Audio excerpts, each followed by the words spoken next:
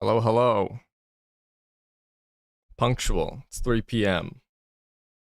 Now, I am wearing glasses, but don't be afraid. I'm still the exact same guy. Uh, yeah. Is anybody here so far?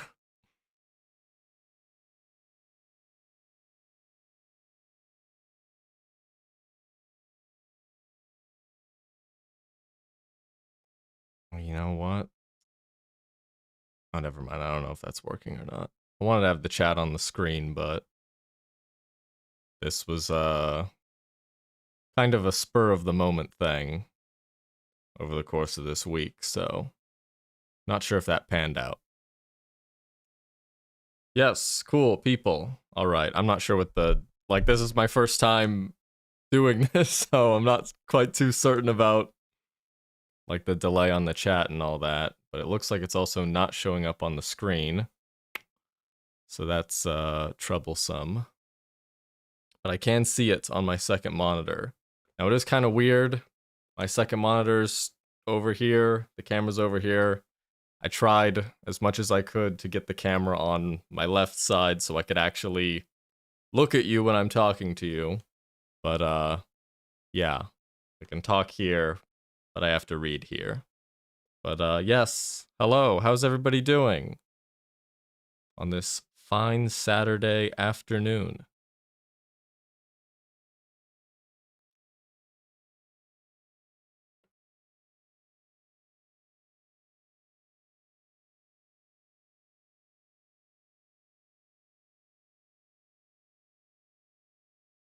Going to try see if I can get the chat running on the screen.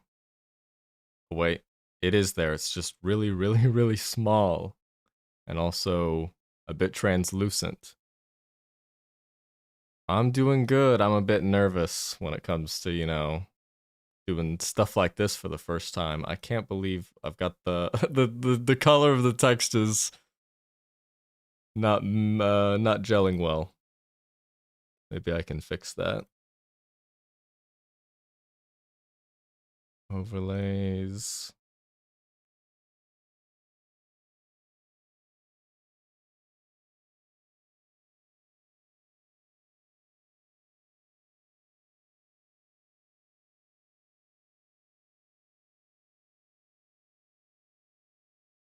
Saturday morning. Oh, Sunday morning for some people, yes. Yeah. PST does make things a bit weird. Midnight over here. Wow. I mean, well, that's kind of crazy. I'm doing good. I hit save on this. Okay, that's turned the chat box into a wonderful white square. So let's not do that.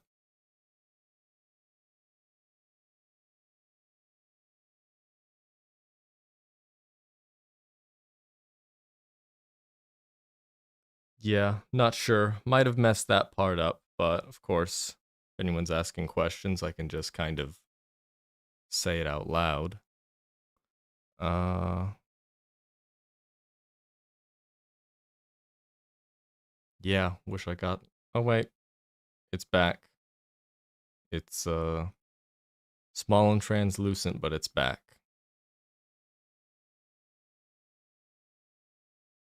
Well, I did somewhat promise that it would be a bit scuffed. But hello.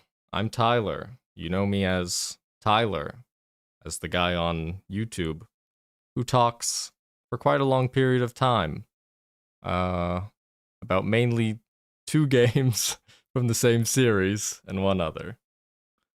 Which is better, Golden Idol 1 or Golden Idol 2, both including DLCs? This is gonna sound kind of wishy-washy, but I'm quite terrible at having favorites of things, because they both, for me, a lot of things, especially if it's in the same series, they both do a lot of different things that I appreciate. They're much different games than you'd think on the surface. But I think uh, I think I like Golden Idol 2's DLCs a bit. It's so hard to like explain this. Oh, you live in Sweden. Wow. That is that's crazy. Well, hello from America to Sweden. I think I can't really say which game is better because they both try and tell a different story quite differently. There's things that I like about Golden Idol 1 that aren't in Golden Idol 2 and vice versa. I think one thing I'll say off the top of my head is that in Golden Idol 1, we kind of follow the idol as it changes hands, and a lot of the story, Lemurian Phoenix was good. I really liked, what was the last one called? It was called, like, The Last Reaper or something like that. Rise of the Golden Idol. The Curse of the Last Reaper. Yeah. If it ain't scuffed, I don't want it. Thank you.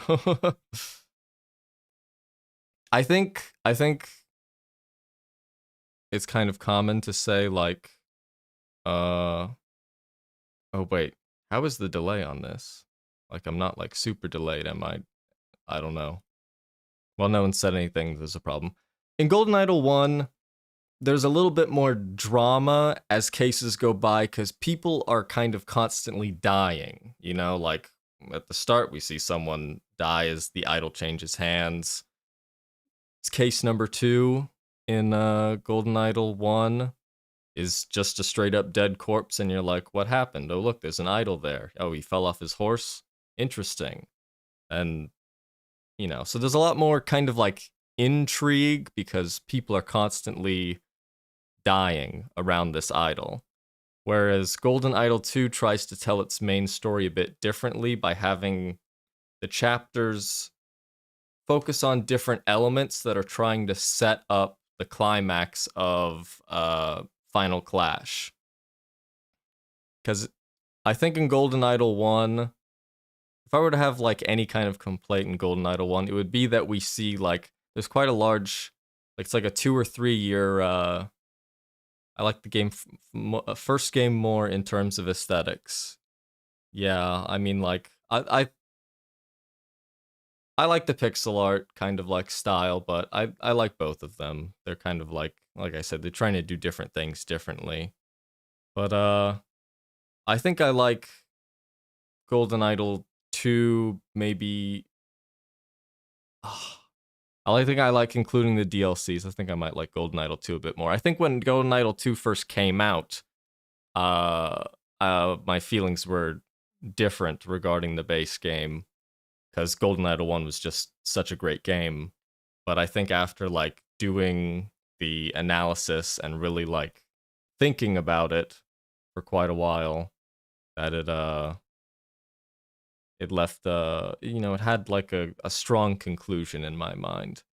Out of curiosity, any reason you decided on puzzle games? Not really in particular. I'll tell you how this started. It was like 2024. Oh, you got interrupted by ads. Can I like turn that off? Delay ads. Okay, there's a button. I think I can press it. Delays it for 10 minutes. Anyway, I just started answering the out of your question.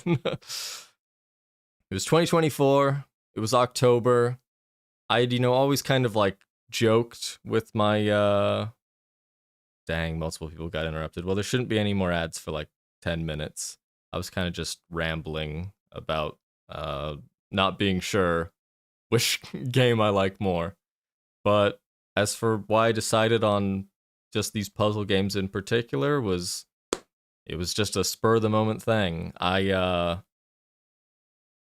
just, you know, decided one day, you know, I had been watching Flawed Peacock, which some of you might know that channel. He makes, you know, video essays in kind of the same style as I do.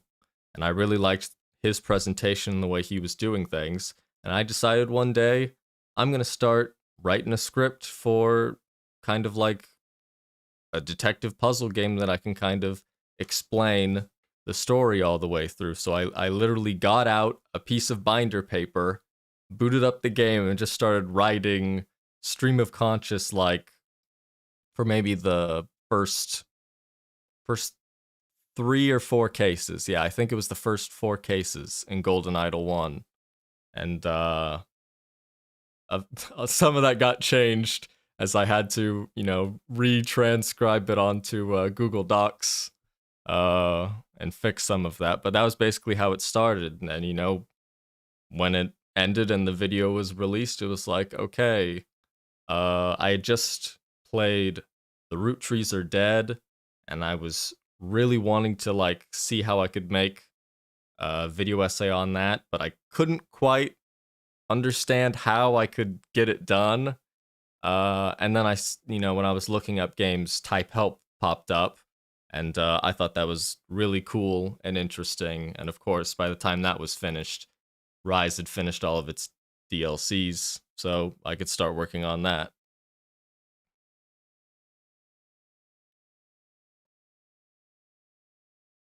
Some second games cases felt a bit like they were squeezed in there to fulfill the story for the whole chapter. Boardroom Brawl, for example. There are a few, frankly, and it's not that notable. I can kind of understand that. For me, like, the way I look at Rise's structure is that each chapter is trying, I think I mentioned it before, but there might have been like an ad placed over it, that Chapter 1 is trying to introduce to you this mystery, and it sets up this this antagonist who you only know by name, Hunter Wolf. Chapter 2 takes you all the way back to try and explain, okay, how is a golden idol back in modern-ish society?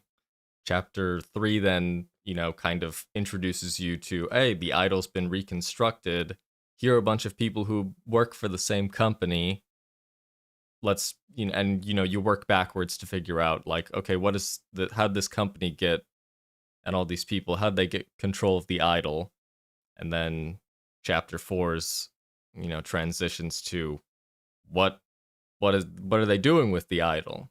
Chapter 5 is then, it's a lot of different things, because chapter 5, at first it tries to, it has to set up Beach Trip as, here's, like, what the plan they're going to do with the idol. Boardroom Brawl, of course, is supposed to introduce that the idol has this extra ability that, you wouldn't quite think at first glance. We know it takes and gives things, but to be able to take and give things wirelessly, it's kind of strange. And then, like, the rest of chapter 5 has to set up what happened to Auriel, and it has to reintroduce Hunter Wolf and kind of what his plan is before leading into Final Clash. So I can see why you can, feel that, like, stuff's kind of like squeezed in there to, like, set up those pieces. And also, I think a lot of stuff, like, changes during development. Like, I think in Boardroom Brawl, there's all this, and I mention it even though it's kind of, like, irrelevant, but, like, there's all these pieces of evidence to, like, try and determine who, I read a comment about Tekken just now, so it kind of threw off my train of thought. There's all these pieces in Boardroom Brawl about, like, oh, the broadcast is muted on the TV. Oh, the speaker is unplugged. Oh, it's supposed to be through the phone line. Oh, the camera has, like, the audio in cable taken out. Oh, the phone is frayed. So it feels like, sometimes there might be puzzles that are supposed to, like, be in the final scroll for that case that kind of get cut because they're not, like, necessary or relevant to actually, like, the plot. So maybe some cases might feel a bit more, like, easy, or that there's not, like, a lot going on. But anyway, that was my ramble on that. Golden Idol needed a big video like that I searched on YouTube and found yours, and it was awesome. Well, thank you. I'm glad you found it, and I'm glad you found it awesome. I really enjoyed, as much as all the difficulties I had trying to make the Rise of the Golden Idol video, I'm happy with how it came out. And I really like a lot of the whiteboards. I feel like I did pretty well on the whiteboards. I felt satisfied with that. Lore question: do you think the idol has the same gem as the OG idol, or are there different gems slash idols? I think it's hard because they both are called the idol.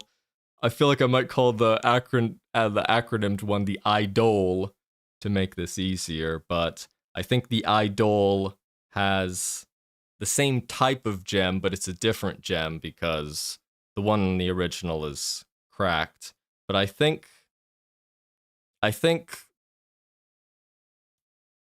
lore-wise, there's like different gems that do different things, probably that they had in ancient Lemuria, because we have the during ancient artifacts at the museum, there's like the big magenta projection crystal, which was supposed to display public service announcements.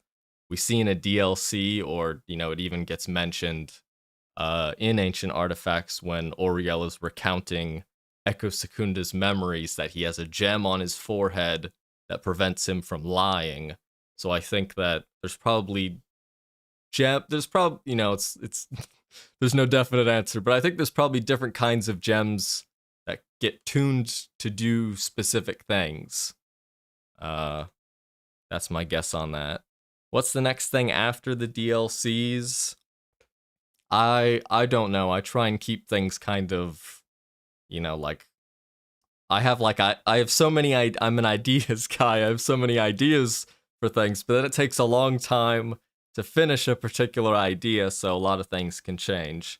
I feel like I'd like to do something that's like faster and shorter, but I haven't settled on anything. I will mention one game that I played in like March before the video came out, because the game developer emailed me and he gave me a key for it.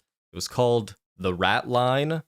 And I played through that. It's like a detective puzzle game. It's got like about 9 cases, and it's like, what the finale's a little bit, shorter than the rest. But I enjoyed that. I say if you like Golden Idol, if you like Obra Dinn, if you like The Root Trees Are Dead, and even if you like Type Help, there's a little bit of all that in that game. And the dev, I will disclose the dev gave me a copy for free, but after I played the first 5 cases, I immediately just bought another copy and gave it to a friend. Okay, see the ad button thing is timing down. That ads will resume in 50 seconds. I don't think I can press the button again after that. And I really want to answer that. Which Tekken is the best? I don't know which Tekken is the best. I only played 7 and 8, and I mean, I played 8 at my locals.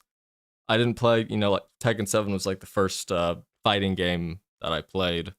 And I played Guilty Gear Strive, and then, and so on and so on.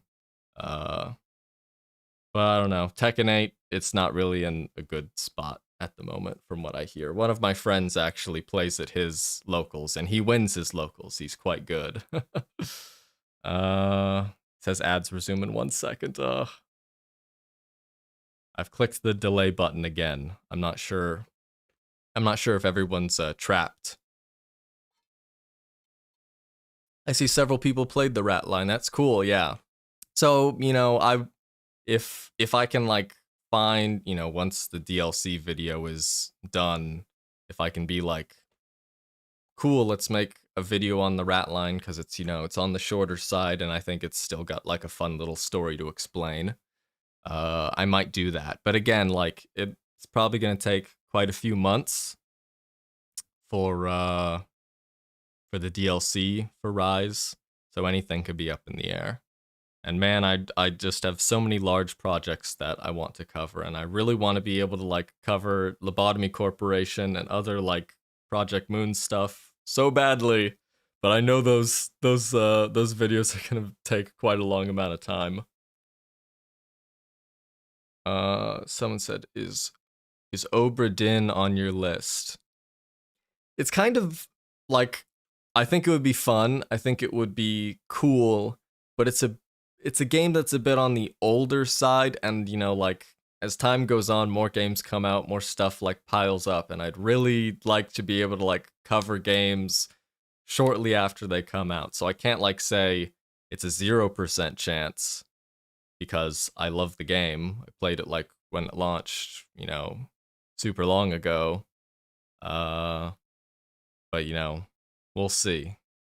Oh yeah, someone replied to him and said there's a lot of videos that already explain the Oberdin, which is like also kind of true. It's that game's been out for, I have no idea. It came out when like super long ago. I was in like, I can't even remember if I was in high school or elementary school or middle school when that came out.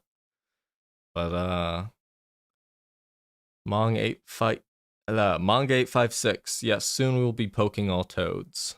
Top 3 games or 3 games you recommend to everyone to play. Well, Dota 2 is absolutely in my top 3 games, but I'm not sure I would be able to recommend that game to many people.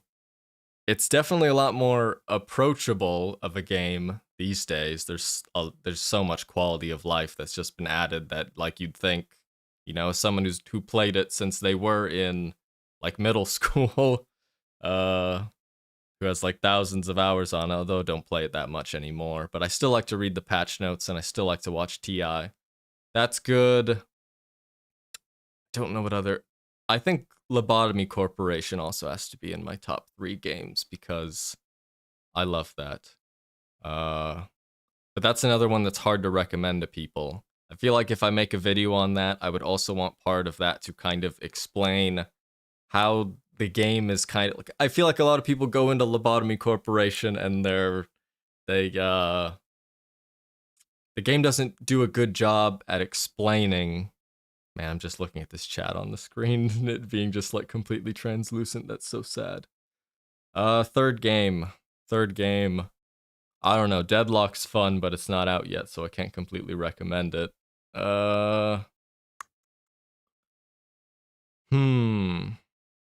Some kind of Monster Hunter game. All of them in one. Yeah, you'd have to, well, maybe not the first one, but some Monster Hunter game. The chat log's getting like backed up, so like I gotta like go through this. Yeah, Lorelei and the Laser Eyes would also be like a large project. And I was, because I switched to the Rise project while I was still in like the documentation phase. A lot of the times, and this makes it kind of difficult, the games that I choose have things going where like the order in which you do things kind of like matters, In type help, you can, I mention it towards like the conclusion or the outro of the video, you can discover almost every single file in a completely unique way that's completely up to you and what you think of while you play the game, and that makes it like really interesting. Lorelei is kind of similar. There's tons of different kind of like routes you can go where you learn different things or you get stuff to solve puzzles and other things. And Golden Idol is also like that in the sense that you get thrown into the case and there might be like 80 points of interest. And the order in which you click on those points of interest changes the way you solve the puzzle. So a good part of writing the script, at least for me for these kind of games, is just writing down all these different avenues of, okay, how would you, solve, what's the best way I can communicate solving this case by, just what order do I click things through? And I try and keep things to like, that I don't like, 10 points of interest on screen 1, click through 5, go to screen 2, do all of them there, and then come back. That's, like, it's something that I try not to do. I try and keep things scene by scene, but there are times where, like, I feel like it's better for the structure of the video to save things for later, like, at the Blockbuster release, that I saved the projection booth for the very end, because once you go into the projection booth and clearly see the crystal is missing, that changes the way that you think about the rest of the case, because then you have to be like, okay, where's the crystal? And I just thought it was better to do The crystal's missing. Where's the crystal? Well, we saw over here. There's the crystal. Yeah. Which of the Rise 4 DLCs is your favorite? I think I liked the last one the most, but that might be like a little bit of like a recency bias. I just really liked the way it did the timeline of, I'm trying to do this so it's on the camera. You have like the past and you have the present-ish day, and they're in the same like location, but they're like working their way backwards. Like one story is told chronologically and the other one is told reverse chronologically.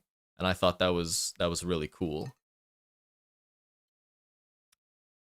The text color for chat on that background though. Yeah, I don't know why it turned out like that. I used like the Stream Elements overlay, and yeah, I don't know why in particular the text turned out that color, and I can't even see in the theme settings.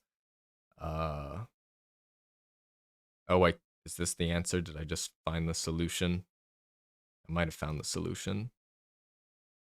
Okay, that's an entirely oh wait, there we are. There we are. Oh my god, I'm so embarrassed. I mean, it's not great, but it's better than before.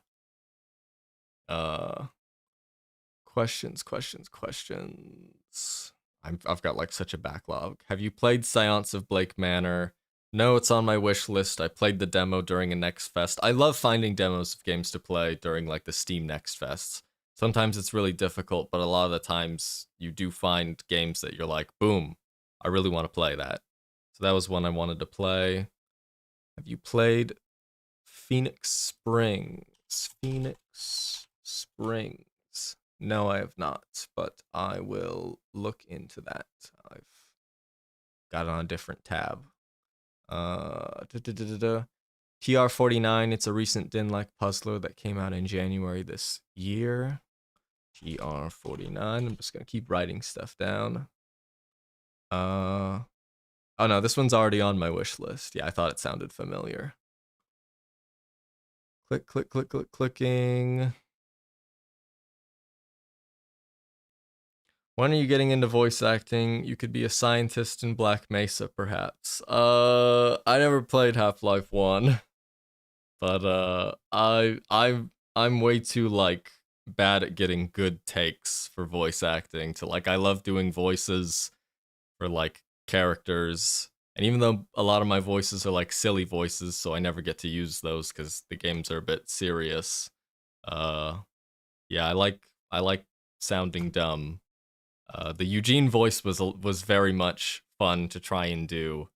I wanted him to be like a little bit like smarmy, but also that he doesn't know anything. So it was like, Jack, we need to research the idol, and you need to give it a name. I don't know. But it takes me a lot of takes to try and get something that I'm happy with. Oh yeah, and the next comment was your Eugene voice got a good laugh for me. Yeah, that one was a lot of fun.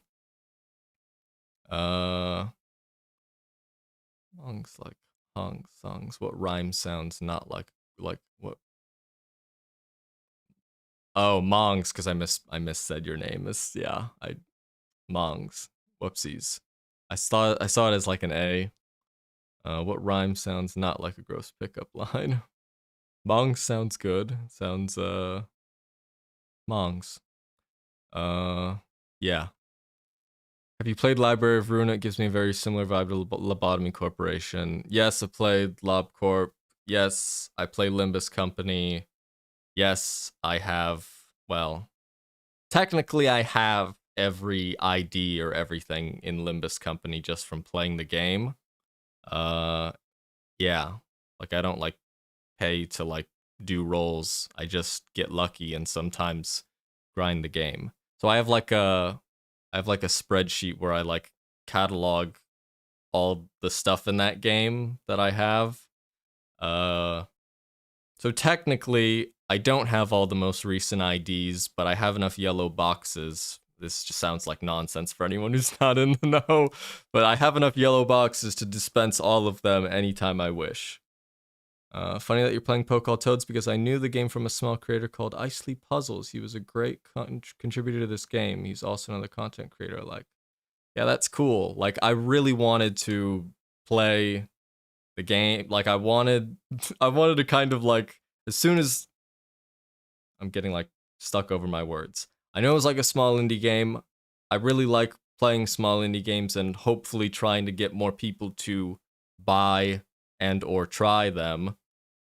And that was one that, you know, it was like the demo came out like 3 years ago. Like, and I know I've seen like the developer talk online about stuff, so you know, I wanted to support it in a way.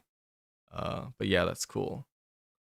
Pony Pete, thank you for the compliments about like the way I lay things out, because that feels like, besides like the whiteboard segments, that's like the main, you know, issue, or you know, like that's the crux of the matter, if that's the right phrase for that, to like make a good presentation for the game's story in a way that's like fun and still captures that kind of like detective feeling of like, it's not just me saying like, here's what happens in this case. It's like, let's figure out what happened in this case.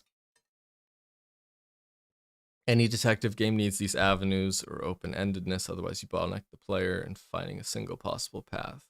Yeah, that makes sense. The open-endedness is kind of like, yeah, it's like it's not really exactly a detective game if everything is completely linear. What makes it a detective game is that we, as the player, find evidence and interpret it differently, ultimately trying to come about to the same solution. Who are you? Where am I? I'm Tyler, and well, right now it looks like you're inside of my computer, but yeah, don't know. When is Deadlock coming out? I feel like people like content creators or like, you know, like super like pro-ish players or pro players for that game want it to come out this year as like, you know, like a open early release, but I still feel like the game needs a lot more. Like, it could release like 2 months from now and be like, okay, Valve says so, then I'm happy. But I feel like besides needing more heroes, I feel like certain things need a bit of an overhaul. Maybe it's me like being biased as like someone who played Dota, but I like having different items build into different items. And as it currently stands, there's not a lot of items that do that in Deadlock. So that's one thing that, you know, I feel like personally I'd like to see items be overhauled in a way that makes buying certain items have a consequence as to what you can build them into. Some items just have one single path, and like, yeah, it's like that. And also I think like the positions need to be more defined, and also the lanes I think should maybe be a little bit more asymmetrical, like in Dota, where it's clearly obvious like what the safe lane, what the advantages of the safe lane are versus the off lane. Again, for anybody who doesn't play these games, this sounds like complete nonsense. Blake Manor's on sale until 23rd of April. Okay, I'll probably check it out in there. Your Eugene is canon? Yes, thank you. We must finish our work, Jack. You are not the only one to have trouble with it, to be honest. I only know about Project Moon because someone in my college is a huge fan. I mean, like, I can understand why. I mean, I love it. It's interesting. And there's actually more content coming out for Limbus Company this Wednesday. So that's nice. Might stream that just casually because I feel like if I do want to make Project Moon videos in the future, and maybe it would be nice to have like a stream of my like first reactions to whatever happens there. But that would be like major spoilers for like 2.5 games basically.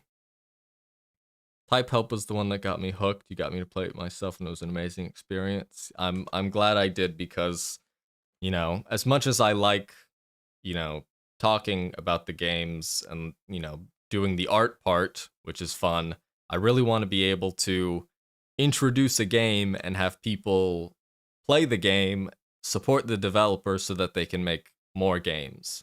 And in Type Help's sense, it's getting the what is the Steam release called? The Incident at Galley House, I believe. So that should be interesting. I think it's supposed to come out this year. What upcoming puzzle game are you most looking forward to? Probably that one. Just because, from the trailer, it looked like there was a lot more, it was played differently since it's not like typing commands in a computer. There's some like kind of like box or different like numbers course. It's played the same way, but it looks like the inputs are different, and on the inputs there were more numbers, which either means there's more characters in the story, or I was thinking that, maybe just kind of randomly, how the root trees are dead when it got an official like Steam re-release. It had the Root Tree Mania extra scenario. If it would be something like that, but for in Type Help, there's what happens in the present day, or it wasn't the present day, it was like 10-ish years ago, some indeterminate amount of time, where Richard Longley or whatever was, investigating, well, the current case. So maybe they could like do like a short story of explaining like what happened in the present day rather than back at Galley House. So that could be interesting. Hope all Limbus Company fans enjoy. It seems, the way the last story stuff ended was very much setting up some interesting stuff to happen next. Dota 2 is still in beta. That is true. That is true. How does the process of choosing focus themes for your videos look? Curses, ignorance, and ambition. For Case of the Golden Idol, it wasn't too, like, I feel like when I wrote that, it felt a lot easier somehow, probably because it was the first time I was doing it and I didn't have any like expectations, but like, when I'm thinking of like, okay, I want to talk about the themes of the game, and well, like I had like the motifs in mind after playing it of like the triumph of the fool and magic, being, like I say a magic being an illusion that obfuscates the truth. I then like extended that to like, okay, the game is called Case of the Golden Idol, which kind of sounds like Curse of the Golden Idol, and we see a lot of people die before we figure out what the idol actually is, and it doesn't quite, like, I feel like you could play through the game and still think, oh, that it's like some kind of like magic, until like the epilogue kind of introduces that, Edmund Cloudsley refers to it as like ancient Lemurian technology. So I think that's the first time you hear the word technology be used to talk about ancient Lemurian devices. And of course, the second DLC then makes it very apparent with the automaton and the like coded instructions that this is more tech than magic. So then afterwards it was like, well, I think I could like have fun telling the story as like through the lens of like, this is an idol with a curse, and then transition that to, oh, it's not particularly a curse in like the traditional sense that it's like possessed or evil or something, but that the people who wield it are the ones who are doing the evil, which is killing each other to obtain it or use it to do bad things, as in Lazarus Hearst's case. But Type Help 1 was really difficult because to me it felt like that whatever I say, sorry, my headphones, I got these headphones recently. I've always used speaker and they keep slipping off my head. Don't know why. Type Help was really difficult because it felt that when I was trying to choose like a subtitle or a theme to tackle, that anything I could say would just be a explicit spoiler of the plot twist in the game, which is when you figure out that, you know, what's actually happening is these people are forgetting these people and dying as a, you know, extant result of that phenomenon. But like, it felt like if I mention that in the title, or if I try and talk about that early, you would, you know, it would ruin the fun basically of the detective aspect of the video. So I eventually settled on, you know, ignorance, as in they are losing their, you know, recollection of people, and then doing what I did at the end, where it's like the real title of the video is, and, you know, like something that, you know, it's like remembering what we've lost, which is like kind of, I thought it was a nice extension of the concept of ignorance and this kind of, you know, like hopeful remembrance. But of course, if I titled the video Type Help Explained Remembering What We've Lost, I feel like a good deal of people would probably be like, oh, I see. They're not remembering people, that must have to do with blah blah blah, and it would spoil it. As for Rise of the Golden Idol, which was the most recent, I was like, okay, what do I want to do with themes? I kind of want to connect this back to Case.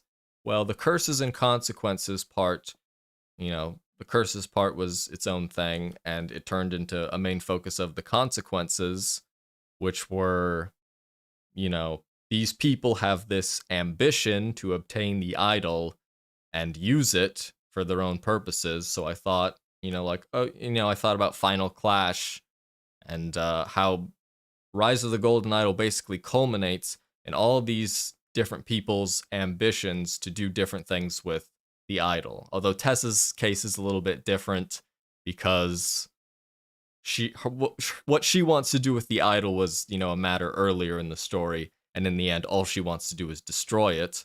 But, you know, that's why I settled on, like, you know, the focus on ambition.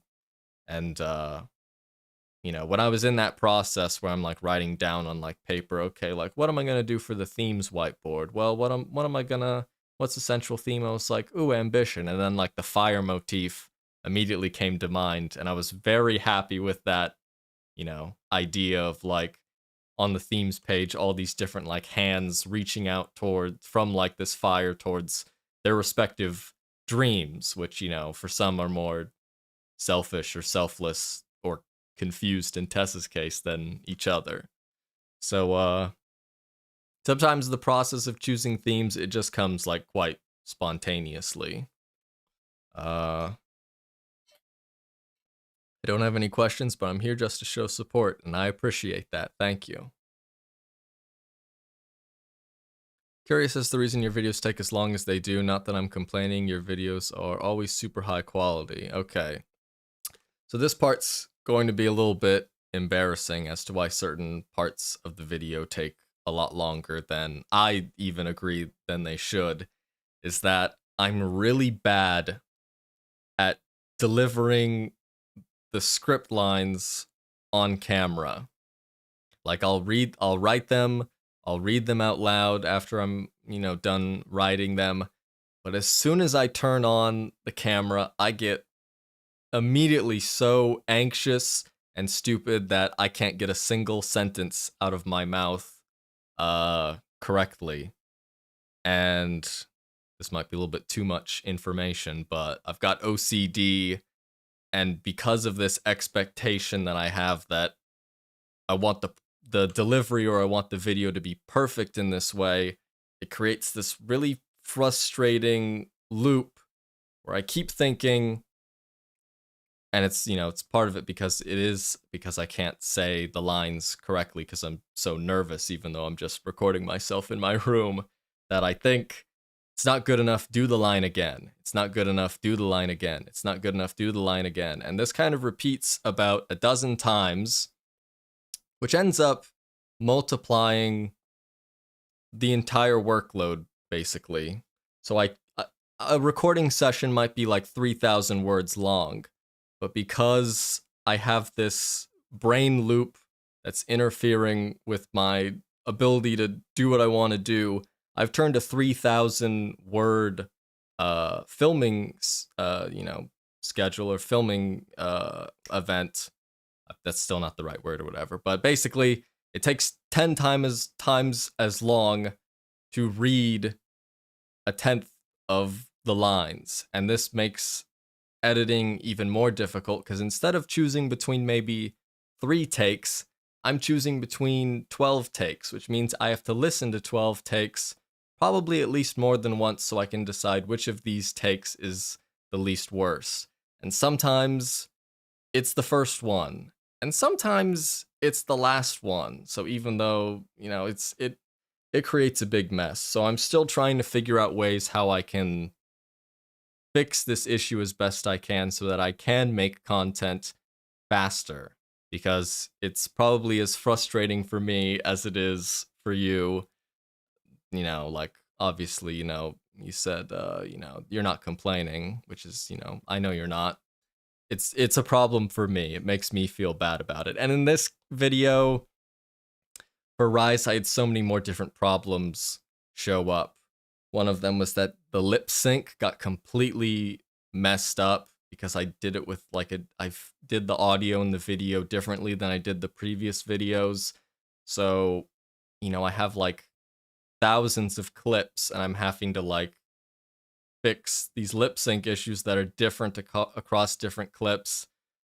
Another thing was that the in-betweens for, the time it takes me to finish a sentence and start the next one got completely messed up. They were just way too long, and this is like a major. I don't know how I didn't catch this on the type help video, because I watched that video like 3 times before posting it to make sure everything was okay, and it still came out with that. Wait a minute, why is there such a big gap in between each sentence? And that was the major problem with that. But I did get these headphones towards the end of March, and they actually helped with, I don't know why, but record or, editing audio over speakers, my brain not able to comprehend that distance. So yeah, that's why that took a long time. Like I said, I'm still trying to figure out ways to make sure that things come out good and fast.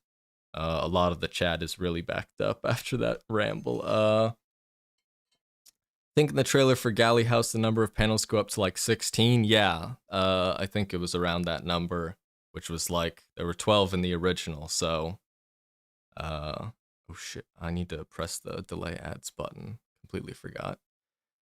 How can I make my voice sound as good over a microphone as yours is the real question. Well, this is a Shure SM7DB, and that is a good condenser microphone. I think that's what it's called. I'm not too knowledgeable about this stuff, but it's a good microphone at close range. Yeah. Although when I'm recording the green screen segments, I'm using it at long range. But that seems to work fine for the most part. I did have to change. I think if you watched the Rise video, you could tell that the whiteboard segments sounded a lot different, and that was because I was using a different lapel mic than usual. Because basically, in the first case, this mic doesn't go anywhere. It has to sit on a tripod. So basically, I had to choose between, do I want it to sound good, but I have to stay completely stationary because it's like got a low range during the whiteboard segments? Or do I settle for things sounding worse, but instead I get to turn around and point at the whiteboard without it changing that? So I chose that. Restraint arrow was so fun to see for me. You probably made that comment while I was saying something relevant. That was probably a while ago, but Restraint Arrow was interesting. I like that one. I mean, I like all the DLCs. They tackle things, one's more of an epilogue, one's more of an epilogue to both, or to Case of the Golden Idol.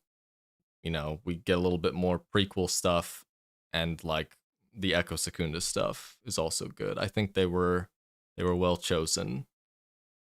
When are we doing a Guilty Gear lore video? I'm not too up to date on my lore, although they did just have their 2.0 update, so that would be fun to play sometime because I used to play Zato 1 for anybody who played Guilty Gear. That was fun. I like the negative edge button pressing. I like playing with Eddie. He's cool. He claps and drills come out of the ground. Rising Ambition board goes hard. Thank you. Yes, I was very proud. I was proud of that and another piece. So I saw this on like a comment that someone pointed out that I was really proud of the imagery of taking the Harmony Foundation logo and making like the spike part of it represent Arthur Blythe getting like pierced by the rock. I came up with that one like very early. I was like, I need to find a way to incorporate this somewhere into the video because I thought it was funny. I do a lot of things or make a lot of weird phrasing sometimes in videos because I personally find it funny, even though it might be like a little bit nonsensical. Because the main use of your whiteboard, great drawing skills. Thank you, because I like the whiteboard segments too. They're like the most fun part to me. I never would have guessed your deliveries are very strong in vid. Thank you. They're very strong because after doing like 12 takes, you probably do get one that's like good, but you know, like I said, we're trying to perfectionism at its finest. It's kind of that, I would say fastidious, that might be the more correct word because, you know, sometimes it's a little too, you know, harsh, but you know, what can you do about it? Double-edged sword, I guess. Oh yeah. That's basically what it is, you know. It's a problem for other things, but you know, I'm happy with the brain I have despite the flaws. Get to deliberate between 2 to 3 takes with your pals in Discord. Yes, I do that. I have a friend of mine, and I'll basically have like a lot of the times I won't be able to tell which is the best take because I'm just not good at judging these things. So, you know, I'll be like 1 or 2 and he'll go 1 and then I'll get, you know, it's like I'm doing like an optometrist exam or something. So yes. Shout out to my friend for helping with that. Do you have many whiteboards? Did you actually do all your drawings? I have a single whiteboard. It's actually, I can't really turn the camera, but it's over there. You would think it's mounted on a wall. It's actually not mounted on a wall. It's mounted on like a sliding closet door. Currently, the outro whiteboard from Rise of the Golden Idol is still on it. But yeah, I do all the drawings on a single one. So basically, I'll just draw on like printer paper, different like segments, and then just I'll like it's like a magnetic whiteboard, so I'll take the paper, put a magnet on it so it's on the whiteboard so I can look at it.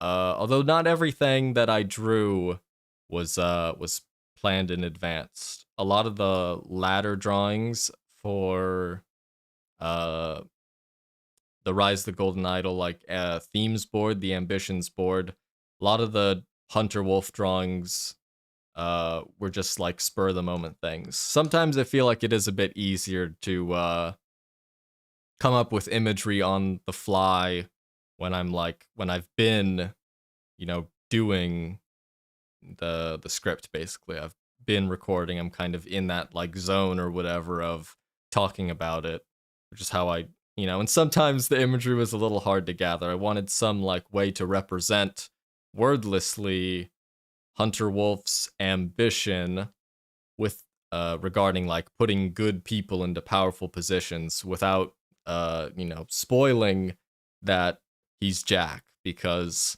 I feel like it's very easy to connect as soon as we start talking about, oh, Jack values science and knowledge and making the world a better place. Oh, Hunter Wolf also values knowledge, that it might be a little bit too obvious. And I want like the revelation to be a bit more of a impactful delivery. Though I feel like for both Rise of the Golden Idol and Case of the Golden Idol, the who the mastermind is is very obvious in hindsight. Of course, you know, hindsight bias and everything, but I feel like it's, you know, like an intentional part of like we're trying to solve these cases, and the overarching story might be a little bit behind. Let's solve these cases that you know, we don't quite exactly make these conclusions. But in case of the Golden Idol, it's like,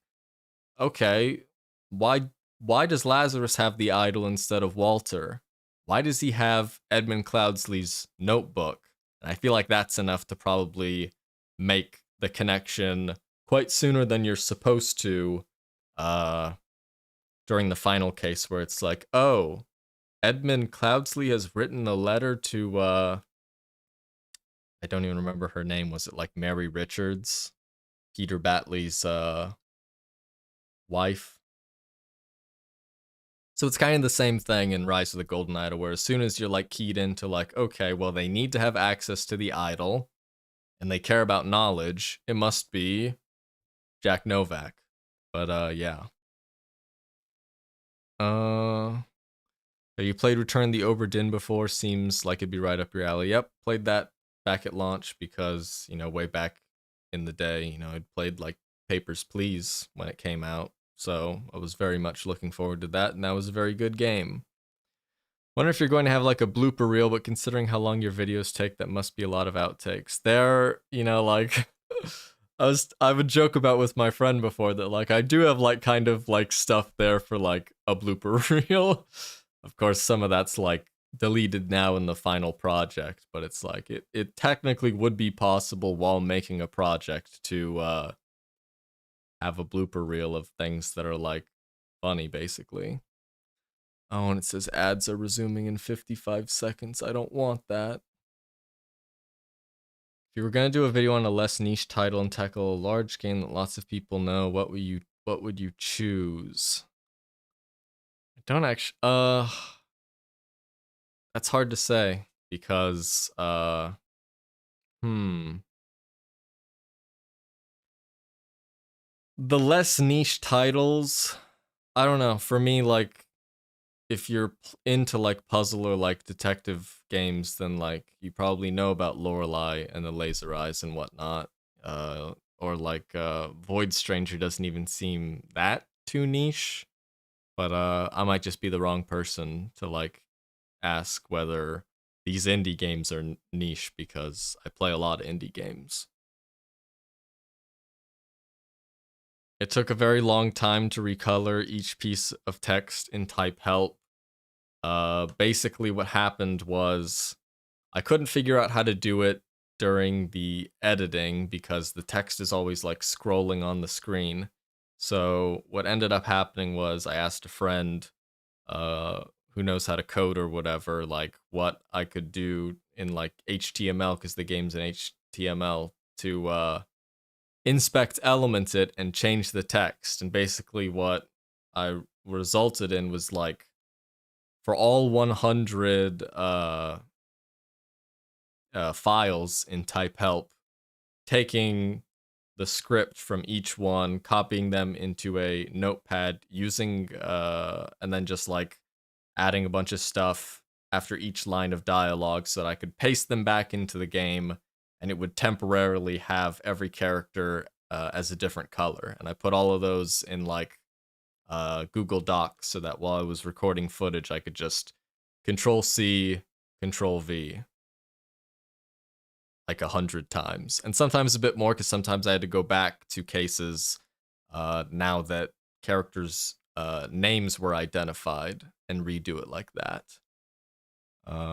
Jack seems like such a wet noodle. I didn't suspect him. I feel like that's probably yeah, that's like the intent is that you're supposed to be like, you don't really hear a lot about him, or like besides his letter to his uncle and his proposal, that you don't really, he's not really that much of a major player, so I think he's supposed to be like overlooked. Also gotta hit this delay ads button again.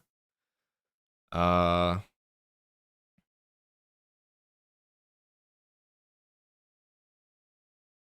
yeah, well, I'm Sorry, I was reading the. Oh dang! As someone who currently is doing HTML related stuff, that's awesome, man. Well, it's less. I mean, like the tedium was on my part, but solving the issue was on someone else's part. I'm not knowledgeable in this area, but I'm glad it worked out because choosing to do a completely text-based game as the second video was definitely a big step up in difficulty, especially trying to improve the presentability through coloring the text. So the whole video isn't just me in the corner, the whiteboard segments, and white text on a black background. Time for bed, I think night. Thank you for stopping by, SJR Mac 3. I apologize if the SJR was supposed to be read as something else. I'm going to start up that game that I said I would play. Let's move to that.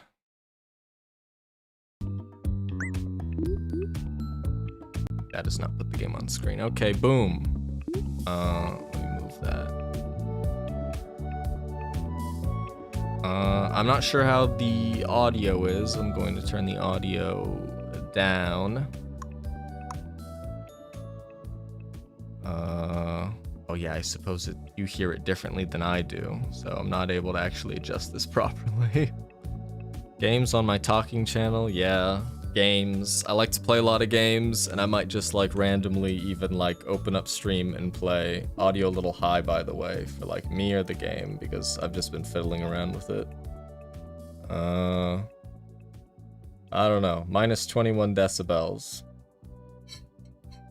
Thank you for asking questions. I appreciate it. And, you know, hopefully I'll be around a bit more for people to just ask questions whenever. Because while I'm working on the other project, I do like to play games in my free time. And it would be nice to be able to play games.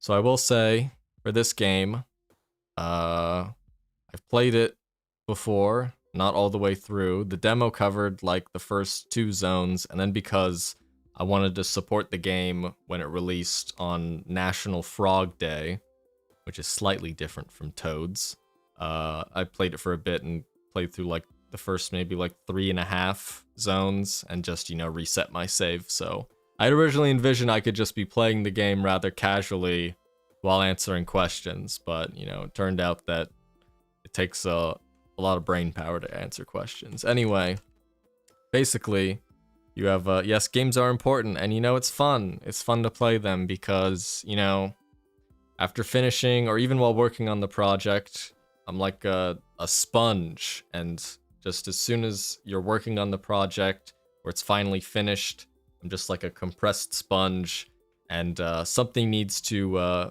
fill it back up with juices, the sponge being, and playing games, reading, even watching like TV or whatever, or movies, going in the movies, helps get those creative juices flowing.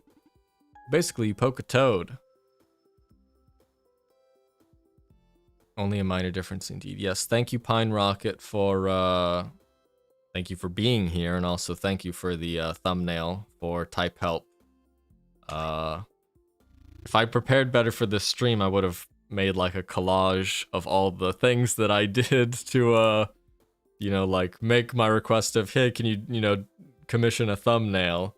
And I had like drawn a bunch of stuff in like MS Paint of how like, you know, ideas I had for the thumbnail that I don't know how to like do digital art or even like really draw on a piece of paper well enough to actualize, but Pine Rocket, he did a great job with that. And honestly, the MS Paint drawings I had were not that bad. They were kind of good.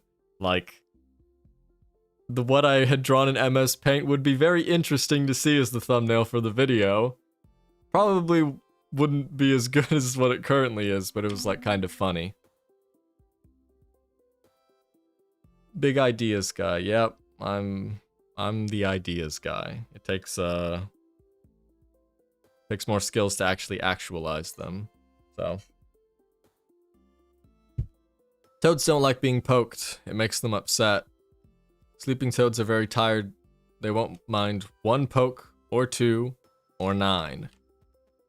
1, 2, 3, 4, 5, 6. The other one. 8, 9, 10. Yep.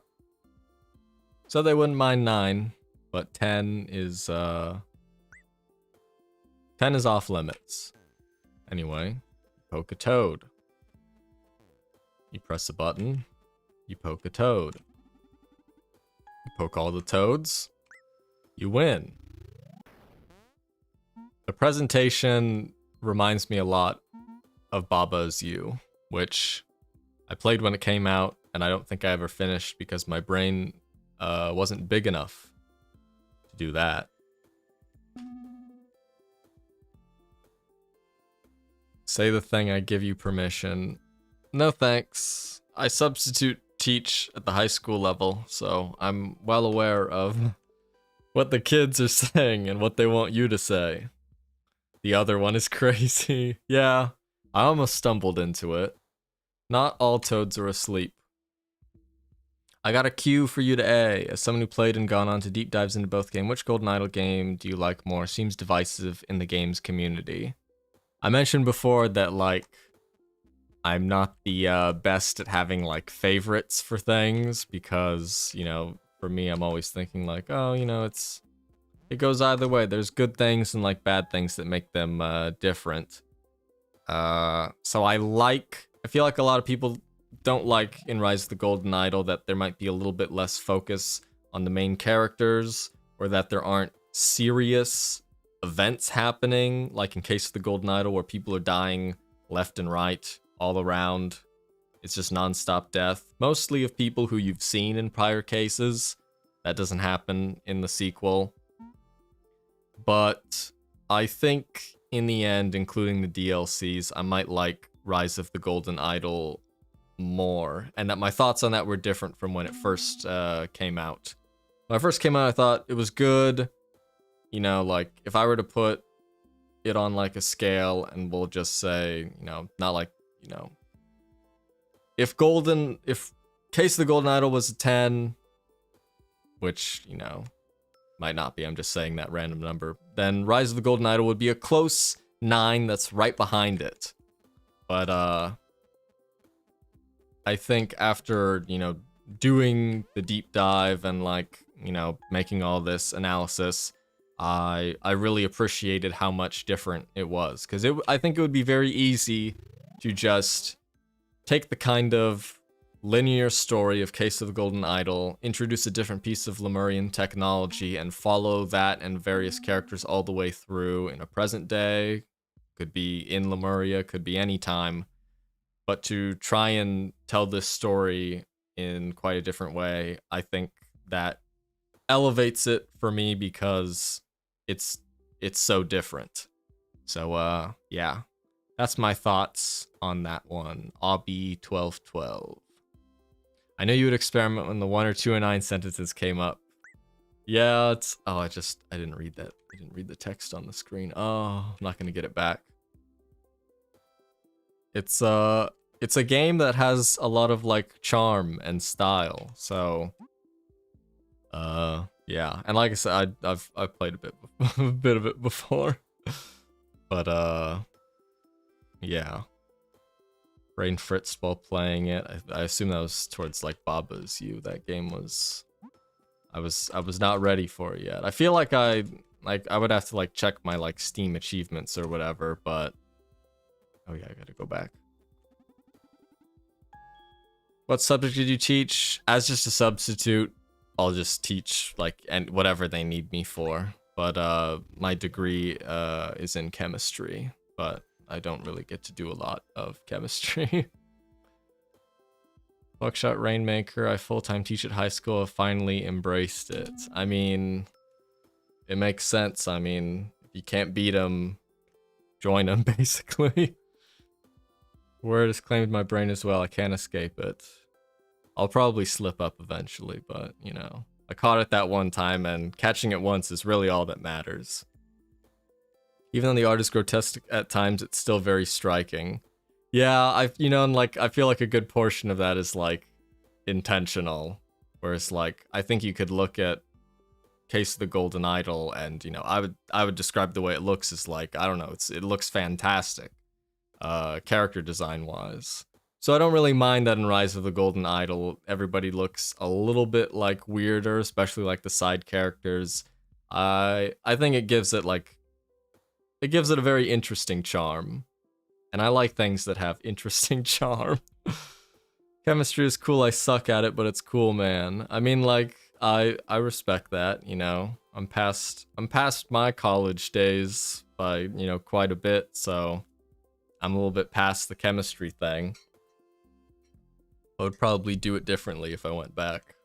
And, I don't know, learn something else. Game is paused while switching fairies. But you can also switch without pausing by pressing X and C. Cool.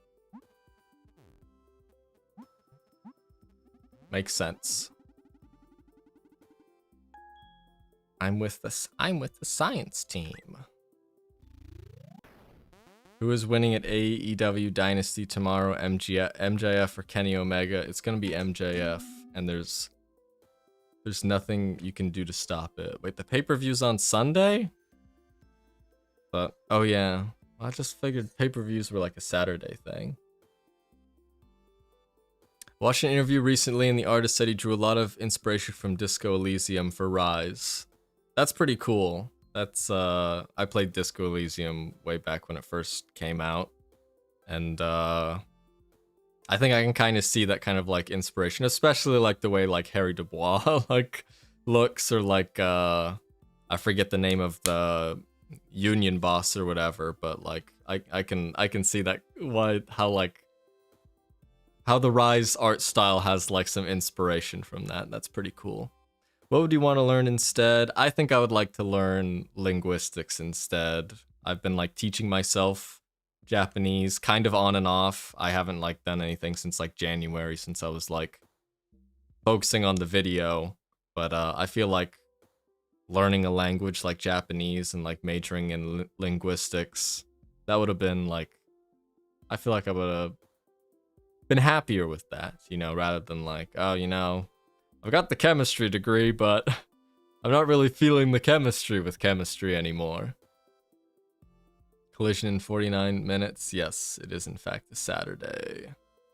Game Smug Fairy art is amazing. Yes, I really like, it's the... I refer, when I was seeing people talk about it online and I was joining in because I'd played like the demo and some other first zones, I refer to the main fairy as the Smug Fairy. I mean, just look at her. She's smug. It's gonna try and teach me how to restart, but I don't need that.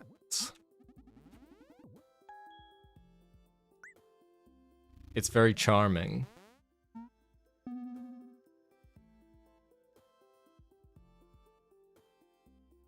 Without blue fairies, levels cannot be completed. Which is a fine tutorial into... Oh yeah.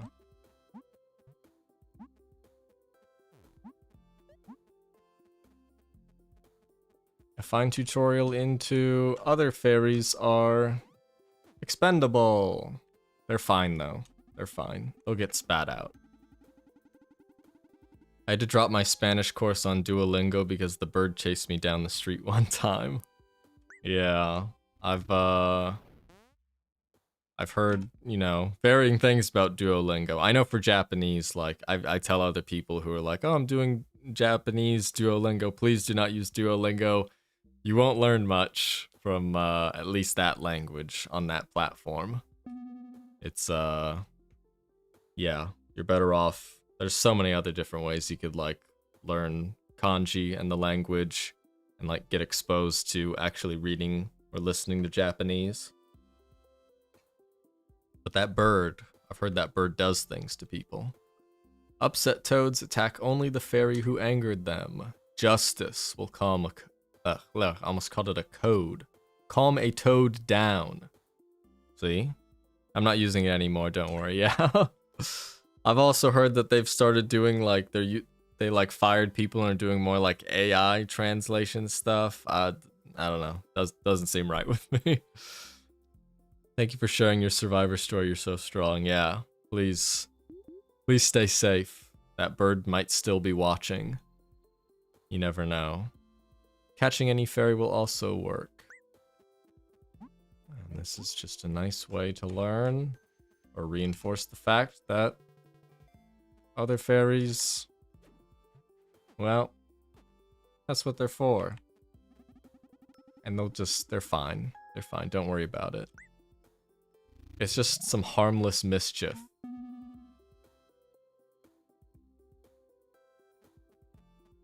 Selective feeding.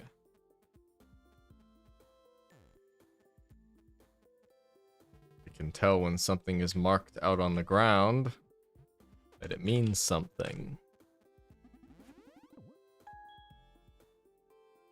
Absolutely anything to make sure that bird is behind bars. I just went to a pro wrestling show in Japan. The promos were entirely in Japanese, and I confidently could understand about 30% of the vocabulary they could use. That's pretty cool. Yeah, wrestling's big over there. It's probably, I've been to a live AEW wrestling show before, so I imagine going and seeing one overseas would also be pretty cool. Scuff Duolingo questions from friends since they went full AI. Yeah, that's just like... yeah. Nothing to say about... much to say about that besides... AI, translations... Probably not what you want teaching how to communicate. It's about people. It's about personable communication. And I've played plenty of machine translated games or visual novels back in my day to know how bad they are. And even with like modern AI translation tools, it's it's still not much better than especially when compared to a real person who knows how to translate. The eye twitch gets me. They don't like being poked. Always have a second plan.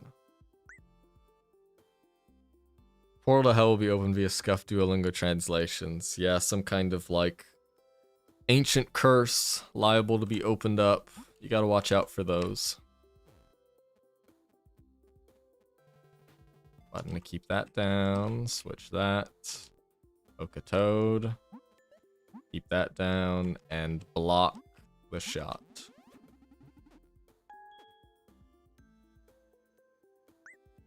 Those toads, they don't like being poked. I'll tell you that much. She's getting closer. I'm waiting. Yeah, let's not do that. To the coast. Uplifting. Every fairy has an important job. A strong fairy can pick up, carry, and throw other fairies. Yep. I can already see this. I mean, I've played this before back in the demo, so... Poke a toad. Grab a fairy, throw a fairy, step on a button. Win. When you die, your soul will be unable to move on until you defeat the Duolingo Owl in one. That's one-on-one bare-fisted combat. Well, it's only a large bird, and birds have hollow bones, so you're probably liable to actually defend yourself. Doom guy.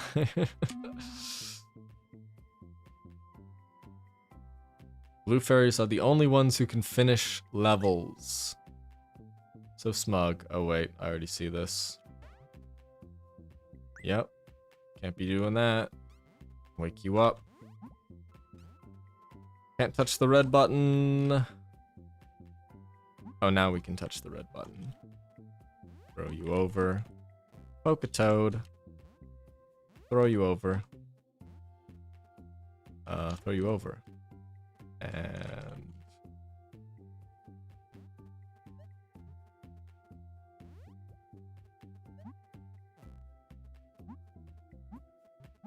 Simple. It's as shrimple as that. It's over for me then, was a good run. You just launched the smug one, WTF? I'm pretty sure there was an achievement on Steam for that called like Fairy Space Program or something. They're fine. They're fine. They have wings. I promise I probably won't do that again. For sure. Definitely. Definitely not gonna happen. Game wants to remind me about failure, but I'm not really in the failing mood at the current moment.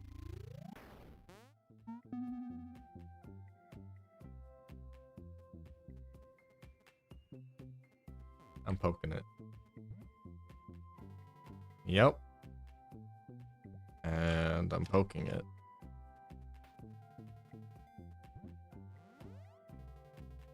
Uh-oh. Well. I'm in a little bit of a failing mood. You're just him? Well, not anymore. I lost.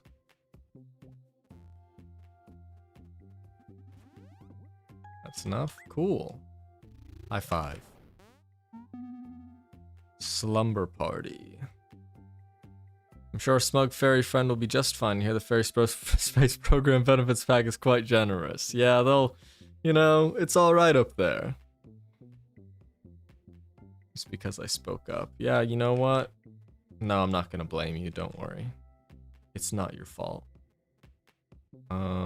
Wake up a fairy? Oh. It's like a little relay.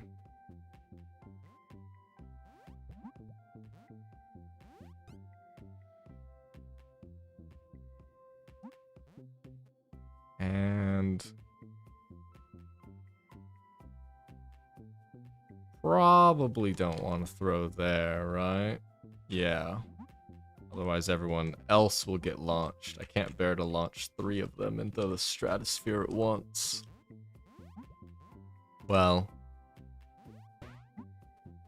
it had to happen. I'll get over it.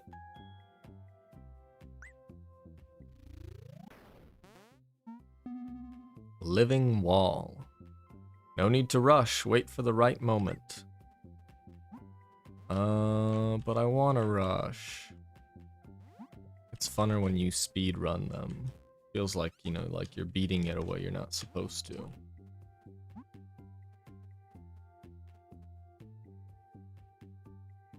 Huh.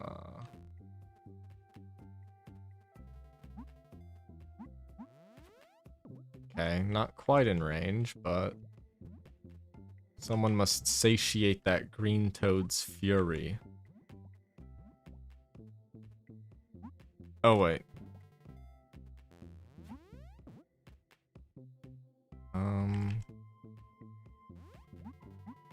Oh, I get it now.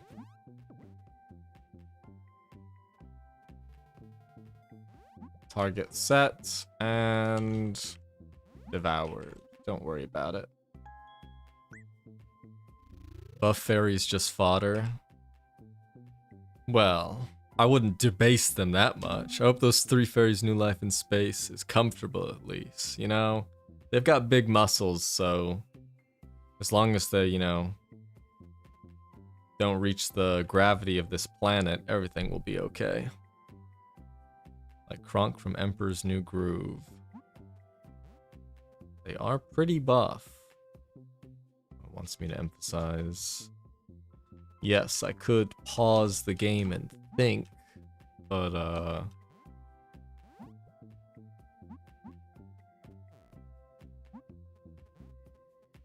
just gonna casually do that.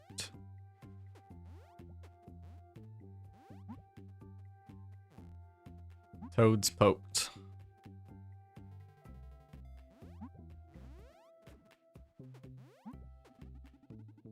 I really like, I mean, besides like kind of the music and like how charming the art style is, I like the kind of puzzles. Like there's, I don't really know how you would describe the genre of just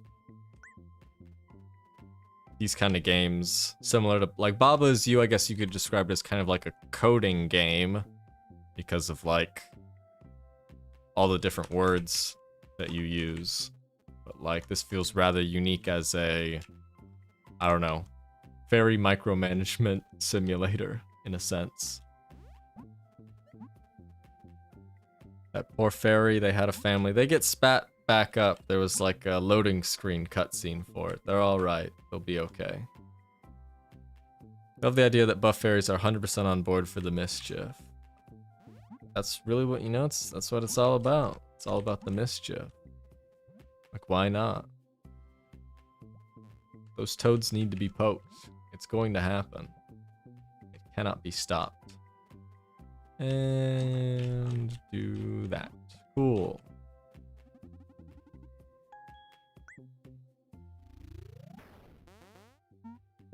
Too busy for this. You see? Loading screen cutscene. They're alright.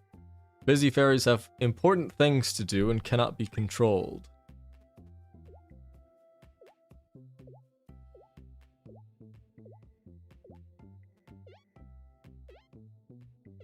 Yeah, I don't know if they like being poked.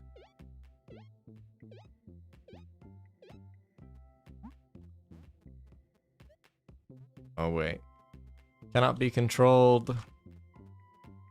Can still be used as a paperweight.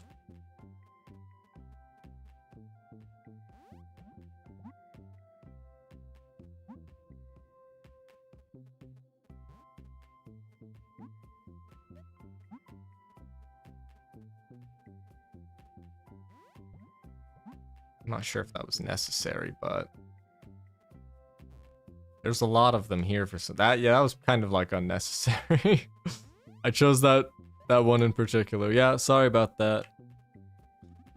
She'll keep reading her book. She's fine. Yeah, see? She's fine. Have you tried throwing a fairy off the edge using Strong Fairy? I already know how that's gonna turn out. Bonus level. Bonus levels are optional challenges. You don't need to beat them. Keep their higher difficulty in mind. This is what you wanted, Pine Rocket. Look at that. Look at what you've done. That one's on you. That one is on you. Button press. Button press.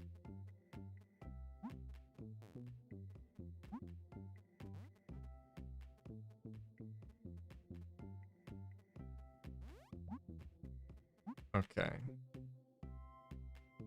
She needs to be taken off the button, like that. Strong Fairy needs to go in the bottom right corner. And the Busy Fairy likely needs to get... Oh, I see. I see. Needs to go there. Oh, wait. No, that can't be right. Oh, it's just blocked. Yeah, I was just overthinking it.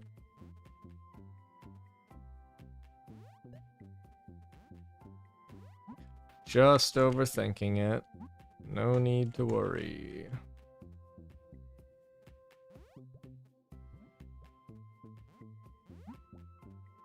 Oh, wait. No, I messed up. Someone has to go back and block the button. Well, they did say bonus levels would be more difficulty. It was rubber water. Yeah, you know, we're on the coast. We're definitely not like thousands of miles in the air. It's definitely rubber water.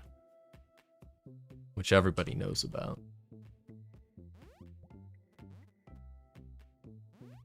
Definitely goes on the button. Has to go there. Press that. Problem is, when that's pressed down, I can't throw onto the button anymore. Oh, wait. Never mind. Problem solved.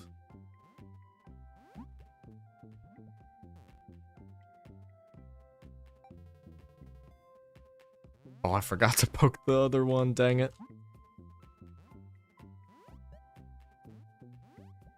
How could I forget to poke all the toads? I had one job.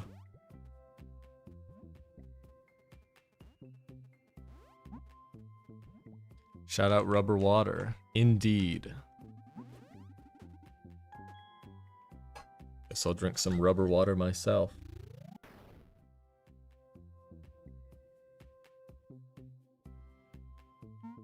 I've not played any Yakuza game, but I think I've seen on Twitter before what you're referring to.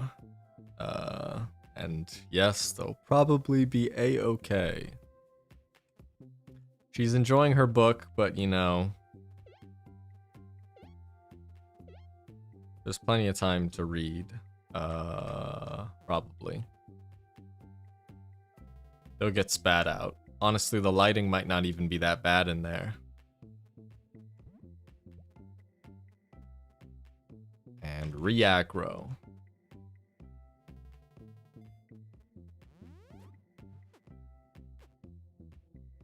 Oh, but the red button.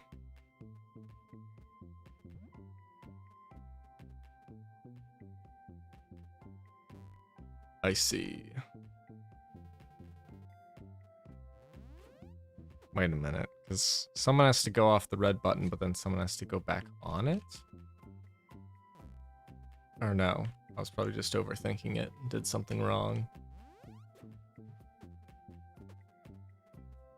Oh, yeah, I was dumb. I just had to get the other fairy eaten, because they're both on red buttons. I didn't see that. 3 busy fairies down the hatch. Catch you later. Got a few things to care of before collision in a half hour. Enjoy collision. Twas the night before the pay-per-view. Strong fairy. Off the button.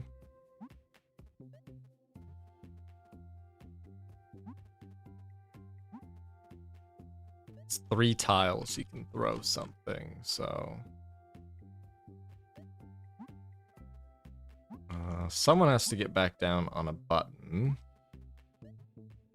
Oh wait, I get it. Like this.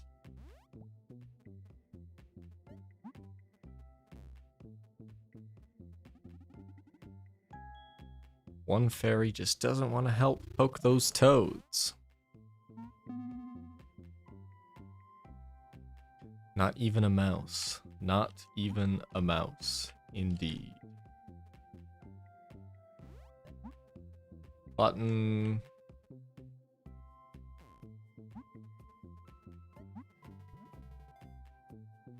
Oh. Well, I guess some things you have to learn by trial and error. You go there. You go there. And you... go there. They're being in the toad. All according to plan.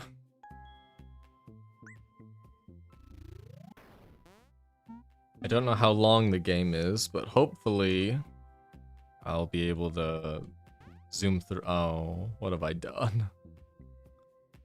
Blame the level designer achievement. Lose a level within 2 seconds of starting. I won't blame the level designer. That one's on me.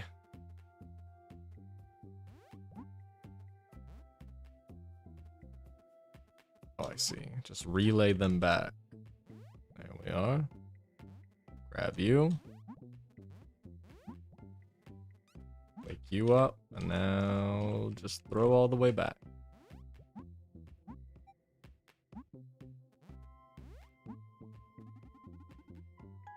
She's enjoying her book. She just laughed. Finale. Tiny Airlines. Oh, that's a Dota reference. That's a nice pun.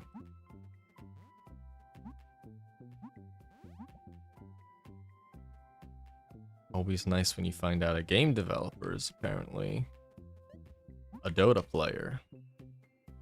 Let's see, the red button needs to get taken down.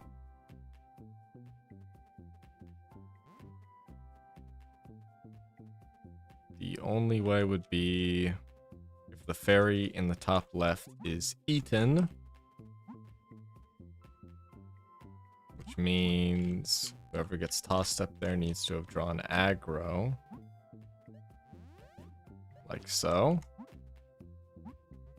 Which just means... Oh, wait. I've put myself in a loop. Huh. But try this differently.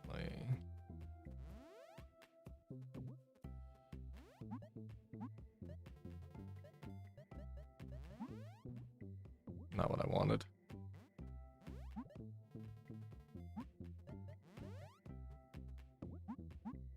This might be the completely wrong solution because I haven't gone and seen what's on the right side. Cheeky, instant death. It's not death, it can't be death.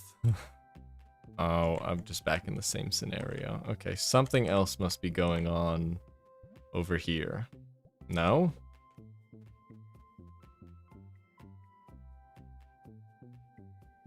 There can't be anyone on... Oh, do I just...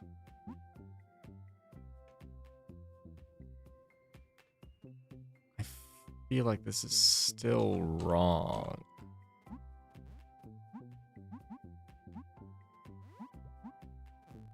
Has to draw aggro. Oh, wait, I see. You have to throw you off. Now the you that... Uh-oh. Uh-oh. Not what I wanted. I rewound time. It didn't happen.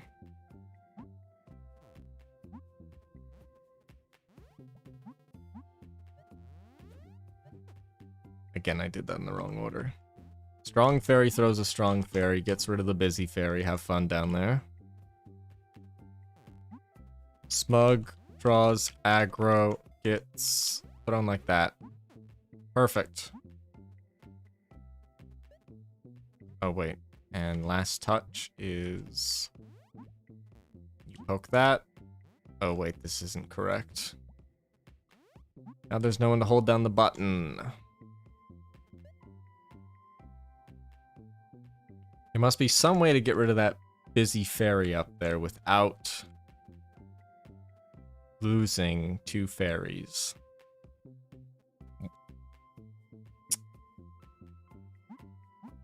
You need two strong fairies down here, because one has to hold down the button, and the other one needs to throw you from the bottom platform because of that jump pad. How do we get rid of the smug fairy? Busy fairy just got sent to the beach. Yeah, it's like a little vacation of sorts.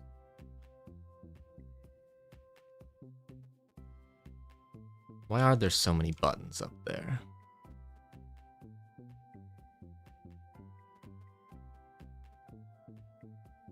It's this dang gray toad.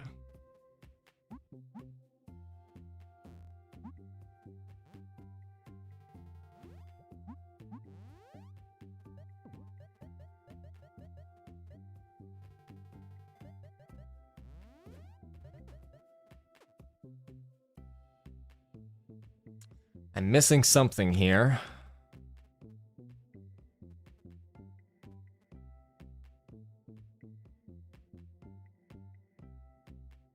The only way for the busy fairy to get eaten is if the smug fairy draws aggro, aiming upwards.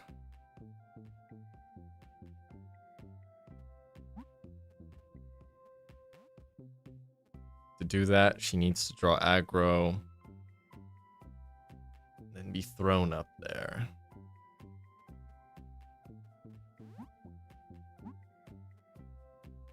But she needs to be thrown back. Oh, wait a minute. There we are. I don't throw her off. I throw her on the button. Which can only be done while someone else is standing on the button. There we are.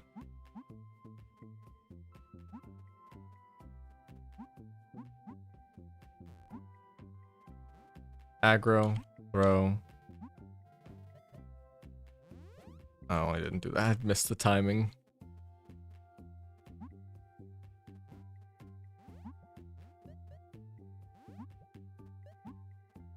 It's solved in my brain, that's all that matters. Consider why we're given 2 strong fairies instead of 1. Yeah, I thought it was... Technically, like, 2 were needed to, like, do that one thing up there, but,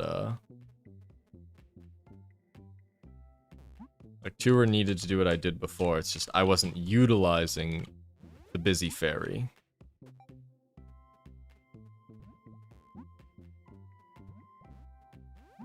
There we are. And now we just step on that. I just chucked the busy fairy off for no good reason. I'm a monster. Coast complete. Oh, okay. There's more bonus levels, so we'll do that. Rise and shine. You need to be woken up, but stepping on the blue button knocks you into the air. To be woken up, someone needs to get on that platform down here. Once you are woken up,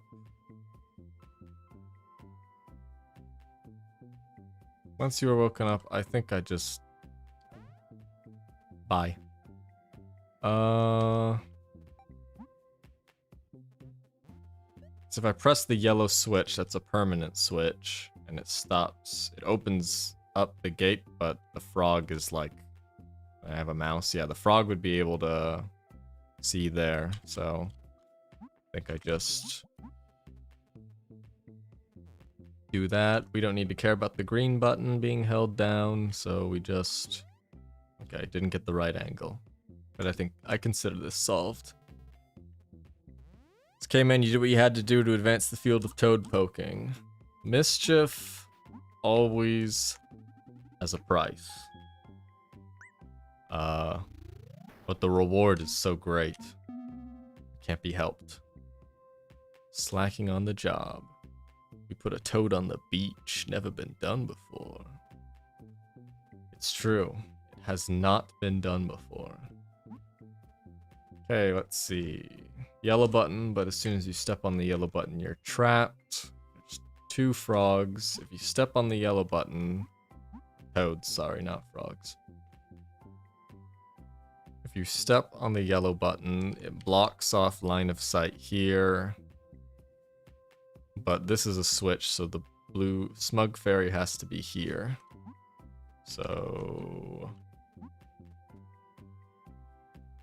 I think I do that, and then this will block the retaliation. And you're asleep, so you can just have a rude awakening. I almost missed that. Oh my gosh, I almost got hit there as well. I was just lucky. There we are. All fine. Head of marketing for The Beach Inc. One day I'll find out how to get these headphones to stay on my head. To the city! I can get my mouse off the screen. Some fairies won't move for you. The merry fairy will always be happy to help. Well, he does seem quite merry. I'm not falling for that down there. Cool. Merry fairy is merry. Pull the lever.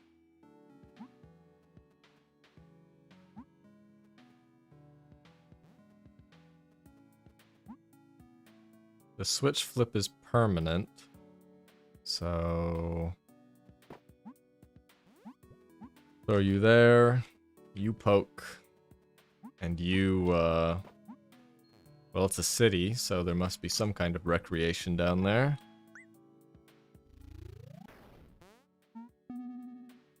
Merry introduction. Fairies can have helpful helpful abilities. I want to call them active abilities.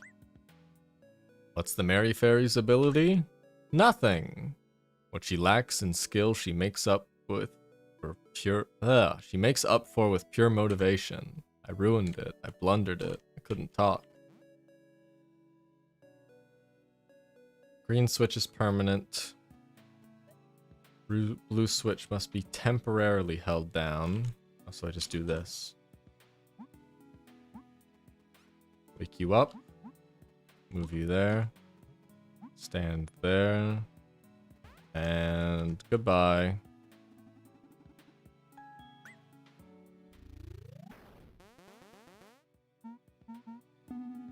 Shaky foundation. Let's see. She's in charge of 2 buttons. But once you step on the blue button, if you want to release it, you have to step on a red button. So, has to step on blue at first.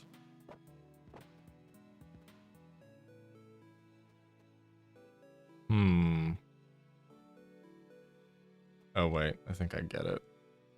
I think I get it. Don't step on the red button. Wait, no. I'm not sure I get it, but I'm gonna do whatever silly thing I was going to do. Yeah, that didn't work. Mary Fairy is her recreation. I get her. Yeah. Pure motivation is fine. Sometimes that's all we need to do. Purple Fairy, the enabler of the group. Well, her hair's purple, so I guess that is true. 3 tiles.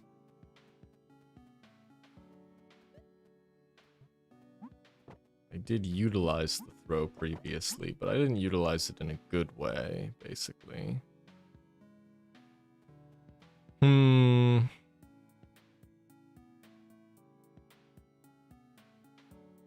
I feel like the throw up here is obvious, but I didn't connect it before. What needs to happen? The red button must not be pressed down. Or sorry, the red button needs to... Yeah, red button must not be pressed down to poke this toad, but then needs to be pressed down to open up that. I think it's definitely a case of getting... Like, this is lined up way too well for this not to be part of the puzzle.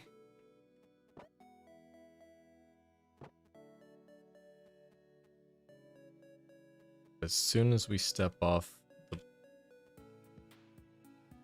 Oh, wait. No, I was right. I just did something weird by having the other button held down. Ah, I didn't cycle fast enough. I mean, I don't even have to. I could have just hit space. I just messed up. It happens.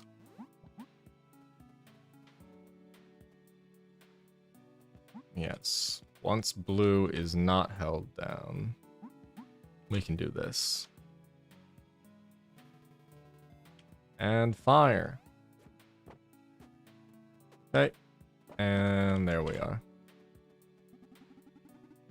My headcanons, these fairies are a crack team of construction workers whose sole job is to manage the city's utilities from the skybox. Would be helpful. They seem to... I mean...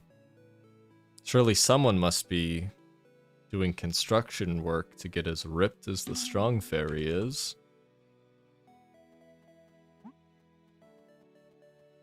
Let's see. You are trapped until the red button is held down. Once the yellow button is held down, you cannot get off of it. Don't know if I want to press that yet. Oh, they cheer. She cheers when you poke a toad. Yay. Cool. So once the red button is pressed... Oh, this is weird.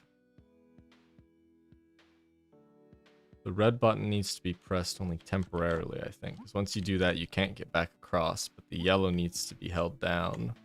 Oh, wait. No, you need this to happen. Because otherwise you can't poke that toad.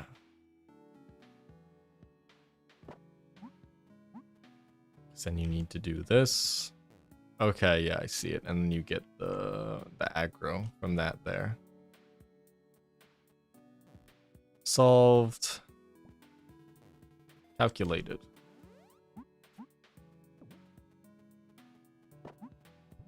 And I didn't step on the other thing. Solved in brain, but not in body.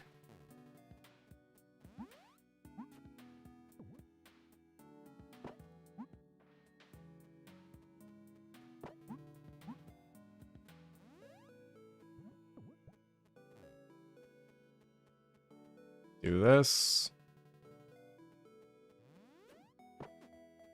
And then reset aggro and do that. I like that. even though she's being swallowed by the toad, she still does a little cheer. Strong fairies deadlift the toads while they sleep. That's probably true. Step up.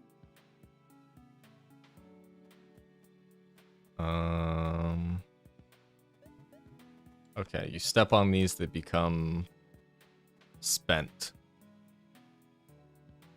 So that just means, and it's a one-way switch, so that just means you need to utilize one of them, and then two of them. I always like seeing how different game mechanics are like tutorialized in these kind of games. It's just like as smart as like designing a puzzle. It's teaching people what's like the best way to make them solve a puzzle but learn what these things actually do.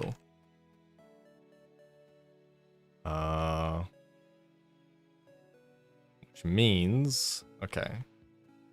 I imagine this jump pad takes you over here, otherwise you're locked as soon as you go there. So it just becomes the order. Yeah, they're still smiling. They're having a good time.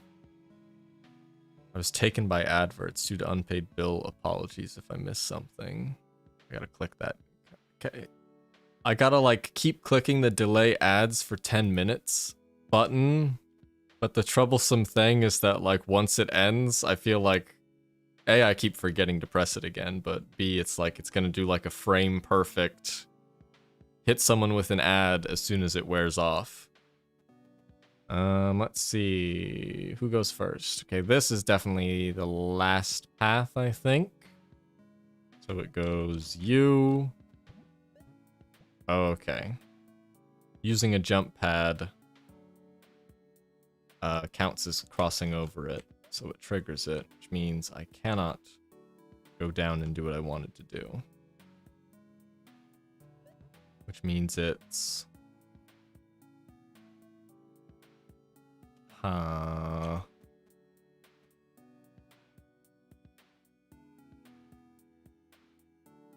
can't, oh wait, I see. If I'm still stepping on it, I can poke him. Yeah. I mean, that wasn't the right thing to do in that moment, but it was the right thing to learn. So, is it still... You... You... No, this isn't right, because then that gets closed off. It's probably you... You... You... Don't get caught by that. Jump over here. Advert Mania. I guess you're right, there's nothing that can be done. The advertisements are relentless. Poke you. Jump over here. Trigger this so I don't get eaten while I'm on the flag. And boom, done. Cool. Mismatch. Fairies can taunt. Taunting is completely useless. She does a little smug grin if I press it. And if I hold it down, she vibrates at a very high frequency. Interesting. Oh, and she blew up. There's too much smugness being contained in that fairy. Dread it, run from it, Advert Mafia arrives all the same. Well, thank you for putting up with them. Alright, let's see. We got a little marker on the ground. Likely teaching about... Oh, I see it. I see it. I see it.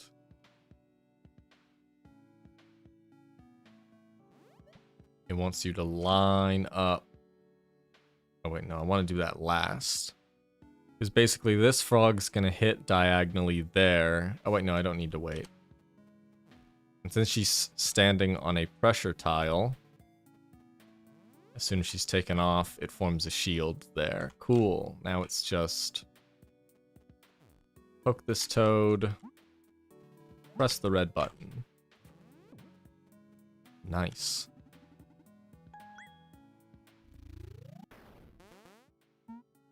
Gotta do the bonus levels. Smugnetic energy. It's quite powerful. Best mechanic in the game, it's true. Oh wait, if you can taunt too, huh? Nice. That's a nice taunt. And if I hold it down, cool. I can't select the busy fairy. What the hell? She's reading something funny. Can't select the busy fairy, so I can't see if they have a taunt. Okay, let's see. Both buttons need to be held down. That sends you all the way over here and triggers that tile. Which means...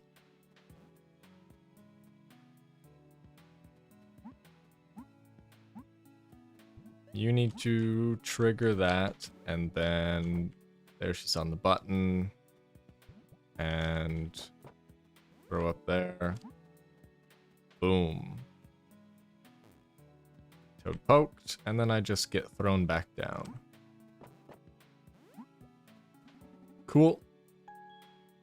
Fairy City is powered solely by smugnetic energy.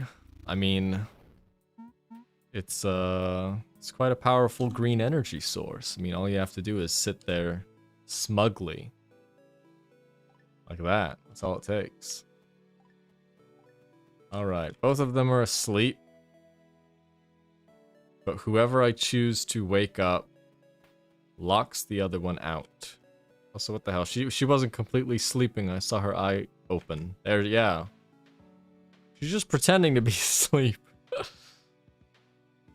Okay. Well, let's see. Someone needs to...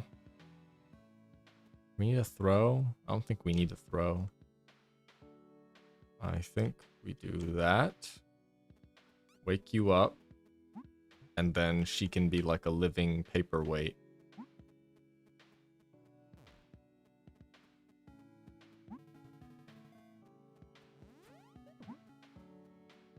Oh wait, she has a taunt as well. Oh please no.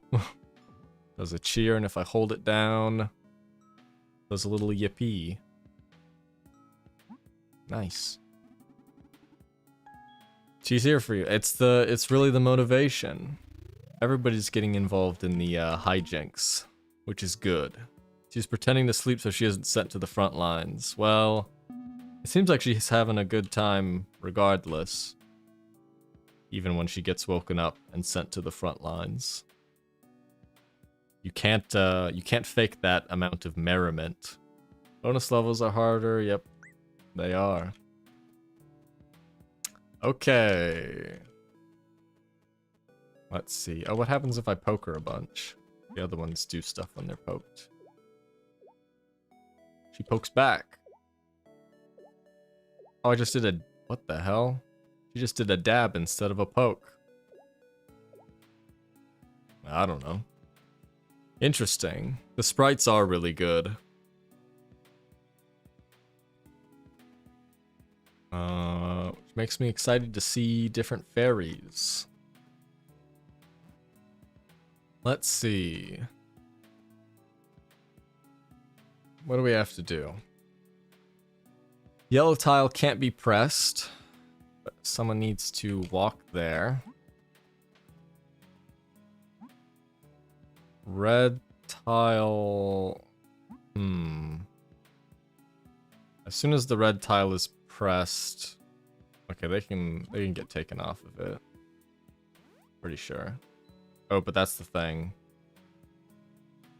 Well, let's like freestyle this and see where the problem comes.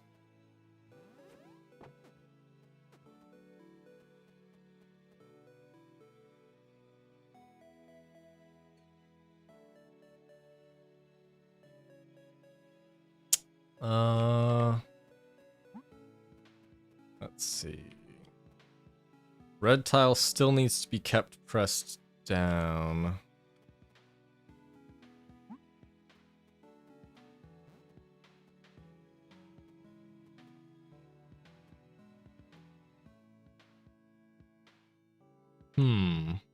Relatable. She's quite the whimsical lass, which is always good.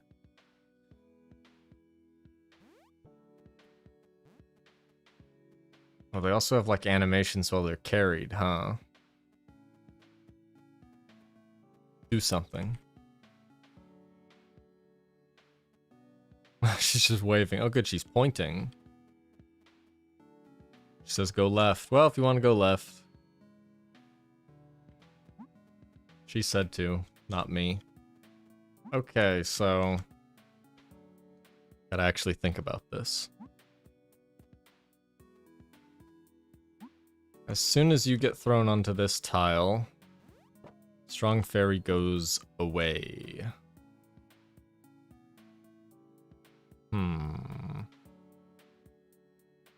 To get to this tile...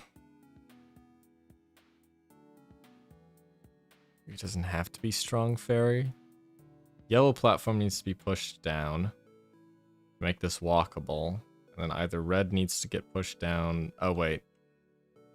I was kind of ignoring what was on this side. You can go there. Probably. And that means you can press... oh, whoopsies.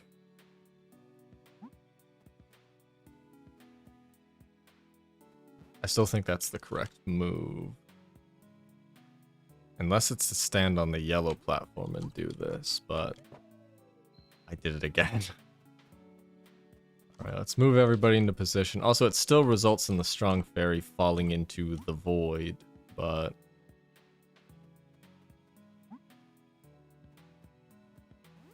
oh, and you should get put somewhere beforehand. Unless it should be... oh, that's so tough.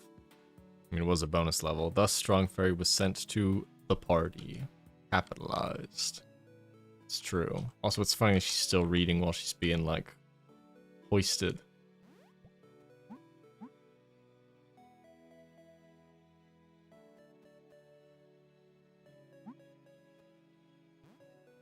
I think it's about where does the stationary fairy go?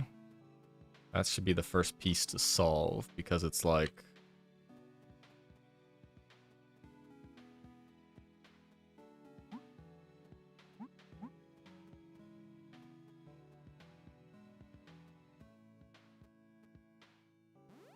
put you there for now.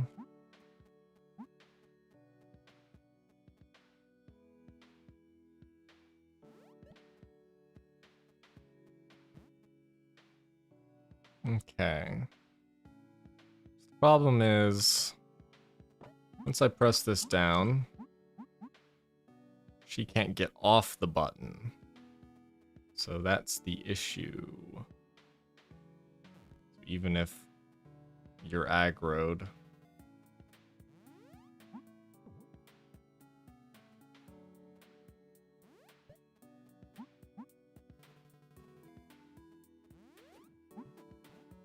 Kind of just did that for no reason. She needs to be able to get off of the button so that she can be useful, or like use her movement ability. Gotta get that page count number to 1,000,000 by June. But if she gets thrown over it, she's just gonna trigger the tile.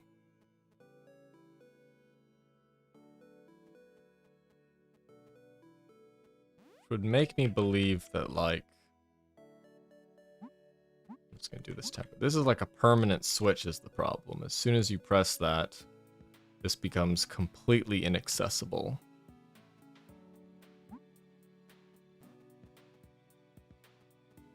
can't reach it from there. It was an extra hard level, but I don't like being defeated on these things. Okay, how about we try... throw you there. And press the red button. And I might be able to get her taken off of it there.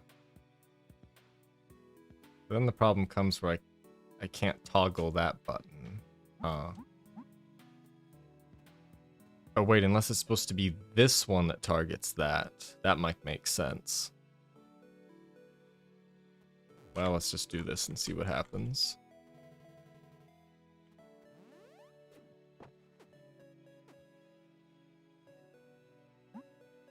Then we run into the problem where we can't hit the red button and stand on the yellow tile at the same time.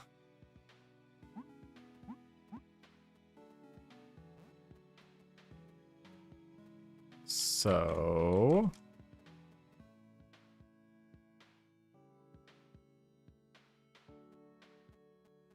maybe she does get thrown there. And I keep doing that. Maybe everybody goes on this side.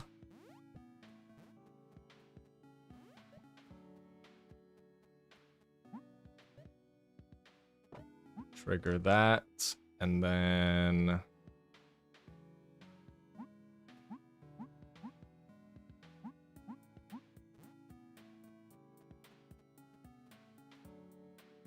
no.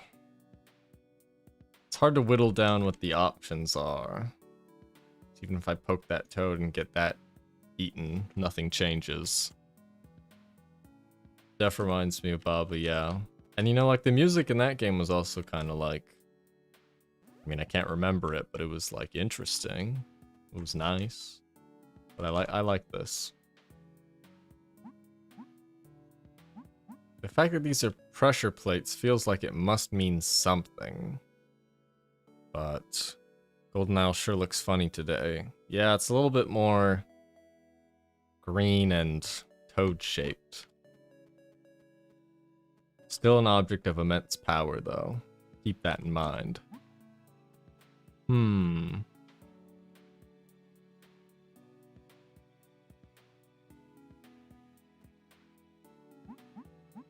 The Strong Fairy's gotta do, like, something else other than just, like, get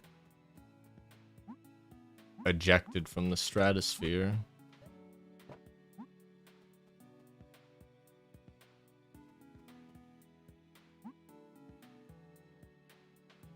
Does the yellow button have something to do with it? Rise of the Toad and Idol.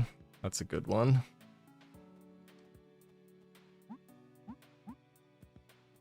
I feel like this one needs to be taken care of first because the yellow switch needs, like, this is just like, right now I'm trying to poke both toads, not even get the, get to the end.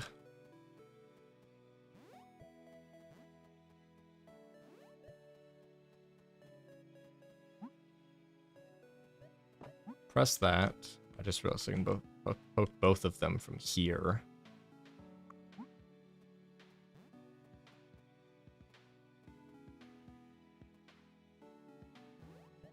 That's not what I wanted to do. It's about getting this one taken off.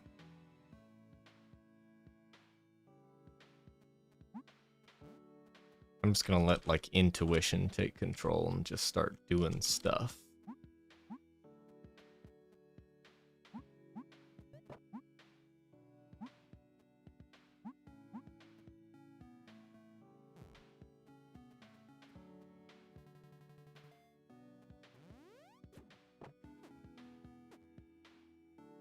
I should have moved both of them there.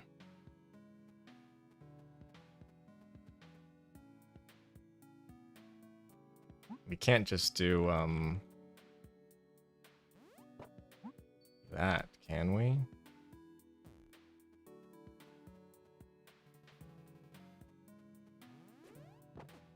Yeah, because of these pillars. Those are the pillars that make this a problem.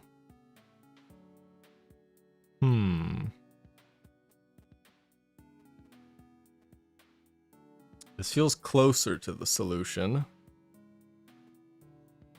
I didn't anticipate getting stuck so early.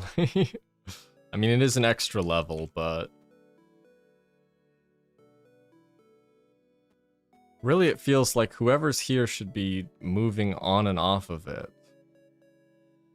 But that's just not possible, is it? Without doing that. If you did like that... then she could, I mean, that failed it, but then you could move on and off and use it like an actual, like, button.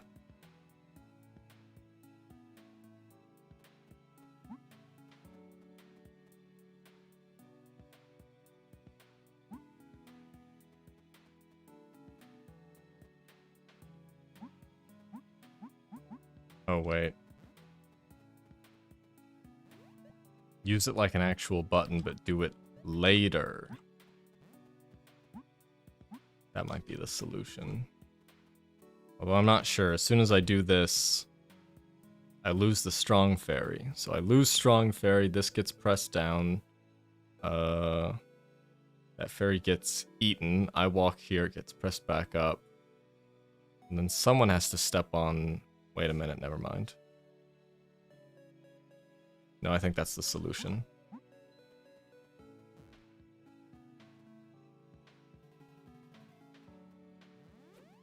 Do that. This is now a legal button to press, and now I can press that, and now... okay, cool. Easy peasy. Probably.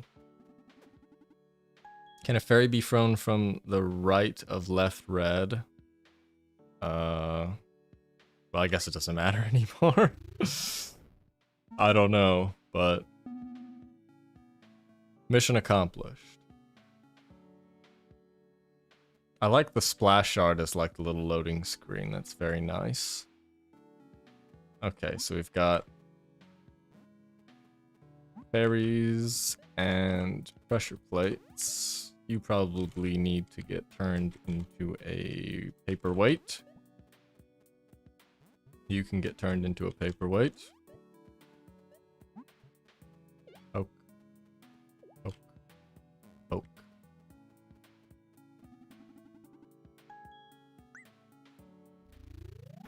It was like two fairies dunking a basketball loading screen. Oh, this one's actually just called paperweights.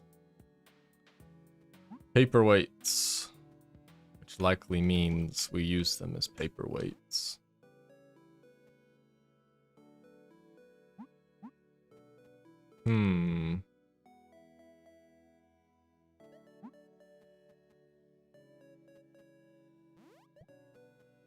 Oh wait, two of them need to be pressed down here, right? Also, whoopsies. Can't just like run between them. Two fairies need to go here. But this is marking... this is definitely marking the throw distance on that, so...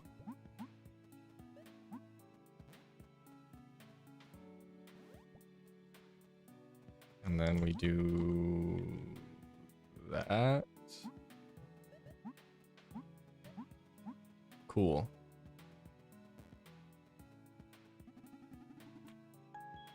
A paperweight. That's a good one. Okay. Flying paperweights. This changes things.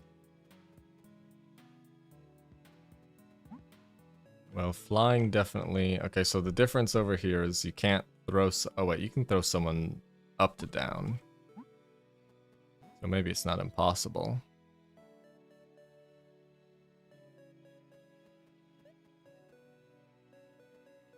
Like that.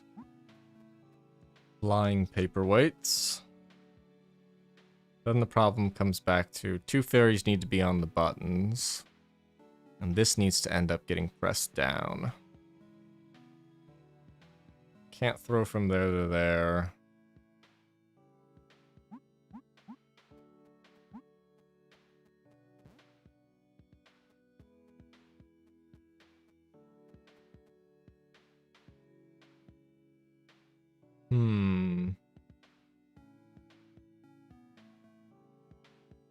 I think I should reconsider that one. The Fapler. Oh, I see. Let's see. Oh, wait. Other way. Here we are. And now we can step on these, get you out of there, and then throw you backwards to become a paperweight. Cool. When in doubt, just always think of the name of the puzzle, and it's probably a hint. Roadblock.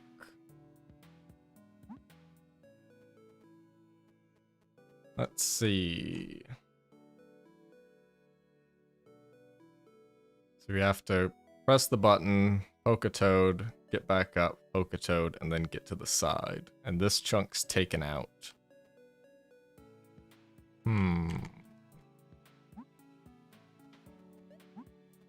Well, this one definitely needs to go somewhere.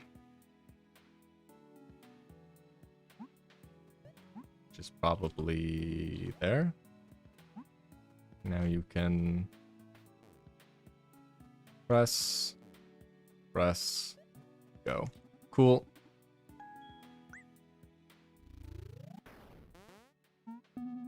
Strict. So these are paperweights. But different. Okay.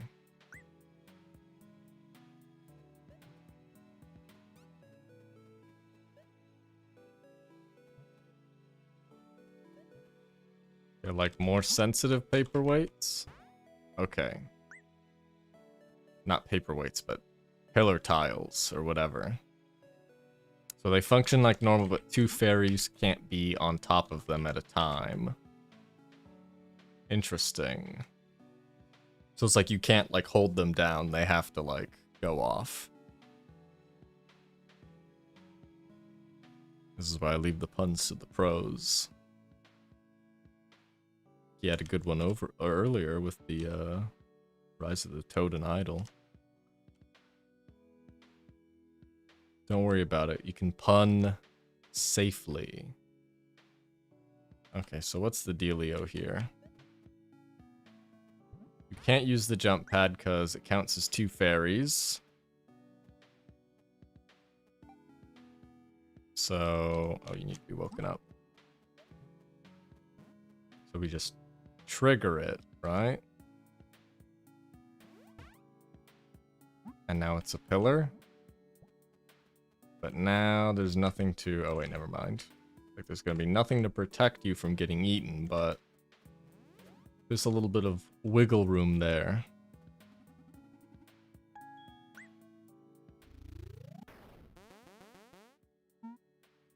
Ring and run. Ring and run. All right.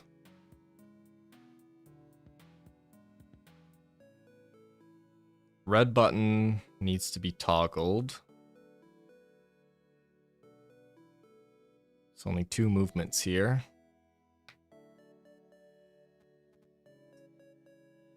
Just got that. Good one, my man.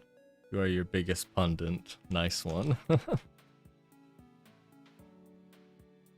Let's see.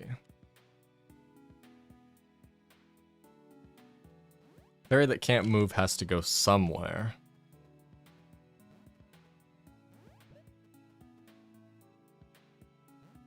And likely has to be like thrown onto like the tile or something, but...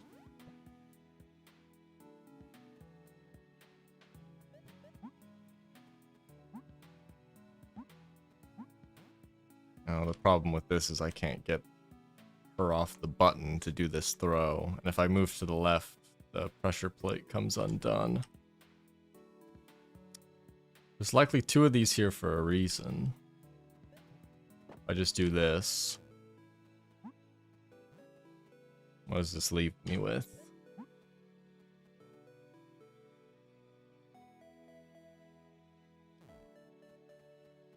Lets me get that off, but then she needs to come off the button and someone needs to get put on this button.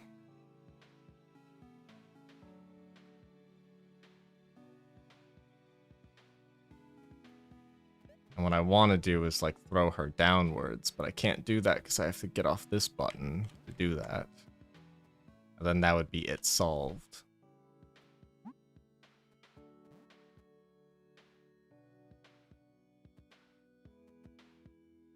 If I just throw her, well, that's not going to change anything. Wait a minute.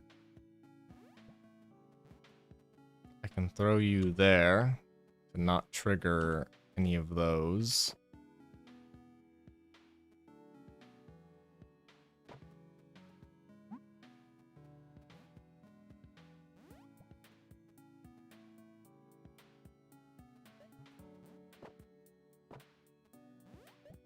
I'm just like doing random stuff and seeing if it works out. Oh wait, no, yeah, this is fine. Because now you get to step off there, that toad gets blocked, put that down. Great. It's much more fun to intuit a solution than actually like think about it and come to a conclusion. To just do something and be like, oh great, that worked.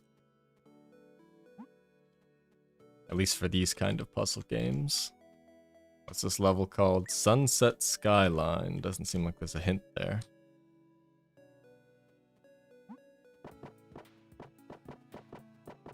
You can step on a button.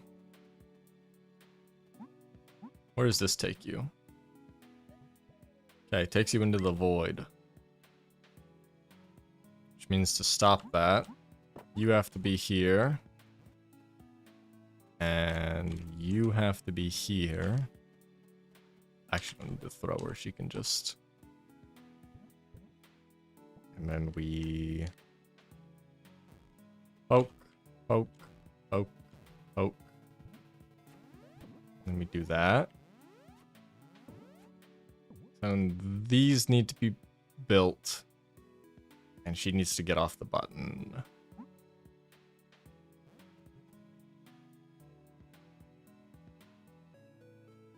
I can't just...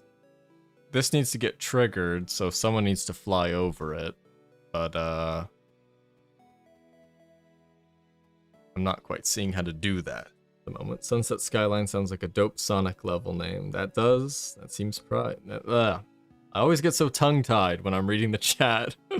That seems right.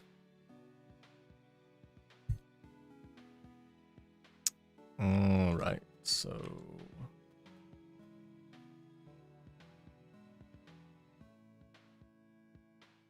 I think I have an idea.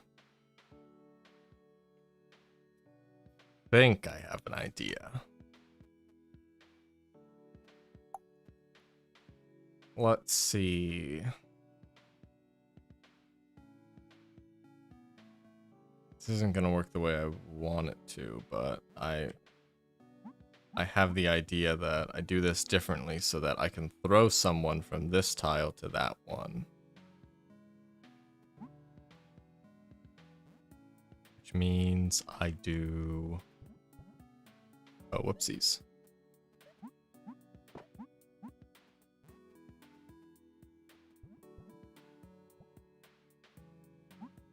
Step off of that, throw you there, and throw you there. Step on that, do that, step off, poke. Oh shit. Poke, poke, poke. One-way launch. And now you are legally allowed to enter the void. You know? They're having a grand old time. It's just a little bit of mischief. I like these little, like, toad emoticons being tossed around. Chilling at the balcony.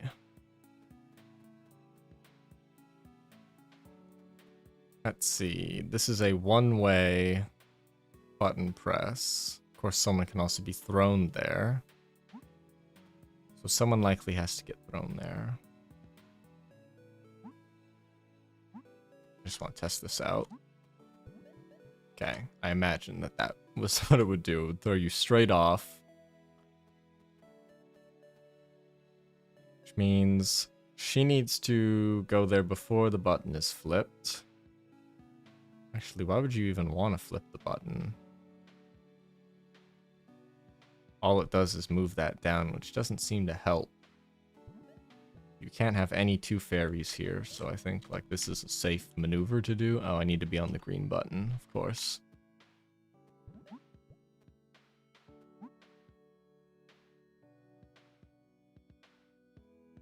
Okay, so you need to go here. And stand up. Someone needs to stand on this. I see. Normally you'd be able to like just toss her from there to there, but this is a double button press, so you can't do that. Which means...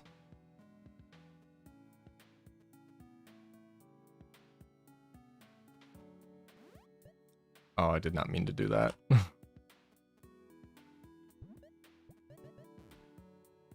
Also shouldn't do that until I have this figured out.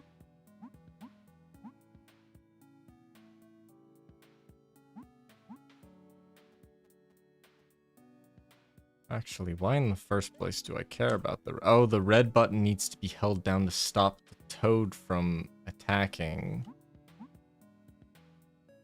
So if I do this, this is just gonna be a failed game state.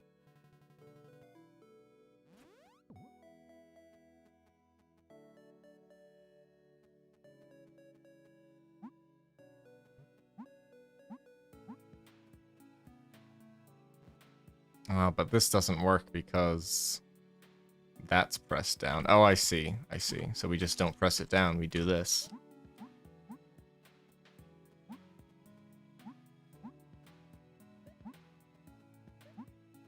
Cool. I like that part of the solution there.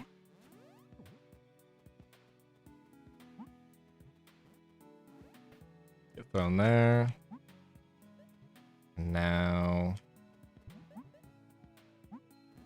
you do that.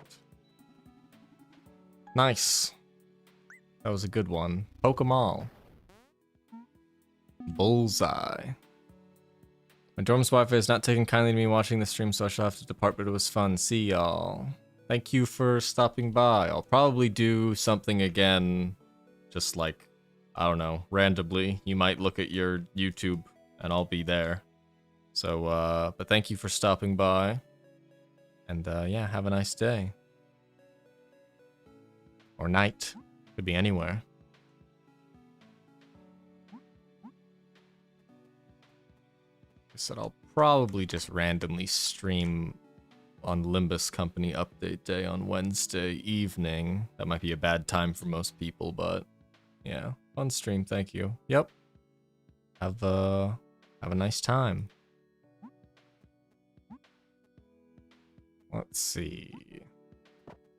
Stepping on the button is a one-way action, except you can step off the button at the cost of the void. So it should be you who steps on it, because she can step off at any time. Where does this go? This goes right there. We poke that. She steps off of it. She pokes there. Uh-oh. Not what I wanted. You stand there. I messed that up.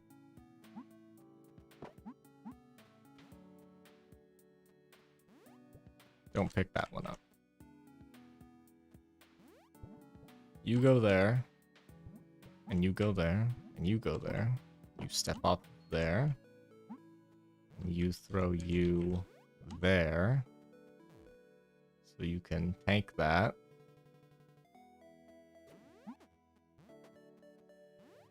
You go there, and this doesn't look right. Okie dokie. Someone else has to get launched on this jump pad first. You have to go there for surezies.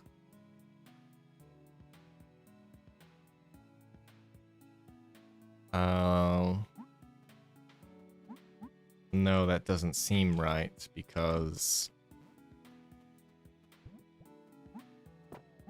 even if I do that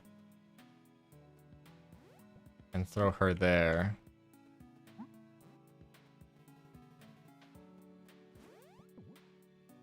and even if you tank that, I can't get her on the platform because she can't move. And you have to go there, otherwise this is impossible. You'll be here, bro. Thank you. It's good to, I mean, I like having people here. I like being able to talk to chat. Gets me more comfortable being in front of a camera, because despite what you may think, having to watch videos of me where I'm on camera for hours at a time, I am quite camera shy.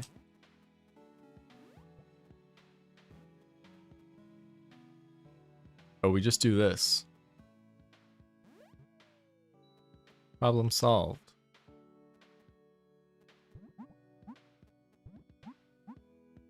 You step off that. You poke there. You throw there. You stand there. We get blocked. Cool. Oh, I forgot to poke the sleeping one, dang it. My speed run!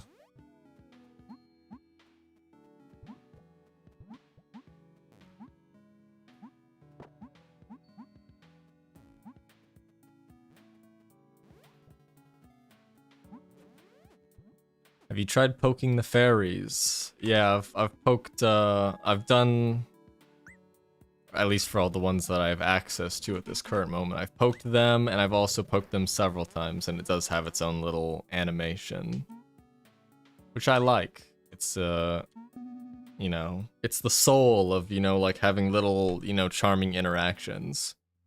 It inspires me a little because I'm in the same in that regard. Yeah, like, let me tell, like, you know, I may seem like I'm, you know, I was very nervous before starting this stream because of that. Because like I said earlier when I was talking about, you know, Parts of White takes me so long. As soon as I turn on that camera and I'm like, okay, it's time to start filming, I can barely get a sentence out of my mouth without tripping over my words.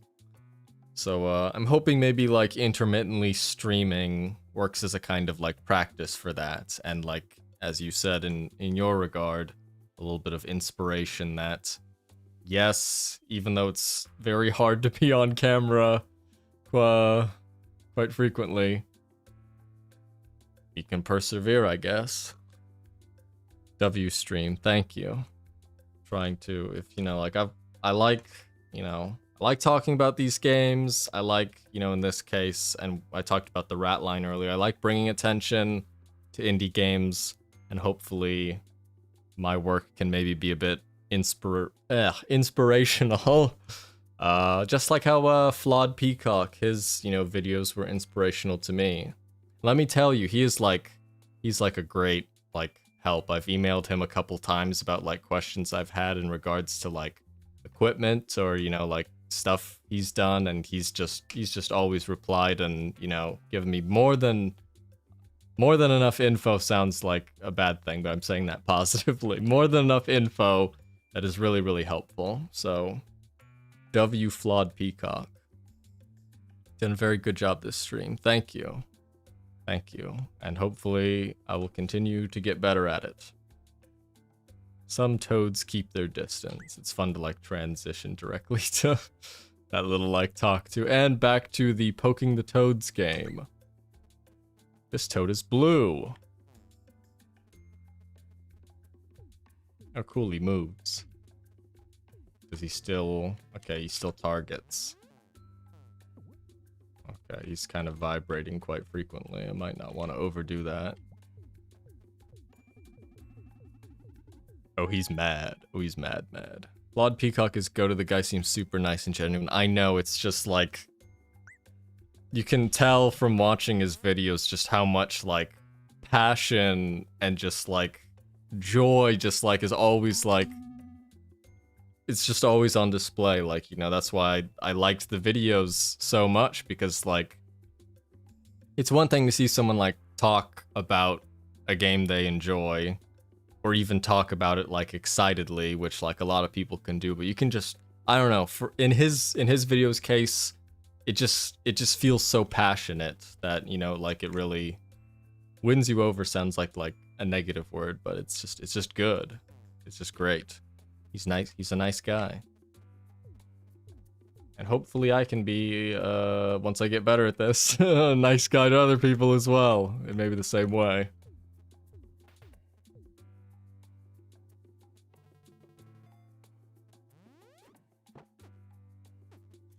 Oh, I see. He held the pressure plate down. I feel like that wasn't the intended solution, but sort of serendipitously stumbled into that. Thank you.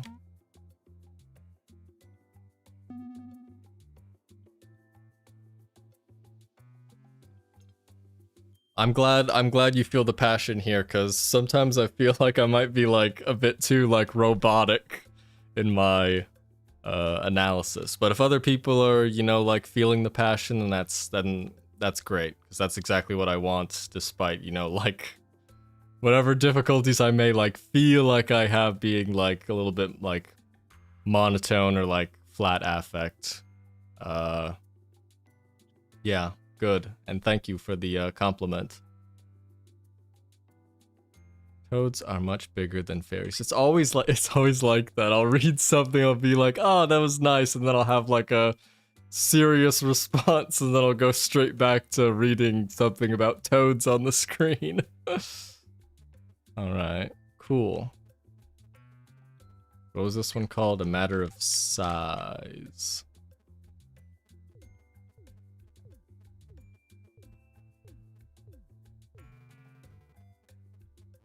He's chasing me. Okay.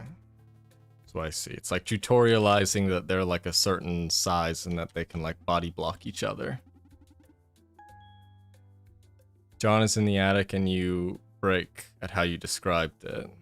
Yeah, well, thank you, because I, you know, like it's a really serious moment, and like especially the kind of way, different way you have to like phrase things as a YouTube video, you know, you can kind of say certain words, but everybody's kind of like, you know, afraid to, and for like a project as long as that, you don't want to risk something like YouTube, like making something like age restricted, because you were talking about a serious topic seriously, but the platform wants you to use, you know, like euphemisms, or you know we all know how people say like different words to get around like whatever like content filter, and you know, don't like it, because it's serious topics deserve to be talked about seriously.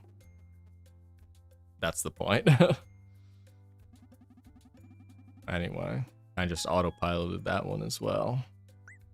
I can tell that from the tutorializing that they're too big for each other. It's all good, don't worry about it. I get it, sometimes people think I'm serious when I'm actually joking, so I understand it. Alright, cool, and thank you.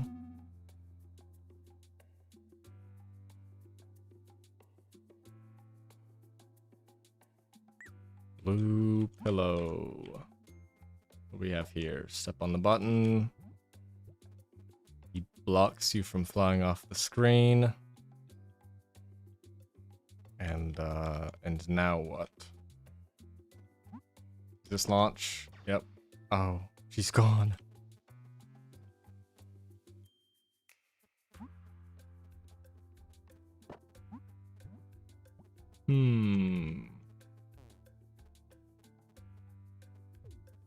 Okay, so I use him to body block like I did the other way around, and now I can walk through here and not get hit by that. Press this again, and I think I messed that up. Oopsies.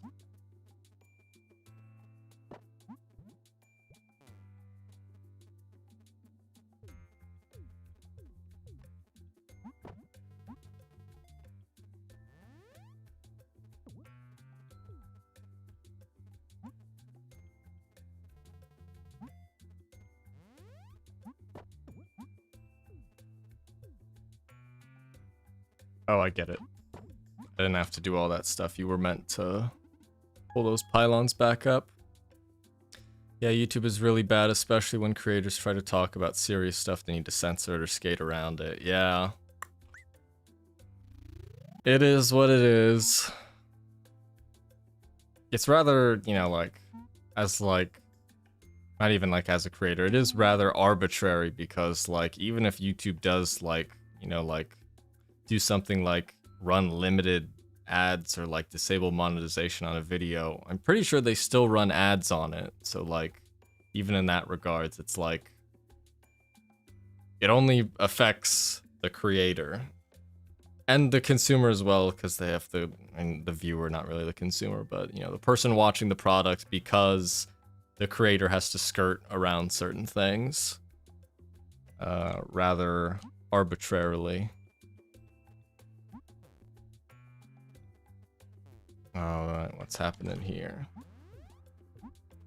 This level was called Rude, so I can already imagine what it means by rude. I feel like I think it's trying to tell me to make something rude occur.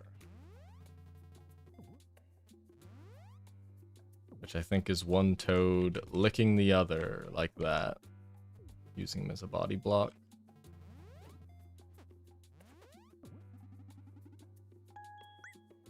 Rude toads.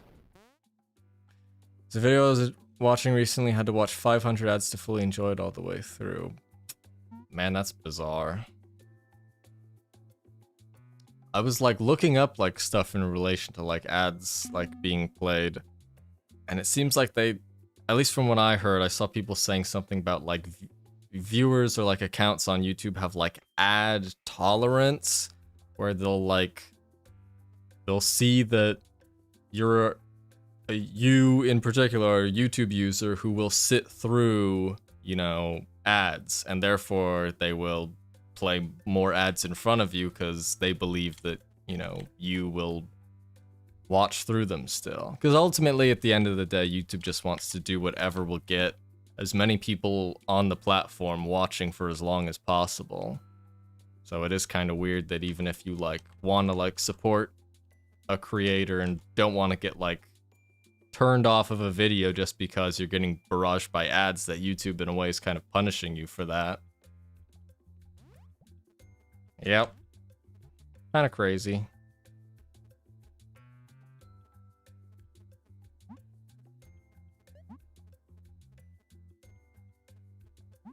Wait, I see this. I can already imagine that the button has to get pressed down since it sent the fairy over here. They got me on the hook for premium. Now, despite all that complaining that I did say, I do think that YouTube Premium is like a decent product. Because on the other hand, oh, I just sent that fairy flying. Oh well. On the other hand, you know, I feel like we kind of take for granted maybe a bit YouTube's ability for you to literally watch just all these videos for free. You can watch like thousands of hours of video content just watching ads. Not used to ads on YouTube with my phone because on my laptop I usually watch YouTube with an ad blocker. Also true. I can definitely understand using an ad blocker because not even just YouTube-wise, the rest of the internet is a very harsh place if you just want to, like, not be bombarded with, like, pop-ups. No, I'm not human. The ads just break up the experience a ton, but I get through it to support him. That's good. I still need to finish the second video, because obviously those came out while I was, like, crunching on Rise of the Golden Idol, so... But I did watch, the, Eraserhead, the one that was, like, taken down because reasons. But I think somebody else backed that one up already, which is just another, like, oh well, what can you kind of do moment. Yeah. But thank you for being here and, watching ads. when they get bombarded. That will remind me to press that 10-minute delay ads button. It's just, it's so small and it's just like in the corner and yeah. It's weird, but hey. Oh, well, not even like a but hey. I'll try and be better at hitting that button when I can. It's hard to sense that 10 minutes have gone by. All right, what are we doing here?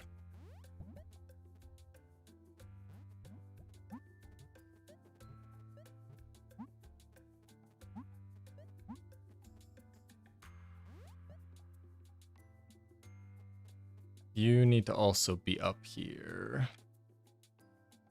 Oh, you can't be here because then you can't throw back the person unless it's like poke,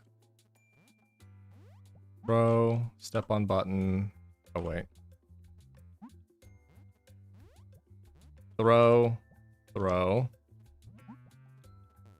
poke, step on button, or be able to step on button. Yeah, it's backed up on his Patreon for free too. Oh, that's good. Content is fun, your passion keeps me coming back, so I'll get through them, I don't mind. Glad to hear that. Now, what the heck are we doing here?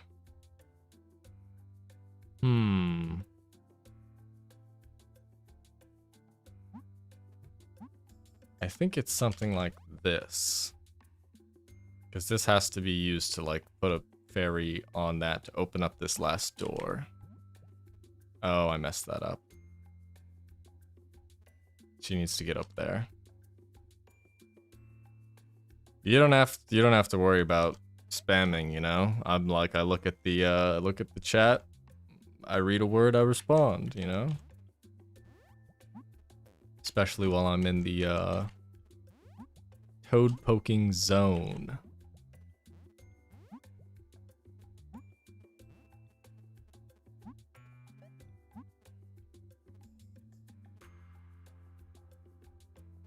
Problem is I can't throw... Wait a minute.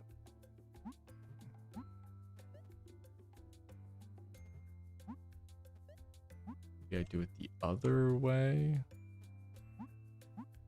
It's so hard to keep it like pressed down. Maybe if I do it like... This might be incorrect because this feels like micromanaging it. Okay, maybe like that. Okay, I think that was the solution. I just didn't want the timing to be weird. The poke zone.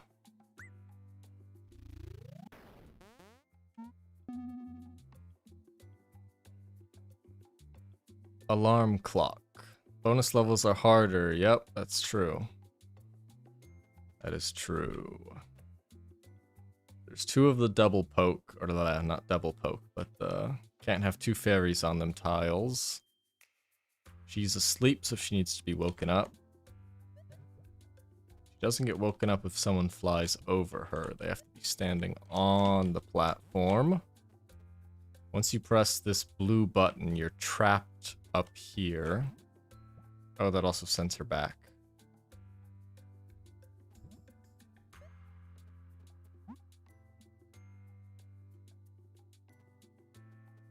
Oh yeah, it's a switch, so it's permanent. GG's.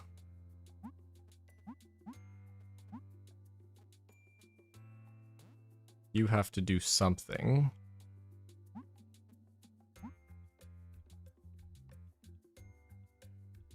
I can send multiple people here, so now she's woken up.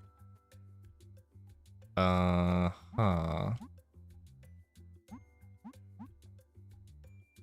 what do I do with... I can do that.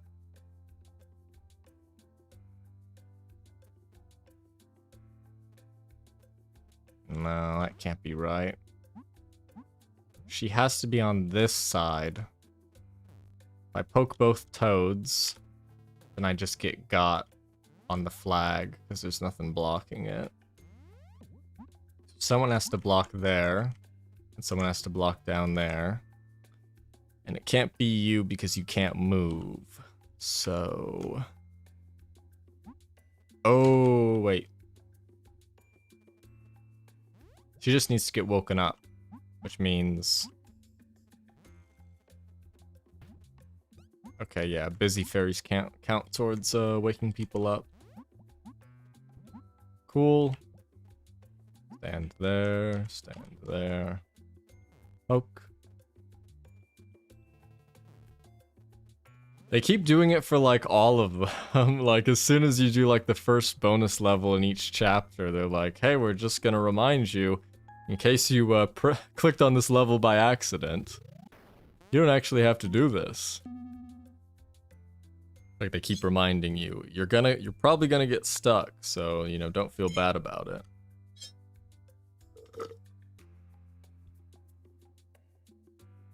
Okay. Sleeping fairy there. Stationary. If I go there, I can throw you there.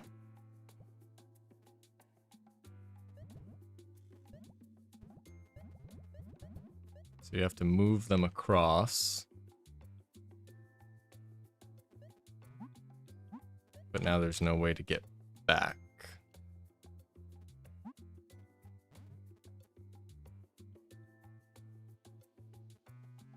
I'm gonna do that again. I don't know what I need.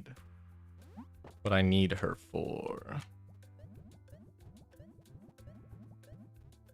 So once the blue button's pressed down, you're in throwing range to do this. But now you need to get back here, which can only be done by getting thrown over here. So you have to get thrown here and then thrown there. Hold up a sec, you're about to get stumped, so be careful. Yeah. Let's see.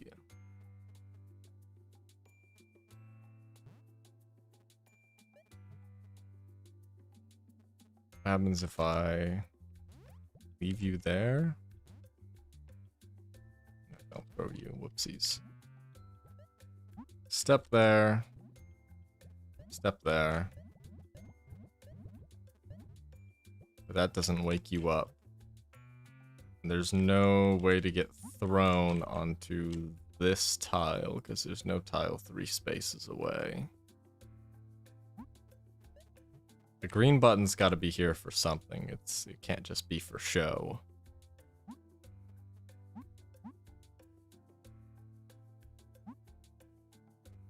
I think you need to be taken off the button.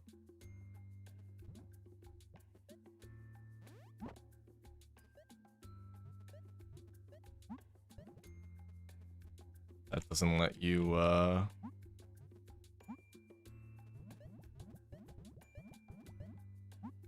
So then I can wake her up, but then because of this, it becomes impossible to do that part of the level. This is one funky looking desert. Oh yeah. Oh look, there's even there's a vehicle. There's a human being in a car driving on the road.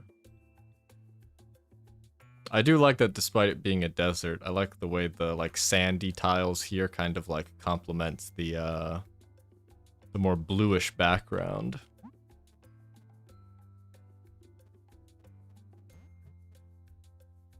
Busy fairy has to go here. Someone has to be here. So if I... This would be... Oh, I don't want to throw. Okay, good, you can stop it.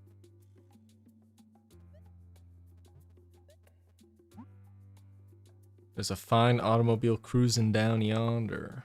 Yep. Down yonder. Oh. Oh, you can grab fairies that are... I thought they'd have to be on like the same tile. Like, you gotta be close, but you can like do this.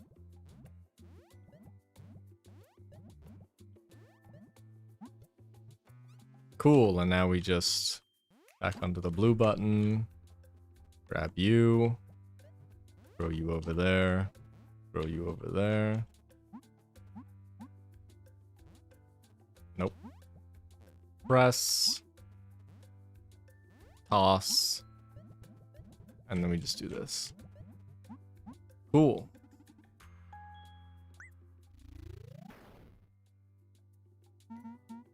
Symmetry. That was a street light in that loading screen. Amusing solution, yeah. Like that green button had to be there for something, but yeah, I wasn't expecting the like the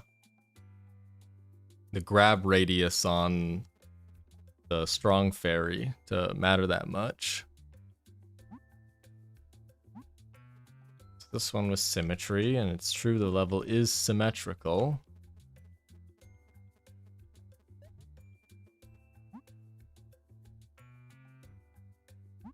She can step on this and block the green frog. The blue frog needs to be moved somewhere where it can, I don't know. Not interact? Or does it have to be like a target? It might be target.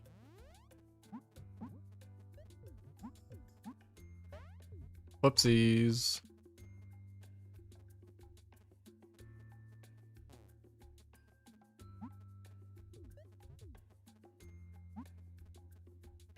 Oh, I'm trapped.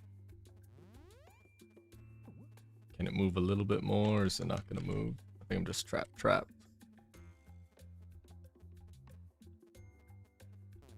Poke this toad.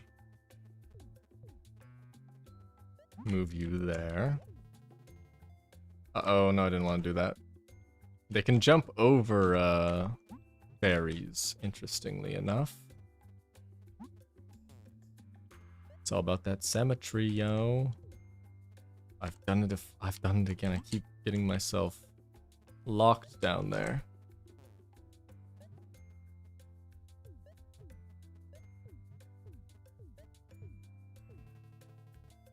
Okay. So I can...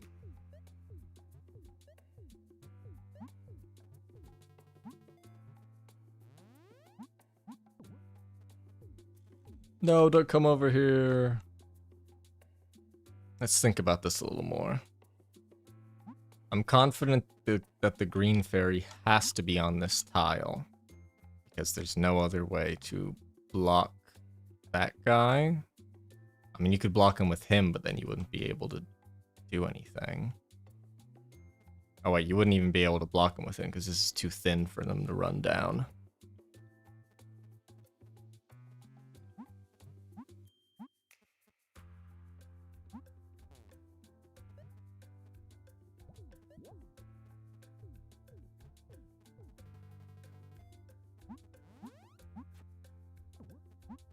There was a little animation from when the guy hit the other guy. Oh, he stepped on the button.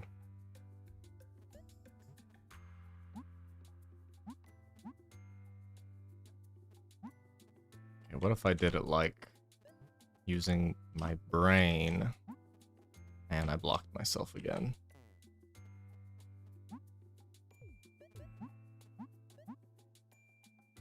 Wait for it to target me so I can juke it. Okay, I almost got myself killed there.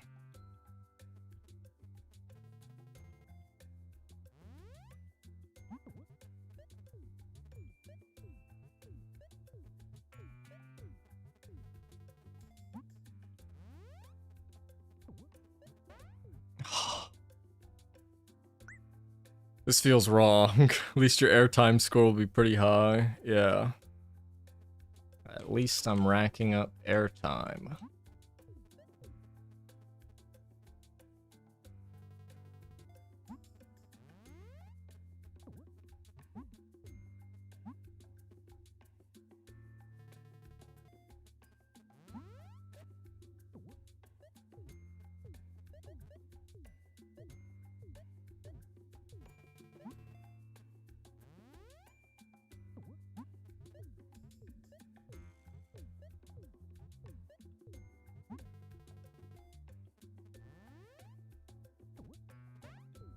Don't know what I'm thinking. My brain's not working. Can't stay and watch, but still want to pop in to say I love your Golden Idol videos. Thank you. I appreciate it.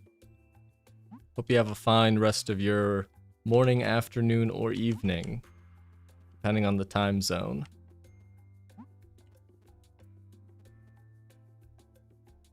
Let's see.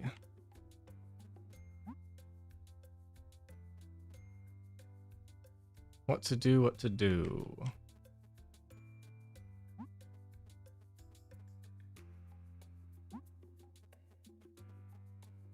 Something needs... I'm definitely thinking about this the wrong way. My brain is non-existent, so don't worry. Well, I'm sure you've got something up there. Otherwise, you wouldn't be here. So, think about that.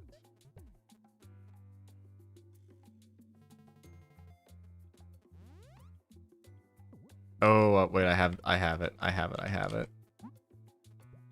Nope. There. Now he's on the pressure plate and satisfied. Okay, yeah. I was overthinking that, thinking I had to do some weird juke. Remote control. I'm gonna poke him.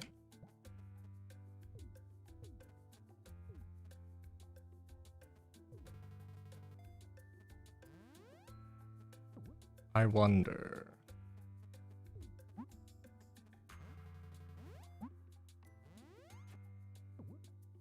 Who's gonna move down? Okay, cool. Let's press the button. Which means she presses that button, I press that, unlock it, she tanks that, and we win. All I think about is toads. Well, at this point, you know, my brain power is devoted to about like 85% toads at the moment.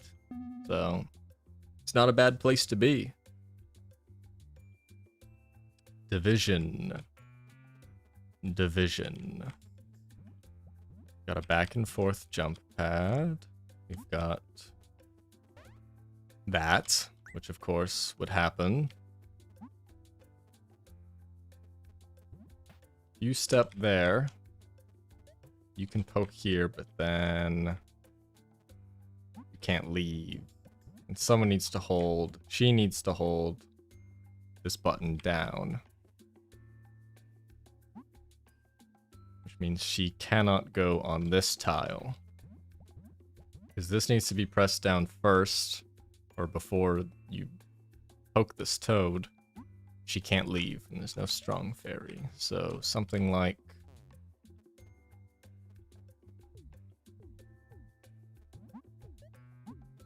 that. It's like the previous level. Just have him press the button instead. And I do that. Hip hip hooray. And now I just do it again, but down here. Cool.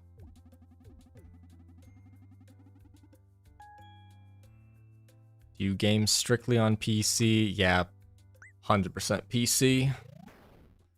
My brother has all the consoles, and even then, you know, don't really need them. I got a good PC. Poke 'em, and then suddenly got a Pokemon. Coincidence? I think not. Fugitive.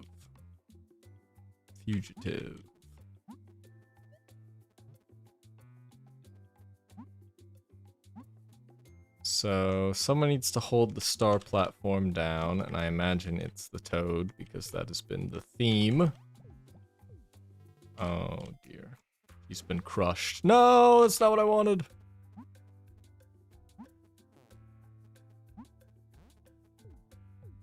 Okay, do something like this. Throw there. Safe and sound. Press this button. Move him over here.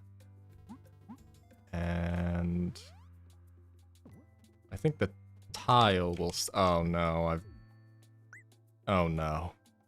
I missed out on the cool indies unless they're on Mac. Oh yeah. That's unfortunate. One of my old like college roommates, he had like a Macintosh for the longest time, so there's definitely a lot less indie games you can play. Just how it is, unfortunately.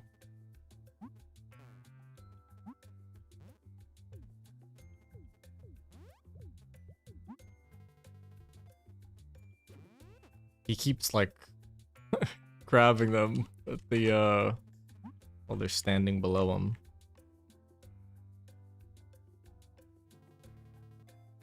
One second.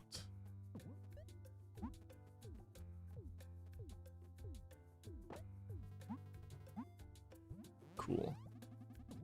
I'm lucky the Golden Idol games are on console, but my Rise copy is funky every time I click a level Shortcomings plays. Huh.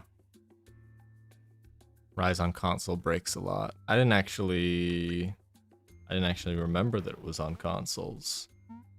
I know it's on like phones, but it's a Godot game, which, you know, pretty sure this game was made in Godot, which I think might have trouble with consoles. I'm not too familiar with the subject, but yeah, that's unfortunate.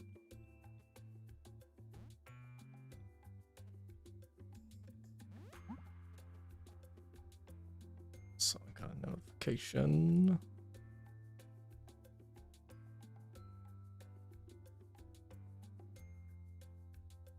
Friend of mine wanted to play Deadlock, which like I kind of want to do, but I also kind of really wanted to keep playing this game. But maybe I'll play a game of Deadlock later, I don't know.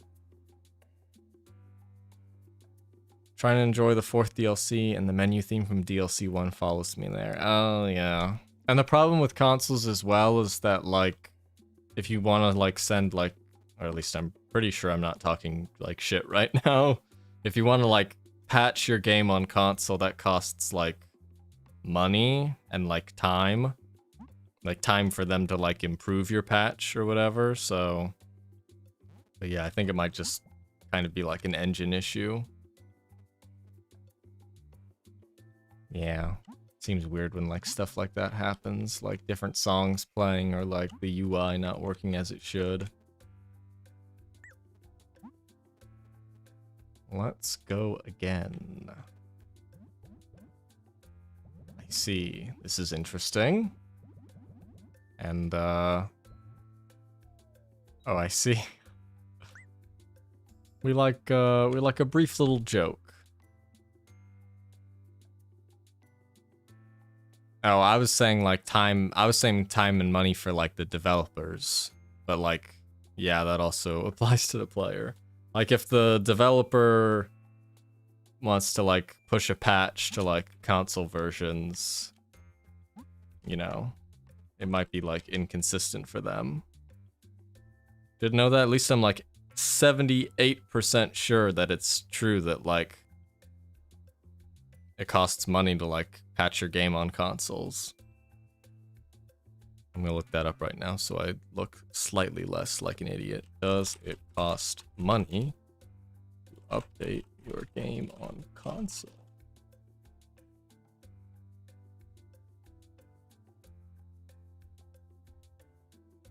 Okay, I think it doesn't exist anymore. I think it used to exist. Well, it's good that it doesn't exist anymore. No, it's fine that you misunderstood because it seems I was completely incorrect, so. Sorry, it's my bad. Whoopsies. Alright. Back to this. What do we gotta do? I can already tell this guy's too thin to go through there, so he definitely needs to step on this switch. No! I need to press that. Good, that's permanently fixed. And now I think we just... Let me just move him away. Like that. Oh, wait. I don't trust this little red jump pad. Okay, maybe I should have trusted the little red jump pad because that messed that up. Whoopsies. Good that the devs don't have to do that, then it'd suck if they did. Yeah. It'd probably be pretty bad if every time you wanted to, like, do some bug fixes, you had to pay out of pocket, which would kind of like, you just then, like, stack up the bug fixes. Okay. I was right to assume that that red jump pad was trolling me.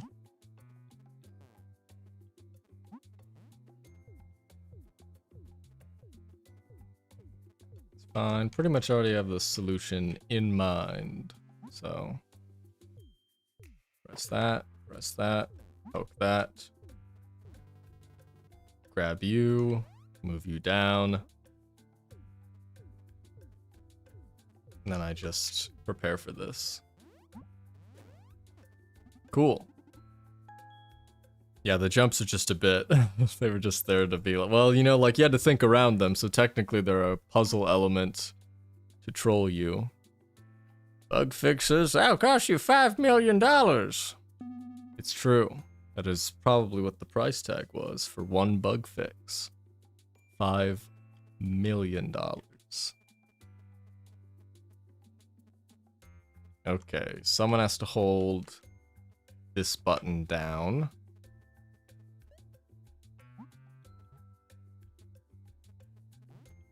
I mean, it's the frog, isn't it? It's the frog that has to hold it down. Like right here, or not right here.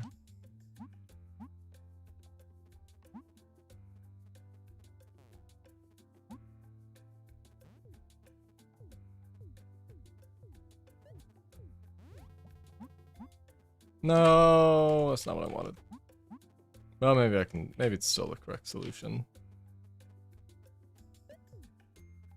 Okay, it's... I might have messed it up, unless that was kind of like... Not an extraneous fairy, but yeah, I'm fine. Cool. 1 million troops. Plot armor, piston.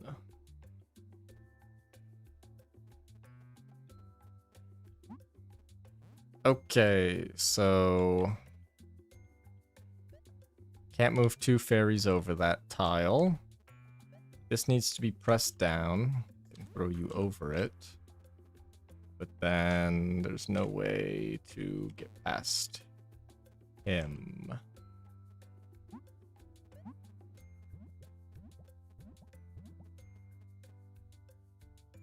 And he can't, he's trapped in this little island. So we need to get that fairy, I think.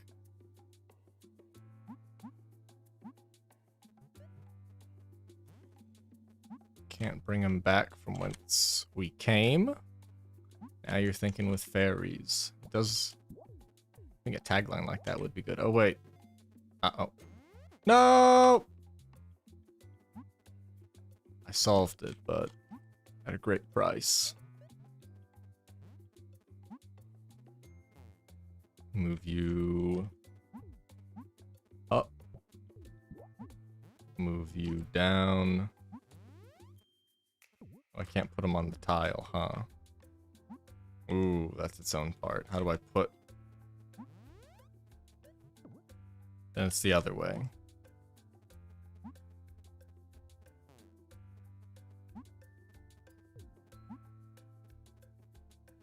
Move you up here.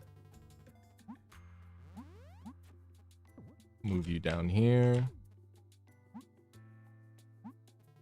He's sitting on top. Oh no.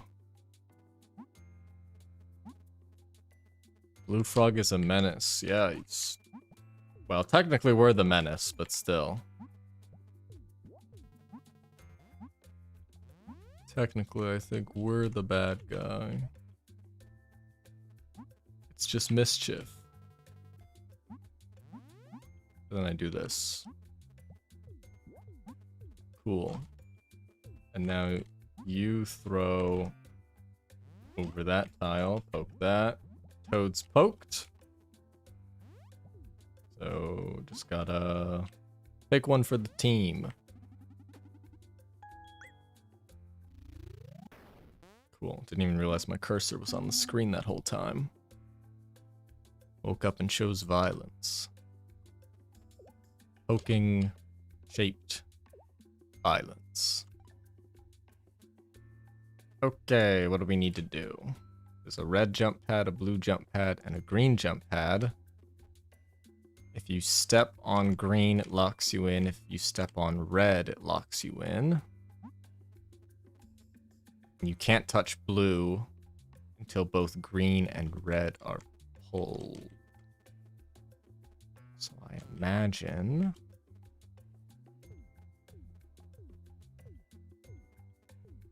we get the frog to do it. Suspiciously frog-shaped pathway. Oh, then he's trapped up there. Huh. And someone needs to paperweight this tile. Because I can't get here unless I do that. And then as soon as I do this, we're all trapped. Bulbasaur. I was a Squirtle guy as a Pokemon Fire Red playing youngster.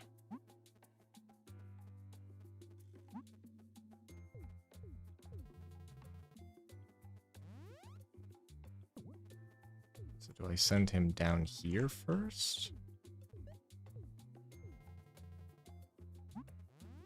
Oh, wait, I think I get it, but I might have messed it up. Mary goes here, so that when I do the little maneuver, the door is still open. Then I do this. Squirtle is a sound guy, yeah. He is a sound fellow indeed. Once that's pressed down, we move here. You press this last tile, and we're good.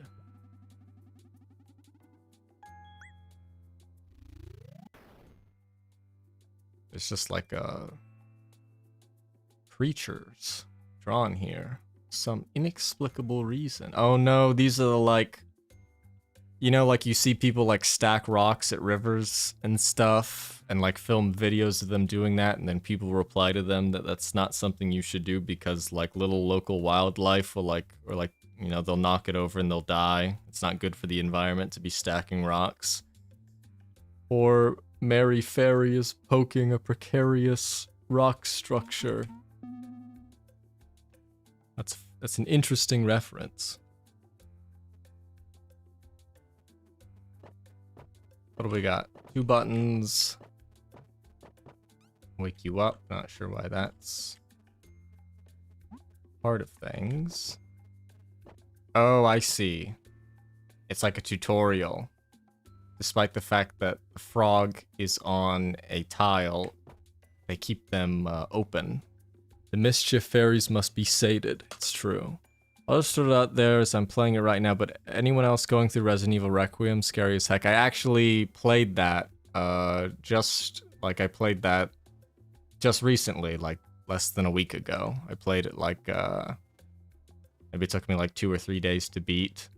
I kind of feel like I accidentally, I've got a bad habit for like the scary sections of accidentally like making things like unscary, because I'm just like goofing around with like the, you know, I was goofing around with like the aim down sight movement, where I would keep like pretending like stuff was about to like jump scare me, so I'd like ADS and like be like, oh, there's a circle on the wall, oh, there's a square on the wall over there, which probably took a good deal of the horror out of it, but it was fun. I liked it a lot. Took me like 10 hours to beat, but I was kind of like I said, I was kind of messing around for a portion of that. Which, of course, it's got replay value, so I was thinking of doing that sometime. But, of course, like, the scariness doesn't, like, hold up as well on a replay value. But I was goofing with zombies in the first Leon section. Yeah, like, the Leon sections are more, like, action-y, but you can still kind of, like, be doing funny stuff. Especially because of just how, like, I don't know, it's satisfying to, like, melee stuff and then kick it and then do, like, a finisher. And he's just quipping the entire time. What do we have going on here? I see. Mary needs to get over here to hold this tile down. But in order to do that... Huh. He can't hold it down because he can't fit there, I don't believe.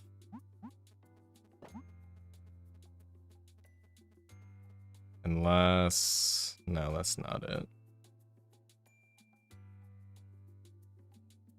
I'm wondering.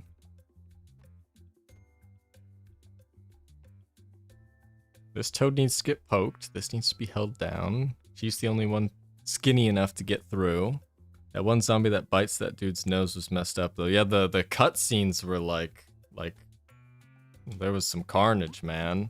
Especially that earlier. Yeah, it's just like the whole time, like when Victor is just like infecting people in the streets during that opening segment. It was like, this is like quite a rude awakening to like how violent things are. Oh wait, I know what I have to do. It was funny, I kind of like, I had already said it, where it was like, oh, this is tutorializing that if a frog is standing on a platform, it doesn't get rid of the platform. Oh, let's not jump too much. So then, oh wait, I can just bring her back. There we are. That was nice. Bro just started blasting. Like he didn't care at all. He was just like, he was just darting people. Crossed paths. He's standing on a green button.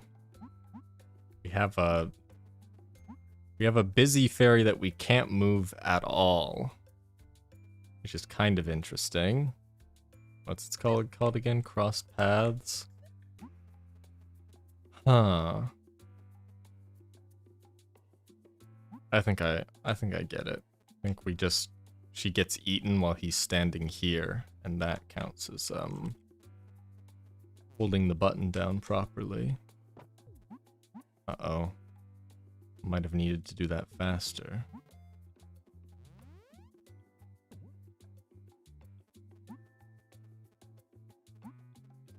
The switch up. You do that. No. Okay. Redo. The Renwood Community Safety Officer was on hand to help out. He's doing his part. That community, like, I'm surprised that, like, the first, like, you know, zone you get into, the, like, care facility.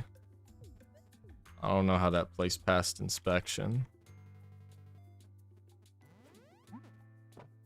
Oh, I forgot to put him on the tile.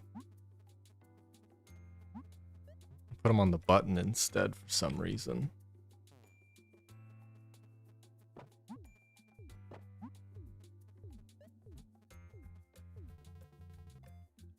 Slowly bounce over here. And then we do that. Great. Perfect. She holds that down. We win. B. Last level or bonus level? Weave. So looks like he has to press down all of these is what I'm getting to. Strong Fairy needs to be here to throw at the very end. Oh, but Strong Fairy also needs to do that.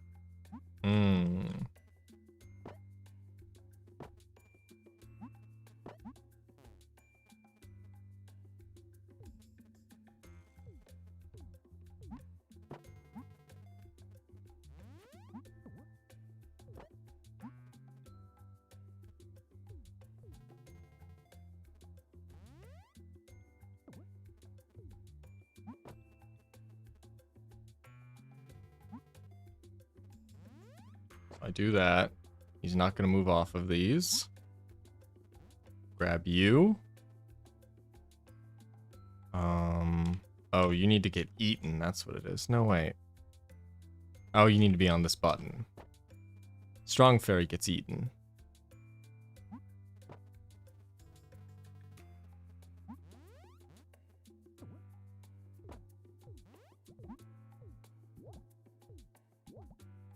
Oh my, I forgot to poke the toad. I had one job. Frog fail safes. Anti-fairy tech. Yeah, I'm not sure. I'm not sure lore-wise who's been building the puzzles. Can't believe I forgot my one job, which was poke all the toads.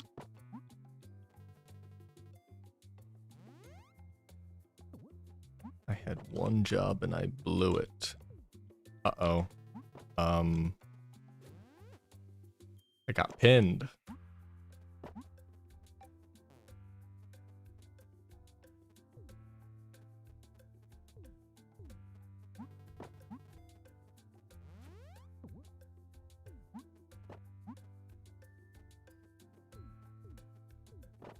No. I have to do it perfectly, yeah, otherwise there's no way to get back. I've definitely solved the puzzle. Haven't actually. Oh dear. Okay, we're good. Just gonna do this so that he definitely stays on it. Oh, why? Okay. Okay. Almost blew it.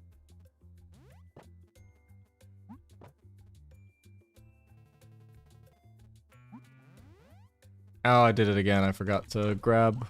I forgot to poke.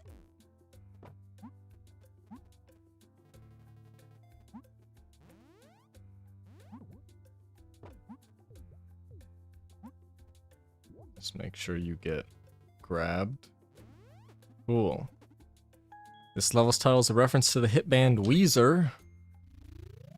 Weave.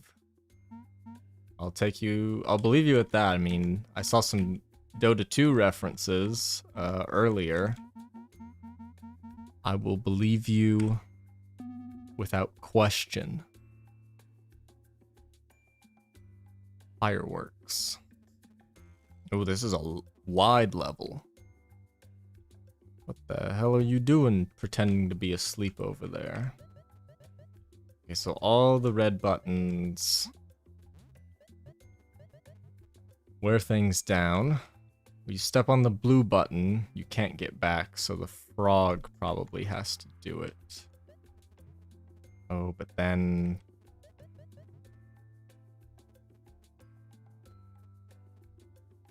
That's a green tile. Well, let's see. Frog definitely has to push this down, but as soon as he pushes it down, this goes up. Which I guess is... It's not okay because I have to bait him there, don't I? Wait, can I even do that? That might not even be allowed. I think maybe it... I don't know why I did that. But I think that was getting me somewhere. Believe it or not. He comes up here. And it's like that.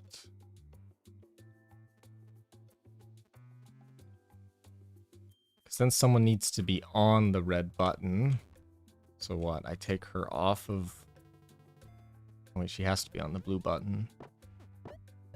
Okay, we do that. And then... Oh, I missed the timing. He was... Yeah, he goes all the way down, and once he's at the bottom one, it turns the pressure plate back on. I numb the legs, don't numb the glands. It's safe. You can eat the toads, but for the fairies, that might be a little bit difficult. I'm just like looking at the size difference. It's kind of like if you were to eat someone who is as tall as you and probably 3 tiles wide.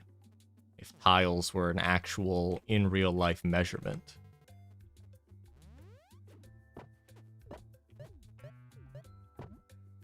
Hooray! Something happened. Should have specified I was referring to Tyler. I'm saying he believes me without question. You can absolutely eat the toads. So what the heck just happened while I was looking at chat? What the... There was like a little pseudo animation. What happened? A bunch of them got flung off screen. Interesting.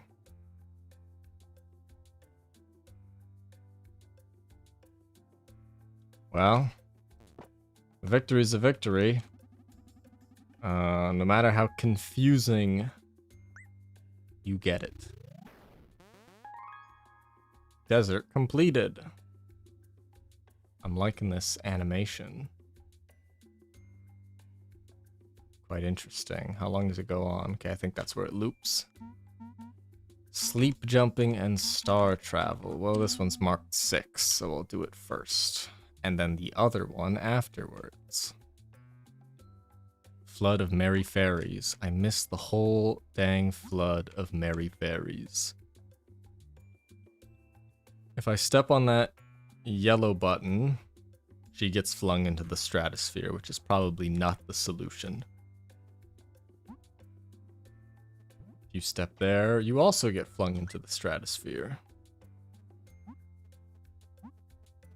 So, what you have to do is... someone has to get to this side and wake her up before stepping on the button. To do that, the green pressure plate needs to be switched off. The only real movement we can do is that, which takes us here, which lets us press this button. Oh, I see. This is temporary, that's permanent for this. So someone gets flung. Oh, but once you press this switch, whoever's here can't get back unless they're tossed onto this yellow tile. Let's just like freestyle it.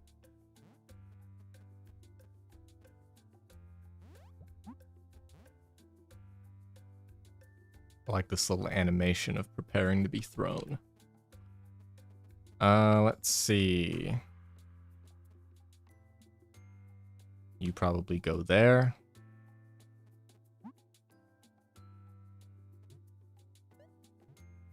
You poke. Well, let's move you down here first. You poke that toad, and then you get thrown here. That's probably legal, since someone has to tank it. Oh, then there's no way back over here. Huh.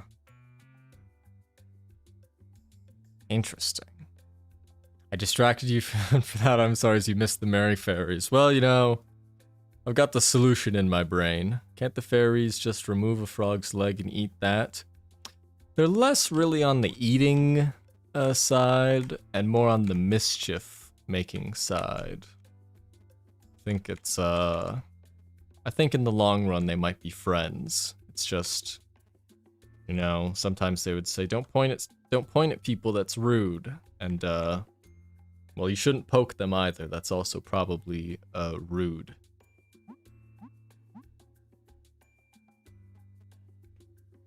So how do I get the strong fairy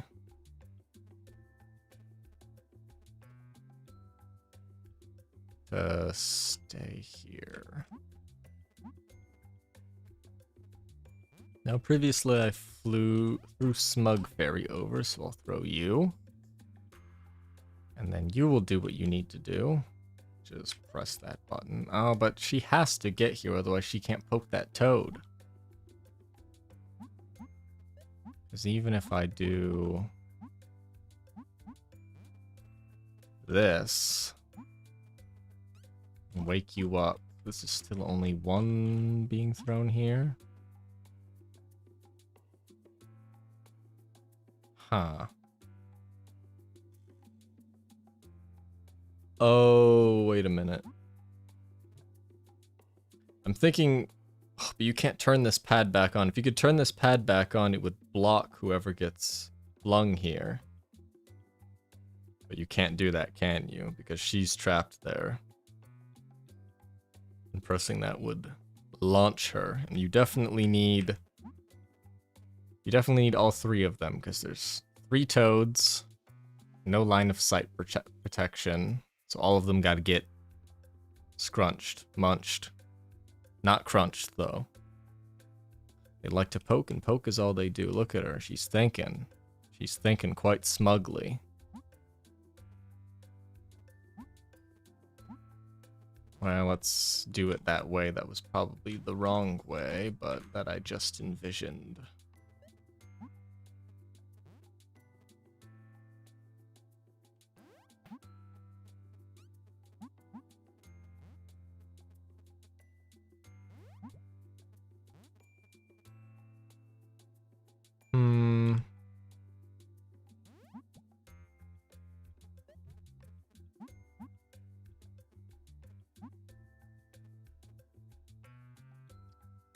Has to poke this toad, which means she has to go down there. But if you go down there, you need to get tossed afterwards, which only the strong fairy can do. So it's not like I can, like, this just puts me in a worse scenario than before. Also, no one's here to press this button if everyone's down there.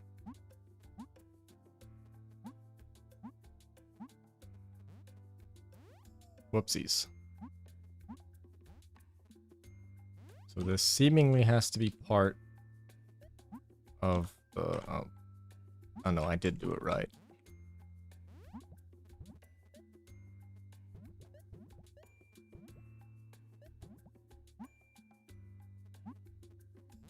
This must happen. Probably. Probably must happen 100%. Maybe.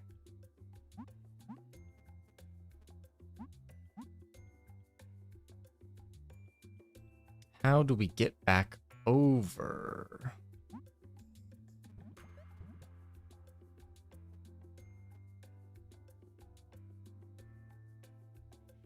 Oh, it's so weird that you wake up this fairy just to... because it's the first thing you have to do before pressing the yellow button. Careful you don't fly too close to the sun. You'll end up just like Jack Icarus Novak. Indeed, that is true.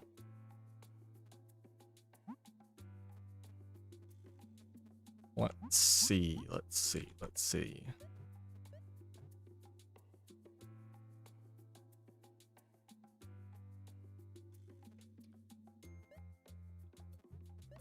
It's just strange.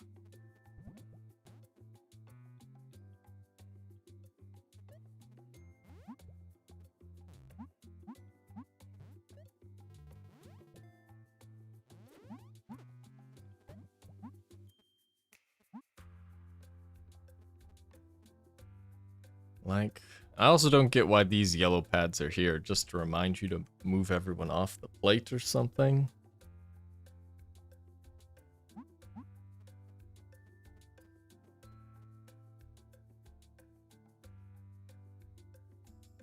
I can only imagine that to keep a strong fairy on this platform, you have to not hit that green switch. Bonus level be bonusing. Oh wait, I think I have an idea.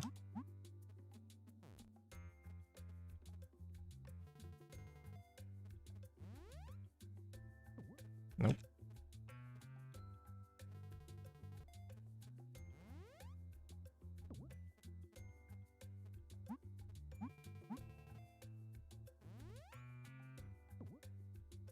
She actually at like max range? Does that make it not part of the solution? Yeah, what the hell? She's at maximum range for the tongue. I was thinking that like if you grab her, then her job is done, so then all you have to do is like throw people onto this tile and then you can leave. It looks like that's kind of like an alternate solution. Jack Novak, gone but not forgotten. Gone but not forgotten indeed.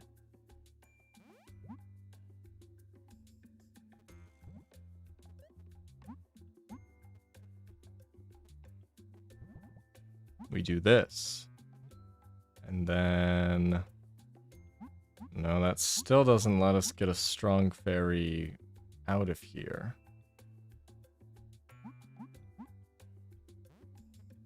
Like, let's say I poke that toad.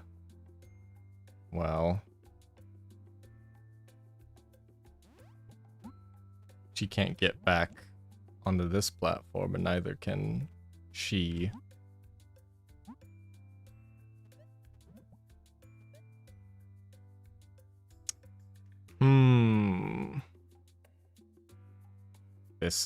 This one's gonna take a while.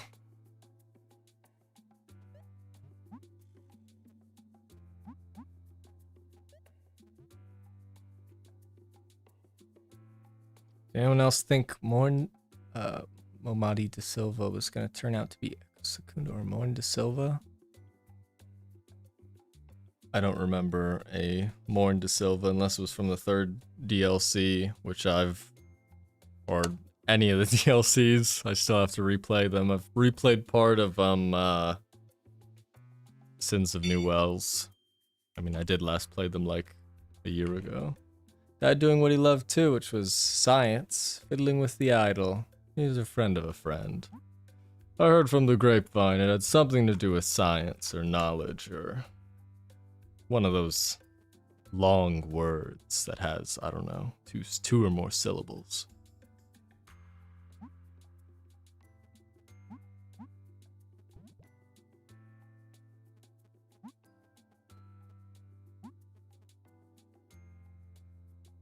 Only there was a way to stop a frog, then I wouldn't need that strong fairy.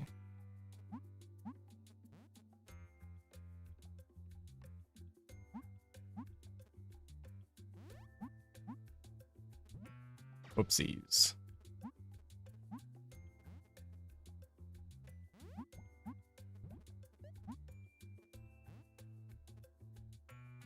With mutton chops like Oreo, DLC 3. Doesn't ring a bell, but I kind of like had a hunch that it would be the person who it is. I do know him by name, but I'm not sure if I should say it out loud. Just because of that one, there's one of those like, you know, pre-case bits of evidence you get where he's like super like suspicious about like, you know, he was just a sketchy guy. Oh, these memory experiments, crazy stuff. Guy must have loved drugs. Yeah, there's no way there could be some kind of device that would alter your memory. That just sounds fanciful.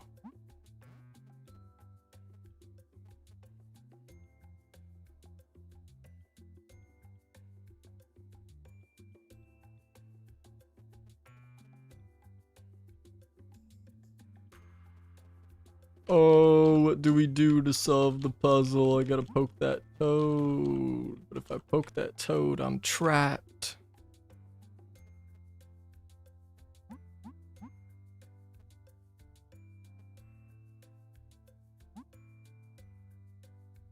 It's this toad down here is the real linchpin of it.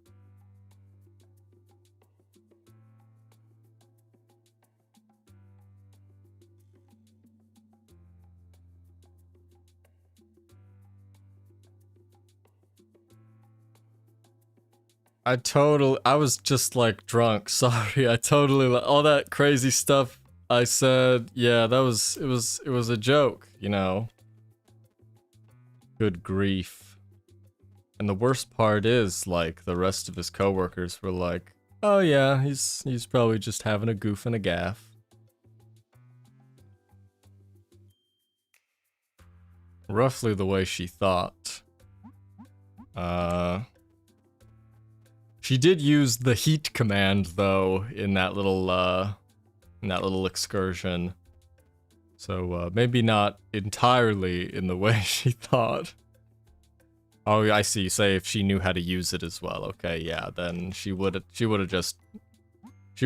gotten what she wanted in a strange sense. And now that I think about it right now, like, she was the only person of, like, you know, when they were submitting proposals, to be like, everyone should have one of my memories. Everyone needs one of my memories.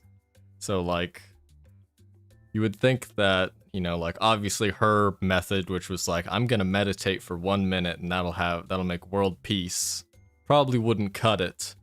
But, maybe she could have thought that, like, a month's worth of my memories into every human being watching the show could be interesting. Yeah, Jim just does that thing. He talks about that whole, like, world conquering and, like, subjugating, like, everybody beyond our landmass, but, you know, he says crazy stuff like that, so it's like, it's completely normal. You don't have to worry about that at all. I did have the ability to change minds. That's a good one.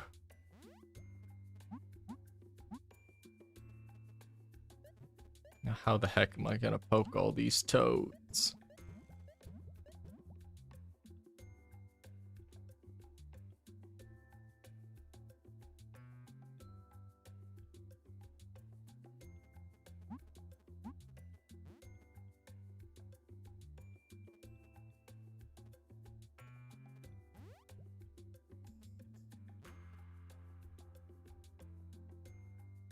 Man, if it was just a way. Kind of the equivalent. Poor Luke Brown. I mean, like, it would have been nice to, like, know what happens to him.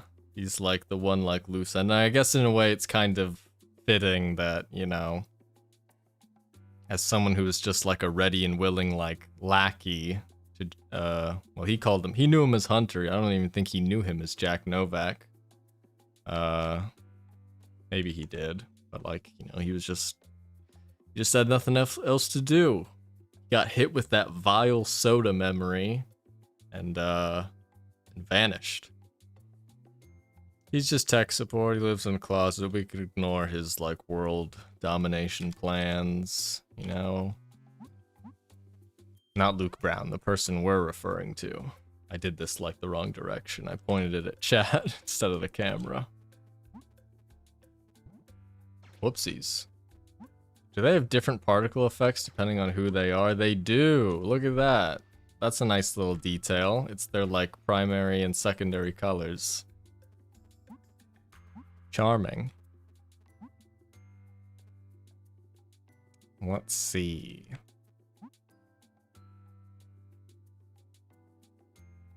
To poke this toad, this unit is mandatory to poke that toad. Oh wait, I am so stupid. I'm so stupid. I had this practically figured out forever ago and I blew it. Not that. Not me just running into the tile and immediately exploding. You'll see. You'll see what I mean. You'll see what I mean. Wake you up. Throw you back.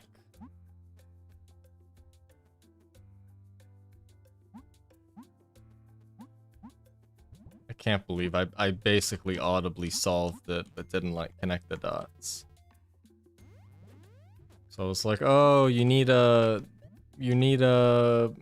strong person to throw you across. Oh wait, no, I'm wrong again. I thought, oh, and then I used this one to move me there, but dang it, that was gonna look so good if I was like, oh, I solved it, and then I solved it, but I didn't solve it. Back to thinking. Maybe he works for Jack's uncle now. It would be nice of Jack, and I don't think, like, Jack was, like, you know, he's, like, an evil guy, he was a bad dude, but I don't think he was, like, he was a bad guy, but he wasn't like a bad enough guy, I think, to just like leave Luke Brown. So I think that actually does make sense that he would like at least part of whatever like message he left to Isaac might have said something. Of course, that might not be true if we consider Isaac might like consider Luke Brown like someone who needs to like go to prison for like, you know, they technically did kill people together. Or it was really just the guard that he was responsible for. But maybe there's a happy ending where, you know, like Isaac takes it in his heart to help him out since he's got nothing else to do. You can blame us. It's not your fault. It's not your fault at all. I just, I thought something clicked and I had an aha moment, but it was a nah moment after all. Like I really thought, oh wait, I can fling myself over here, but no man, this freaking thing is permanent. So what do you do? What do you do when it's permanent? I feel like you definitely don't want to hit this switch, that like hitting the switch is what messes everything up. But there's no other space that's long enough to like throw you over. And every toad must be sated. It's just the way things have to be. I'm Luke Brown, I'm the soldier of the War of Knowledge. I'm also the only soldier in this war. I'm doing my part. That is true. He was a solo soldier of fate. He really thought, well, he didn't really, he kind of was like he was kind of going with the motions. He was a loyal guy that was, you know, like, in like the Steelside Warehouse case, what someone wrote about him. I think actually several people wrote it about him. It might have been in actually I think it was just William's journal where he says that. Yeah, it is true, like, you know, like the Isaac getting zapped by the idol, like he just thought like my nephew wants to like he just wants to talk to me. And then, you know, next thing he knows he's waking up in like a TV station. He's operating a camera. I thought they were using the idol as a party game for the rich. Like the impression game was actual memories they swapped. Oh, I see.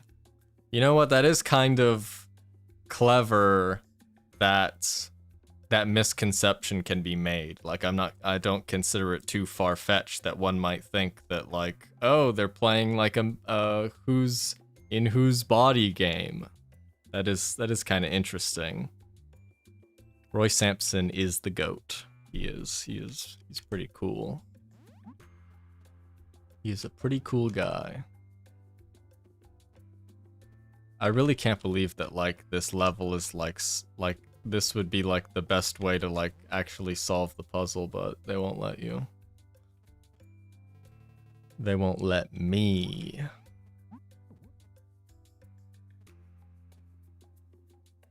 As soon as this gets stepped down, Strong Fairy needs to be on this side. So what the heck can we do?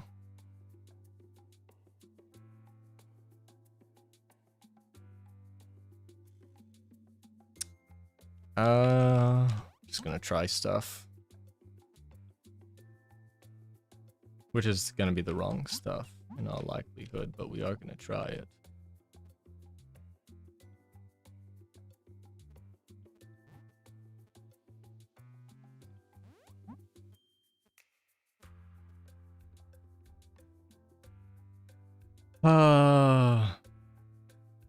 It's a bonus level, so I don't have to complete it, but man oh man. Hi, I really love your videos, and I was wondering if in the near future there's any chance to have a video like yours about Obra Dinn. Thanks and sorry if the question bothers. No question bothers me. You could ask for my social security number and I wouldn't tell you, but it wouldn't bother me that you asked. I mentioned earlier in the stream that like I like Obra Dinn a lot. You know, I played it when it first released. And I do think it would be, you know, a fun and interesting video to make, but just that there's a lot of games that I want to cover, and there's always new games coming out. that I'd like to cover, so it's kind of like it's in this nebulous territory where it's not like it's like a that would be cool if I did, comma, maybe I will do it. But there's, you know, other stuff going on.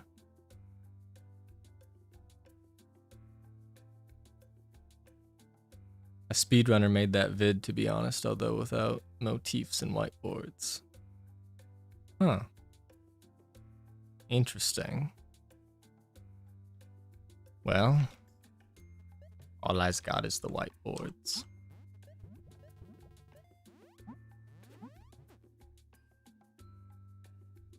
Maybe I should lay off the mentats. A delicious grape mentat. I like, I've watched my friend play a lot of Fallout New Vegas. I've watched him play that for like so much time, so I love the Fallout New Vegas. I think it's Old World Blues DLC. I love the doctors' voices. It's less so like yeah, the DLC's like funny and weird and stuff, but I really love just the voice acting of all the different robot people in that. Especially the doctor guy at the end of the DLC who's like, would you care for a delicious grape mentat? Yeah, he lays out all the intended solutions. Yours would be better. Cool. But I did thanks, man. I love New Vegas. It's a great game, my favorite. Yeah, I own it, but like I only tried to play it like super long ago, and I like, you know, I'm playing it on PC, and I didn't download any like patches to fix or anything. So I started the game, and then like I got into a game of Caravan. It just soft locked the game, and that was where I stopped playing it. But you know, I watched my other friend play it, you know, for like a super long time, which was fun. Because it's basically, you know, it's just like two people playing the game, except my hand's not on the controller. I'm just there to comment, to talk about stuff, and maybe make certain decisions for funsies.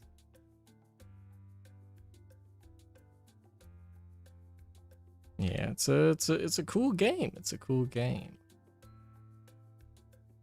Welcome to 4 FPS New Vegas. It was just like it's just it doesn't function on PC out of the box, seemingly. Which, you know, it's an old game, so I guess that's to be expected.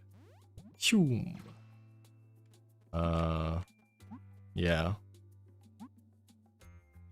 Now how, oh how am I going to poke this toad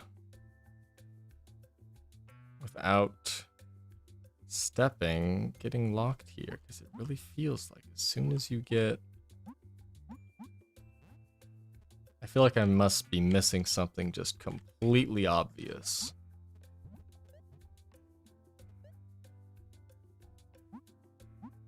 It has to be, but this is like so clearly telegraphed as the only spot you can throw someone to wake someone up on this side. And there's no way to get out of here unless you get tossed over here or there. I dreamt I was a professor when I'm really a Lemurian standing up for Lemurian values. My Scrambletron 5000. It is, I do like the way the idol was repurposed. It was very interesting. Normally, you know, when we see it, it's doing very like specific things, and it has a lot of very different specific things it can do. So it's interesting to see someone who knows how the technology works be able to repurpose it for, you know, doing something that suits his needs, which was basically at first self-defense, and he zapped that guy's arm off for accidentally stealing some drugs. The star jump would work. The star jump, let that happen. The problem with what I thought about the star jump is that by pressing this is permanently disabled.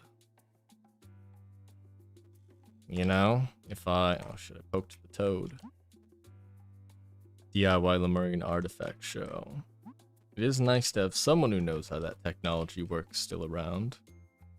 Like, obviously I can do the jump if I do, like, that. But then there's, you know, like, do it as, like, the finisher. But,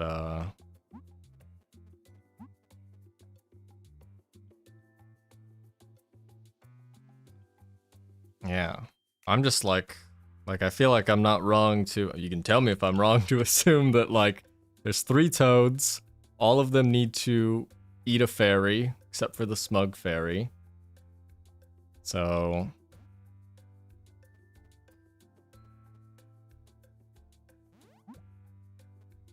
First thing we should probably... And this is just the only problem toad. Every other toad is, like, super easy to...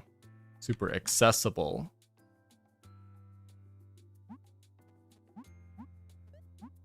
So I can go back down.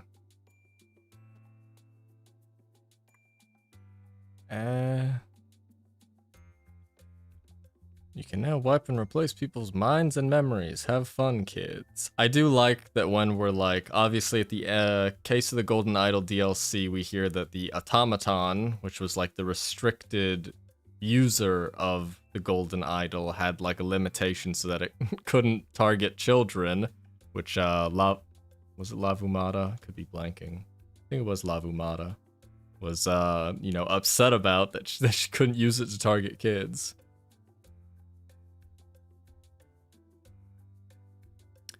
Using the Scrambletron means the gems don't necessarily have predetermined usage. Yeah, the green button, like, keeps you there, which is just the main problem. And even if I do like this, like pretend I poke that toad and throw that over there, I can't get back unless I do that. Which obviously means this needs to be done first, otherwise there's no way to do it. But, yeah, hang on. Yeah, the Scrambletron. I guess that does make sense. We probably see the Scrambletron during the last case.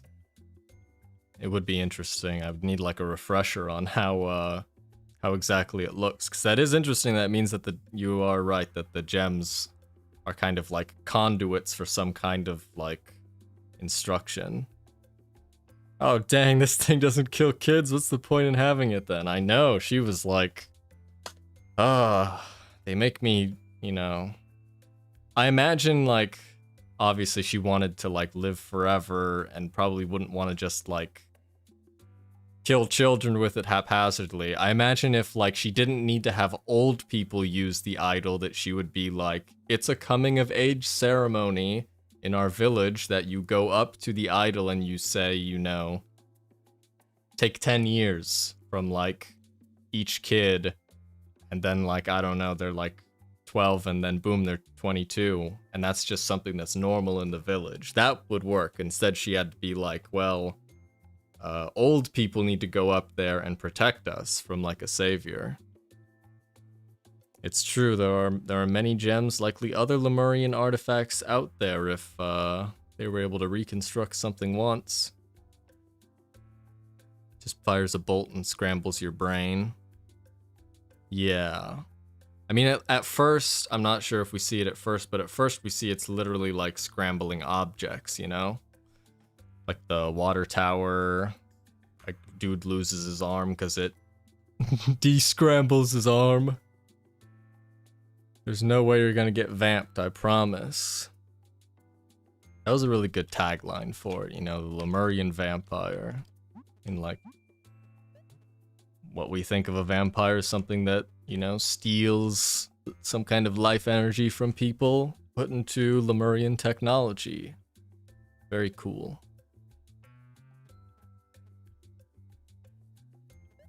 Now, where am I actually gonna solve this puzzle? This is like, I might have to just like leave it and go do progress on the actual levels.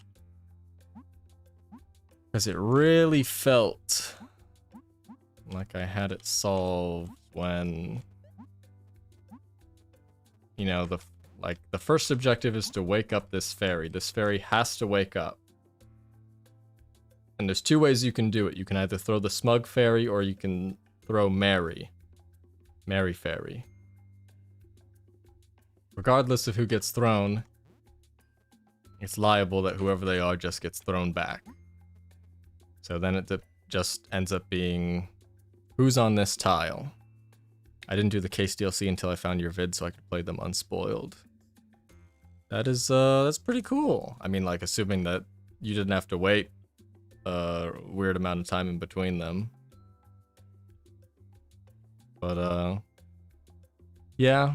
I mean, like, I had like a friend who I showed the video to, and like, you know, even though it was the first video I made, you know, still had him like play the game before watching the video because, you know, it's cool to get to experience it.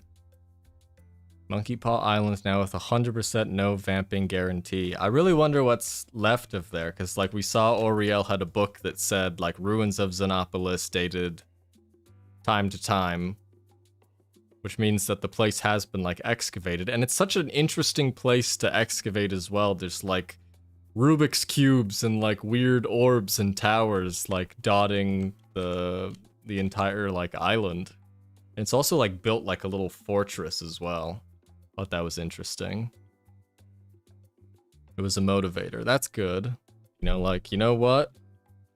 Get this game done and then I can, you know, watch someone talk about it.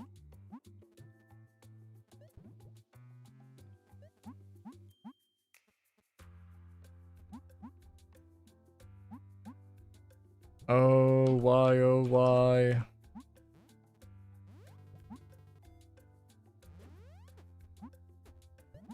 Why, oh, why is this not part of the solution?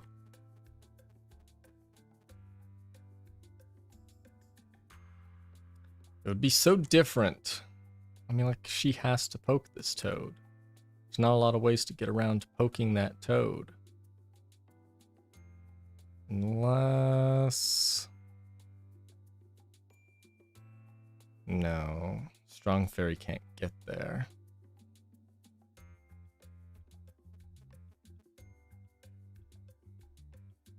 Some professors is like, why did they build this Rubik's Cube building? What purpose does it have? The Lemurians, yeah, they just thought it looked cool. Like, yeah, we can, what next can you do after you build like crazy technologies? And like, they had like weird like flora and fauna as well that they were like harvesting, you know? So they just, let's just build a Rubik's Cube. Like, we can only go up from here. Maybe one strong fairy gets sacrificed for that toad. For this toad? I mean, like, I already did sacrifice her. Problem is that all three of the other, you know, all the non-smug fairies need to be sacrificed. So how do we get, like, this toad poked? Like, this toad gets poked, and then the only way out of here is the star jump, or getting thrown from this tile to this tile. But you can't get thrown from that tile to that tile because you have to throw someone to get here. Like, you could do this, and then maybe you could do that. And then you could do this, but then you're always trapped here. So no matter what you do, you're gonna get knocked backwards.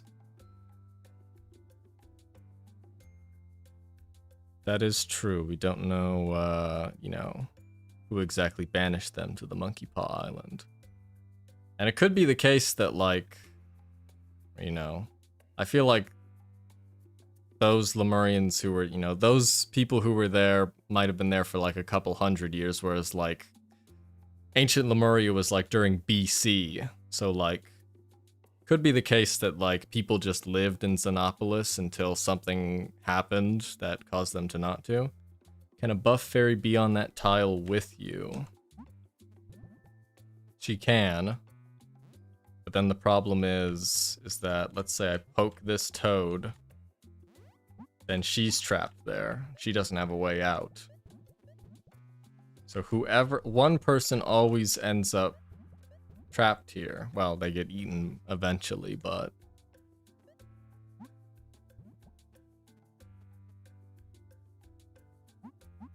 just because that's the way that's positioned.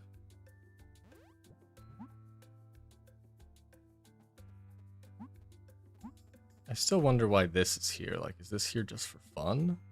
She gets eaten then, right? Yeah, she does get eaten, but then what happens is once she's eaten, it becomes impossible to get from the left side to the right side. Unless I... Well, let me just... Whoopsies. Or it becomes... Here, if she ends up here...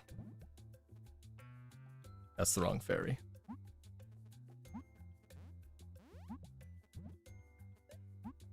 If she is there and is on, you know, like on the same side, can't do anything here, so has to be here. She can get eaten, but then like, let's say, oh, I'm just throw you this way. And then we're like, wait a minute, we need to be on the star button to move back up here. Oh, that green arrow jumps too far, yeah. So then, like, if I press this yellow thing, then she gets ejected, and then I'm one fairy down. Although I really wonder what this has to do with everything, like...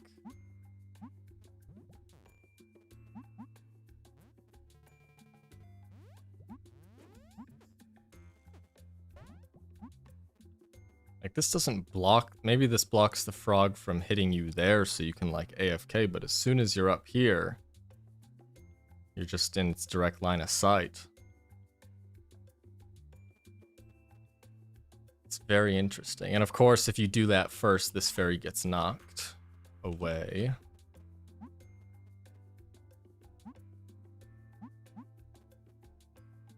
Ripped Monocle Dude in DLC 4, though thought he was gonna be a major player, but he's a side character in this particular anime arc. Yeah, a lot of the, you know, most of the other people in that little expedition, they just got, you know, they just got diffed. They were like, they weren't meant to be there. They weren't, they were extraneous. And they paid the price for being extraneous. 3 yellows are a red herring. I feel like it is. Like it's just there to mess with your brain or something, but like... It's just so weird how... Like, here's another thing. Why are these 3 tiles here? You know? Like, these 3 tiles... Okay, so, like... They were killed faster than a side character in Doctor Who.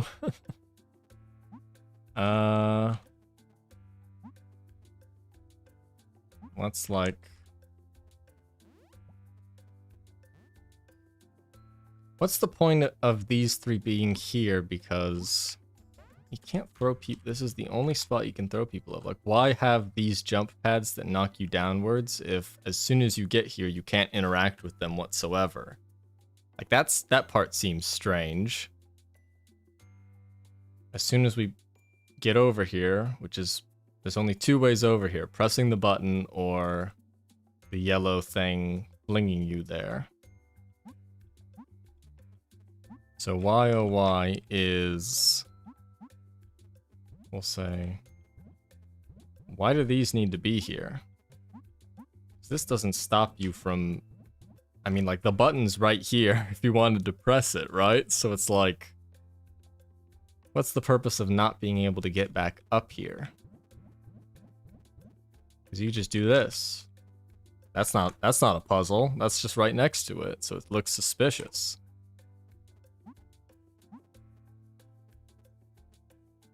I'm gonna give it a little bit longer before deciding to go, like, make actual progress on the game. But yeah, Curse of the Last Reaper, aka Jasper's crappy expedition. Yeah, I mean, what happens, happens. I mean, like, to be honest, it was a little bit Walter's fault for, like, all the little, like, crazy stuff happening. But, you know, he was just trying to prevent something weirder from happening. Maybe that's the end solution once the toads are poked. It really is just the fact that she's on this tile that really messes with everything.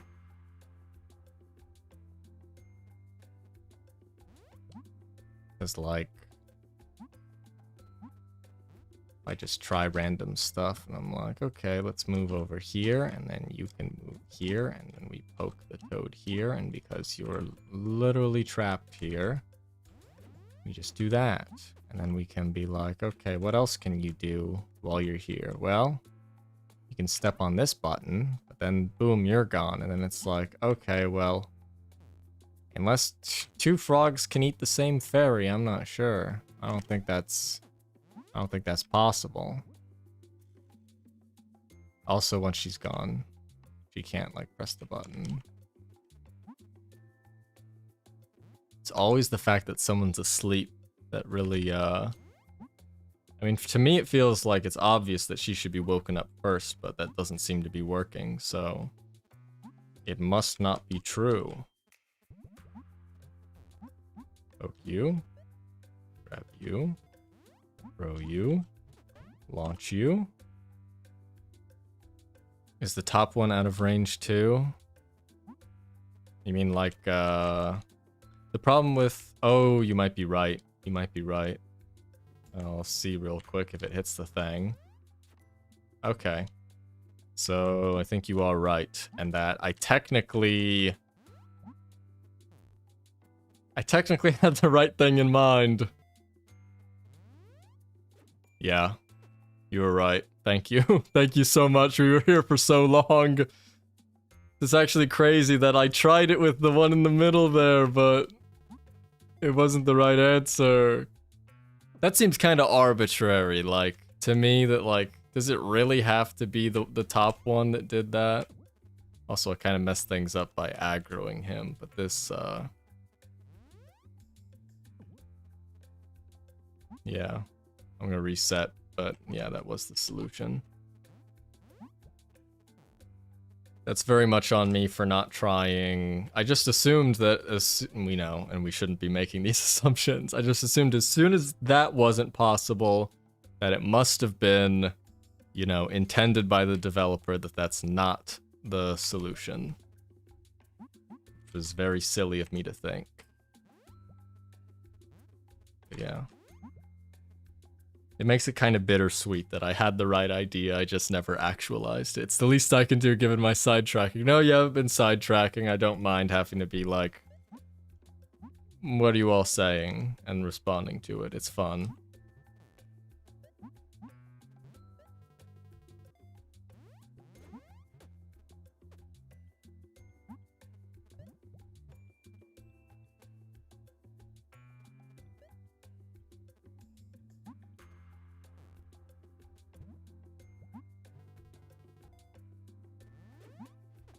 Still, this, you know, I guess this is here. This, I still don't know what it's here for, but this is here for a reason, to make you do the, okay, once you throw a fairy over here, you can do what with her? You can do nothing but throw her back. World needs memers. I'm glad someone's helped out. I'm just memeing. It's fun to meme. Meming is natural. Especially in just such like a casual YouTube stream. Sleep jumping. You're there, pretending to be asleep. Kind of forgot that this entire desert, the gimmick was the blue moving toads, because that level didn't have a blue moving toad.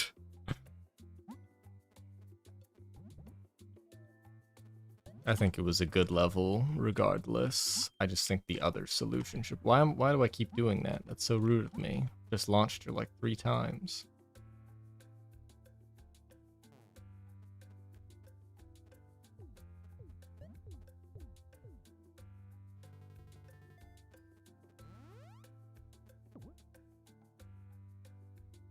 What do we need to do? We need to wake her up is what we need to do. And I assume that is how you go about it. Strong fairy's trapped now, but I think that's fine because now. Oh, you need the strong fairy because then you can't get back from here. Okay. Changes things. How do we wake her up without, you know, like her falling into the void? And without trapping any of the fairies over here in this corner. Are these? Oh, these are long enough to throw, actually, so. Okay. I get it, I get it. I get it, I get it. Or you know, I say I get it, but that doesn't mean I get it. That means I get what I was doing.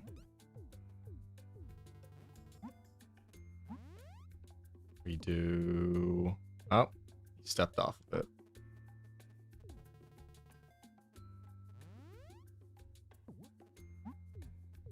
Also saying I get it was wrong, so what if I can throw her there? Doesn't get her, out of the proverbial mixer.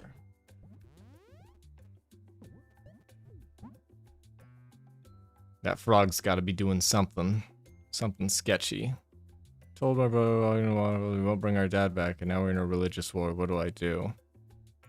I liked in that DLC that, like, at first you're introduced to, like, you know, how bad one of them was, and you're like, oh man, this guy's terrible. Look at what he's, you know, done to his father. And then you're like, I wonder how the other one's doing. And then as soon as you see how the other one's doing, they're all like living in a cave underground, and it's not much better.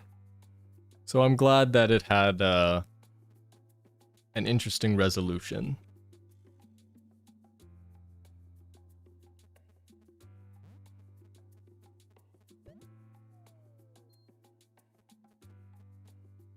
Problem with getting Toad blocked is that you will fall into the void. Which is, as we know, probably not a good thing.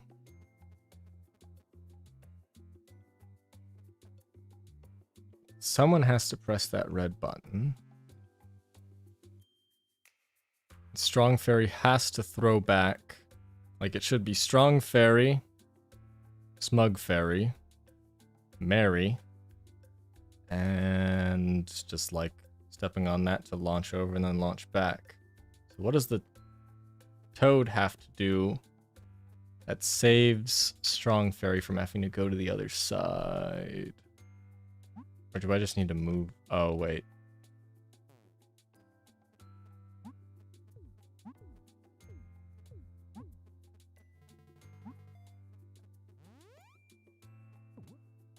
No, what I thought like if I threw her from here to here, that would cause something. It would wake her up, but it doesn't get the Smug Fairy out of the mixer.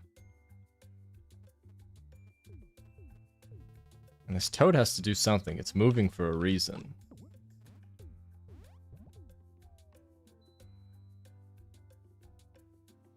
Ori may suck, but his cave theme is banging.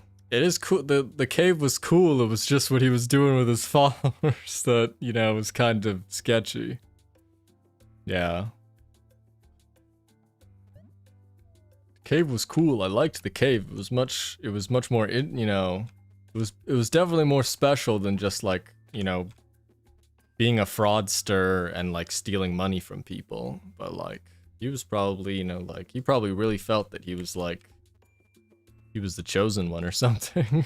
It's like, we live in this cave, all these people follow what I do. That poor fairy has fallen into the void. It says sleep jumping.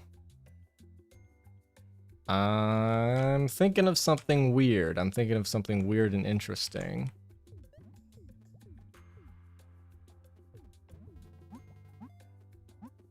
I'm thinking of something weird and interesting.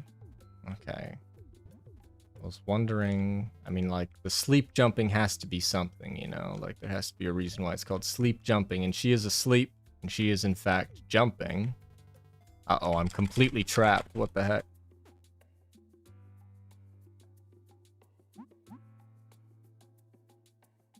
The cave is cool, but you gotta go. You're not that guy.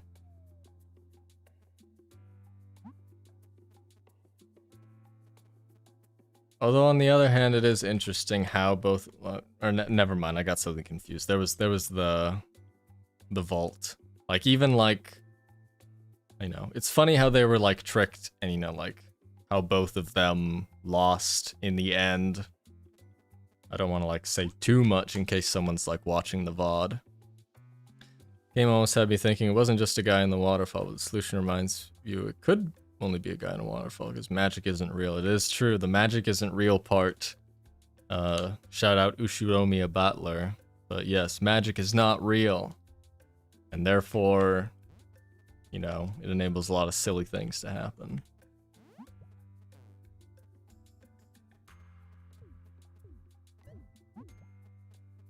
Question is, can you pick someone up while they're flying above you? Let's find out. No, you can't. Think of how cool it would have been if that was the solution.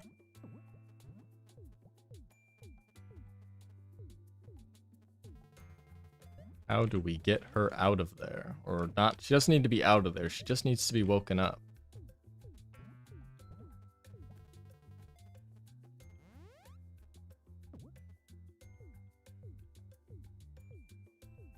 I do like the way this frog jumps. You root for the fraudster because the other guy likes waterfalls a bit too much, yeah. But it was interesting, you know, like, yeah, one of them is like a full-on believer, and one of them like knows that he's like, you know, a bit of a huckster. He's doing shenanigans.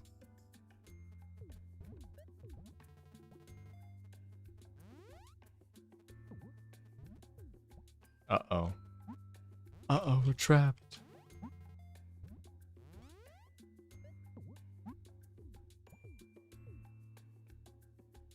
This is the last, like, you know, puzzle in this entire, like, chapter. So it's like, I really want to get it done. And I don't even know how long the game is. Let's see. I really thought this being in throwing reach would be something. I have no clue what this blue toad is supposed to be doing besides like maybe like stepping on and off this button. Oh, I stepped on the thing. Like if I ring him around and I have him up here, that doesn't really help me. He's a real one for his plan. I did like his plan was really good. I like the way it like wrapped back around to, you know, like the start. You're like, there's all this business. Oh, I did it again. You're all this business with like sentinels, which like you remember that was like, it was a different role in case of the Golden Idol, but like it's like the Lemurian Saint because he has like U-Pix styled. Oh, wait a minute. If the frog is on there, then it disables the jump pad, right? Is that like good and necessary?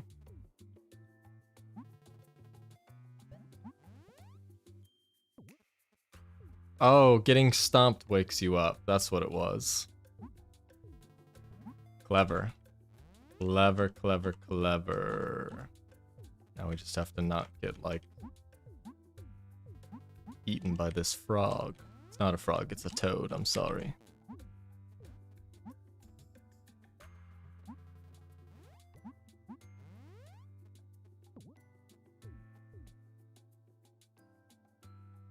Slowly. Also, I just got him to block that. What a shame. Oh well. Guess one more fairy has to have a little adventure. Cool. Desert complete.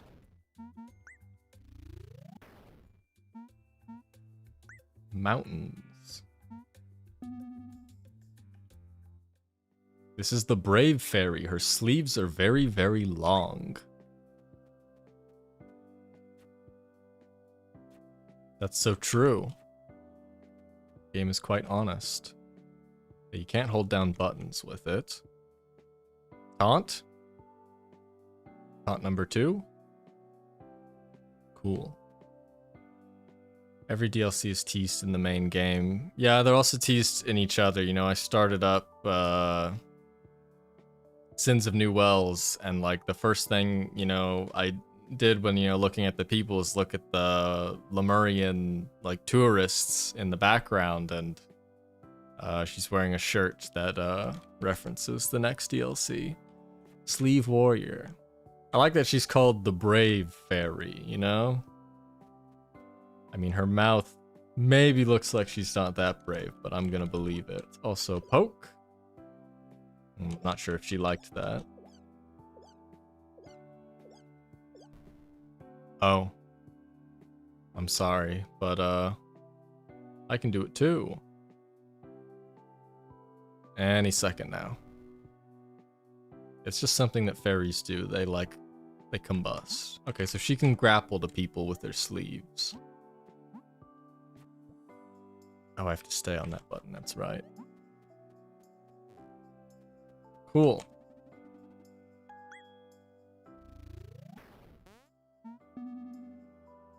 Escape artist.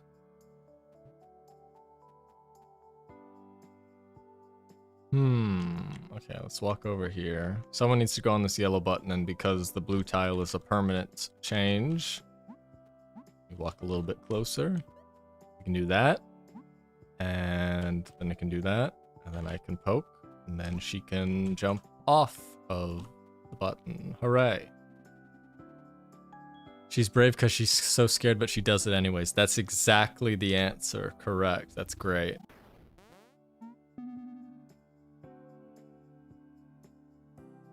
It's all for mischief in the end of the day. Crushed an entire timeline video. I think I know what timeline video you're referencing, but I haven't watched it because, well, for me, when I'm like making the videos, I try as little as possible to like take in like outside stuff so that I'm okay with being wrong as long as I'm wrong in my own brain, basically.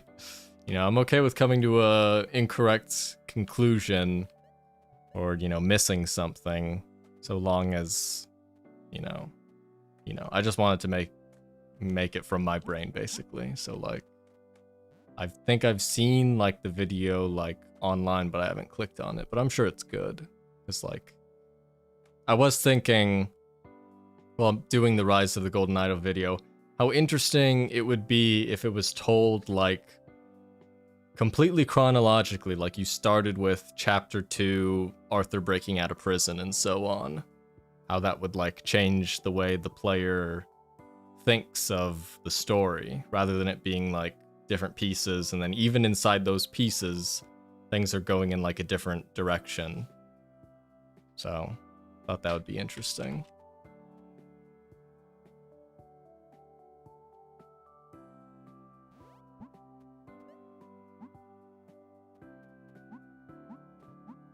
We grappling.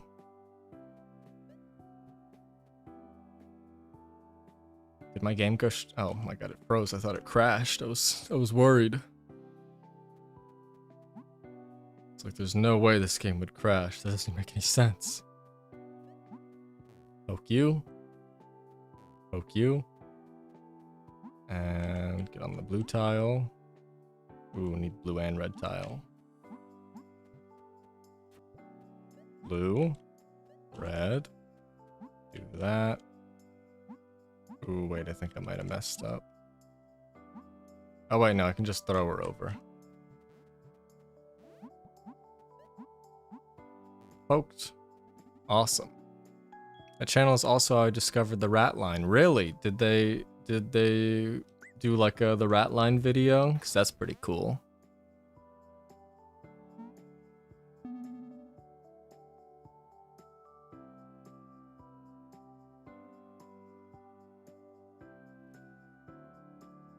Let's see. She's asleep, and if I step on that button, I launch her. You are busy. So we do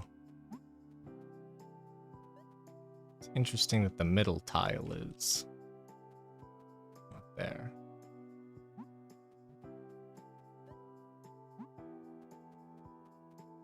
Oh, the middle tile's there so you can't like throw someone from here to here.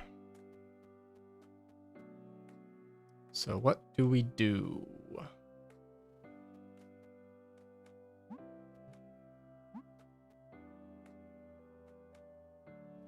No, they streamed it though. Okay, that's cool. Oh yeah, I did see on like Steam before the Confidential Killings, Golden Idol like. Yeah. That's cool if they streamed it. Especially because that's like a small indie game as well. Or like, you know, like they're all indie games and like maybe they're more smaller niche, but you know, like that's a game that like just came out basically. I'm definitely, we were just talking about a game called The Rat Line, which I think I could make like a smaller video on after the DLC video for Rise, but like things are up in the air because it takes like months, so like anything could change. But besides that, I really want to be able to get around to covering Lobotomy Corporation and Library of Ruina and Limbus Company. Indie game, yeah, that's right. Where it's like, you know, this game kind of counts as well, but it's like indie game is like you look at them on like the new releases page of Steam, or you find them from like a Next Fest, and they're kind of sitting at like, you know, they launch and they're like below 100 reviews, or maybe weeks go by and they're below 300. Which is why it's important to review your indie games on Steam if that's where you play them, because getting like more reviews gives the game a little bit more of like a push on like Steam's side, because it's basically the same thing as like, oh, people bought your game and they cared enough to like it. This game seems good enough to have us push it, and therefore Steam makes money as well. Picked up on where the story was going because I saw little hints in the background, and I think it's because of this channel. That's nice. I mean, like, honestly, like, it's really like, you know, like I'm bringing like attention to it or whatever, but you know, all these little background details, it's all just like the developers like genius that are like creating all that. Like I'll find something like interesting or make like a connection to something that's like only referenced in the background, and it's because the developers were thoughtful enough to actually implement that as like an Easter egg-ish. So, although it's not referencing something new, it's, you know, it's referencing something inside the game's story. Phoenix Springs. Yeah, I have that tab open. I'll definitely check that out.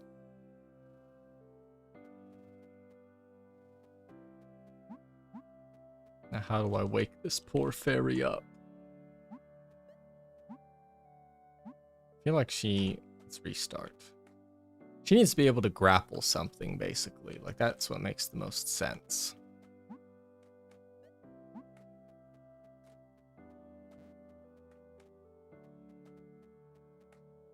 But she doesn't have anywhere to grapple to. So where does the busy fairy go? She can't go on the button. And I mean, she can go here, but that isn't particularly helpful. Yeah, I liked the way Ratline concluded, because like I was thinking things were going in kind of like a different direction from like little like bits during cases that reference people from other cases. But I thought the conclusion was pretty cool.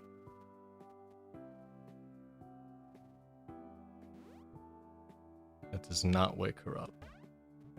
That sure did, though.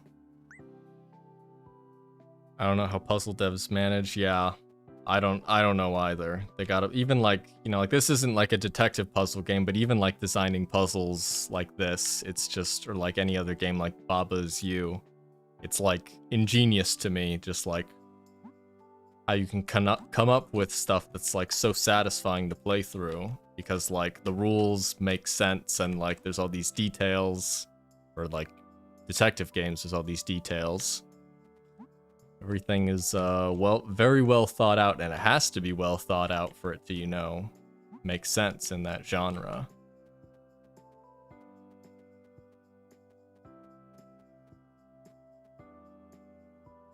That's definitely not the solution. Solution must have something to do with the brave bear. Oh wait, why don't I just do that? Silly me. I want to see what would happen if you hit the frog. It's a toad, not a frog. I apologize. Yeah, when people started getting references in other cases, and the way they were referenced too is in like, you know, like what's happened to them since the previous case. I liked that because it was like a little cause for like speculation. And then it turned out to be something that I didn't expect. Can Busy Fairy be dropped? No, she cannot be dropped. She can only be thrown, but throw counts as like... Oh, I didn't mean to do it like that.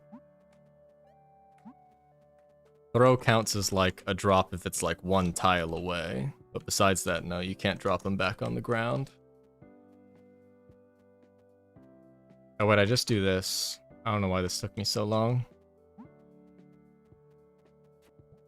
Wake up, rise and shine. And, well, I guess nothing else matters. What is your least favorite Abno? I don't think I ever got... Just gonna retype, I know which one you're referring to. Yeah, I don't think I ever got that guy. That's a donor one as well.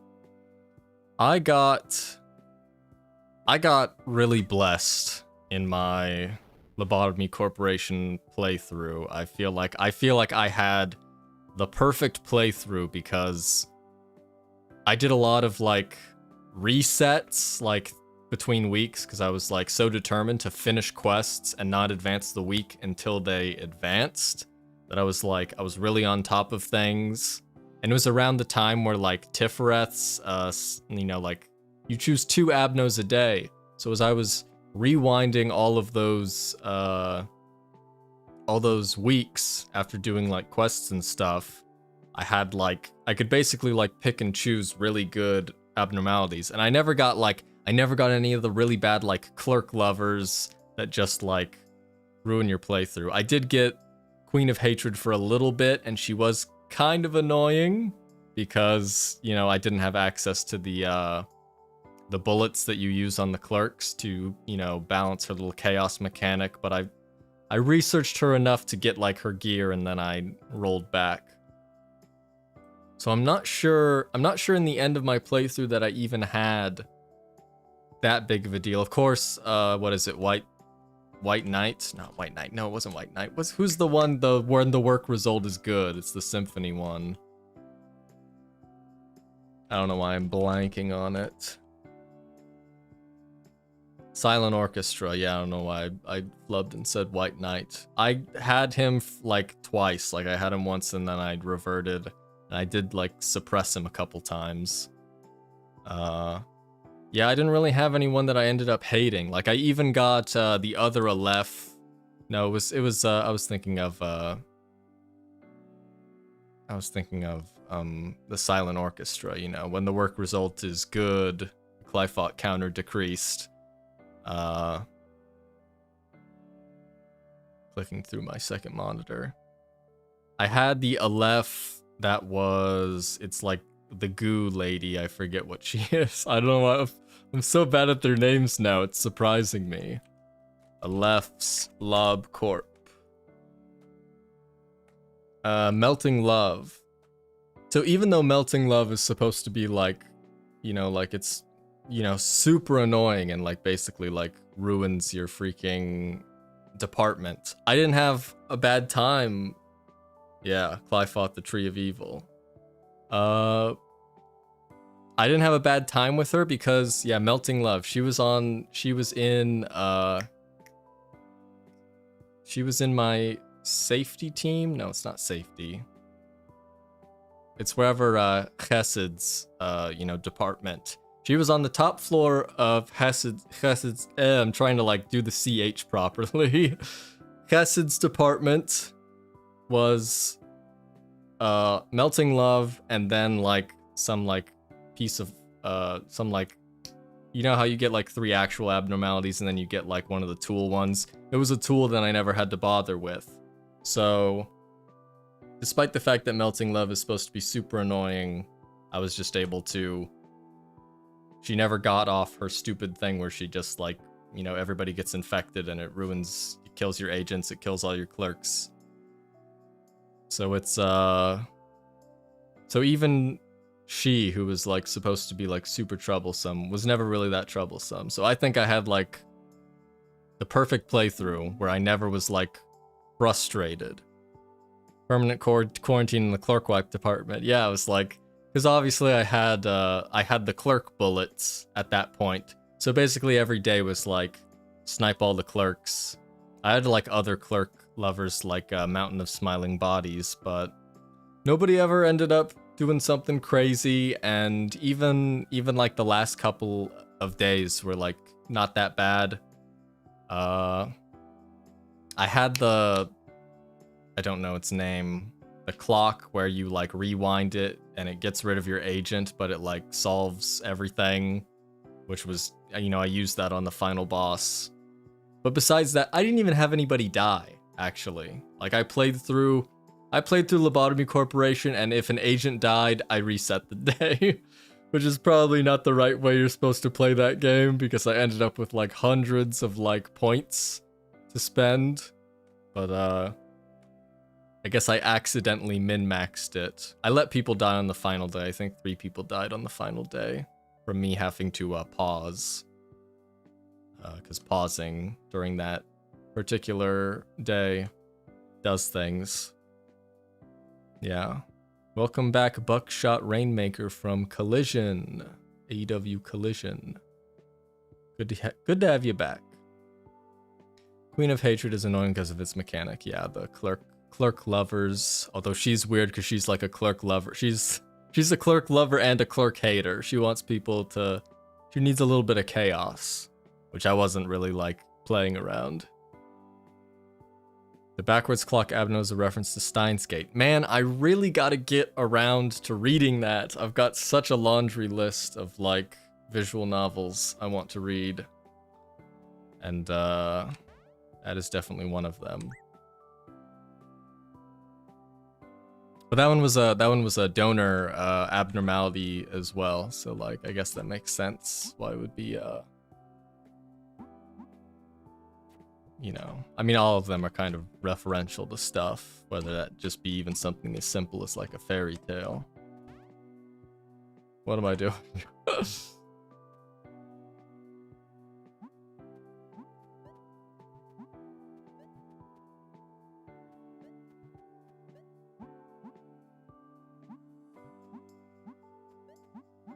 Blue, pressed down, red, pressed down. Make sure I'm selecting the right one. Red pressed down. Yellow pressed down. Locked in place. Oak Toad. Grapple.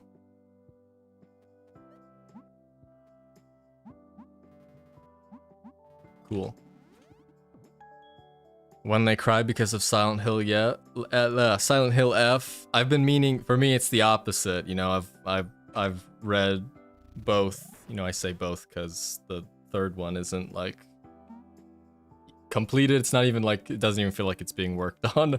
I've completed both Higurashi and Umineko like a couple years ago, and you know, I've been meaning to like get around to Silent Hill F because it'd be fun to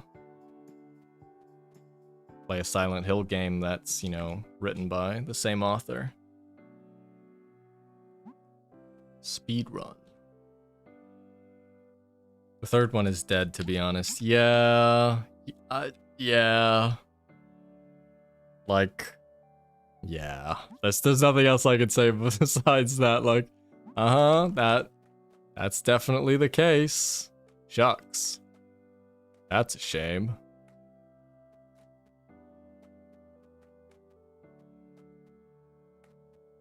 But you know, one can hope, one can dream. Alright, now what do I have to do? She can't move until the button is pressed down, so I feel like someone has to be thrown here as a grapple point. And you go, oh, you go like that. That's how this works.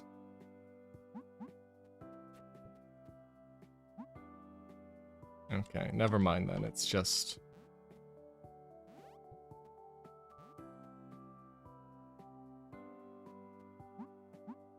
gotta be a little bit smarter with this because there's like throw range. I think I just do that.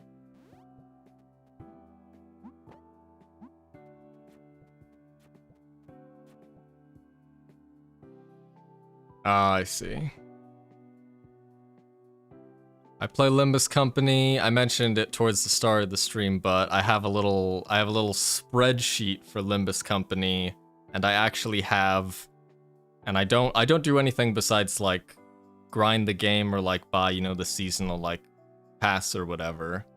But I have every ID and every ego in the game, and I have enough yellow boxes to dispense all the ones from this season as well.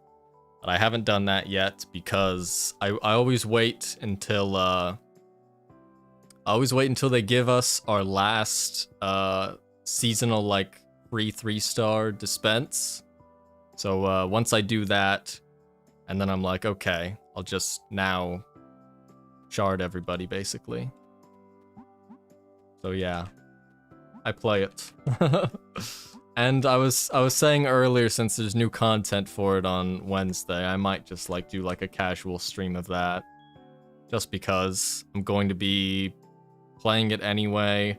I know I'd like to make a video on Limbus Company, and therefore it might be nice to have like a VOD around of like my thoughts on the matter at the time. Because, you know, like a Limbus Company Tylurium video might not come out for like 2 years or something. Yeah, I hope he gets back to it as well.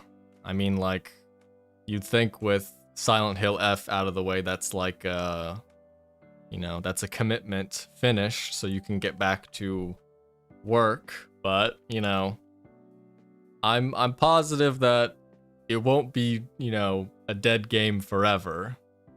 How would that work, canto by canto? I would do it. I would either do it canto by canto, or I would do it by canto and the intermissions, but then I was thinking sometimes the I guess I'll just say intervallo since that's like the right name for them. Sometimes they're a prologue to the chapter, and sometimes they're, you know, an epilogue to the chapter. So I think it would definitely be based around canto by canto. Here's hoping, because it's like only one chapter in. It's only one chapter in, and it's only supposed to be... Is it supposed to be 4 or 6 chapters in total? It's not supposed to be 8 like the, like Higurashi and Umineko. But yeah, I think some cantos would be like intermissions as prologues, and some would have them as epilogues. Because it just feels like, especially for this one, like, you know, the next, or I guess it's just what they started doing more often. Before, you know, like, C was definitely a prologue to Ishmael's canto, and, you know, only cantos I know are from Dante's Inferno. Yes, it is based around Dante's Inferno, so that's exactly the, why they're called that. Your character is named Dante.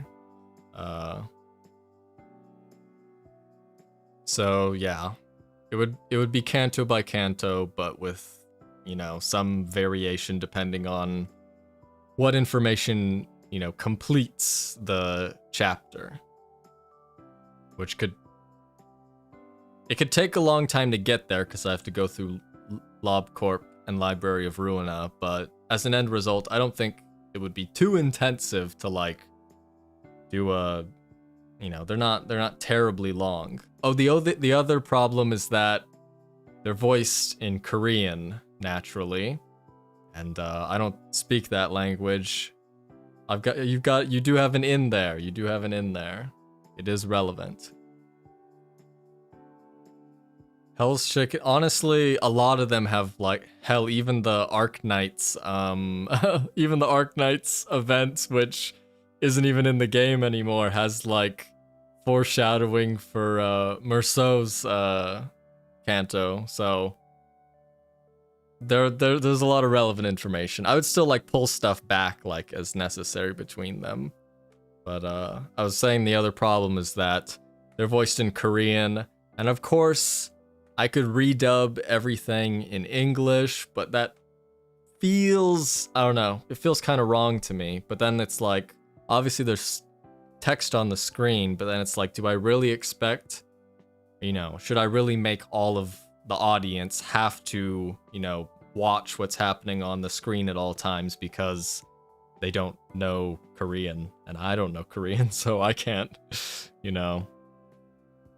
So that we'll get there when we get there. And that's kind of the same thing with the Library of Ruina as well. Because I could redub it, but that would definitely not be doing it justice. So it makes me feel weird. Give me a rundown on Project Moon. Honestly feel like I'm missing out. Well, hopefully, eventually, I'll be able to give you the rundown on that. Oh, that would take quite some time, though. I was even thinking of maybe when getting around to that video that I would stream the LobCorp playthrough, because it takes so long to beat from like a fresh playthrough, even if you know what you're doing, that it's just going to take time. And I think it could be interesting. Sleeves of the Brave Fairy can also be used on toads, with predictable results. Okay, so she can aggro fairy, or she can aggro toads. But she can't poke them, so that is a distinction. Alright, what happens if we do this? We're over here.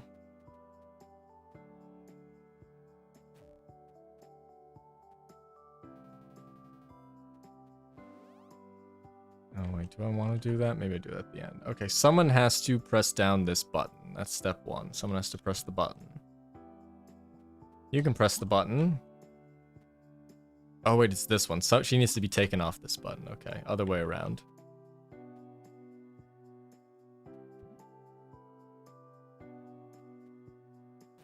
You're aggroed, and then... boom. Step one. Done. Oh, but then I can't poke that toad. You're talking about LobCorp Chimkin Lord is taken for the game you bought 4 years ago? Or do you mean I don't know, I shouldn't assume I don't remember.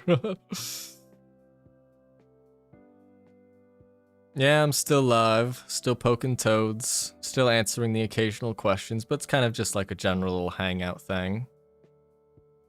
Only thing I know of is the drawing and type help of Ad is the character from Library of Ruina. Yes, I'm glad someone, you know, you're not the only one who caught that reference in the type help video. I felt so good about doing that. It was so satisfying being able to demask a faceless character in such a way. Good morning. It is 8 p.m. over here currently, so very much good morning to you. And yeah, you were talking about LobCorp. I understand. Like, LobCorp is such an interesting, unique game that the way you need to go about, like, playing it optimally to, like, save your sanity, I understand. But boy, was it worth it. The whole journey really was worth it. Now, how the heck am I going to beat this level?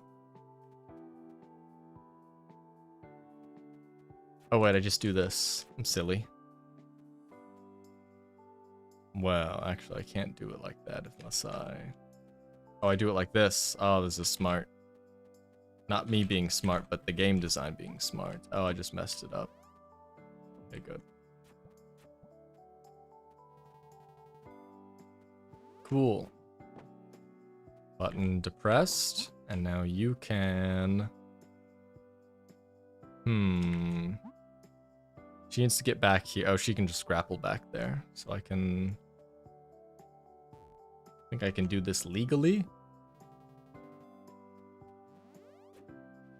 I feel like Dale Cooper right now, piecing this thing together. I watched all of Twin Peaks because of Flawed Peacock as well. Like way back. That was quite an enjoyable ride. It was very special. I didn't even suppress Abnos anymore, just let Abnos suppress each other and get some poor Justice 5 to kite them. Yeah, I don't really know. I felt so weird the way I played that game because, like, no, you know, like I said earlier, if someone died, I reset the day, which ended up giving me a lot of very strong agents to work with. So, like, Abnos never really broke out unless they were the ones who were guaranteed to break out, and if they were, someone was always prepared to take care of them. Like, I remember, like, I would do days and, like, I would have, like, a bunch of nuggets just, like, crowded around the Mountain of Smiling Bodies door to just, like, beat them up. Much respect to be able to poke toads this long. I'm too impatient for puzzle games like this. It's a really good game. It's a really good game. I did get stumped during some levels. I mean, we won in the end, but boy, did like a couple of them take a really long amount of time. And again, the game chooses to remind me, we don't have to beat, you know, you don't have to beat the extra hard ones.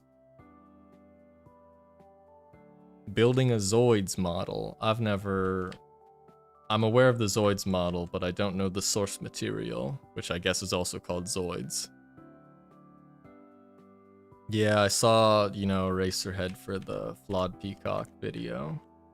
But I definitely want to watch more of David Lynch's catalog. How many hours goes for research and storyboarding?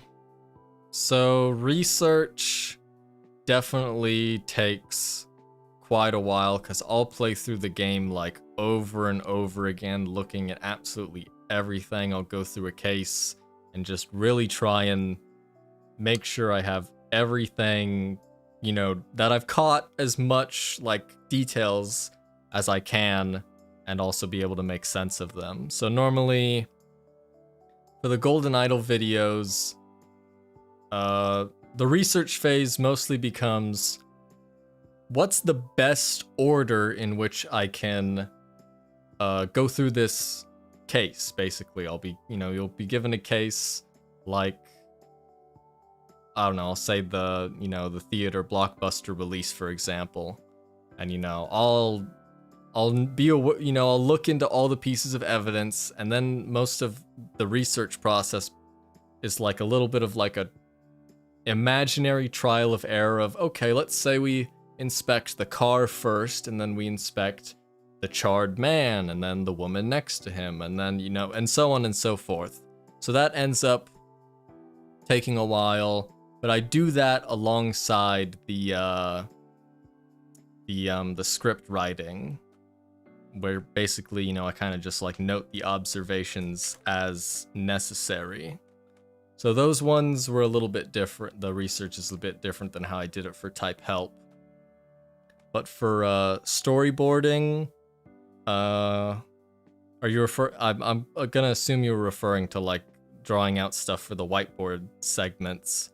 I kind of just, I'll like have like a central idea, and then I'll just, you know, sometimes thoughts will come to me like quite spontaneously. Like I had, you know, for Rise of the Golden Idol, I had Rising Ambitions, and then the first thing that, or, you know, I didn't have the Rising Ambitions tagline, but I had ambitions, and the first thing that came to mind was fiery ambitions. So when I was thinking of the whiteboard, I was like, okay, I'll draw some fire.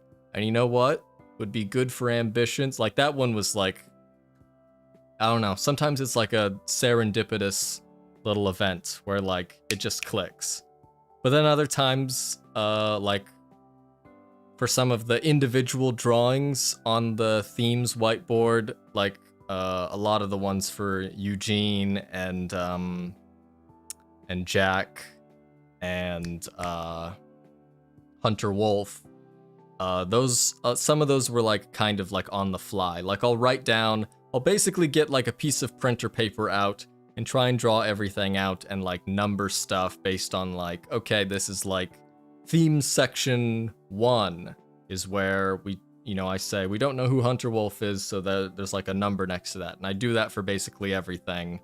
And sometimes I'll make drawings and then I'll put them on the whiteboard and I'll be like, this isn't getting the right idea across. So then I'll just kind of like, I'll stand there, literally right over there, and just come up with something. So that's pretty much how that comes out. And it ends up taking a long amount of time, but it takes more time for certain things than other things.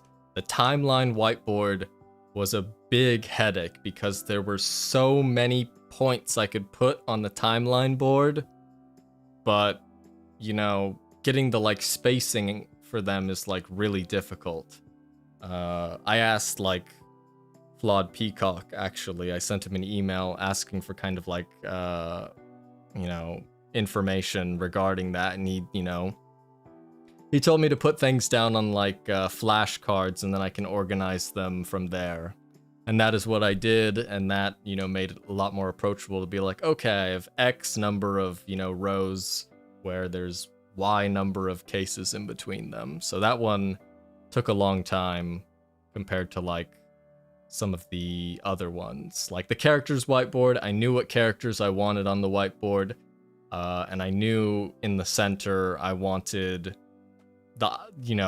what was the idol, and then have it like change over the course of the video as like, okay, first it's like a strange metal contraption, and then it's like the O-Range soda mascot. So a lot of hours.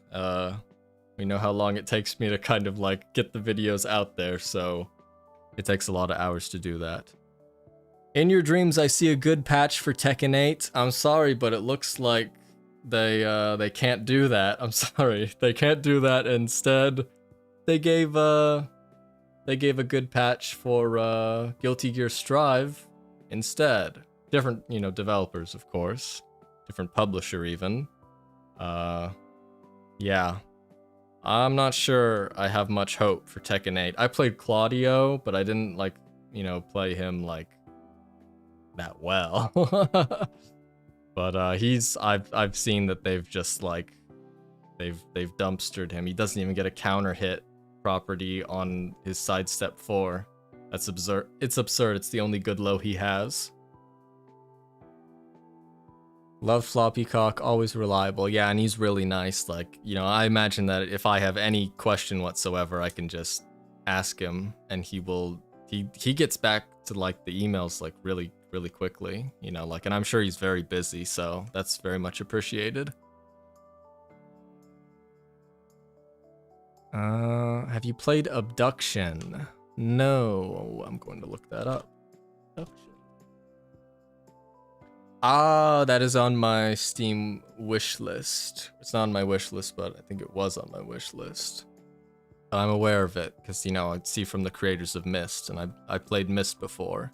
I didn't play any of the games after Myst, but I was definitely interested in, that style of, like puzzle game. It's pretty cool. So I might play it because, I like to play old games sometimes. Slay the Spire 2 clears all games right now. I have not played... I know Slay the Spire is a good game. I have not played the original or the sequel, but I have been playing a lot of Mugenics, which might be like, I don't know, my game of the year so far. I didn't realize I would like it as much as I did, but it's great. It's just great. It's fun. And the soundtrack is awesome. I love it. It's awesome. Back to basics. Yeah. It's actually so funny that that they labeled, you know, like we all, it's already a joke that's like, oh, back to basics, but it wasn't back to basics. But the Guilty Gear patch was like a back to basics patch. They nerfed everyone. I find that really like reputable to like, obviously you can have the gumption for it because you're doing a big like 2.0 rebrand, but that was very interesting.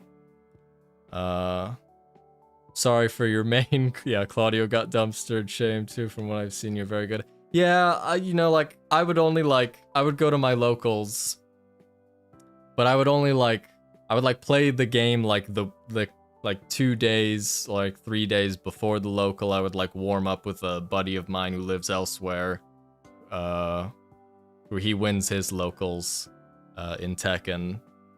And, you know, I would go there. I was always, like, right outside of the money gap for, like, getting earnings. And obviously it was, you know, I'm not like, salty or anything, because I was definitely not a good enough player to be deserving of that. Or at least, you know, compared to, the competitors in the local scene. But, yeah. I mean, you know, anything can happen over how long they want to keep supporting Tekken 8. Even though, you know...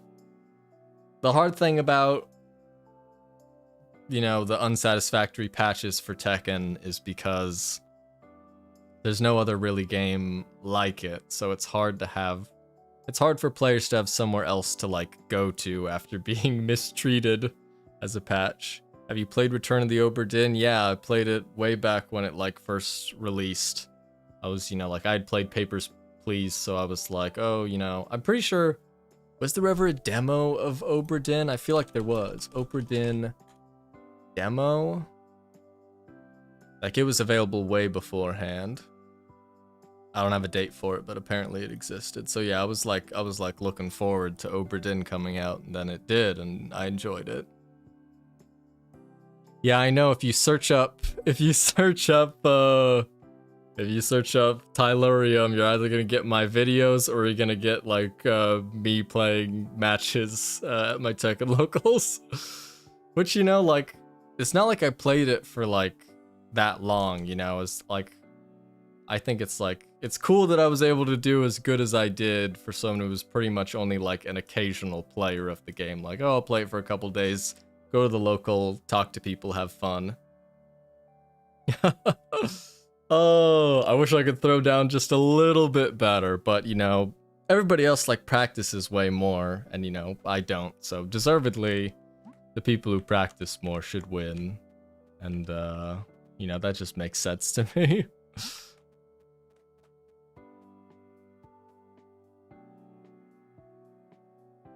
Yeah, Papers, Please, way back, like, I was playing that in, like, middle school or something, even, maybe even... I don't know how long back it was. It was, I mean, like with anything with like Lucas Pope does, it's just great. It's just great. He's a genius, a visionary.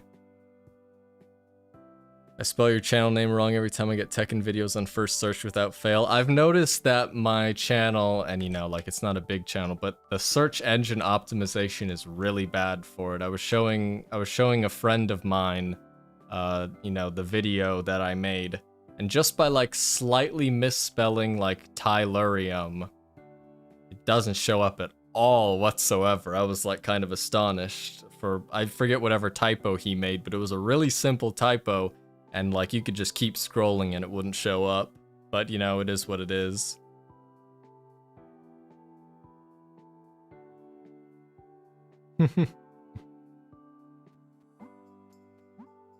Back to the toads. They need to be poked. I see this needs to be toggled, so we can use... Oh wait, you can't go back. Oh, you can eject yourself. That's interesting. So you can't grapple back, but I imagine... You can grapple here. Poke that toad. Poke that toad. Is there any plans for a future video after the DLC video releases?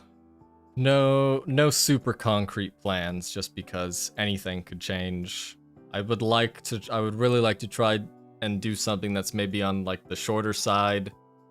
Shorter side meaning like a couple hours rather than like 5 to 6 hours. To just like get more stuff out there about like, because you know, like the list of games I like rises a lot more than how quickly I can get through them. I've been watching the Rise one while I eat for over a week now. That's good, you know? I joke, you know, one of my friends jokes with me, you know, when like the videos are like not out yet or when they're finally out, he would say like the people need to, they need videos to eat food too. You have to do that, you know, so that you all can eat. So I'm glad that you all can eat now. That's important. Rewatch too, yeah. Like I'm glad you're playing them because, you know, I like it, you know. It's good that people are so stoked about them. Unless there's an identical evil twin of Tylurium walking around. There's just another channel called Tylurium? Yeah, I guess that is some kind of evil twin scenario. Oh well, evil twins do what evil twins do, which is something. We get fed 5-star food. Excellent. The people need to eat, and they need videos to eat too. So, all that's good. Now, how the heck do I solve this puzzle? I replayed them before bed. That's also nice. Let's see. I can step on this platform, and then step off the platform, and then you can step on the platform and into the void. Okay. I'm sure the first part of this is correct. Which just makes sense. You need someone who can get on and off the button. So someone needs to go over this in order to trigger this so that the next person jumps over. So to do that, we need 3. Someone has to be here to go over it, someone has to be here to toggle the button, and Smug Fairy needs to be here to actually solve the puzzle. Just watching he doesn't bump you off, that'd be a huge loss in the space. Is the channel actually making videos? That's kind of scary. I'm being like scared now. Tylurium, I don't know.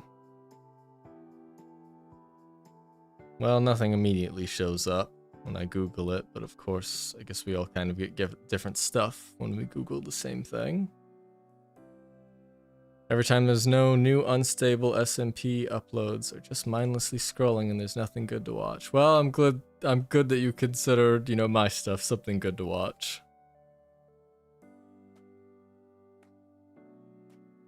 Cool. Cool.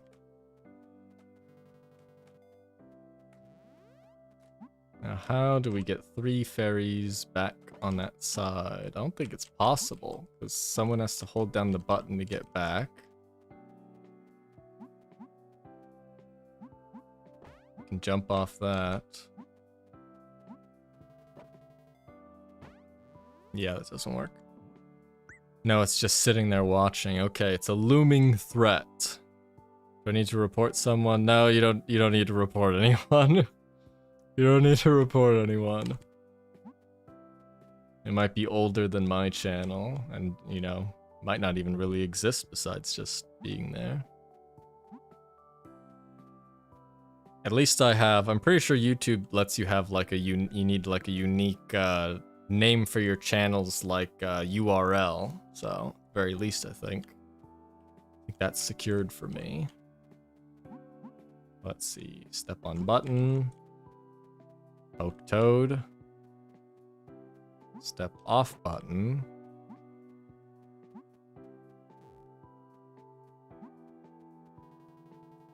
Uh-oh. Never mind, it was all fine.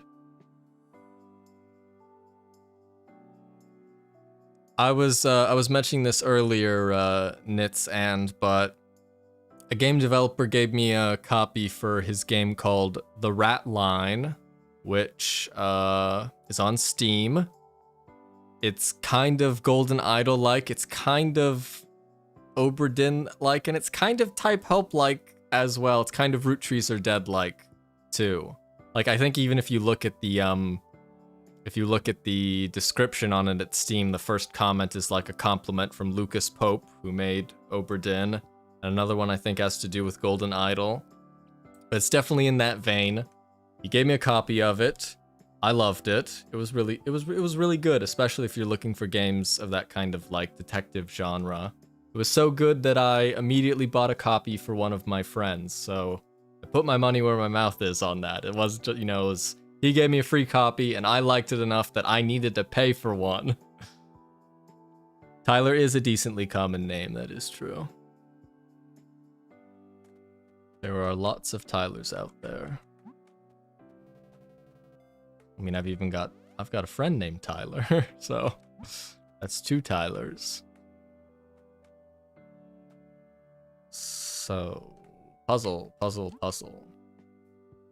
Can't get 3 fairies over here because 1 needs to be expended to get them back. Someone needs to jump over this. Oh, it's like the bullseye one. There was a level earlier called Bullseye where it had this same kind of like suspicious, like, oh, you're just supposed to like ignore the puzzle. Or not ignore it, but the solution is think outside the box. And then you can do that. And then you can do that. And that's a win. On my trip, I had to buy souvenirs for 4 different Tylers. There are so many of us out there, and you cannot stop us. Typhorium. I generally don't play mystery sort of games, actually, but I watch videos about them. I see. I play more like adventure games like Genshin Impact and Honkai Star. I play like a wide genre of games as well. I was playing Mugenics, which is it's like a roguelite, turn-based. I want to say eugenics type game because that's part of it. It's not just the turn-based battling and the roguelite elements, but it's also that you have to do cat mugenics to prosper. But I played the newest Resident Evil, used to play Dota, which, is a completely different genre. I like playing Deadlock as well. Maybe I might stream that sometime because that's always fun. Well, it's not always fun, but it's fun when... Nah, it's always fun. Like, even if you... I'm the kind of person who, like, even if I take, like, a bitter loss, I'm over it pretty quickly. But I play a lot of different kinds of games. Whether they be shooters or adventure games, turn-based, simulation, modded Minecraft, a lot. Too much, even, really. Toads never forget an offense. Toads never forget. So let's see. I imagine we poke. Oh, I see it. Okay, let me see this the other way, just to be sure.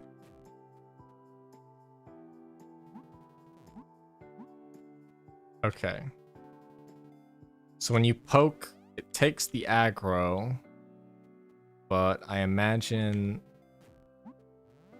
because of the thought bubble that they switch aggro afterwards. Like, I'm gonna lose as soon as he eats that one, but they swap aggro is generally what I think it means. Toads never forget, it's true. Toads never forget an offense. If you've wronged a toad, there's only one way for it to be righted, and you're not gonna like it.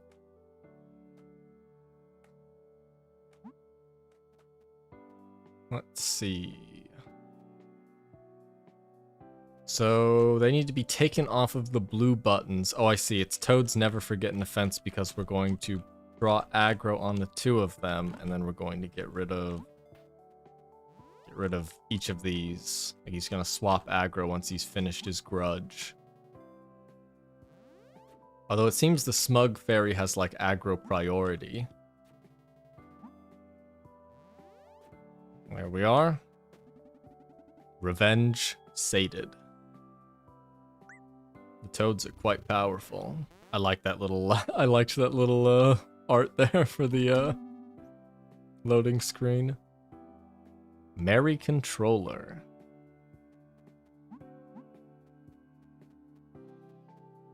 There is a one-way button, but you can ignore one-way buttons as long as we do something about them. This isn't correct, is it? Yeah, because as soon as you step here, you can't get away. So I should not trap myself. Whoopsies. Deadlock streams would be fire, by the way. I mean, I might get a little mean during the deadlock. Not to you guys, but I might get. I don't flame anybody in these types of games. I will personally be like, what is that guy doing? He's not like pushing the lane or whatever, you know. I'm not gonna go on the attack and attack him. But he is an enemy, even though he's on my team, so. But that's only if they're like doing really bad. Like, you know, it's what can you do? Oh, Deadlock? It's Valve's. I mean, you kind of need an invite to play it, but you can just go get an invite anywhere. It's Valve's newest, like, kind of MOBA. It's like a third-person shooter. It's basically Dota 3, but not like, you know, Dota's like a... People are more familiar with League of Legends, but, you know, it's like a top-down MOBA. But it's a... I have not played Look Outside, which I know it's good, and I played, you know... I'm one of the people who is like, I've played like Fear and Hunger way before Termina came out, and you know, I played Fear and Hunger a bunch right when Termina came out. I actually did, for my first run in that game, I did a day one morning run, which you have to spend like 90% of the game never saving or leveling up. So I did play that, and I know Look Outside is kind of in like the same, you know, same-ish genre, and that it's a pretty cool looking game.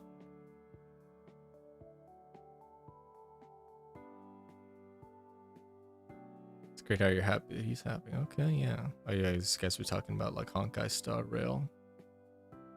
Dota 3, Counter-Strike 3, Portal 3, Left 4 Dead 3 all at the same time, and they got away with it by calling it Deadlock instead of either of those things 3.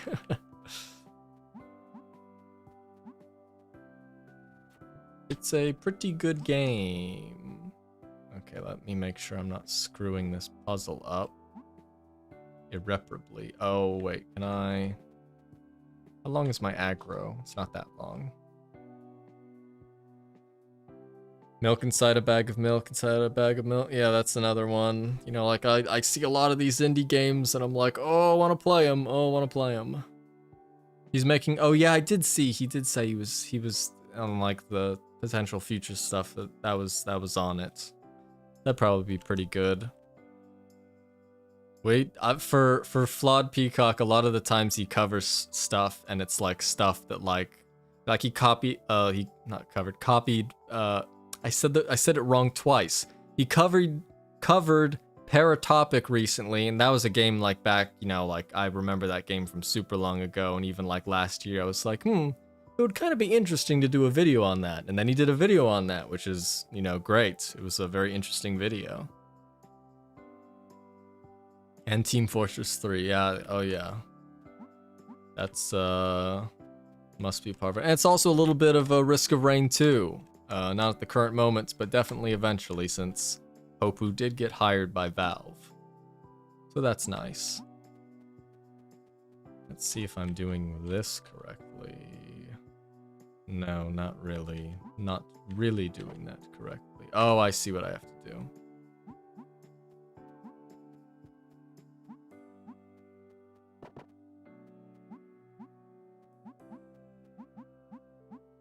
Grapple there.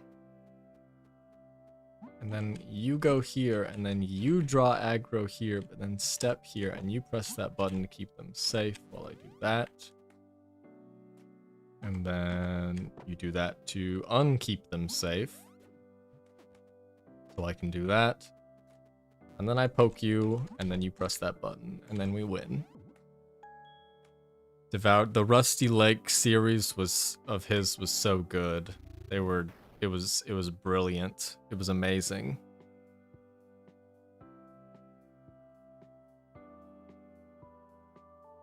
Before I was trying to upload his film essay, I really hope it's working. Yeah, he was having, it was up, you know, like, I remember like when it released, and you know, I watched it on, you know, YouTube as, you know, when it popped up, I left a comment as well that, you know, like, and he was like, it was actually kind of nice, you know, I sent a comment on that video, you know, that I was like, oh, you know, it was so nice to finally be finished with my project and be able to watch his newest video.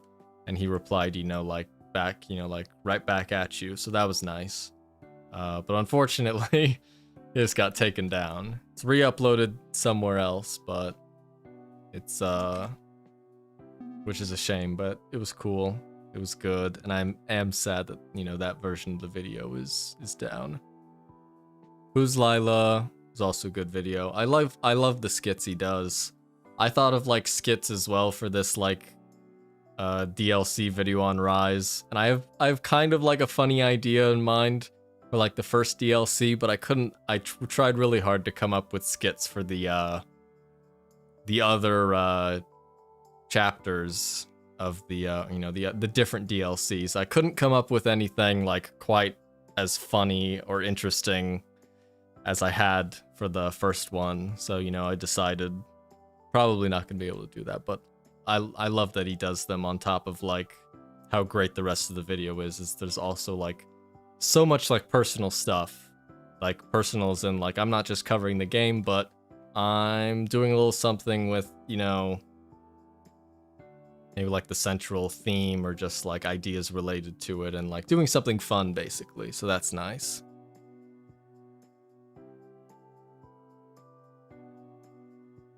You're planning to do puzzles in your own videos as well? I thought of it, but I think that things I like to do more are kind of like,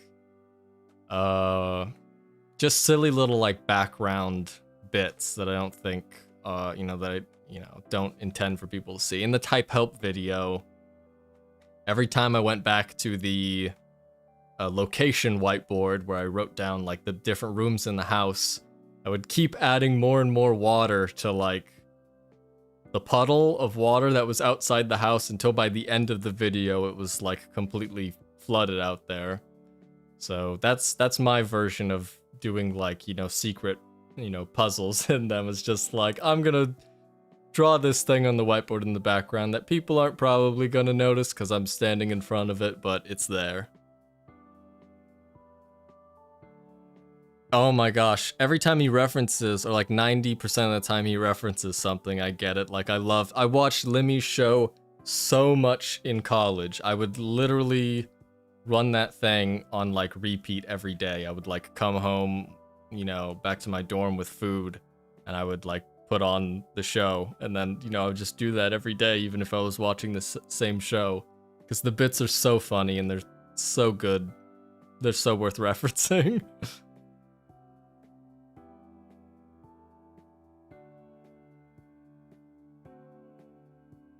I'm glad you appreciate the funny jokes in a monotone manner. Sometimes, like I said before, my way of doing stuff is like, or, you know, doing, you know, certain bits is that I'll make general like references to stuff in dialogue, but I'll completely deliver it like flat. So really, people aren't probably going to get the reference, but me, which it's not meant to be a secret, but it's, I don't know, for me it's like I like referencing stuff in a way that's kind of silly like that. Silly is, and I'm really, you have to be paying close attention and really already have the thing I'm referencing in your head before hearing it.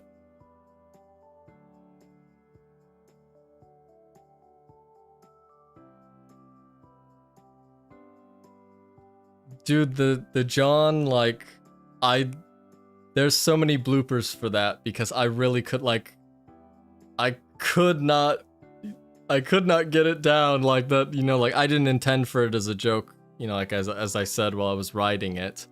You know, I was just kind of describing the scene.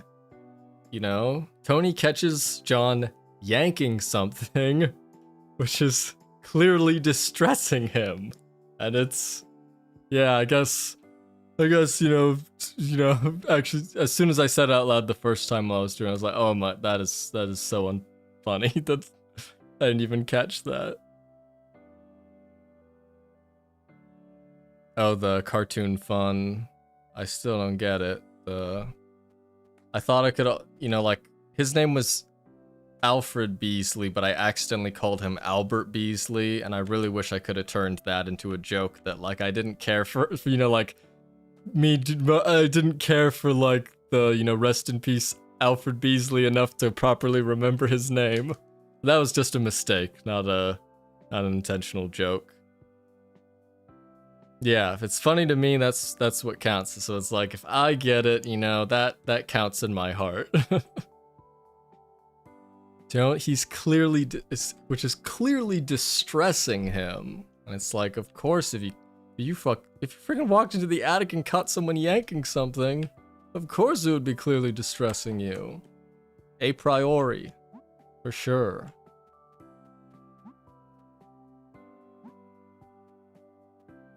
Alright, puzzle. I was kind of looking at this already while, like, going in between chat and responding. Gotta wake those guys up. Which breaks all these tiles. But the pro of waking them up is that I can toss them. Or I have to toss them. She needs to poke the toad, so she goes here.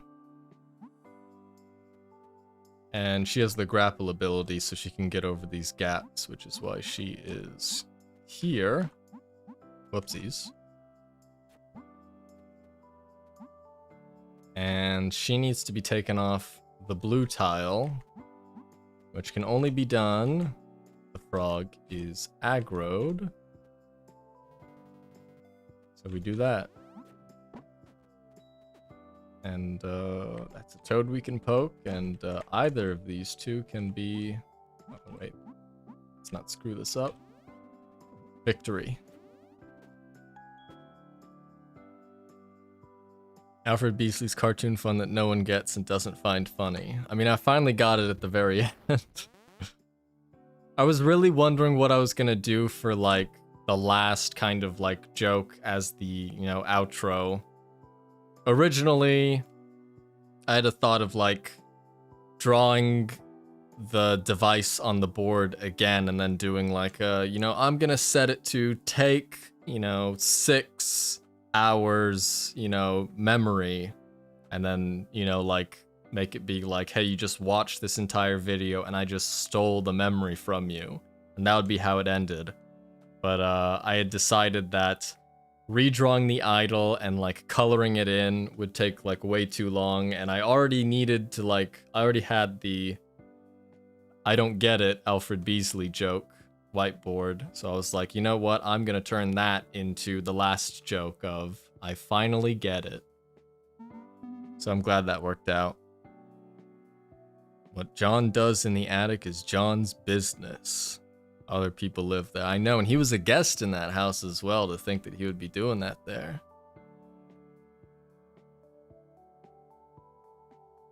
Cool jacket in the background, by the way. I heard it's fireproof. It is indeed. Now, I'm gonna be honest, I've kind of thought of, like, retiring it for the whiteboard segments, because the pro side is that it's got great pockets that I can just, like, put a bunch of, like, whiteboard markers in while I'm, like, drawing stuff. The downside is most people aren't gonna realize it's a lab coat unless I explicitly tell them it's a lab coat, like in the type help video. And 2, it is so hot being in this room and wearing that big coat, even during the winter when I was, like, you know, filming some of it. It was like, you know, I would finish a segment and I would be, like, dripping sweat because I've got lights on and the door in this room is closed and the AC really doesn't get in here that well compared to, you know, the rest of the place. So it just gets so hot while I'm wearing it. I don't know. It does feel bad though to like, cause this is the most use I'm getting out of it, is I wear it while I do the whiteboard segments as a kind of uniform. It's the gold part and the gem intact. Okay, yeah. So that makes sense from that, because the only thing that broke, I mean, I'm sure there were like other like technically broken pieces, but the only thing that really broke was the lenses. So he really had like the main parts that make it closer to the original Golden Idol, which didn't have like lenses and didn't have the memory function. Or allegedly didn't have the memory function. We can't know how many buttons were on that thing. I do think, yeah, like gold, gem, some kind of wiring for controls. And of course it's, you know, like sci-fi-ish technology.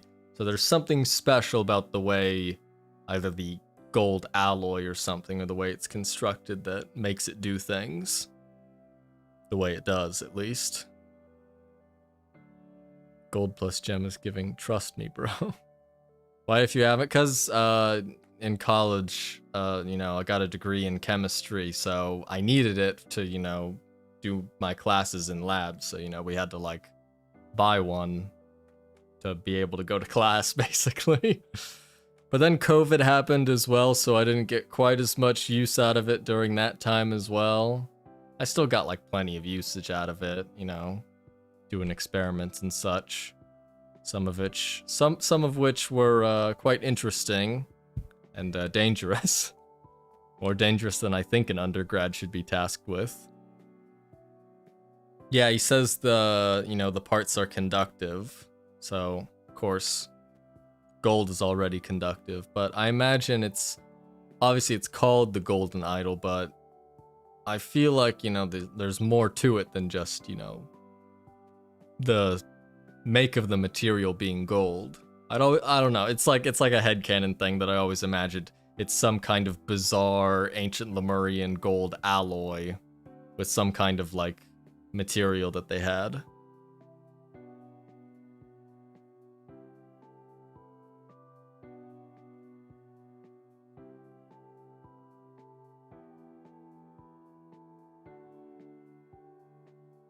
You just got a pair of goggles? Man, I don't know if they should be allowed to just give you a pair of goggles. That thing was very defensive in certain times. I'll probably end up telling this story again in the future, but there was one lab in this inorganic chem class where we were making some kind of like cadmium it might have been cadmium selenide like semiconductor thing for some kind of experiment. And the instructions and procedure were so bad for it that it required you to do like, or at least us, because the materials the equipment we were working with, that we had to do like very specific, you know, like it had to like, this substance needs to be heated to temperature X and this one needs to be heated to temperature Y.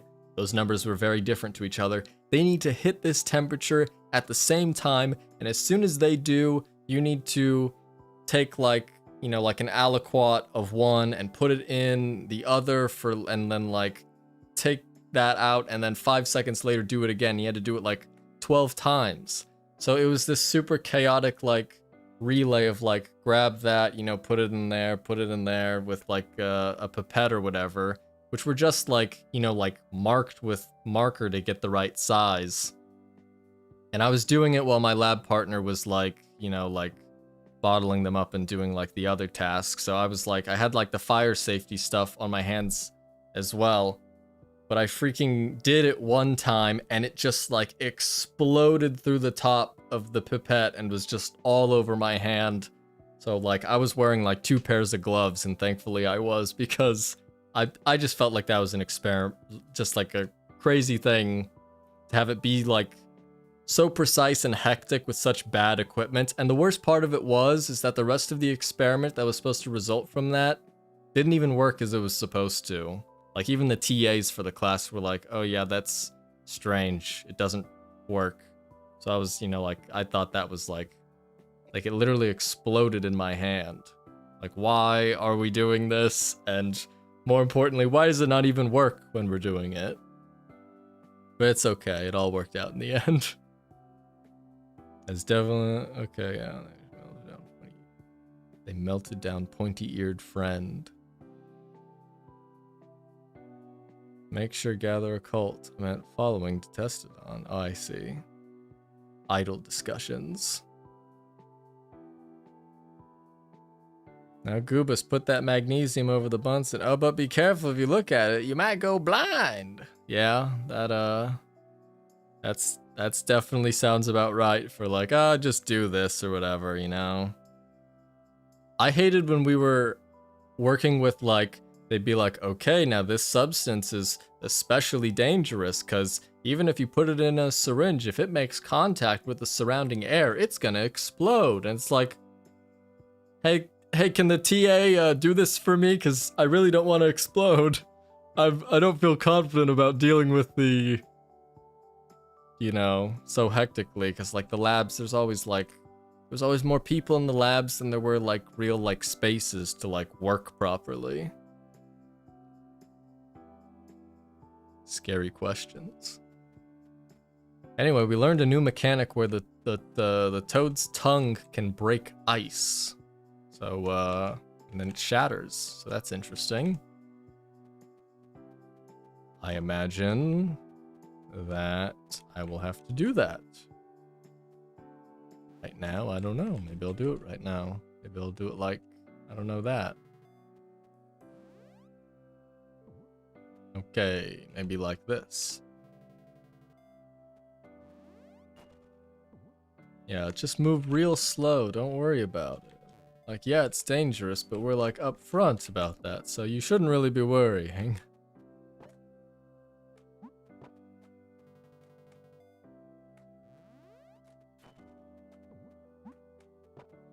Whoopsies. Also just realized there was a jump pad to go back across.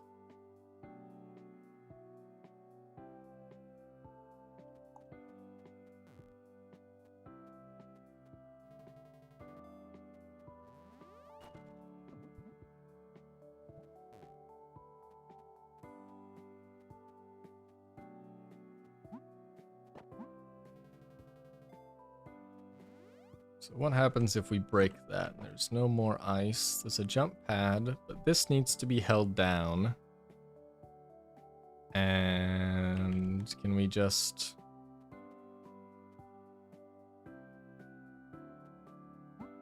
Can we just like jump over? Uh-oh. Oh, I see. That's a lie.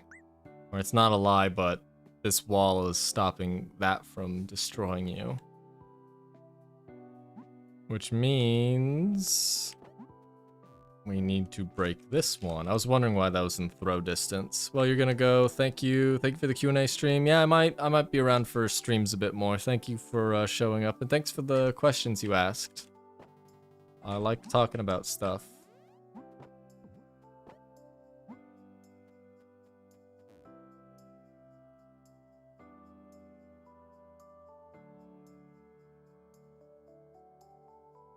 Totally not dangerous experiment. Also, speaking of Golden Idols, I saw in the Golden Idol, Discord that a group of users were making like a fan game where, like it would be like a little fan expansion with like a couple cases or whatever that are like, tied together. So that could be cool.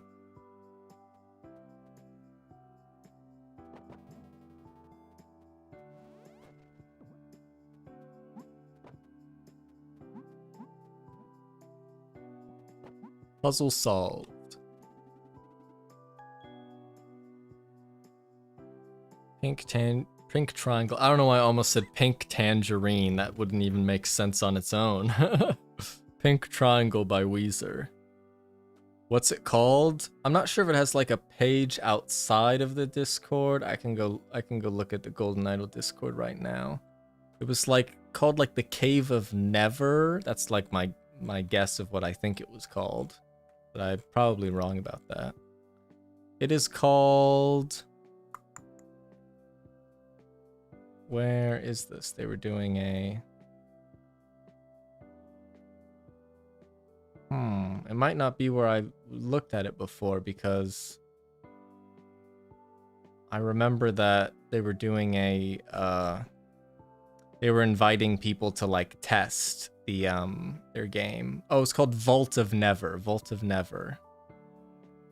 I assume it still exists. The Vault of Never, yeah. The release date is when it's ready. Yeah, so they're still designing cases for that, so that might be some time, but I feel like, you know, who knows what'll go on with that, how it'll be like implemented. It's like cases you need to like download or like files you need to replace.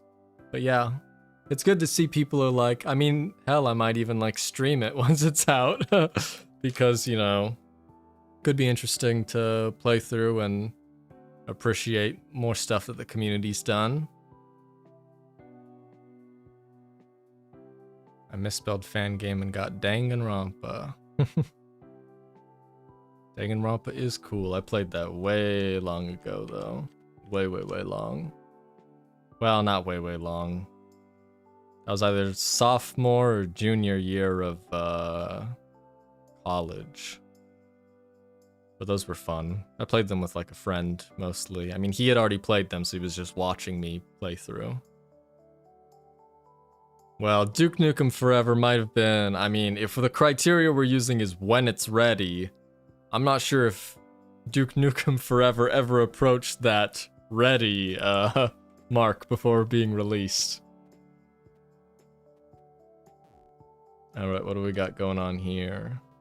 I see we can't break the ice above because then it activates the red. Oh, these are so slow. Okay, they're fine.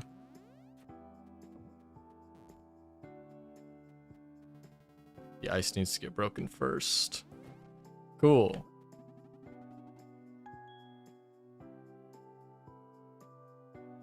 Man, Roy Sampson makes such like an impression on you. I really liked the Walter Keane, you know, ending from Curse of the Last Reaper.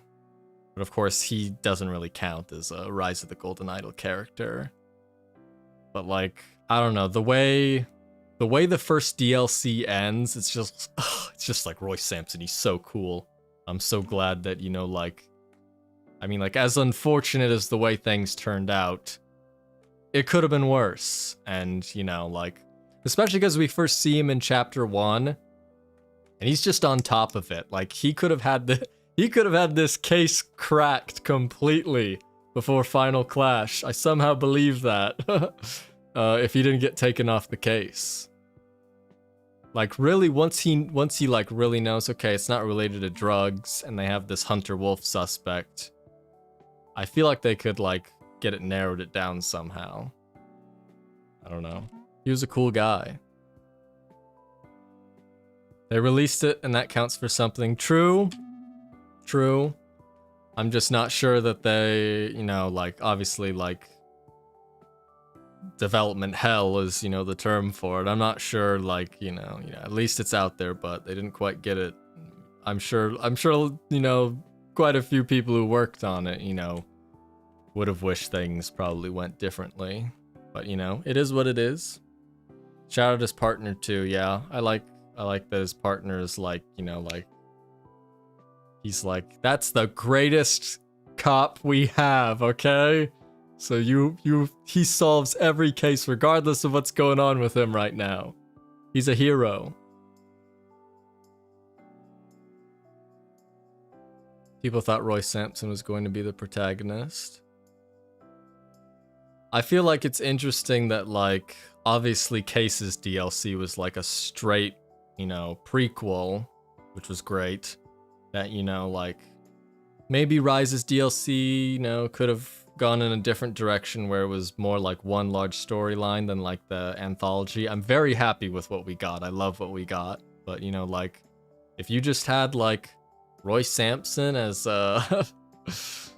as, you know, like a detective going through different, you know, places, solving different cases.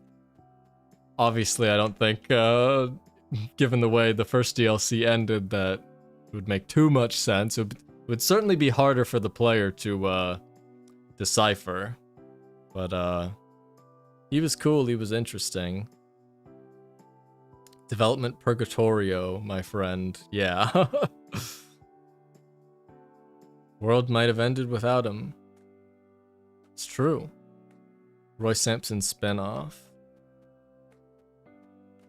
I mean, like, obviously we have no idea what, you know, like, Color Gray Games is, you know, working on at the moment or in the future. So, like, you know, I was very surprised with, in a good way, about, like, this, you know, the characters involved in Curse of the Last Reaper, so I feel like if they ever want to return to the Golden Idol universe, there's still a lot of characters that, you know, people recognize and like, and there's always more Lemurian technology, you know, it's more like secret Lemurian technology out there that's capable of causing problems.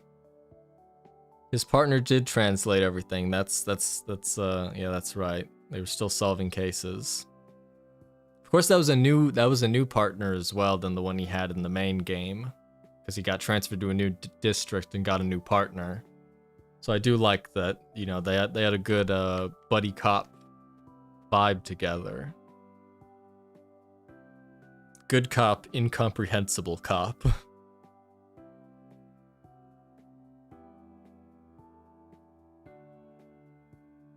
Herd Rise is the end of the Golden Idol as far as I'm aware.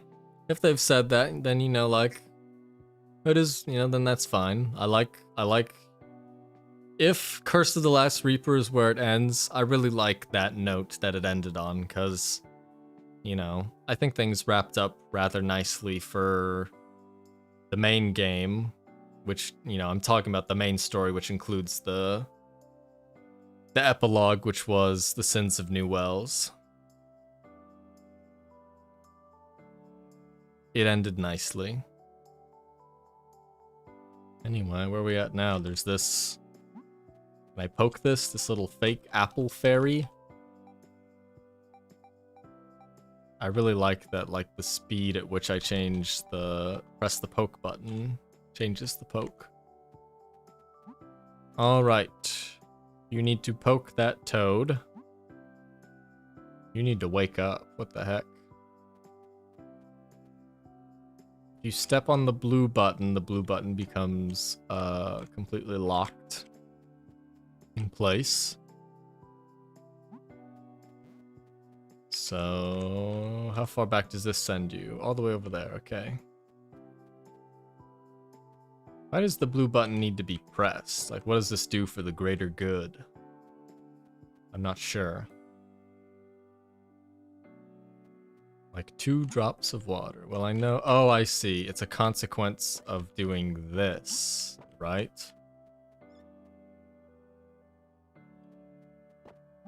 Okay. Okay. She can tether to the fake fairies. I already see this. I mean, there's a marker on the ground here for a reason. And now we can step off that. And... Oh, I never poked it, did I? Well. Oh, I should have jumped back on the button. It does everything for the greater good, my friend. It is true, it was necessary. Step on that. Over here. Oh, wait, because then if I hop here... Okay, never mind, we're fine. Sorry, strong fairy.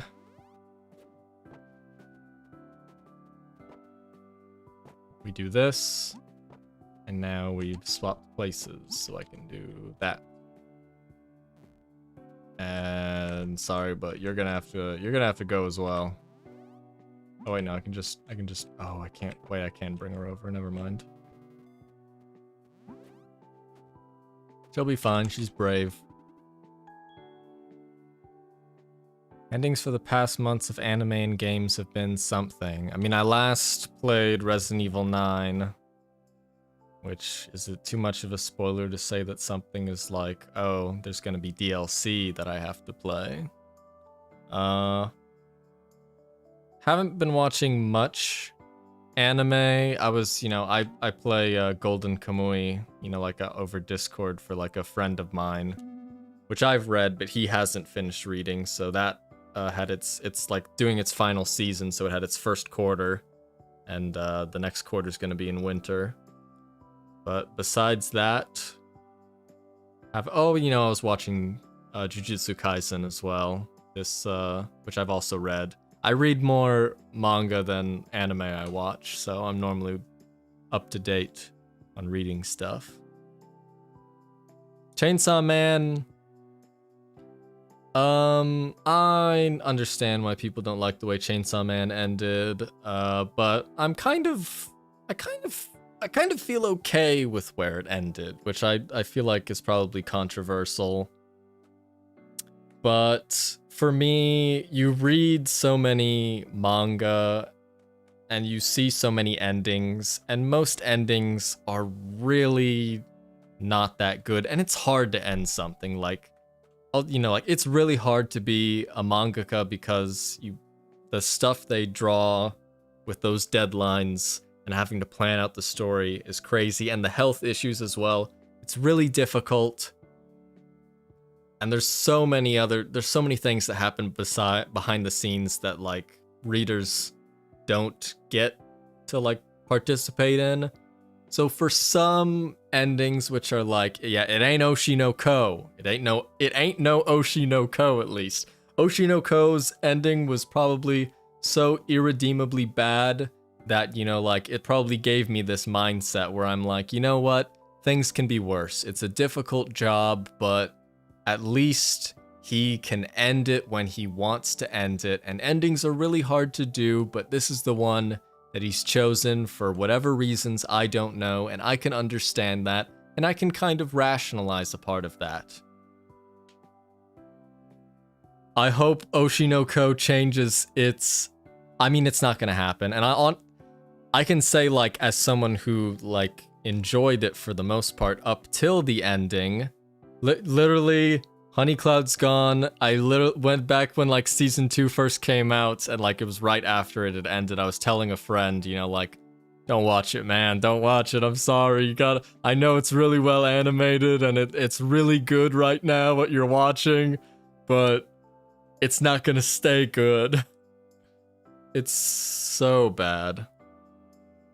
And I'm like I said, I'm okay with,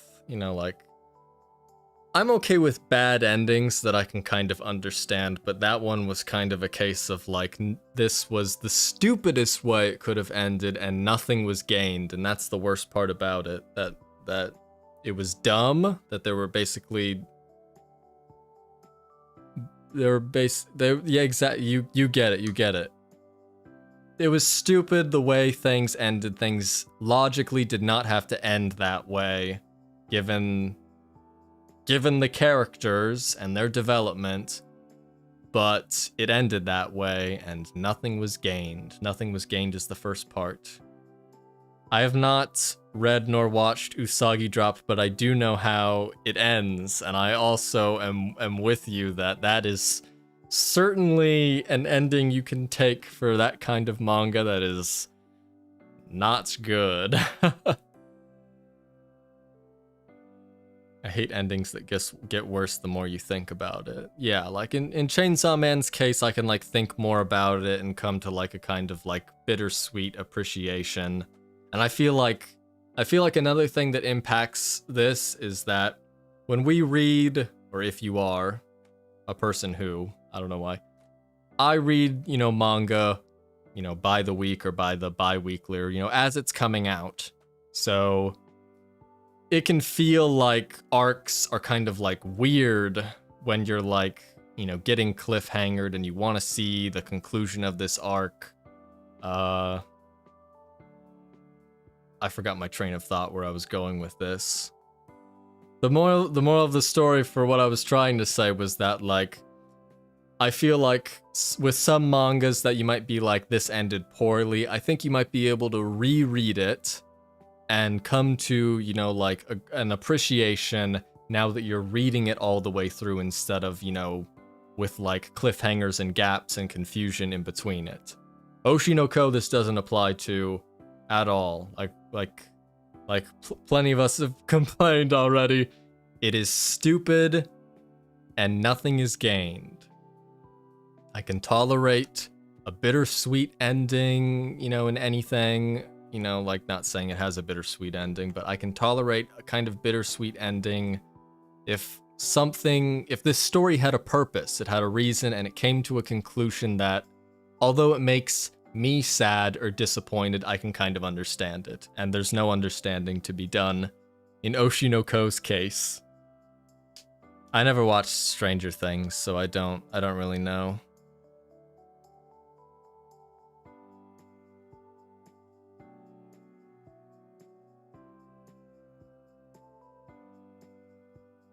What would be my Oshi no Ko ending but for gaming? Curious to think of like what games have ended in a way where I was like, I hate this. I know a lot of people don't like the way Danganronpa V3 ended, but I was like cool with it. I know some people I see online, they really act like the way it ended was like a direct attack on them, the player, for enjoying the game. But that's not how I read into it. So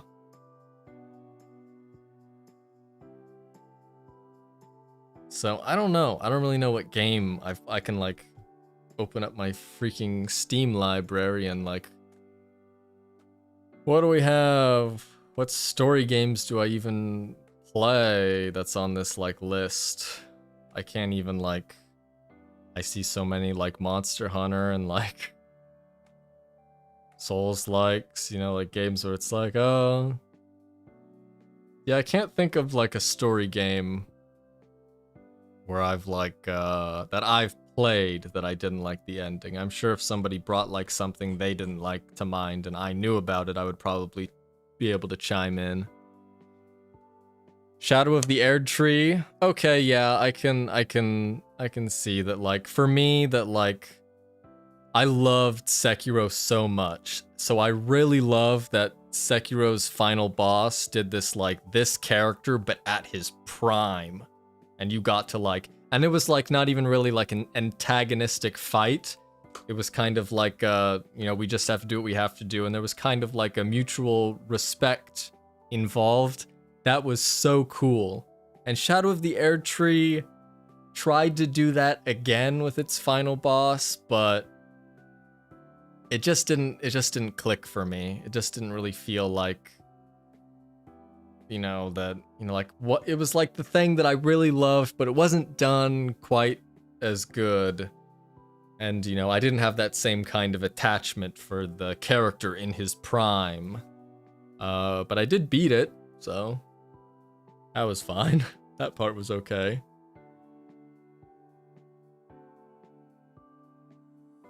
Yeah, Akasaka, you are correct, I believe.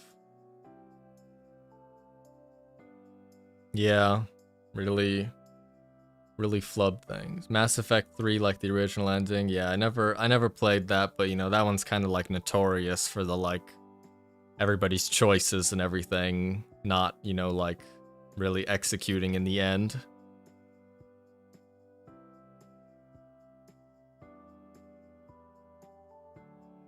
The craziest thing about Oshi no Ko and Akasaka is that he had like enough like credibility in the industry, you know, from, it was like Kaguya-sama Love is War. I've never watched it or read it, but I know people like it a lot. But he had a lot of credibility in the industry to pretty much do whatever he wanted. And that was kind of what he was doing with Oshi no Ko. You know, he was the writer, somebody else was, you know, the artist.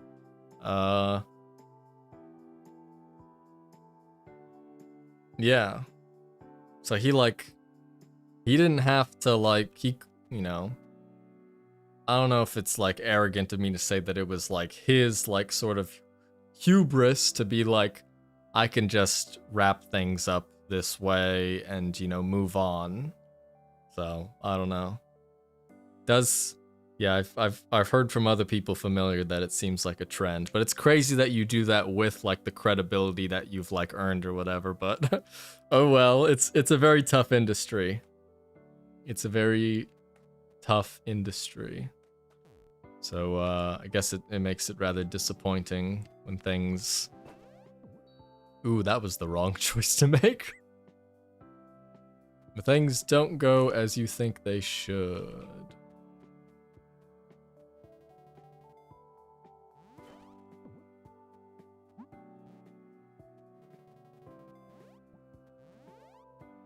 That is probably the correct decision to make. Ooh, if I press this button, she's gonna fall into the void though. Oh wait, no, she doesn't have to. If I do this, this keeps it held down. So what I want is that. And now I can hold this button down. Oh wait, how do I get rid of the aggro?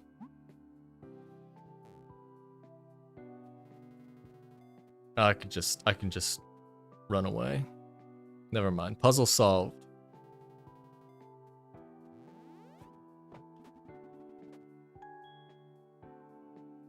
So eager to focus on other mangas, he half-assed endings. I think it's even like a little bit more egregious when you're the writer. Like when like it's a really hard job for like someone to do as like the writer and the artist, because you have to be doing pretty much, besides what your assistants draw, you have to be doing everything in regards to the direction that your manga is gonna go. So I feel like just being the writer, I'm not saying it's like, not saying it's easy to write, nor is it easy to draw as those being separate things, but it surely gives you a tiny bit more freedom. But yeah. Favorite Limbus Company Kanto?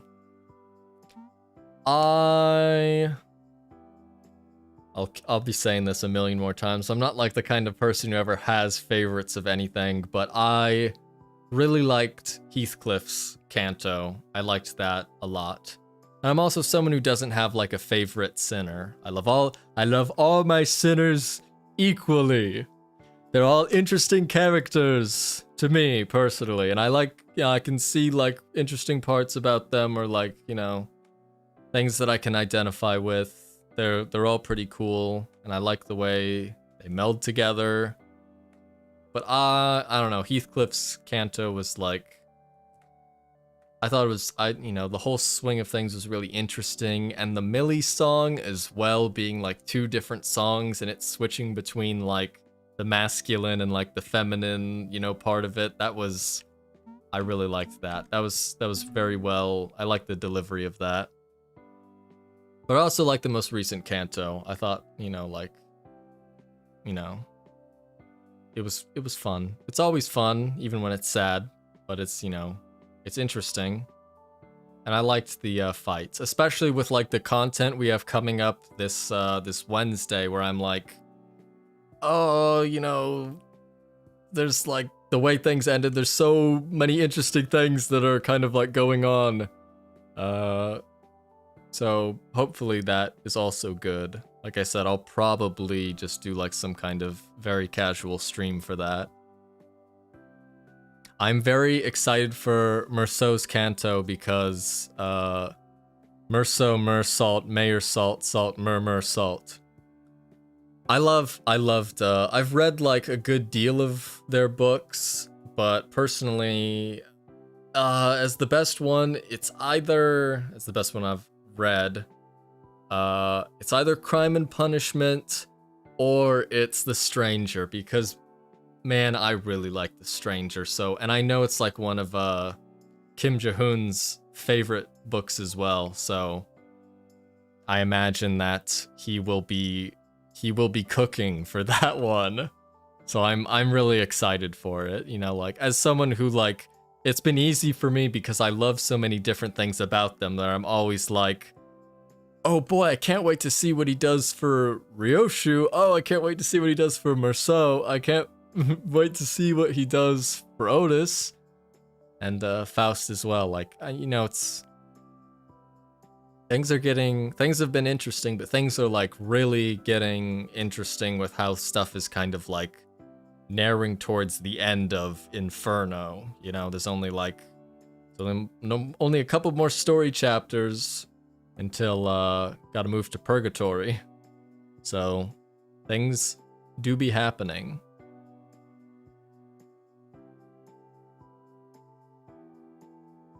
Yeah, I agree. Honeycloud's gone. It's a hard job, and you know, like it's a part of, you know, that part of creative aspect was inside of like the manga, but it's, you know, the way it ends, it feels just kind of vindictive, you know, like we all understand that it's like so silly and dumb.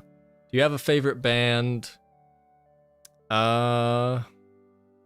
No, but like if I would say like hours wise, what I've listened to the most was like Pink Floyd. I listened to like Pink Floyd so much during like high school and early college and even like middle school. Like I like listening to a lot of different stuff, but I listen to a lot of that.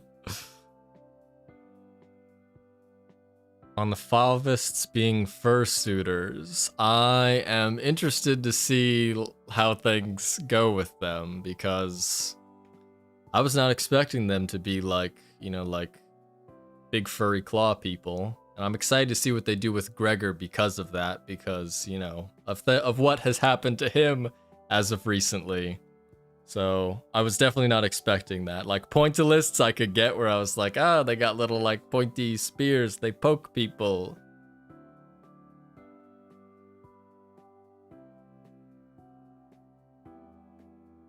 One Sit in 100 Good Deeds is a reference to Crime and Punishment. It is. I think wherever I have my copy of Crime and Punishment, I would write down on a note card like page numbers for like quotes that I found interesting instead of like highlighting the book or whatever. And that was definitely one of them when I got to that one, because that was the first one I read as well. When I got to that, I was like, okay, I get it. That's cool. That's nice. I see. I see Kim Ji-hoon's been keeping his bigger goals in mind. He's been thinking about this.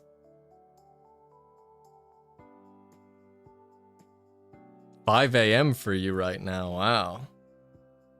I said it's 9:18 p.m. over here, so I probably should be winding down eventually, but I've still got toads to poke, I feel. Nope, not a wink. Well, I really hope I haven't been actually keeping you up. Like, I mean, I guess it is a weekday, not weekday, weekend. Like one in every like, you know, like 10 minutes, I'll just like completely stumble over my words. Been drinking fruit tea. Oh, I just threw that poor fairy into the ether. Whoopsies. All right, what do we got going on? We got...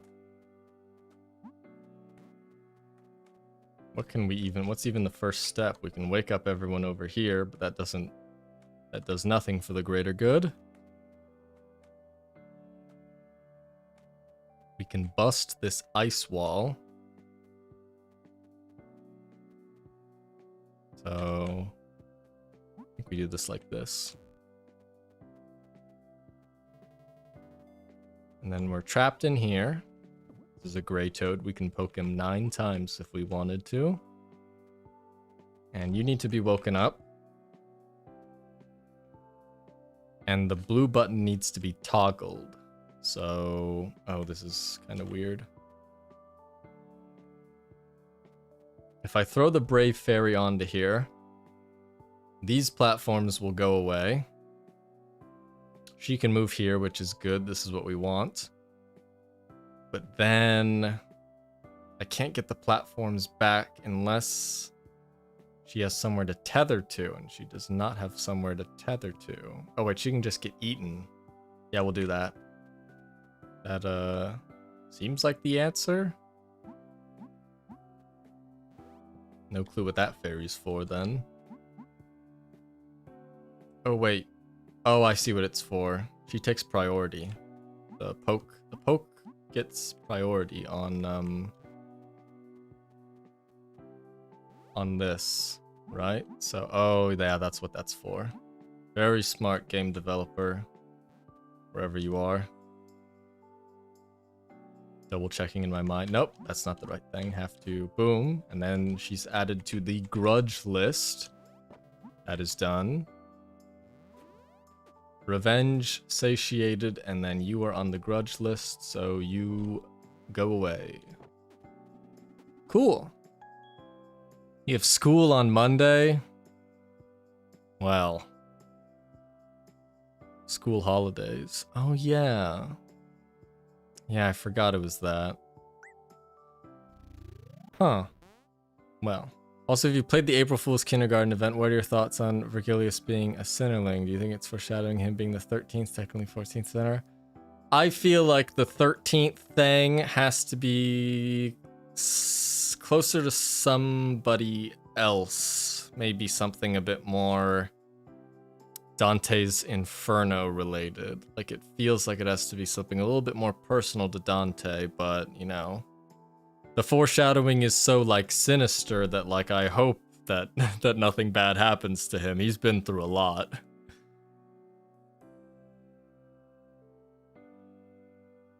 But I guess, you know, when now I think about it, when you do keep into account his position in the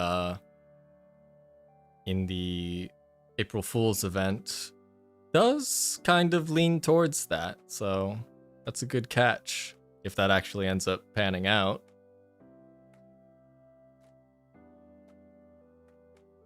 Peach fruit tea. Honestly, like, I've been out of water for so long and I've been like needing to get something to drink, but I really don't want to put up that like be right back you know, like OBS scene, and I also don't want to just be like walking away. So I don't know. I'm having too much fun, I guess, to properly hydrate myself. In the future, I will remember to have a lot more water next to me. The option of Spanish or German, they picked German. I took German in college because two of my roommates were taking it, and I wanted to, like, you know, I had to take a language class, and I was like, guess I'll do what my friends took, but I've got none of that in my brain anymore, and also, like I said at the start of the stream, I really wish I did Japanese instead. So I definitely could have if I was interested at the end. Yeah, dry Lurium right now. I'm so dehydrated. Not the grudge list. Yeah, they get added to the grudge list, unfortunately.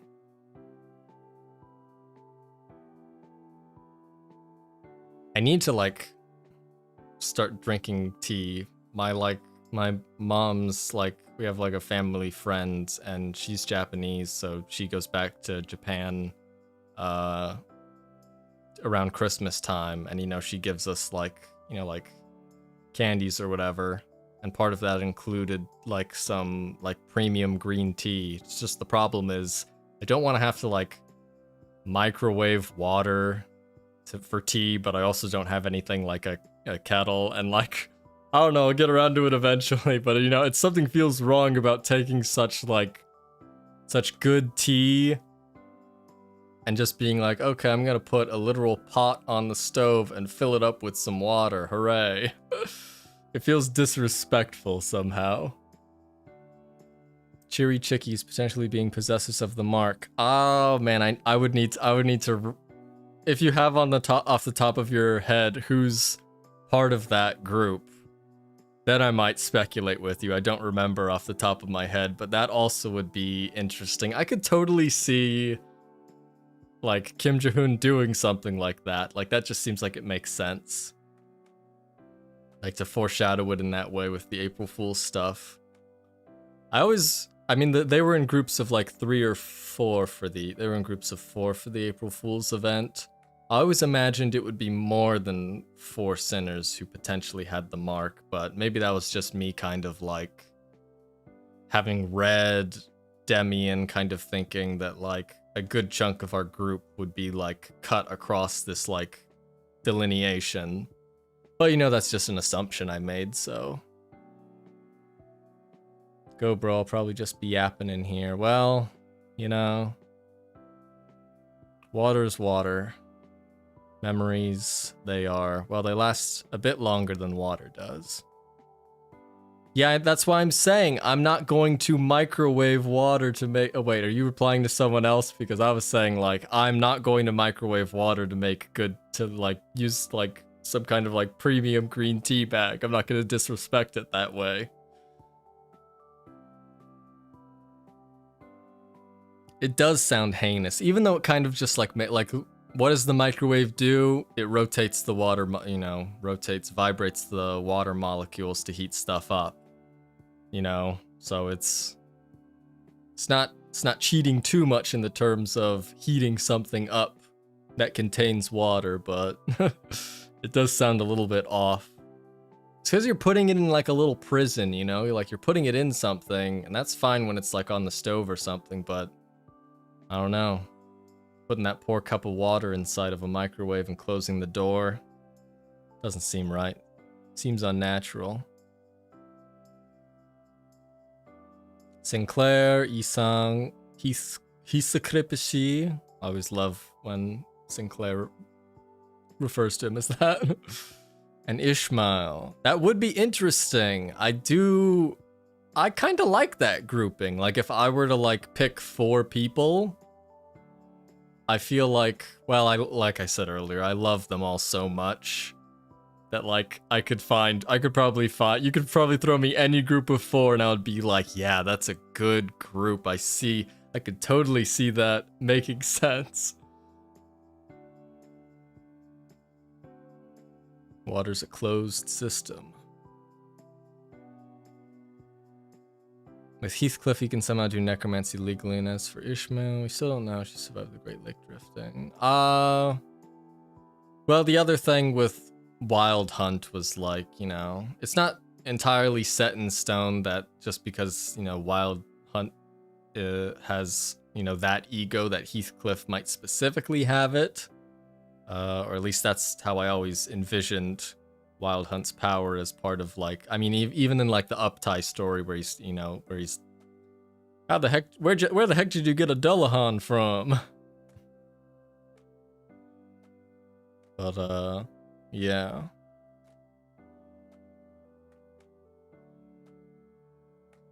I love the fact that Isang is, like, the weakest sinner canonically, but as the inventor, and this is, like, I think it might have been a coincidence that was turned into, like, a part of his character, but as the person who invented the mirror tech, he has really good, like, synchronization with it, in the sense that he always gets really good IDs.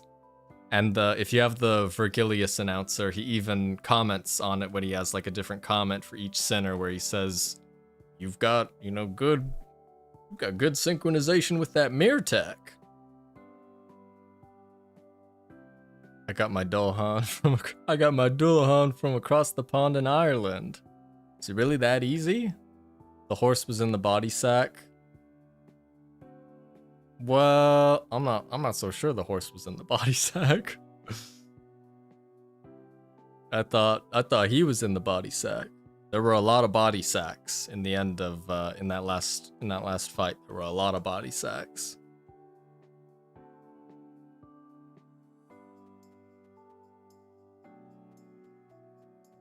What do we got here? We got, anytime I see this, I know someone's gonna have to grapple with it, so okay. Think harder. This ice needs to be broken. The frog has to break the ice. So that means it's got to target her. But she's in the way, and then that kind of ruins that.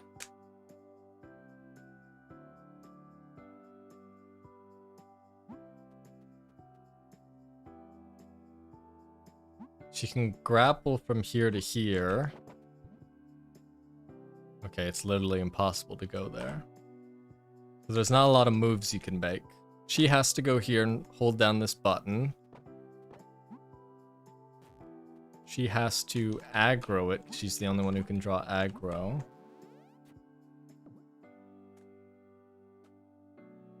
She can't use this button, because as soon as she gets off of it, this is open. Oop. Saved her. So what's left there to do? What's the next possible move you can make? Oh, it's just this. Cool. Oh wait, did that mess that up? Oh wait, no, I see.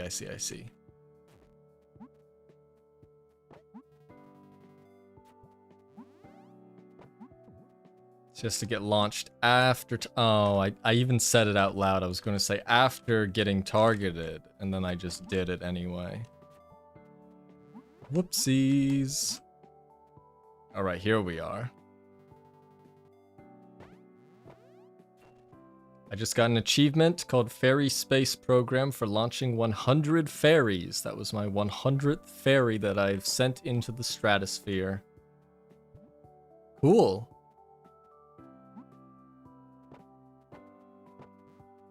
You just get thrown here. And then... yeah, this isn't a problem. Have you watched any TADC? So are you ready for the finale? TADC. Oh, the Amazing Digital Circus. No, I have not seen any of it. Although, you know, it's been like... that was a very interesting loading screen. It's been in like the back of my mind as like something I, you know, like... I like. It's like indie animation, really. So like, and I love, you know... I love supporting stuff like that. And I've heard good things about it, so... if it's really getting ready to, like, end, then, you know... I guess I'll probably get caught up on it, just so I can understand. The Fauvist's creations really look like Oswald's creations. Potentially Oswald was formerly a Fauvist. I did notice the animal things were, like, pretty close to, like, from Library of Ruina, so I could see that. I think it would make sense, but I also couldn't imagine, like, him... I mean, maybe we'll learn on Wednesday, but I don't know. Part of me doesn't imagine that he would, like, ever see himself, like, tied down to, like, the ring. Because he was kind of, like... I don't know. Maybe way in the past, but the guy, to me, felt so, like, focused on, or, you know, like, he was notorious for his circus or whatever, so... I felt like... I don't know. I feel like he's like in a different, like he's above them. He's just simply above them because he's Oswald and he's just like, he's just cooler than them. Like, you know, a lot of the ring people, it's like, you know, they're chumps, or at least the ones we've seen, they've all been chumps. Even though, you know, like the nurse father, Maestro was very strong. So was his apprentice, you know, like story-wise and all that. Like, he was, you know, a reject, and, you know, in the end, they all jobbed, so I don't know. I don't have, like, super high, you know, esteem for the ring, so I feel like Oswald, he's too cool for that. But if it turns out that he was a part of it, I think it 100% makes sense. Who's ready for poke that toad? Yes, they do need to get poked. You should watch it when you can. It's coming in cinemas for the finale. Okay, that levels it up to me for like, okay, that might be a very interesting event. I was trying to bit and it flopped hard. Well, you know, it's alright to get a little bit floppy every now and then. US, Canadian cinemas, and many more to come. That's nice. Well, it was more like they were sent to the House of Spiders to create Ryoshu in a sense. Although everybody seemed involved, but nobody was as like privy to the particulars as like Rian was. But like, I feel like maybe like the people who sent them there, maybe that was some like an end result that they envisioned, that, you know what, they would all get like erasing me, erasing you, basically.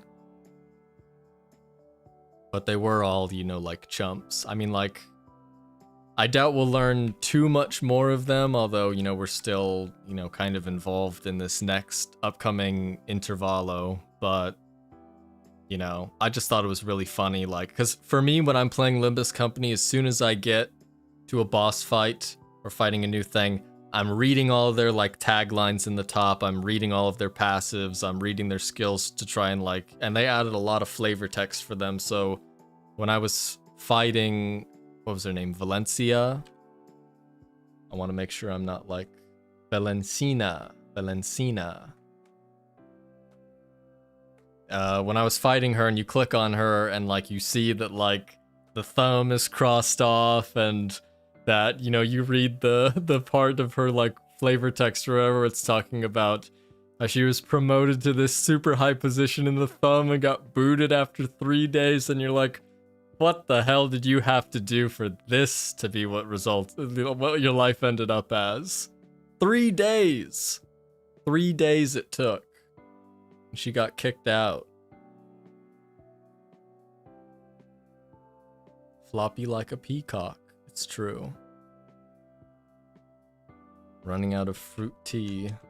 Well, make it last. What do we have going on here? Ice has to get broken, and as soon as the ice breaks, this becomes a platform. How do we break it?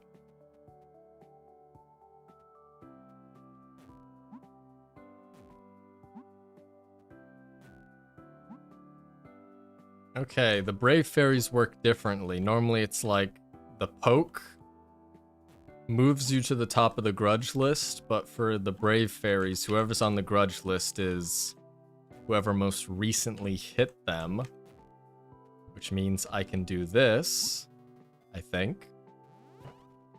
And then I can do this. Oh, wait. He's not been satisfied. Oh, he's not been satisfied. Oh, but he's free now. I think I see how to do this.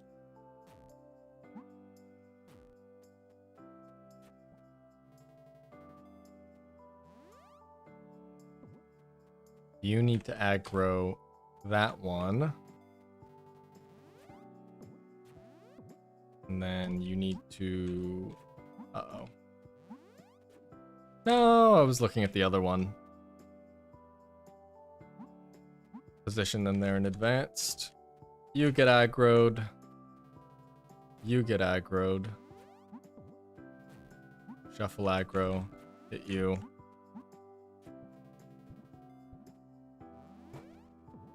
Now you get grabbed. Is that really what I want to do? Oh wait, she might need to be here.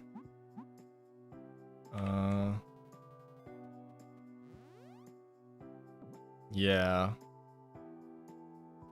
Then what does this actually do for me? Oh yeah. This grudge gets canceled, so he targets you. And you go there. Yeah, okay. Because you had to do it in advance. I just messed up the positioning.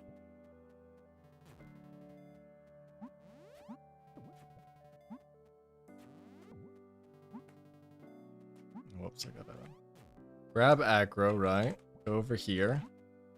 Grab aggro again. Over here. Break that. And now you get eaten. And now your grudge shifts to you.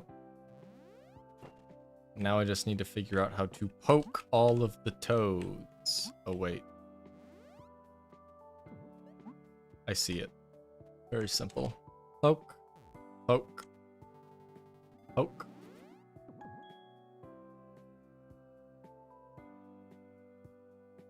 I would love to see... the most thing... I mean, like... Two things I'm most excited for the Limbus intervallo. Seeing what happened to Ryoshu after the end of the Kanto, and Kira, I really need to know. I really need to know. It's so important. It's so interesting how things went for her, and like really her personality, you know, like whatever we know about it from the previous Kanto. I'm very excited for that. So if she ends up being like capable of wielding a relic like that, that would be awesome. I feel like it would take quite a while though, because Matthias was like, he was a beast. He was a beast.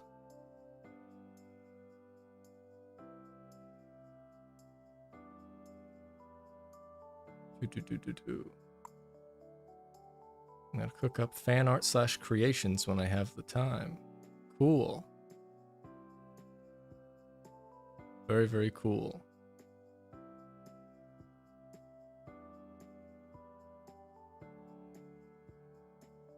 Keep cooking, people. Keep cooking. Tag attack.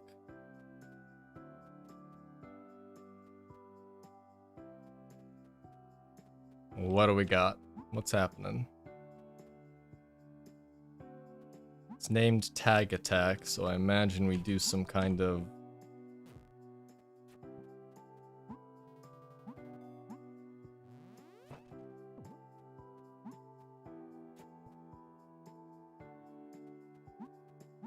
Okay, here's what you can do. You can go over here now. Hold that button down. And you can aggro there. And break that. And now you can aggro there. And break that. And... Oh, I see. You can be... Uh-oh. No. You move here. So one of them gets... Or, you know... You hold that down. You poke. You step on that button. And we win.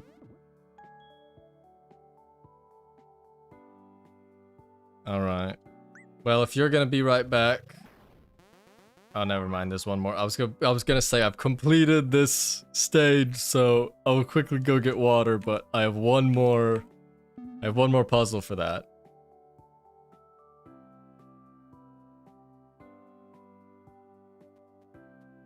There is a lot here. There is a marker though, so that's pretty. That tells me I need to do something related to that. Wake you up. This seems like the obvious move, but because you lose the fairy, that can't be the right decision.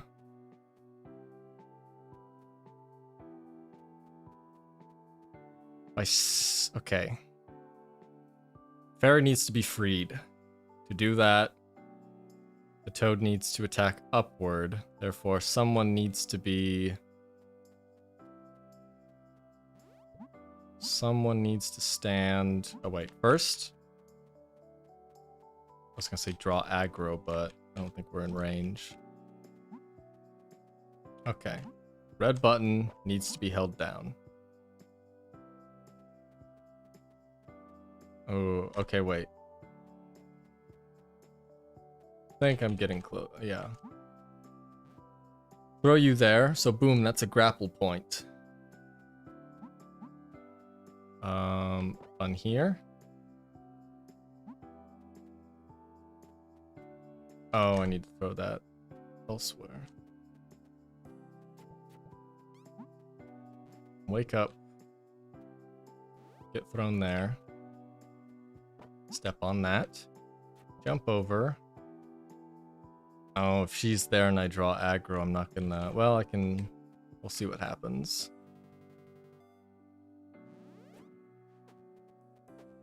And then draw aggro again. And juke it. And now someone needs to press down the blue button. Okay.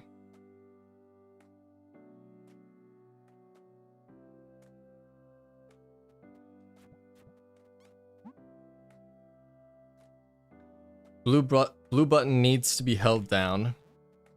But I can't do this. If I do this, then she can't step on that, and that needs to be held down. So... if she can't hold it down and she can't hold it down, then you have to be able to hold it down, right?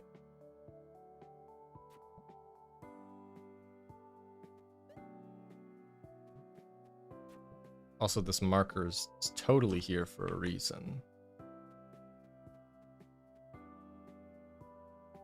Huh.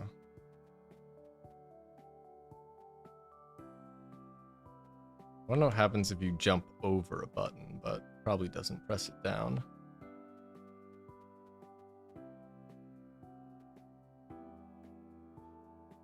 Huh.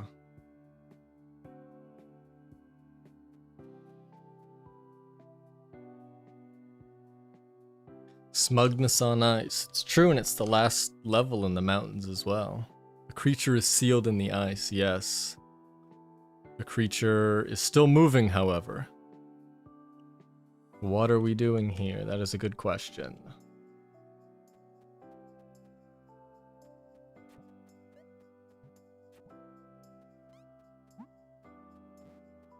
Here's what I'm thinking.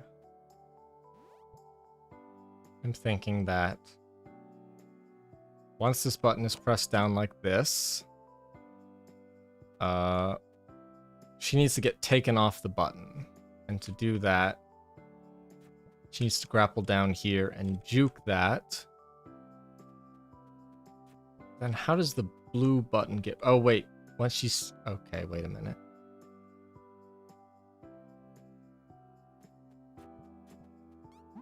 So if I get thrown here, which is good. She's woken up. I'm pointing. I should be using this.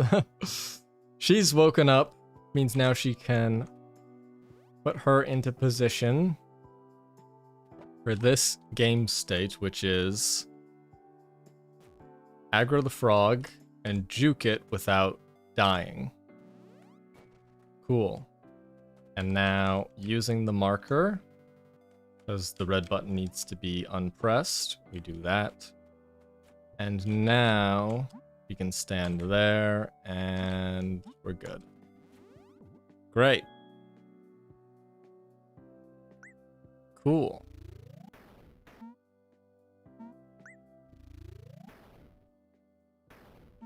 And with the layer unlocked, I'm going to quickly grab water. So I'm going to put the Be Right Back screen on, which, believe it or not, just says, be right back. And then I will be.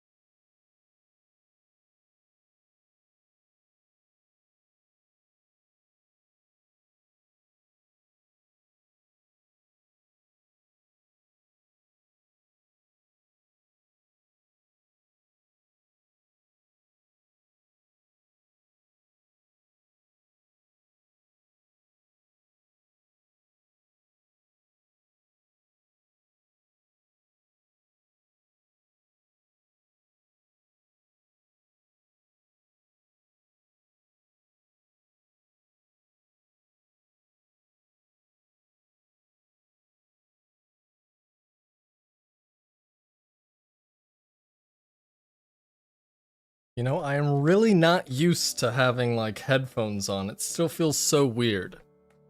I've been at my computer for like at least a decade, and during none of that time did I ever wear headphones. I was always on like a small pair of speakers. Oh, I didn't even change. No, I did change the thing. We're good now. Got confused because the stream it shows me is like super delayed. I hope it's not as delayed as it is for you. Blueprints. This is gonna be kind of controversial, but I couldn't get into blueprints. I really couldn't. I tried, but I couldn't get past this nagging frustration where I had solved the puzzle in my head and had solved several puzzles in my head, but was just waiting for the RNG to allow me to input the solution. And that kind of stacked up into kind of like a laundry list of tasks that I have solved but not actually been rewarded with any progress on. So that was... I know people love the game and I still think it's a good game, but for me, I feel like it being a roguelike, or roguelite, well, no, we'll say roguelike because the progress doesn't really, whatever, roguelite. It having those mechanics, to me, didn't like make the experience, you know, better.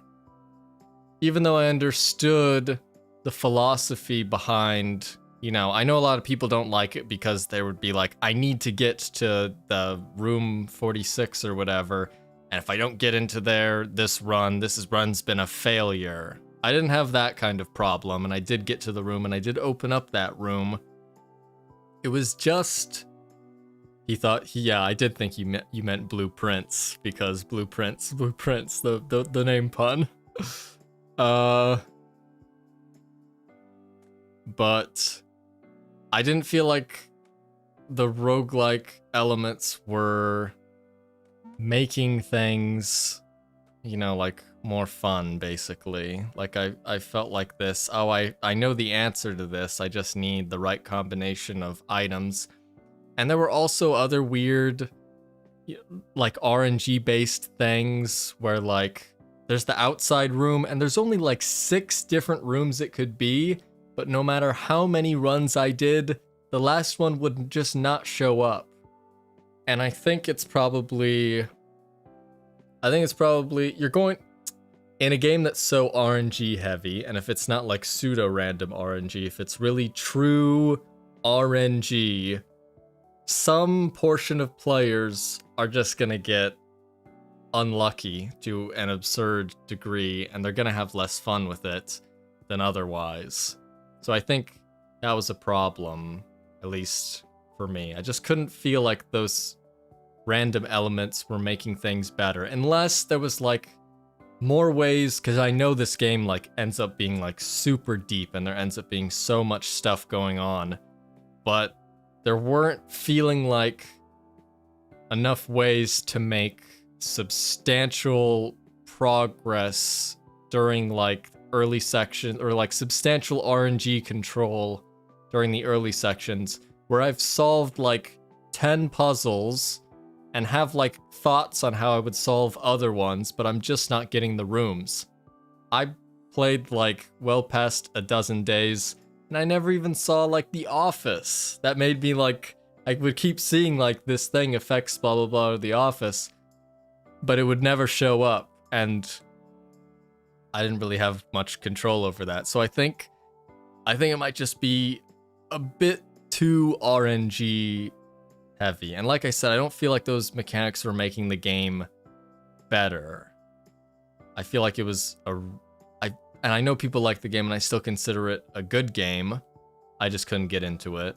And I also didn't like that at the end of like, imagine like I'm playing this game right now, and when I don't like understand like how to solve a puzzle, I'm like, you know, trying different things, blah blah blah blah. I'm always like in control. It really got to me that I would end the day and then you have to watch this super slow cutscene of like zooming in on the house and it says day, whatever the day is.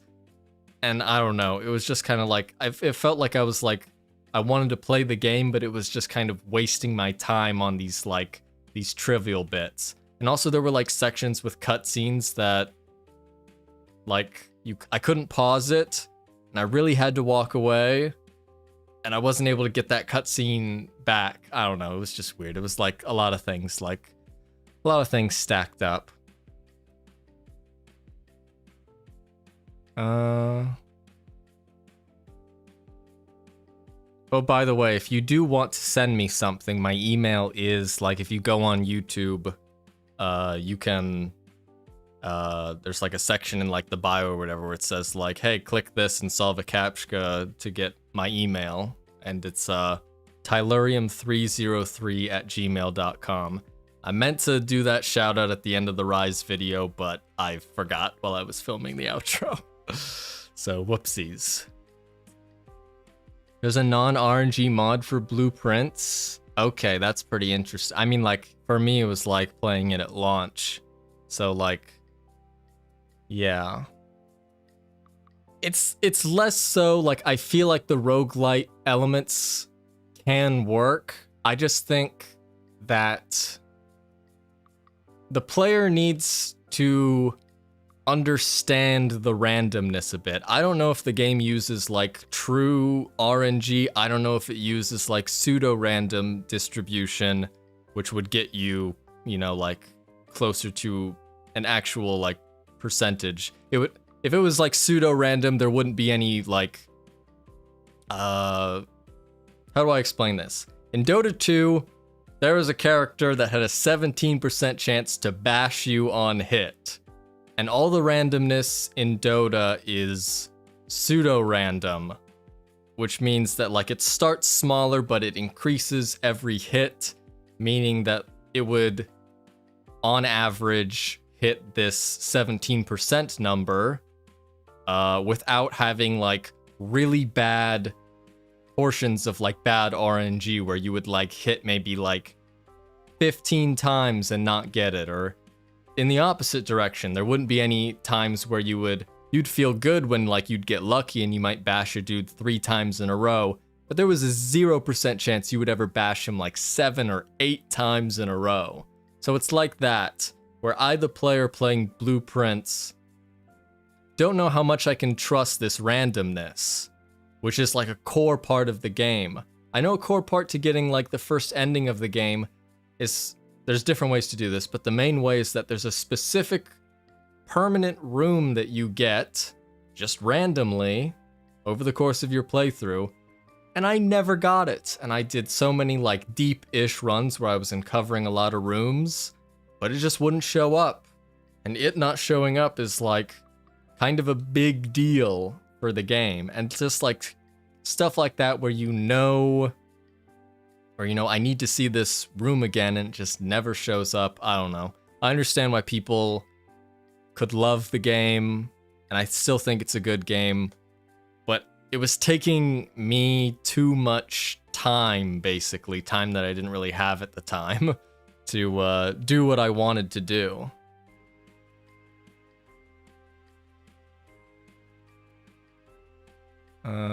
Yeah.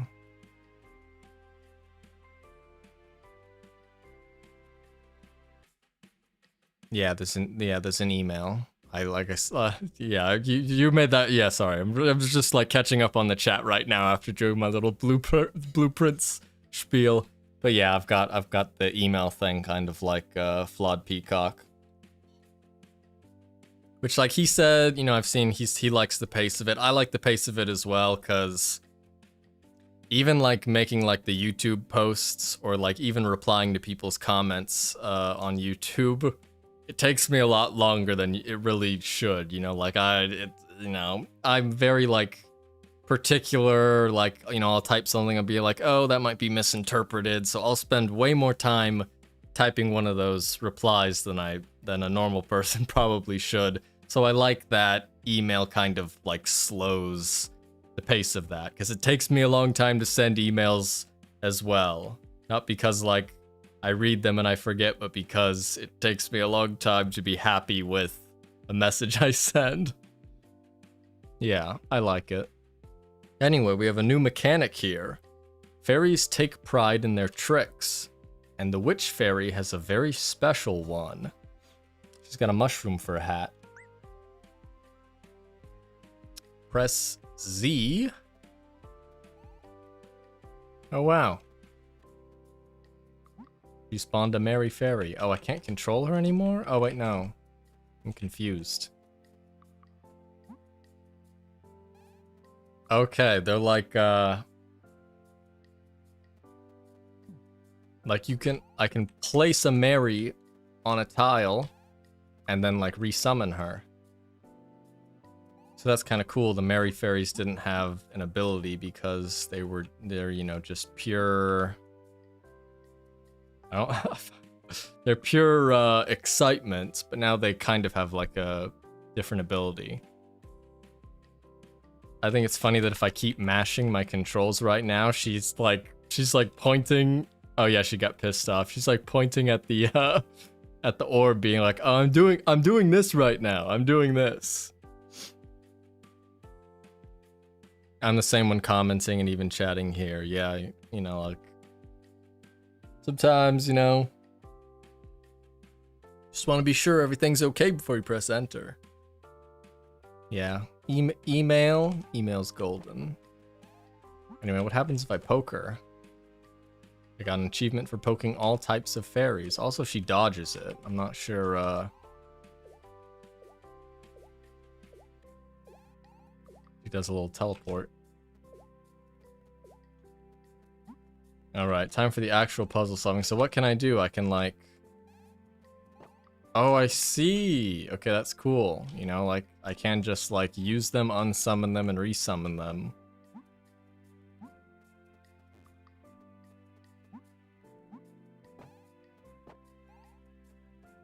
Oh wait, she has to have a taunt, right?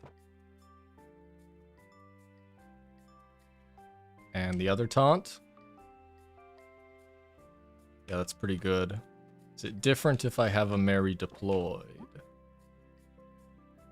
No, she can still taunt.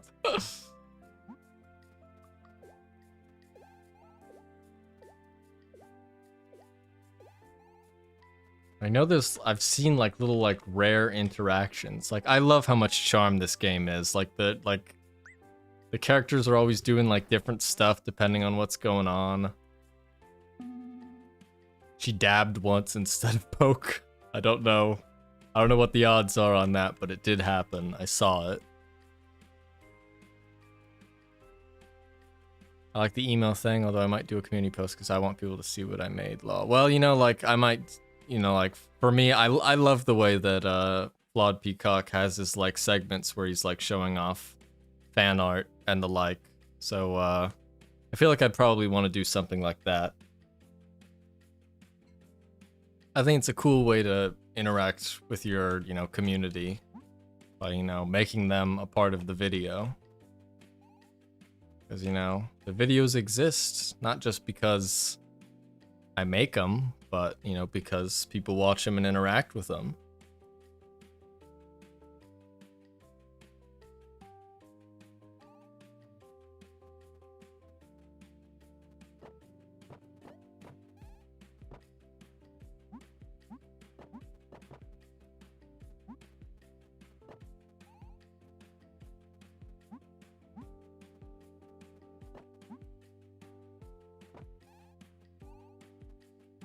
I really like this summoning mechanic. That's very smart.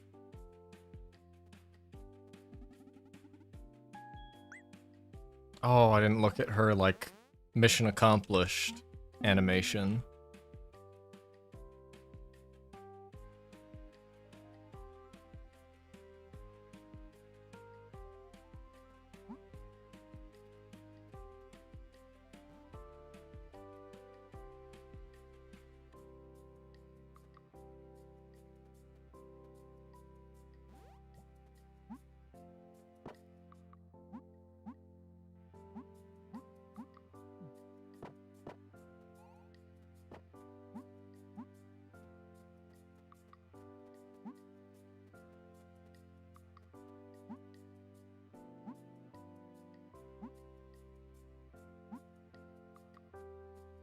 Huh. Green button needs to be pressed down.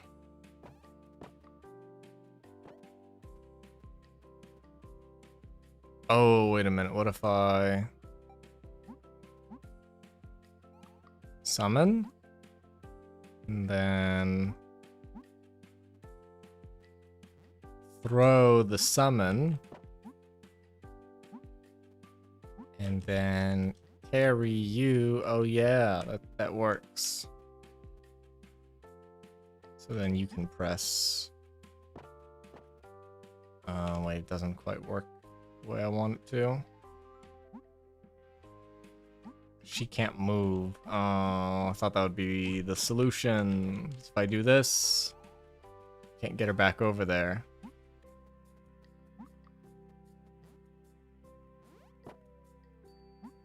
So sad. And I just walked off on my own accord.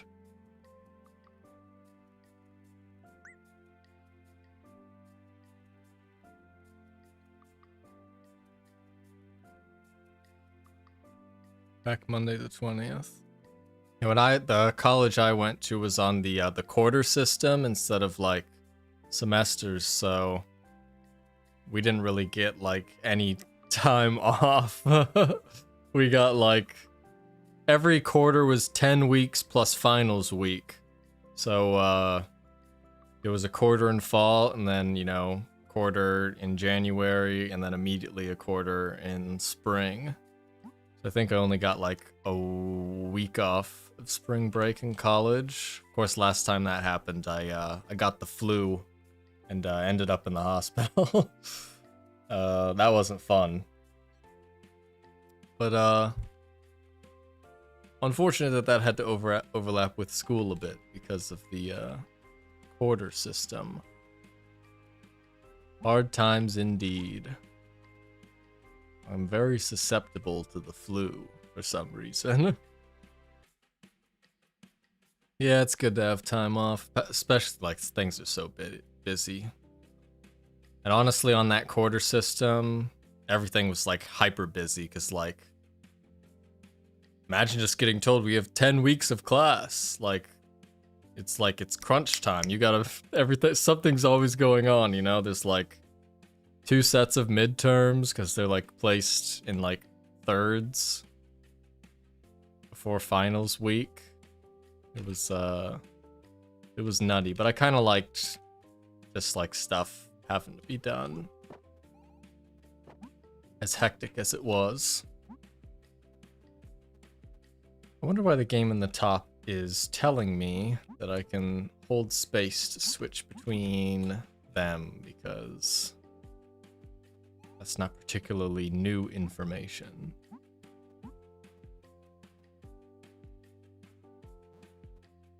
If I could just throw someone onto the button, then it would be solved, but I don't think that's possible because you can't move while this is happening.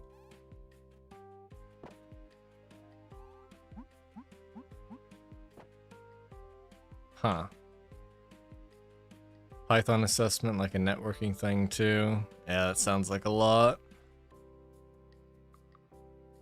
I guess they want, even for quarter system, that as soon as like spring break ends or whatever, it's like, all right, back on top of things.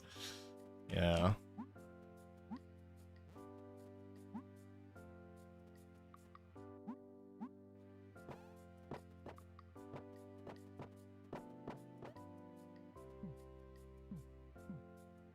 I like this little hand gesture. She does like, I cannot place the Mary there. There is no floor there.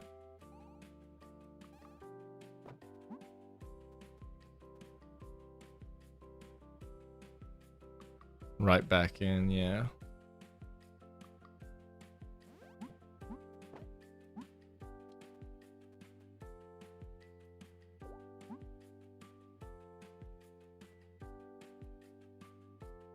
Okay, I think I had the right idea. I just misplayed it. Or I threw her like back up there. I don't need to throw her up there. I just need to unsummon and then resummon, and then we throw that up there. I say that, but she's a person, so.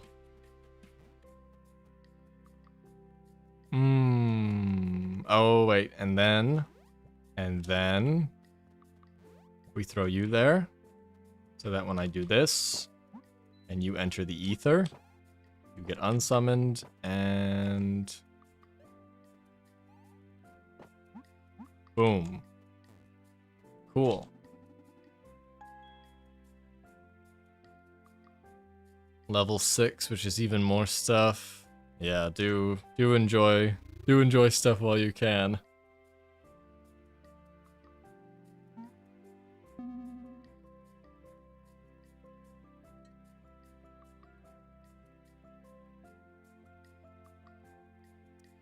Let's see.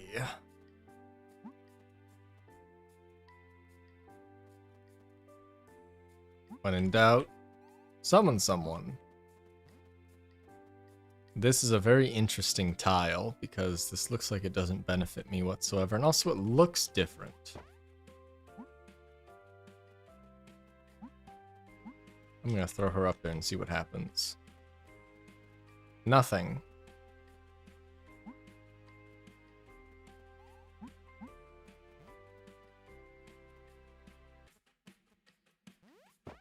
So what's the deal? Poke that toad. Oh, you need line of sight to unsummon and resummon. Oh, I get it. That's why there's this little green line following them. Okay, that's cool. Which is why she needs to be placed, or no. She needs to summon and then be placed right up there. And you can go there. And then you can unsummon.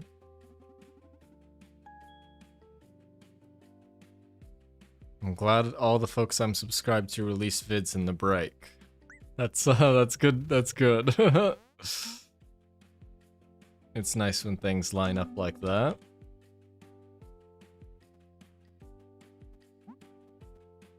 What's the level called? I cast Ghost Walk. Is this when I find out? Okay. She can't operate tiles. I wonder if she counts as 2 fairies. She does not count as 2 fairies. Oh, I can't move when I'm on this tile, huh? Oh wait, that's a permanent switch. Oopsies. I think I did accidentally stumble onto the solution though. Which is that very specifically, she doesn't count as 2 units, and therefore on the no more than 1 unit tiles, I can do stuff like this. Cool. Saw my friends this week, which is cool. Haven't seen them in person for a few months. Yeah, that's nice. Ooh, someone's birthday as well. Yeah, that's good. Another good thing about, like, for you, you know, like, being on a semester system, spring break lining up, is that spring break lines up with your friends. On the quarter system, that 1 week spring break did not align with other people's spring break. So, it was fine if you knew people on the same system. But yeah, it sounds like I'm like begrudging the system a lot because I'm like, oh man, it was so different from everybody else, but I thought it was fine in the long run and in the short run.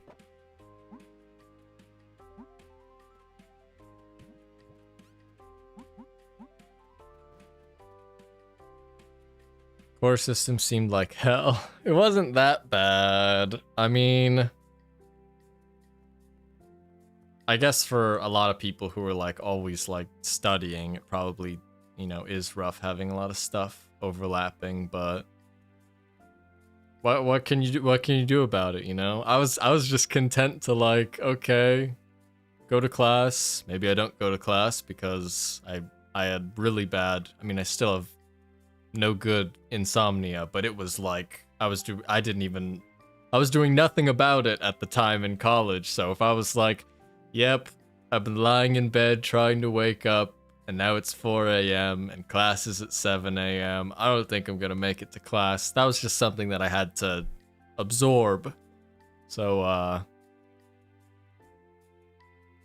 for other people, you know, on the same system, who were like really serious about studying, it was probably a huge sap of time. Although another roommate of mine was basically completely nocturnal. He was like always in some club thing during the night.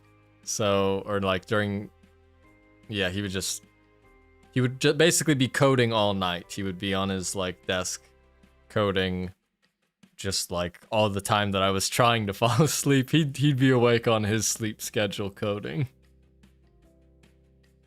Don't think the US has the quarter system. I don't even feel like many colleges in the US have it. Like, I feel like I might look up right now and see it's a very small number. Colleges in America on quarter system. University of California campuses, which is one of which where I went to. And then there's some other ones. Stanford, Caltech, Northwestern, blah, blah, blah, blah, blah. Many schools in Oregon and Washington. Yeah, it might have been just like a small thing plus University of like certain University of California colleges. Only a few in the UK. Yeah, it seems like, I don't know. I wonder what makes like a particular school be allowed to or make the decision to use that kind of system. So it is kind of interesting.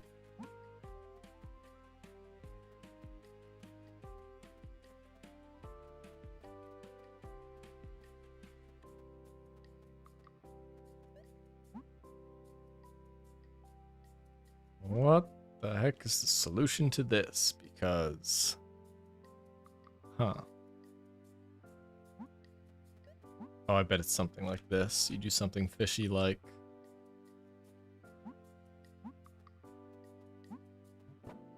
Yeah. And then wake you up. And then throw you over here. And toads do not block line of sight. I love when games tutorialize like puzzle mechanics like this. This is so good. So you can be unsummoned. And you can poke. And you can throw.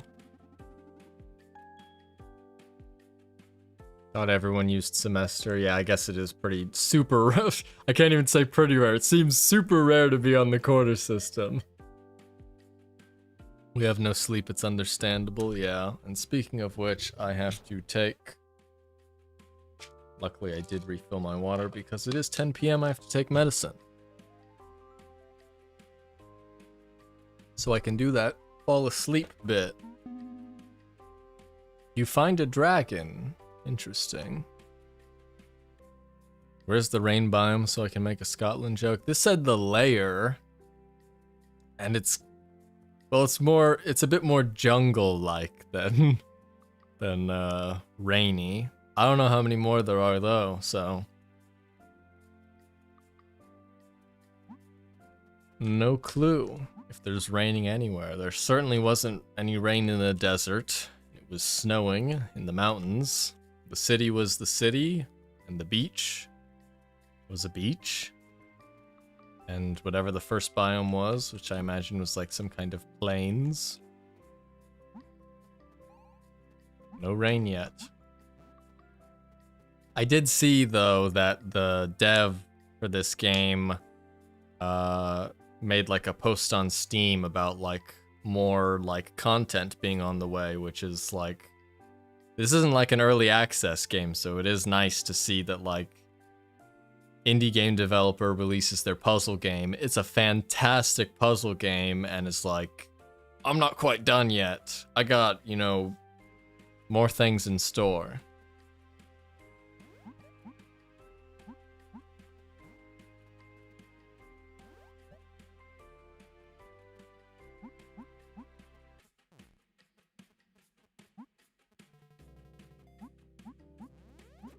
Whoopsies.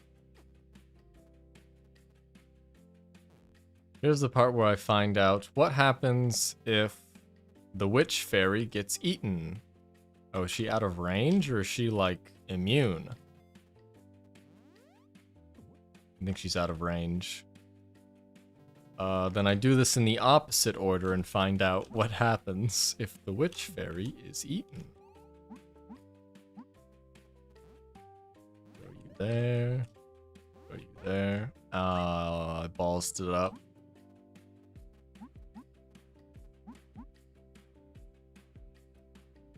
Kelvingrove skit from Lemmy. I'm gonna look that up because I know which one it is. Kelvingrove skit.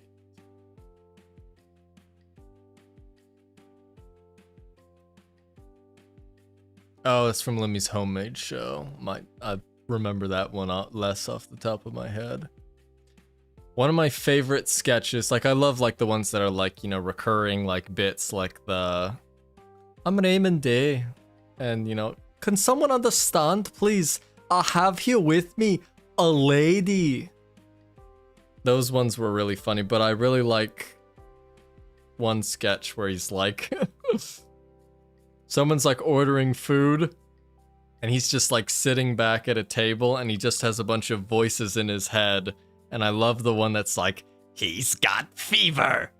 He's got fever. We gotta throw him in the pit with the others. I messed that up again.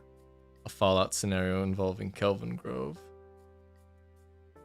Thank you. Thank you. I mean, like, in all honesty, like I said, I replayed that show so many times, like every day, that I better be able to do a decent, you know, Scottish accent. But man, oh my, it was just so, it was so much fun. It was so good. All of them are. All right, let's see what happens. Interesting. Interesting. If the witch fairy gets eaten, she does not unsummon. Cool. I'm Scottish, so I have final say here. Good. I'm glad someone gave it someone with credibility gave it the final say. It's important. Now I don't have to worry about it. Although it's much easier when like I'm doing a specific line from the show. Northern English. Cool.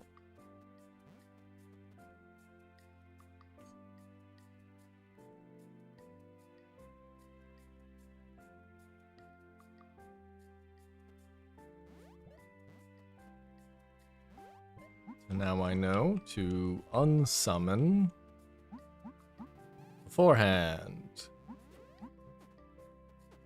Cool.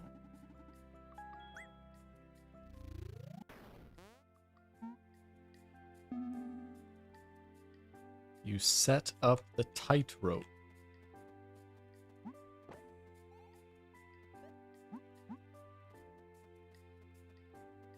Interesting. So I can do this and then block that off. And I need to do it the other way. How do I do it the other way?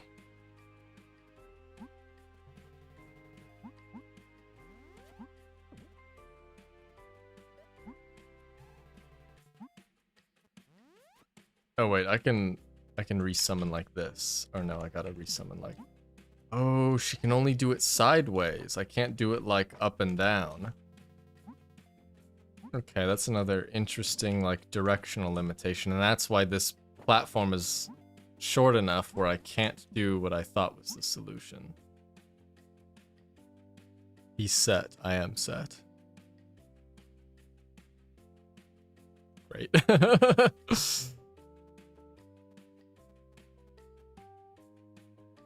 Honestly, I showed everybody in college that show. I didn't let a single person I meet not watch that show.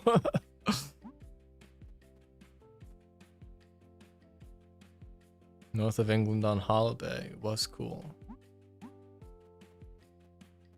This is kind of random, but you know, I'm from California. I'm in California. One of my friends did go to school in Scotland for his freshman year.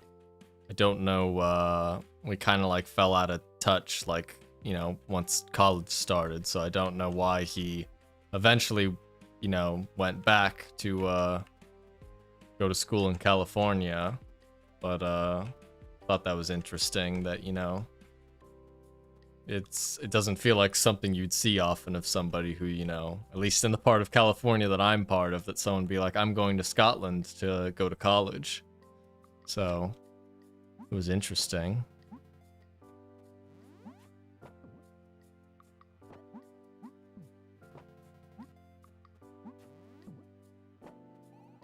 Now the puzzle is called Tightrope Walk, which makes me think someone should be walking back and forth over here.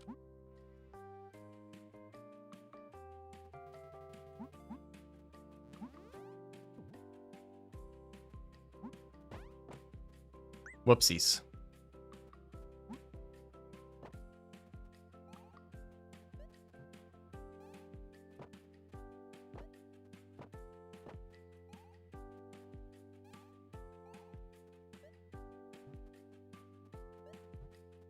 What do I do to... Oh, wait. I think I just overthought this way too much.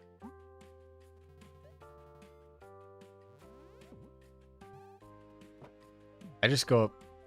Never mind, I didn't overthink it. I'm back to where I started. I was like, oh, I'll just go up here and summon her down there. That's not possible. There's some characters at our school, so I don't blame him for getting out of there. Yeah, I guess he probably just didn't have as much, like... I don't know. I'm just speculating, but I imagine it, you know... It might be quite difficult to, you know... go to a new school by yourself, literally so far away from California. Like, he ended up going to school with another, like, friend of mine who, you know, went to, you know, so that, and they were friends, so it worked out for them.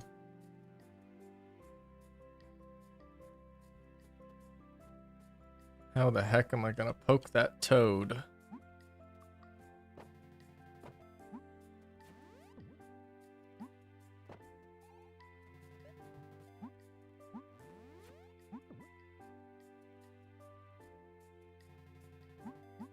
Oh, wait.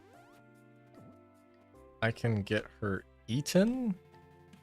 I mean, that doesn't seem like a solution. Oh, her orb shatters as soon as... Oh, now the action button makes her shrug. Taunts are still the same. That is funny. It's like, okay, yeah, my orb's destroyed. What do you want me to do? Structure of our system in school is really different too as well. That also might probably, you know, be a big part of it.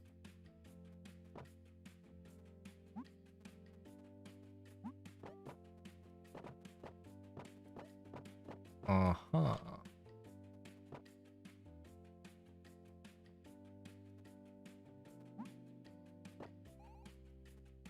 Do I do this the other way around and get her eaten by the thing? Oh, I do. Cool.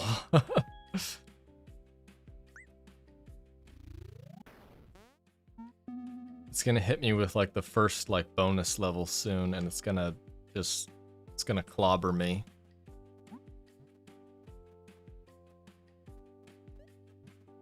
So this is the only move you can do there, and that definitely has repercussions.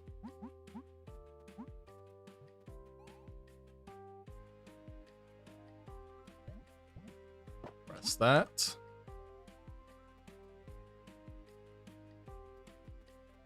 Now the line is broken, and we definitely don't have the room to get either of them eaten, so something weird has to be going on.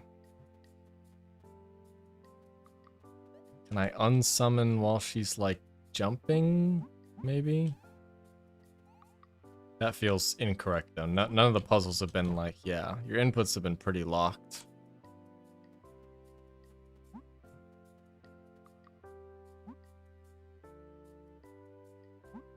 I'm not sure what else you can do. Like once you turn this button on, you can't do anything over here, which is okay. She can't summon while she's on this button. So the only option is summon while not on either thing, which doesn't seem to do anything. Or summon while that's happening. And now she needs to get off the platform. Oh, wait. She can get off the platform as soon as her orb is broken. Okay, this is where you're supposed to learn about the orb consequences. Yep, it's gone. And she's gone too. Didn't know that part would happen, but still. Yeah, the structure of our system is going. Oh yeah, I said it. Remember, I had a guy trip me in the corridor and then offer me a Bible as apologies. Didn't even know we had Mormons. Interesting. Interesting.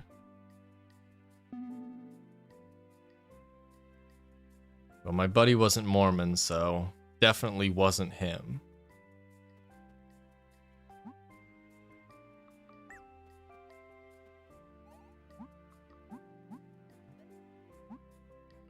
Oh, is this a new type of button where all of them have to be pressed down to have an effect? Cool, cool, cool, cool.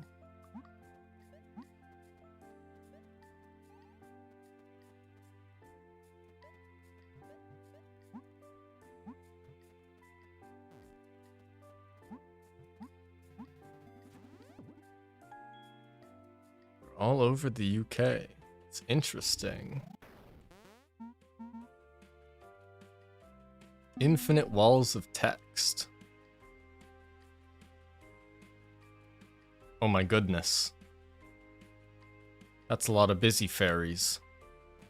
Well.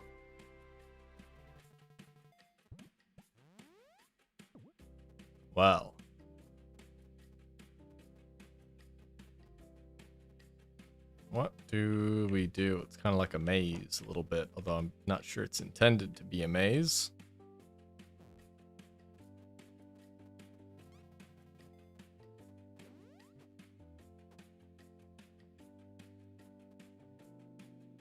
Okay, so this is one of those things, which means this is going to be...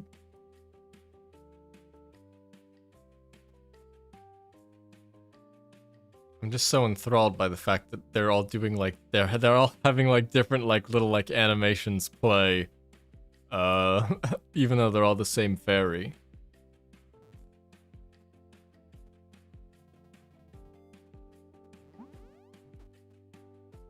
So the gray platform activates, or deactivates if there's one fairy standing off of it, but there is a fairy standing off of it.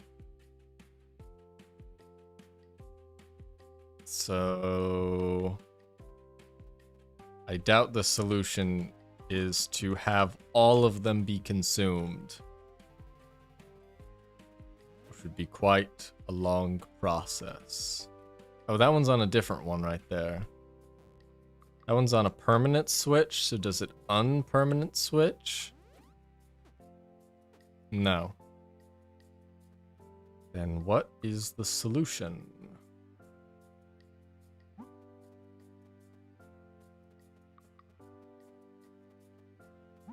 There's no way the answer is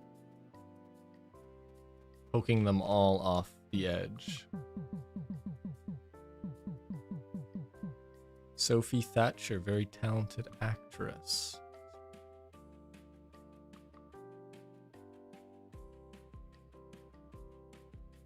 Don't believe I've seen her in anything, but, you know, cool.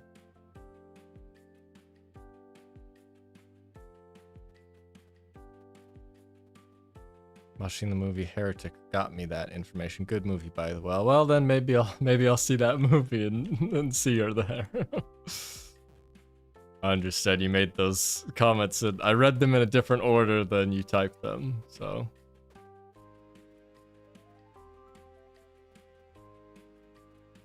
Also, what the heck is the Mary Fairy doing?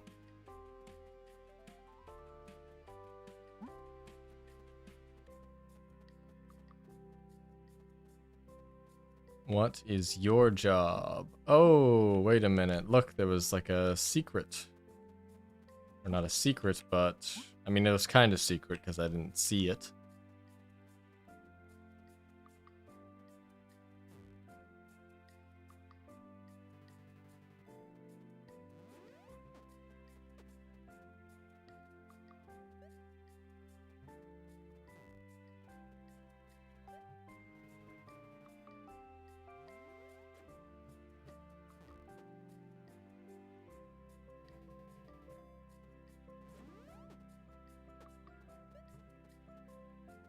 I'm not sure what the idea is here.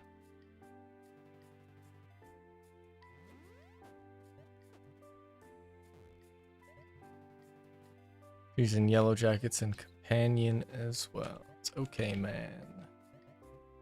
Cool, cool.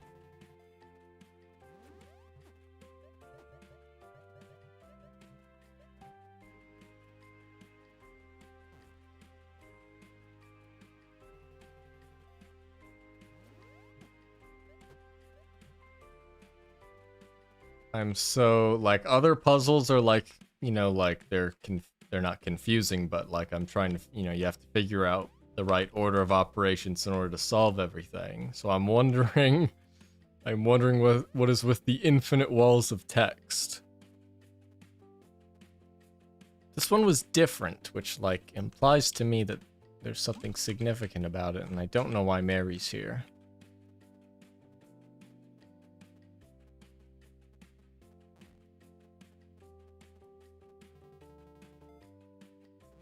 And that one wasn't even standing on a platform. I mean, I just had her eaten for no good reason, but still.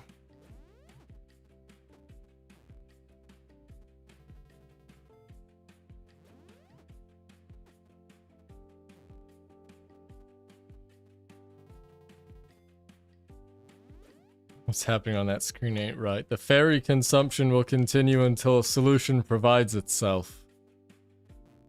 Surely. I'm just confused because I thought the rule I learned with them is that all of them need to be pressed down in order to have an effect, which is flipping this tile. But maybe I'm thinking of this wrong, and it was one of them getting eaten that disabled this, and therefore I need to find out which tiles, which ones need to be eaten, or, you know, like this one right here, this one wasn't on a tile, so that would be one that gets, it's like a scavenger hunt. Different variation of a puzzle. So I need to find another tile somewhere that doesn't have a button on it. That is safe. Or I literally could just spend the time and have them all eaten to undo the effect. I don't know.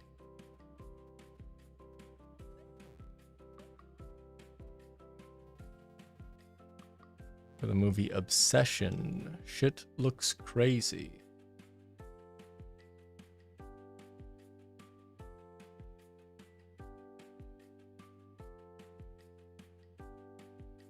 Interesting. I'm keeping like a bunch of new tabs open. There was a movie I wanted to see that I was thinking of seeing tomorrow, but I cannot remember what it was whatsoever. And now I'm kind of like befuddled by it. Pretty sure it was like a movie that I was like surprised to see was like playing in theaters near me.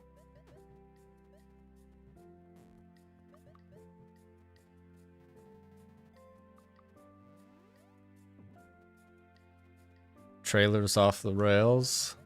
I'll make sure to watch it then. Also, I just accidentally dodged that.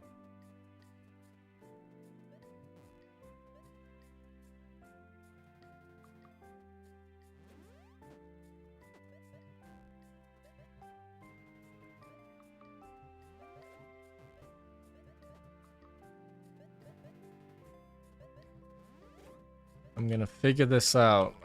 I think I figured it out. I just need to find the right tiles.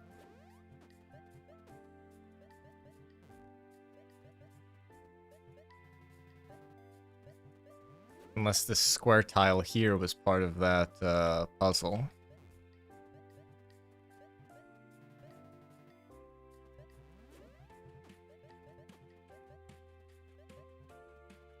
I don't want to reset it though, because I made so much ground.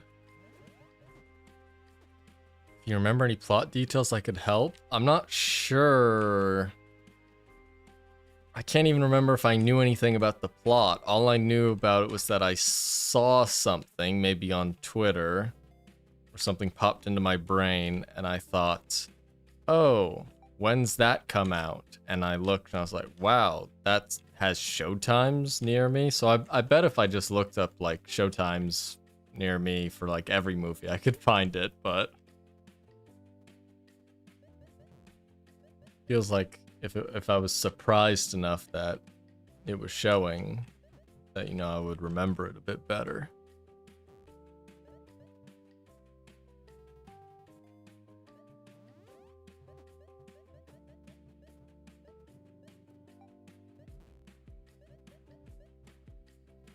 Drawing right now, this gold color looks golden idol light. Nice.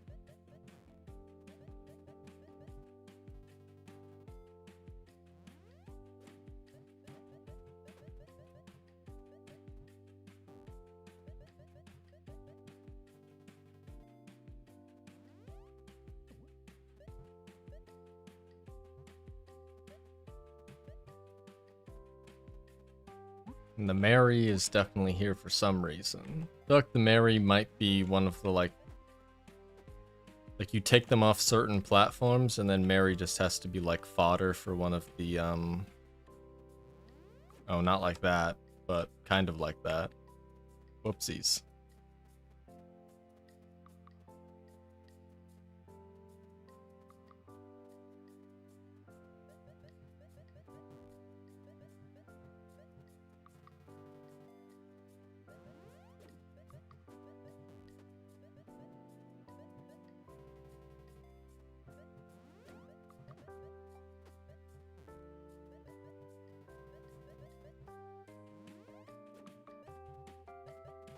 I'm having the problem where there's so many of them I can't get the one I want because, okay, there we are.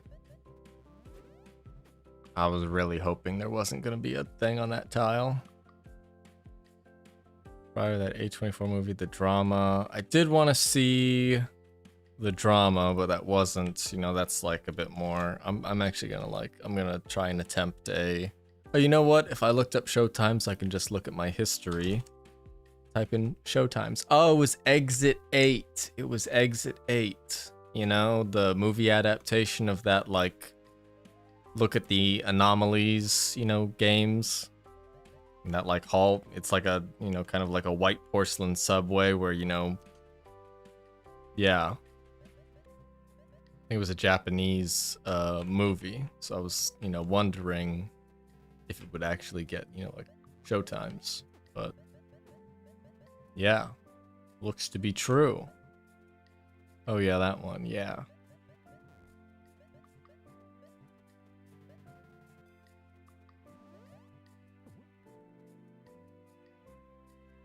I really, I want to press the restart button on this puzzle, but I really don't want to, like, if removing these is somehow important for discovering the solution, I really don't want to have to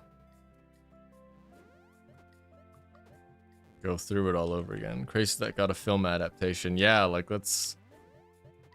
And the reviews were seemingly, like, good for it, so, like, that's even better.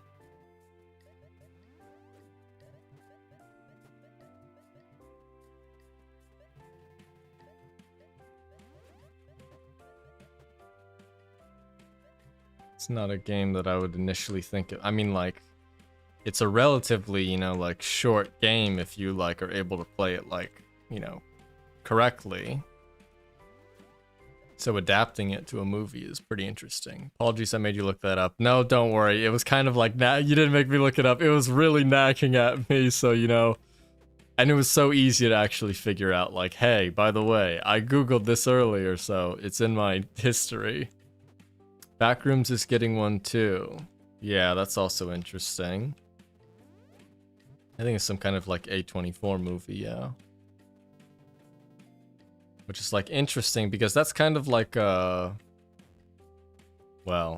kind of like an open source project or whatever. Or really just like, you know, whoever came up with the original thing is like, I don't believe involved because, you know, just it's kind of like an internet thing.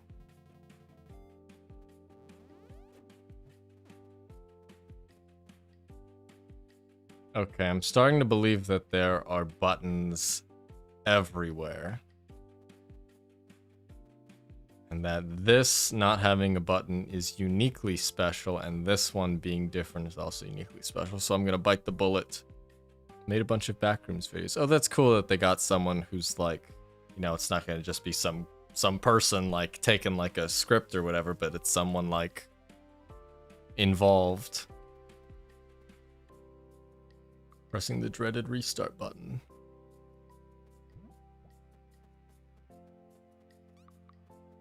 Okay, so it's currently pressed down, which is good. This is what we want. That fairy is perfectly allowed to disappear. So now the only thing is... Oh wait, this is just the solution. I'm so silly. And Mary getting eaten by this last guy is the final one. Like, I knew the puzzle was like the three of them have to get eaten without, you know, anyone pressing on a button. But oh wait, I gotta move around like this. Directed and wrote it. Awesome. There's always buttons. Yeah, it's like I kind of didn't like parse that. Like, I knew I needed like 3 things, but I thought I was looking for like 1 more tile, even though I obviously don't need to do that. Cool. Wouldn't be the first time. I had the right idea. Oh, that is a cool... I love all these. I know on the main menu screen in the extras section, because for me, when I boot up a game, the first thing I do is look at the options menus and the extras menus. There was one for the loading screens. So... they're probably all there. And they're pretty funny, even though they only flash on the screen for a while. Mortar from Doctor Strange and Rennet Rain save from last year's Sentimental Value. I heard good things about Sentimental Value, but I didn't see it.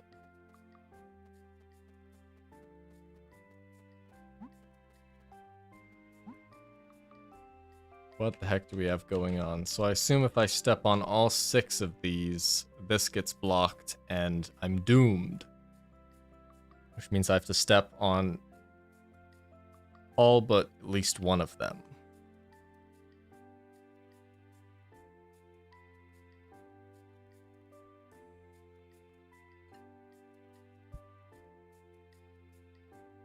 Also, well, it's getting close to 11 p.m.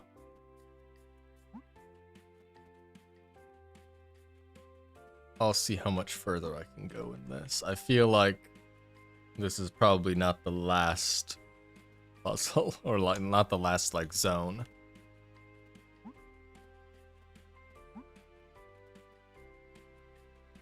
If I step here, I mean, it's kind of irrelevant.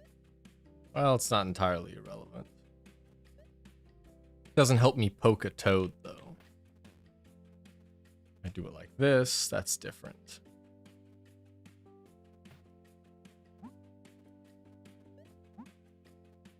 You have to get poked, and that pressure plate has to get pressed down. Oh, it's symmetrical. Oh, that makes a problem. Because if I do that again, all three of them would... Oh, wait, no, it's not symmetrical. This one is the other way around.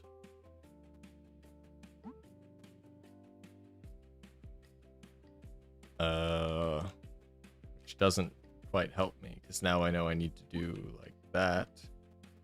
And then boom. 6 buttons are pressed down.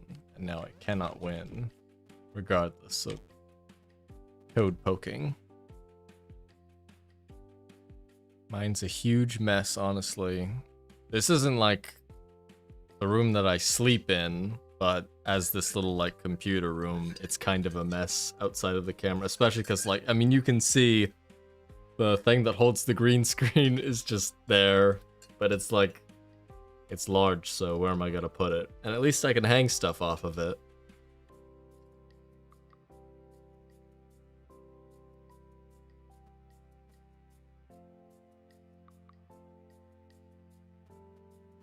What, oh what do I do to poke these toads? That is guaranteed to have... Oh, that's not what I wanted.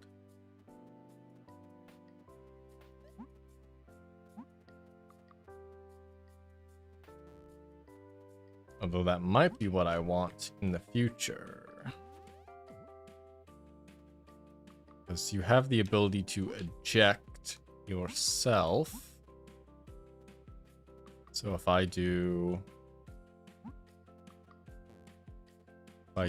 this, I can step there, poke that toad, and how did I eject myself over here? Oh, because it's the other way around. This one goes down when you press the button. Or I could also do that, which I just did accidentally. I never even poked this guy. Sometimes it's even more satisfying to solve it accidentally. Is there a green screen in the room with us right now? Well, it's not green screening anything in particular, but it's there. I did mess around when I turned the camera on of, hey, what if I do turn on the chroma key and, you know, try and filter out that poorly lit at the current moment green screen? What would happen? And, it was like, it wasn't like good because of the lighting. It would just keep flashing black like there was some kind of E-core. Oh wait, I might have like cropped myself out of the picture, huh? Oh no, you can still see it. Cool.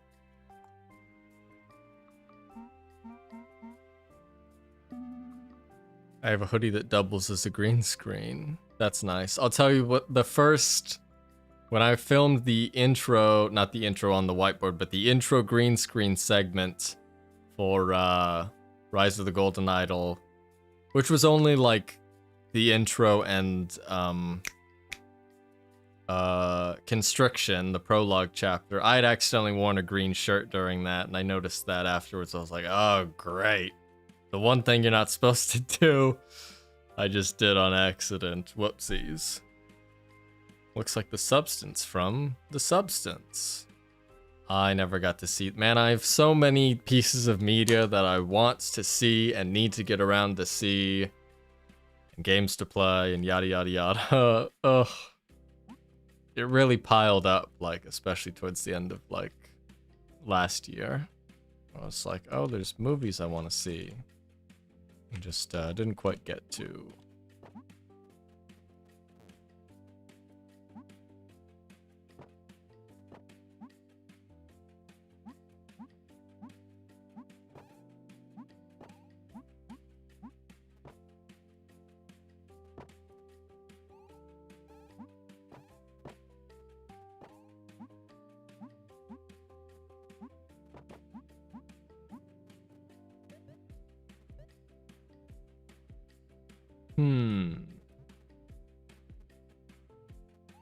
I think I do this, move you there, and then you can hold that down.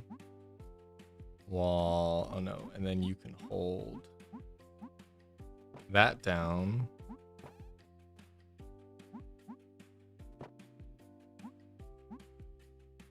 I need 4 of them, which means all of them. feel like I'm intentionally shaming you there. No, I don't take offense. Trust me, I'm just like, oh, just for me, it's like this. For me, it's like a reminder, like, you know. So I appreciate it even.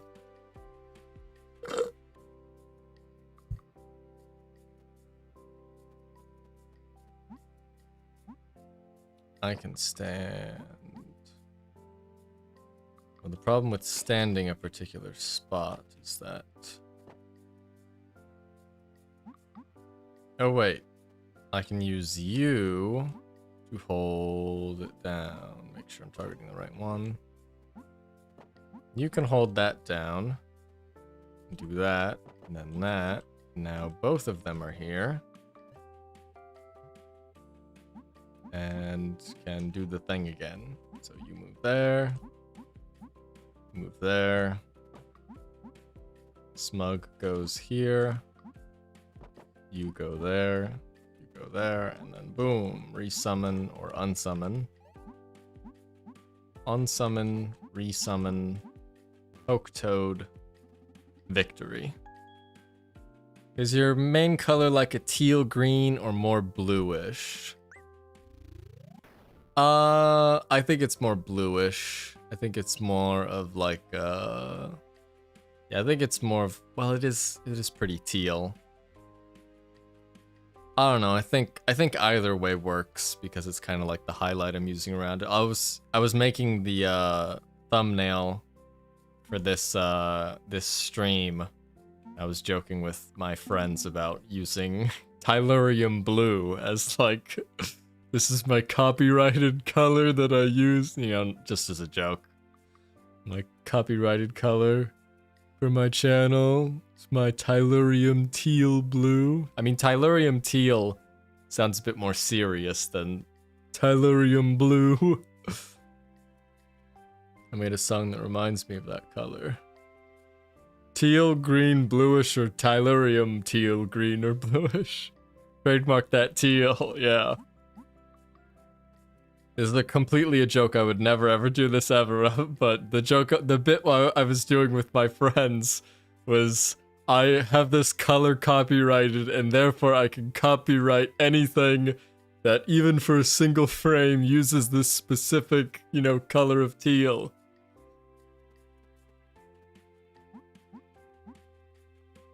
Tylurium teal is it's a work in progress. Theme of Forgotten Sunken Place. Real cheery stuff. Real cheery stuff. Well, there's got to be some forgotten sunken palace that's cheery. At least one out there. It's a wide ocean after all.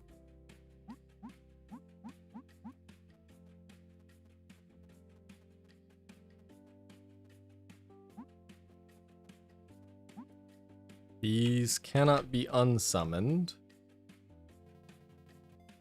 They can be eaten.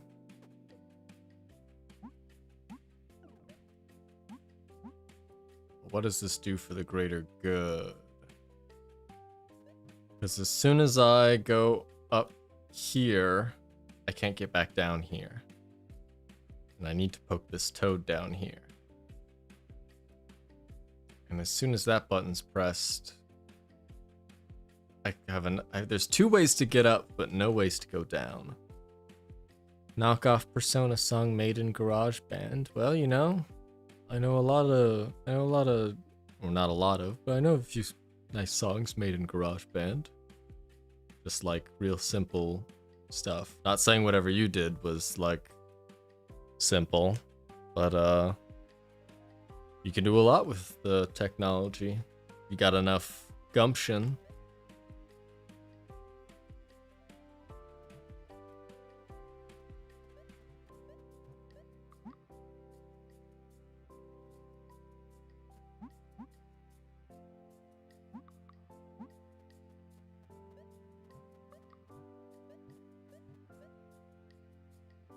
It's interesting that this you can't stand on twice tile is here. It was not that great, to be honest. Oh, okay.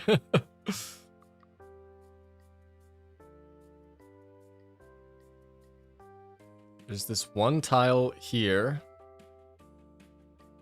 I don't understand in particular what it's blocking. Like, why does this have to, why is this weird lip here? It's 3 notes and then loudness. Well, all sounds are just, you know, amplitude and frequency, so any song is technically any other song as long as you just move the notes around, amplitude and frequency.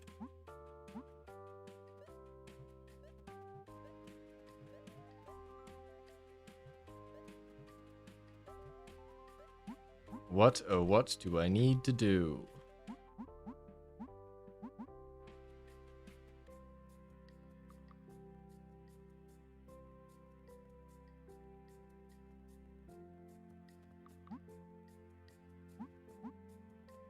What if I just use this to get her eaten? No, there's no way. No, he's definitely not. He can't, because this is just straight up completely blocking him. I appreciate the kind words. Well, you know, just, you know, I'm lending my support.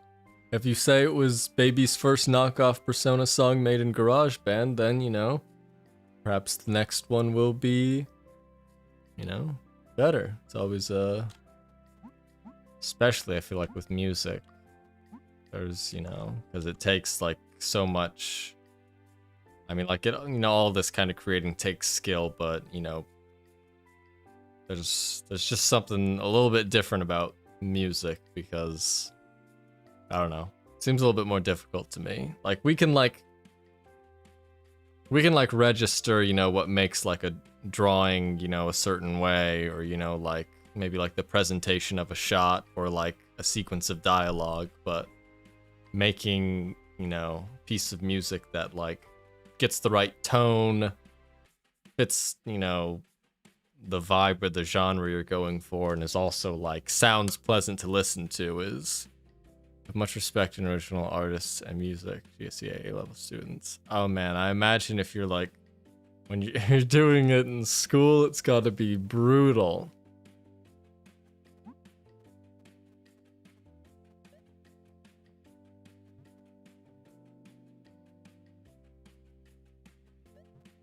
How am I gonna poke that toad?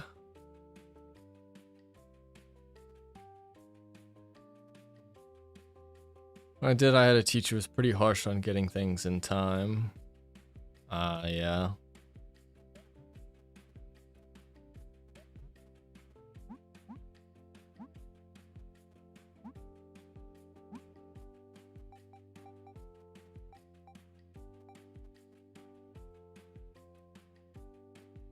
Seems really easy to satisfy the first step of the puzzle, which is get control of these by getting these 2 eaten.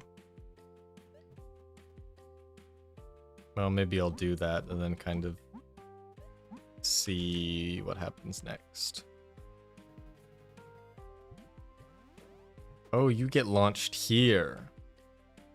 Which means once you go up here, there really is no way back at all.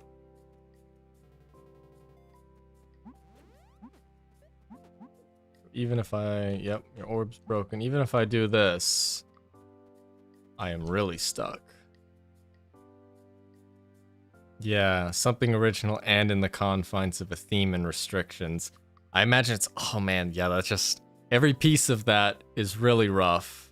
Like fitting the confines of like a theme that like maybe it's like, you know, I understand why it's like a task you're given to be like, make something in like a way, or, you know, make a product that you wouldn't normally make.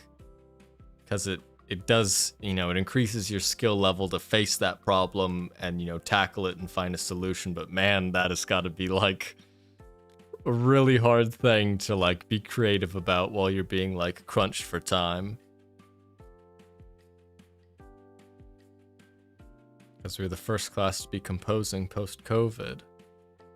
If that COVID period ends up helping in a way, then that's always thankful. For me, COVID prevented me from having to take my like German 3 final. So I never learned, you know, I wasn't good at German, so I am partially thankful that that kind of saved me a bit from that. So, trying to find the bit of a silver lining. I immediately launched myself as soon as I had the opportunity. What, oh, what can you do?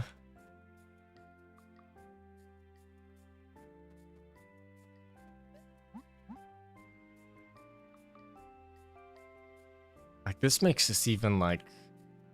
Oh wait, I imagine this one sends you all the way up here, so you don't have to worry about...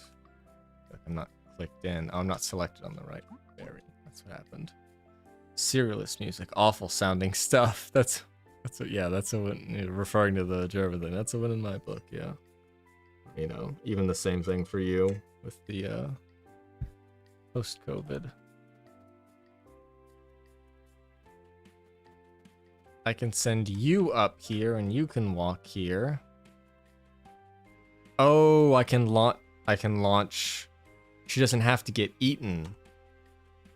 She can just get launched by this. They can both do it. They can both do it like this, like this, like this. You step there. You step there. And now both of your orbs are broken. Oh, I need... Oh, wait, I can poke them here. Gotta be careful because I do think they need to get eaten. Oh, but as soon as they get eaten like that, I lose access to this over there. Unless I can do it fast enough, but I'm not sure this game has really ever involved you doing, you know, X task fast enough.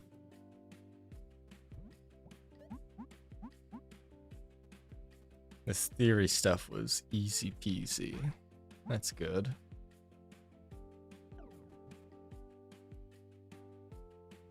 Let's see.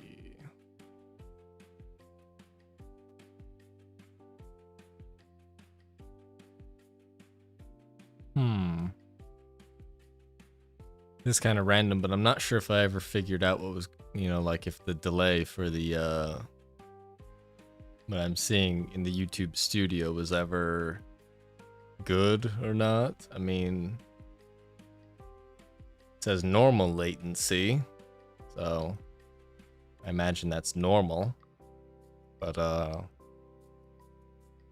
don't know how long it's taking for me to like read and then respond to the messages because I'm looking away. Why am I low-key cooking this fan art? Because you gotta cook. When you gotta cook, you cook. Math, I do not miss that. I was always pretty good at math. Although like some of like the higher, I want to say upper division, but it wasn't like upper division classes. Some of the higher tiers of mathematics that I had to do in college were quite brutal.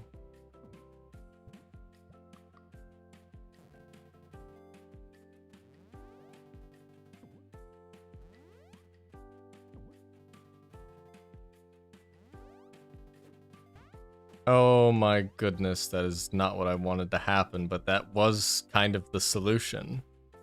I'm not that big of a delay, man, don't worry. Okay, it's not that big of a delay. I just can't tell because when I look at the preview, you know, like for me, this preview window is like, feels super delayed. Like it feels crazy, but I didn't really have any like thing to like tweak there unless it was in like OBS. But I feel like that was already set to be like super low. And now we move. Now we poke.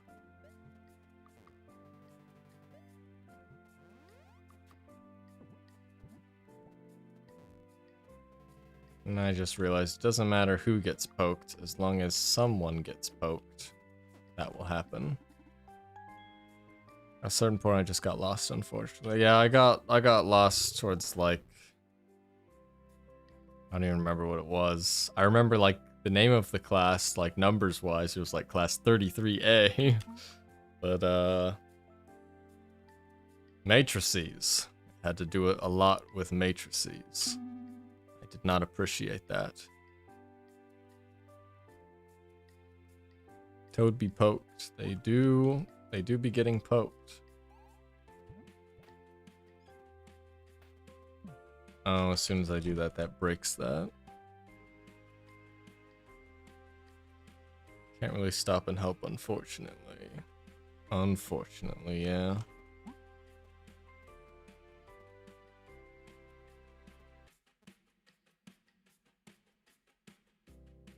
What's the solution here? The solution here is wake you up by throwing Brave Fairy here so that she can tether, wake them up. Go back here. So,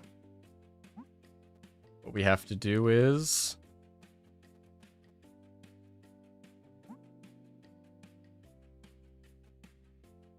Not sure what we have to do. The flag is here, so as soon as this toad gets poked, I can go back down. Yeah, I think most of the puzzle comes from how does she get here? Which is a worthwhile question to ask. Just percentages and stuff. Yeah, that's, you know, it's good that it like, or, you know, everybody has different majors or whatever, so it caps out as different kind of levels for what exactly you're doing. To like just like general education stuff. Although that depends on the school, kind of. Might think more things are necessary.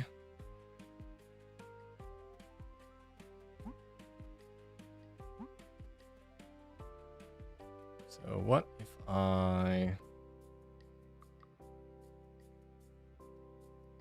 This is so weird. A unit needs to be here and a unit needs to be here. So I think...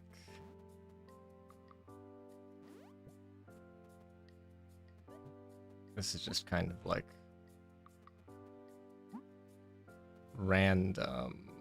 Maybe I didn't need to do that and just needed to...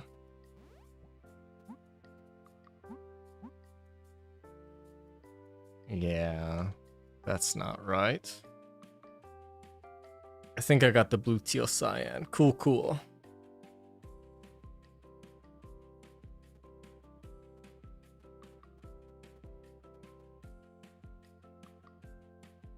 What can I do here? Because doing this, locking this off is a no-go. So...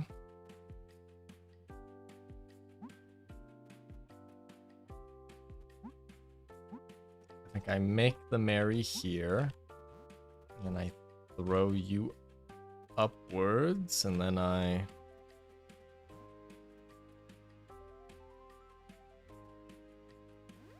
don't think this works.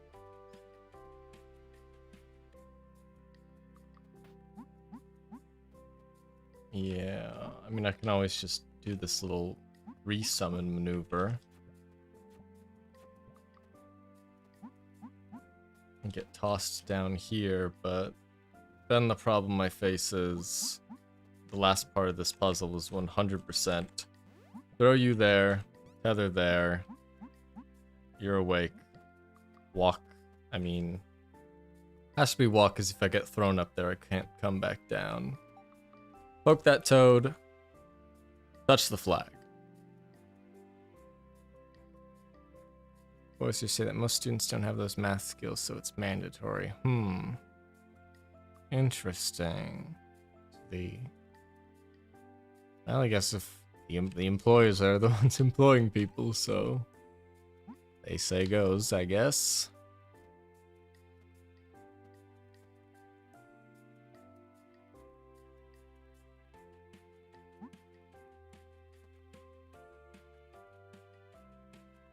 The more I think about this puzzle, the more it seems like things aren't quite right with what I think is the solution.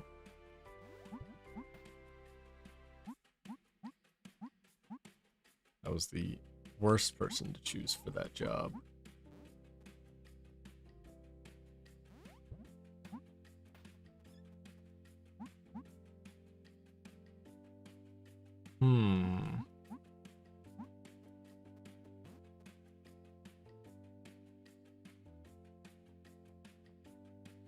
Not so sure. What's the puzzle called? You wake up refreshed. Not too much of a help.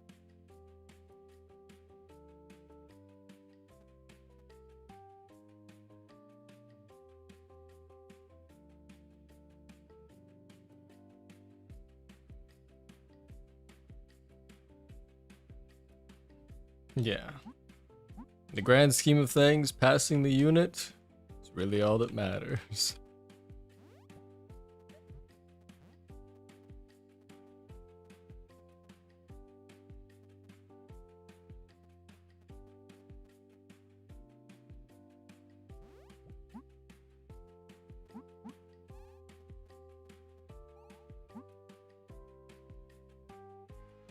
It's always good when you just get like a really good teacher. I mean, like,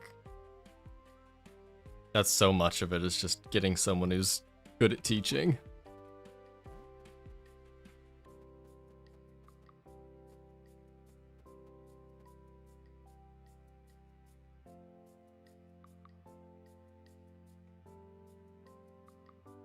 That's even better if you just get the same teacher. If you keep getting the same teacher, that's like getting good teachers good. You get them again. That's phenomenal.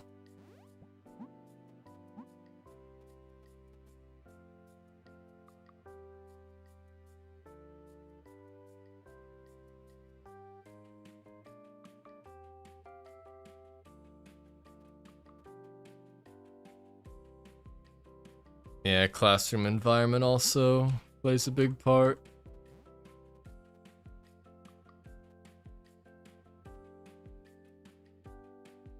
Well, I hope you get her 3 times in a row. That'd be great. First one retired. Can't remember if something like that ever happened in my schooling days.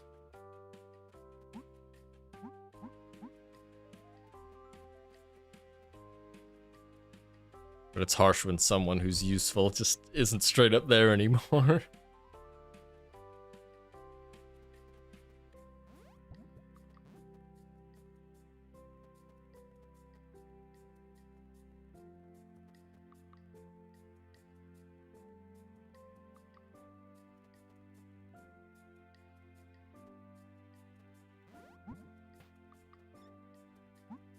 I'm really stuck on this. How does a fairy get here and here?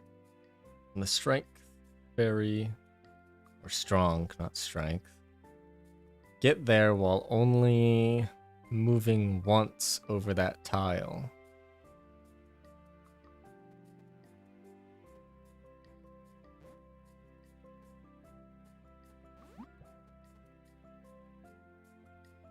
Midst of your time there, yeah. It's like spontaneous as well. You don't really ever get like you don't get the notice when, you know, like a school setting, when something like that happens.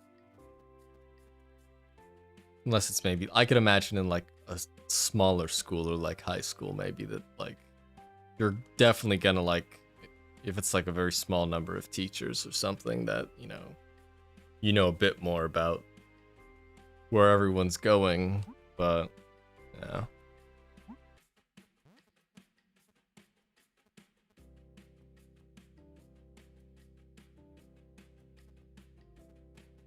What? Oh, what do I do with this fairy?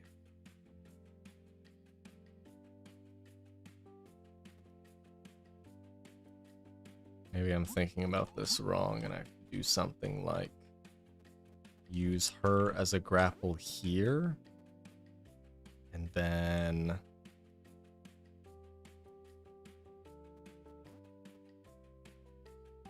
no, that wouldn't work. I was thinking somehow like have her grapple all the way there. Oh guys, I'm your teacher because your old one retired. Yeah. What? Excuse me? I was not privy to such information.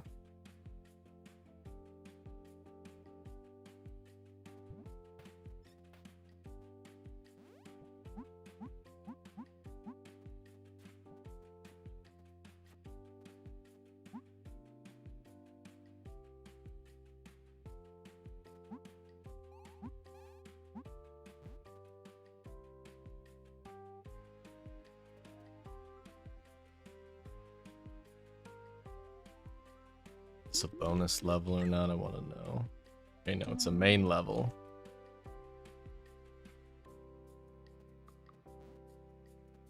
Let's see.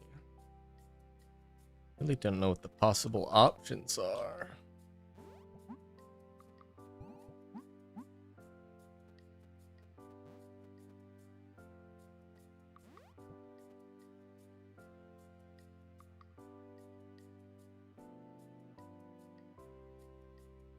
Vacation, okay. Something random. Let's see. If I throw her there and then stand here, that's fine, but then she's not awake for anything useful to happen. Which is no good.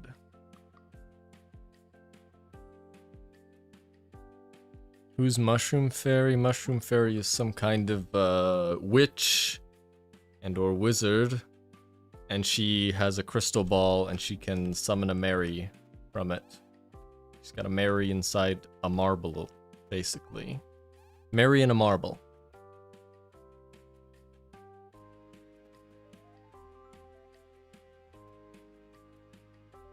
It's been in some pretty interesting puzzles, although it seems like I've been stun-locked by this one. Basically, like, she can't move while the Mary is there, and if line of sight gets broken, she can't, like, unsummon her.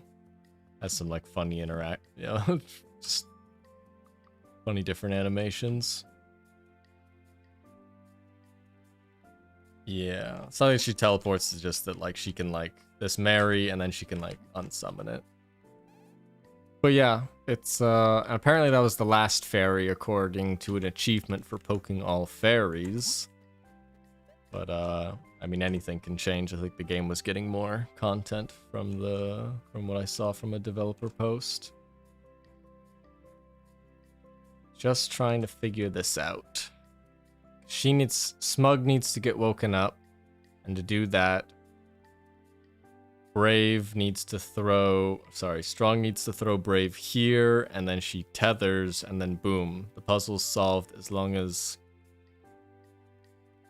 one of these is open. Yeah, as long as one of these is open, because she has to get tossed here and then come back. But I'm not certain how to go about that. It feels like the strong fairy Strong fairy can't both be up here and then come back down here to do what she has to do there.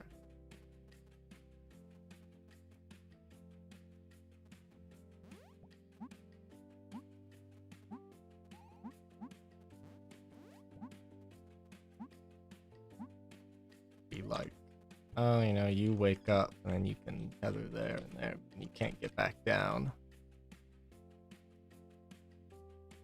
Trust.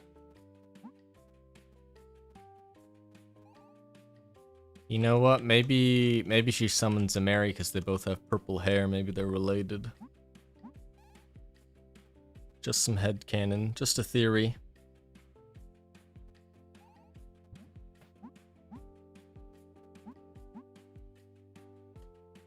I feel like this one might be like the last puzzle I solve, because I've been streaming for about 8.5 hours so far. And it feels like there's much more of the game in sight. Especially with how long this puzzle's taking.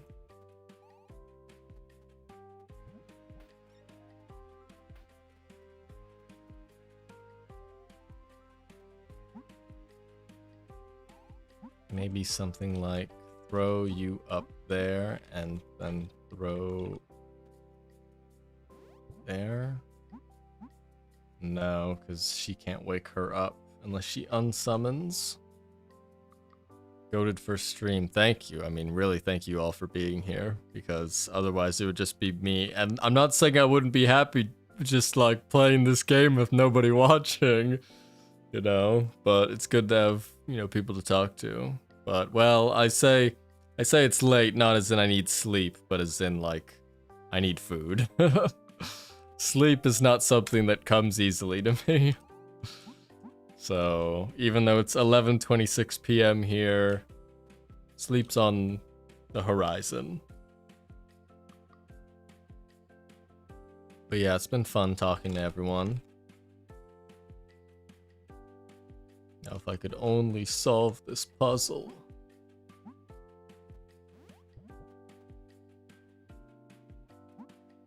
I really thought it would have been smart for the solution to be like, no, use you as the tether, not the strong fairy. But then I just, like, still can't do what I need to do. Just both. Oh, wait. Yeah, that's actually, the solution. Whoopsies.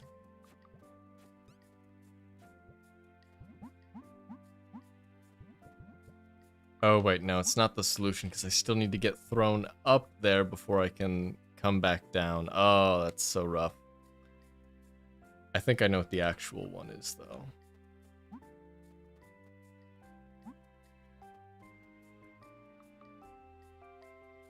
Yeah, it was nice seeing everyone talking to each other too, you know, that it's not just like me back and forth, but that, you know, everybody's, you know, having a good time together.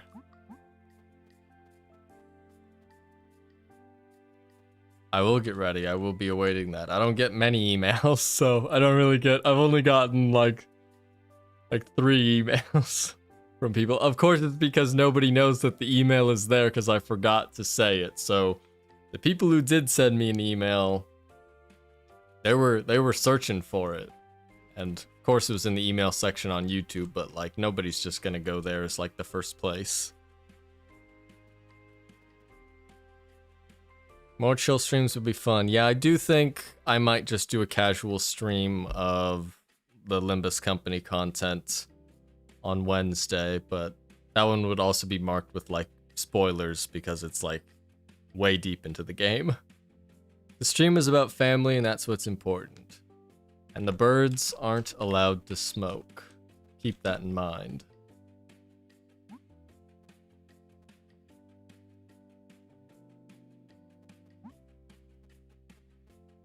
Let's see. Must overcome this last trial.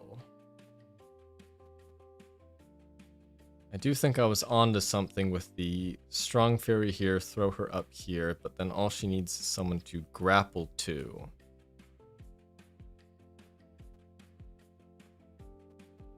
But it's hard to have someone to grapple to because the range is only so small.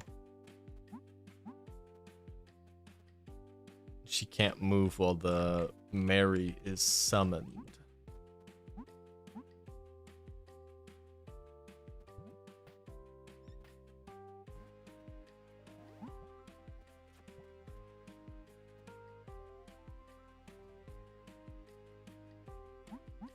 Do I...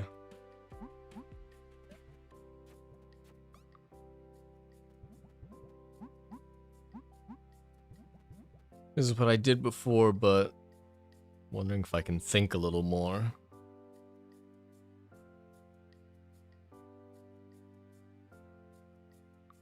Oh, we find in this email like it doesn't exist. Tylurium303@gmail.com. In case it somehow magically becomes difficult to find without my knowledge.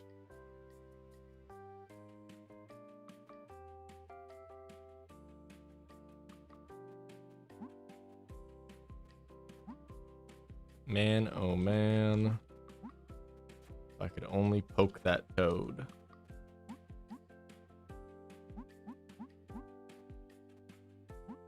And the worst part is that it's the double one, so I couldn't like use someone as like a pressure plate.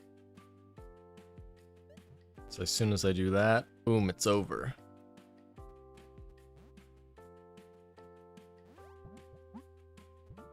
What happens if I summon someone directly on it? Okay, it just moves. Tylurium 404. It exists, I promise you.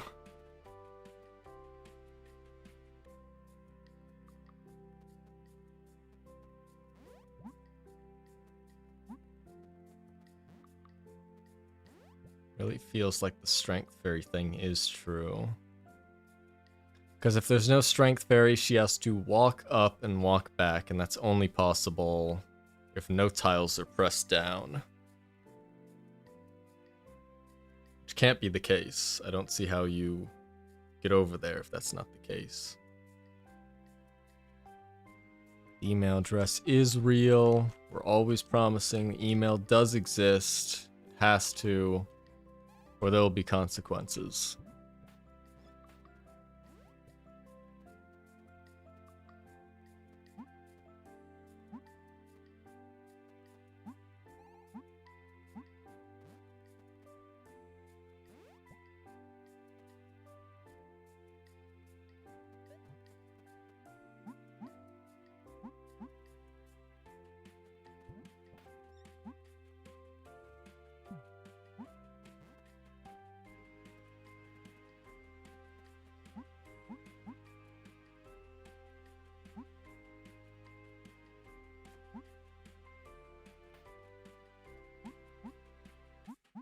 Yeah, I'm so quiet because I'm so lost to this puzzle.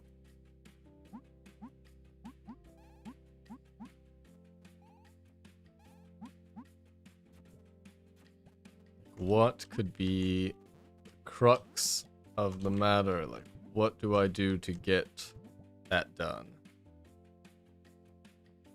Guess we'll see come next Tylorium vid, maybe. I'll definitely, you know, like, as soon as people, like, as soon as I get fan art, I'll definitely do, like, a fan art shout out, because, of course I want to. So, why wouldn't I? I'm gonna play a Tylorium video. How late is it for you at the current moment? That might be pretty long. We're locked in. Well, I'm not sure how much locking is going to do for me.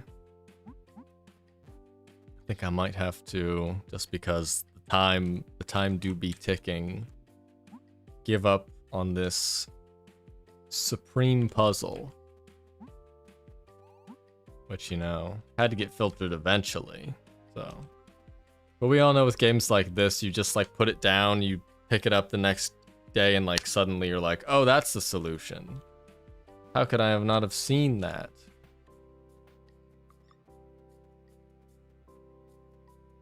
Rise and shine in the UK trust. Okay. Yeah. Being, like, you know, like, streaming, like, you know, PST always feels kind of weird because generally most of your American audience is going to be way far ahead of you, but, you know, we've somehow wrapped around to all the way in the UK, you know, over in Europe, it being an alright-ish morning. Although, you know, you've been here for quite some time, so you're here quite early, like super, like nighttime, basically morning for some of you. So I'm very appreciative that you caught the stream as scheduled at its probably very early time for you.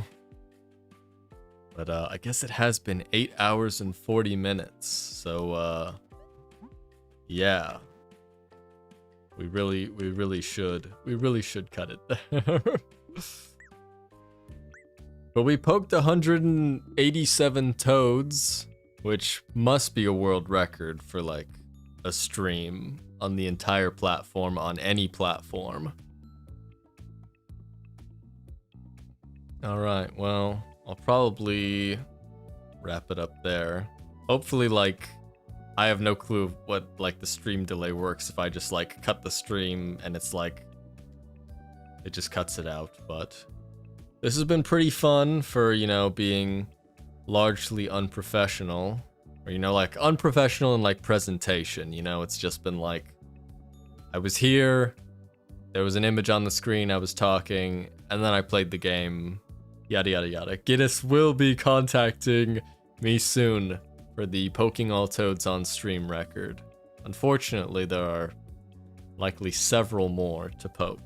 But anyway, yeah, thanks for stopping by, and hopefully I'll see you again, and I will be awaiting the fan art. I'm excited for that, so thank you very much. And have a good rest of your mornings and rest of your days as mine comes to a close. Should look in the camera and say goodbye when I say goodbye. So, goodbye. Thank you.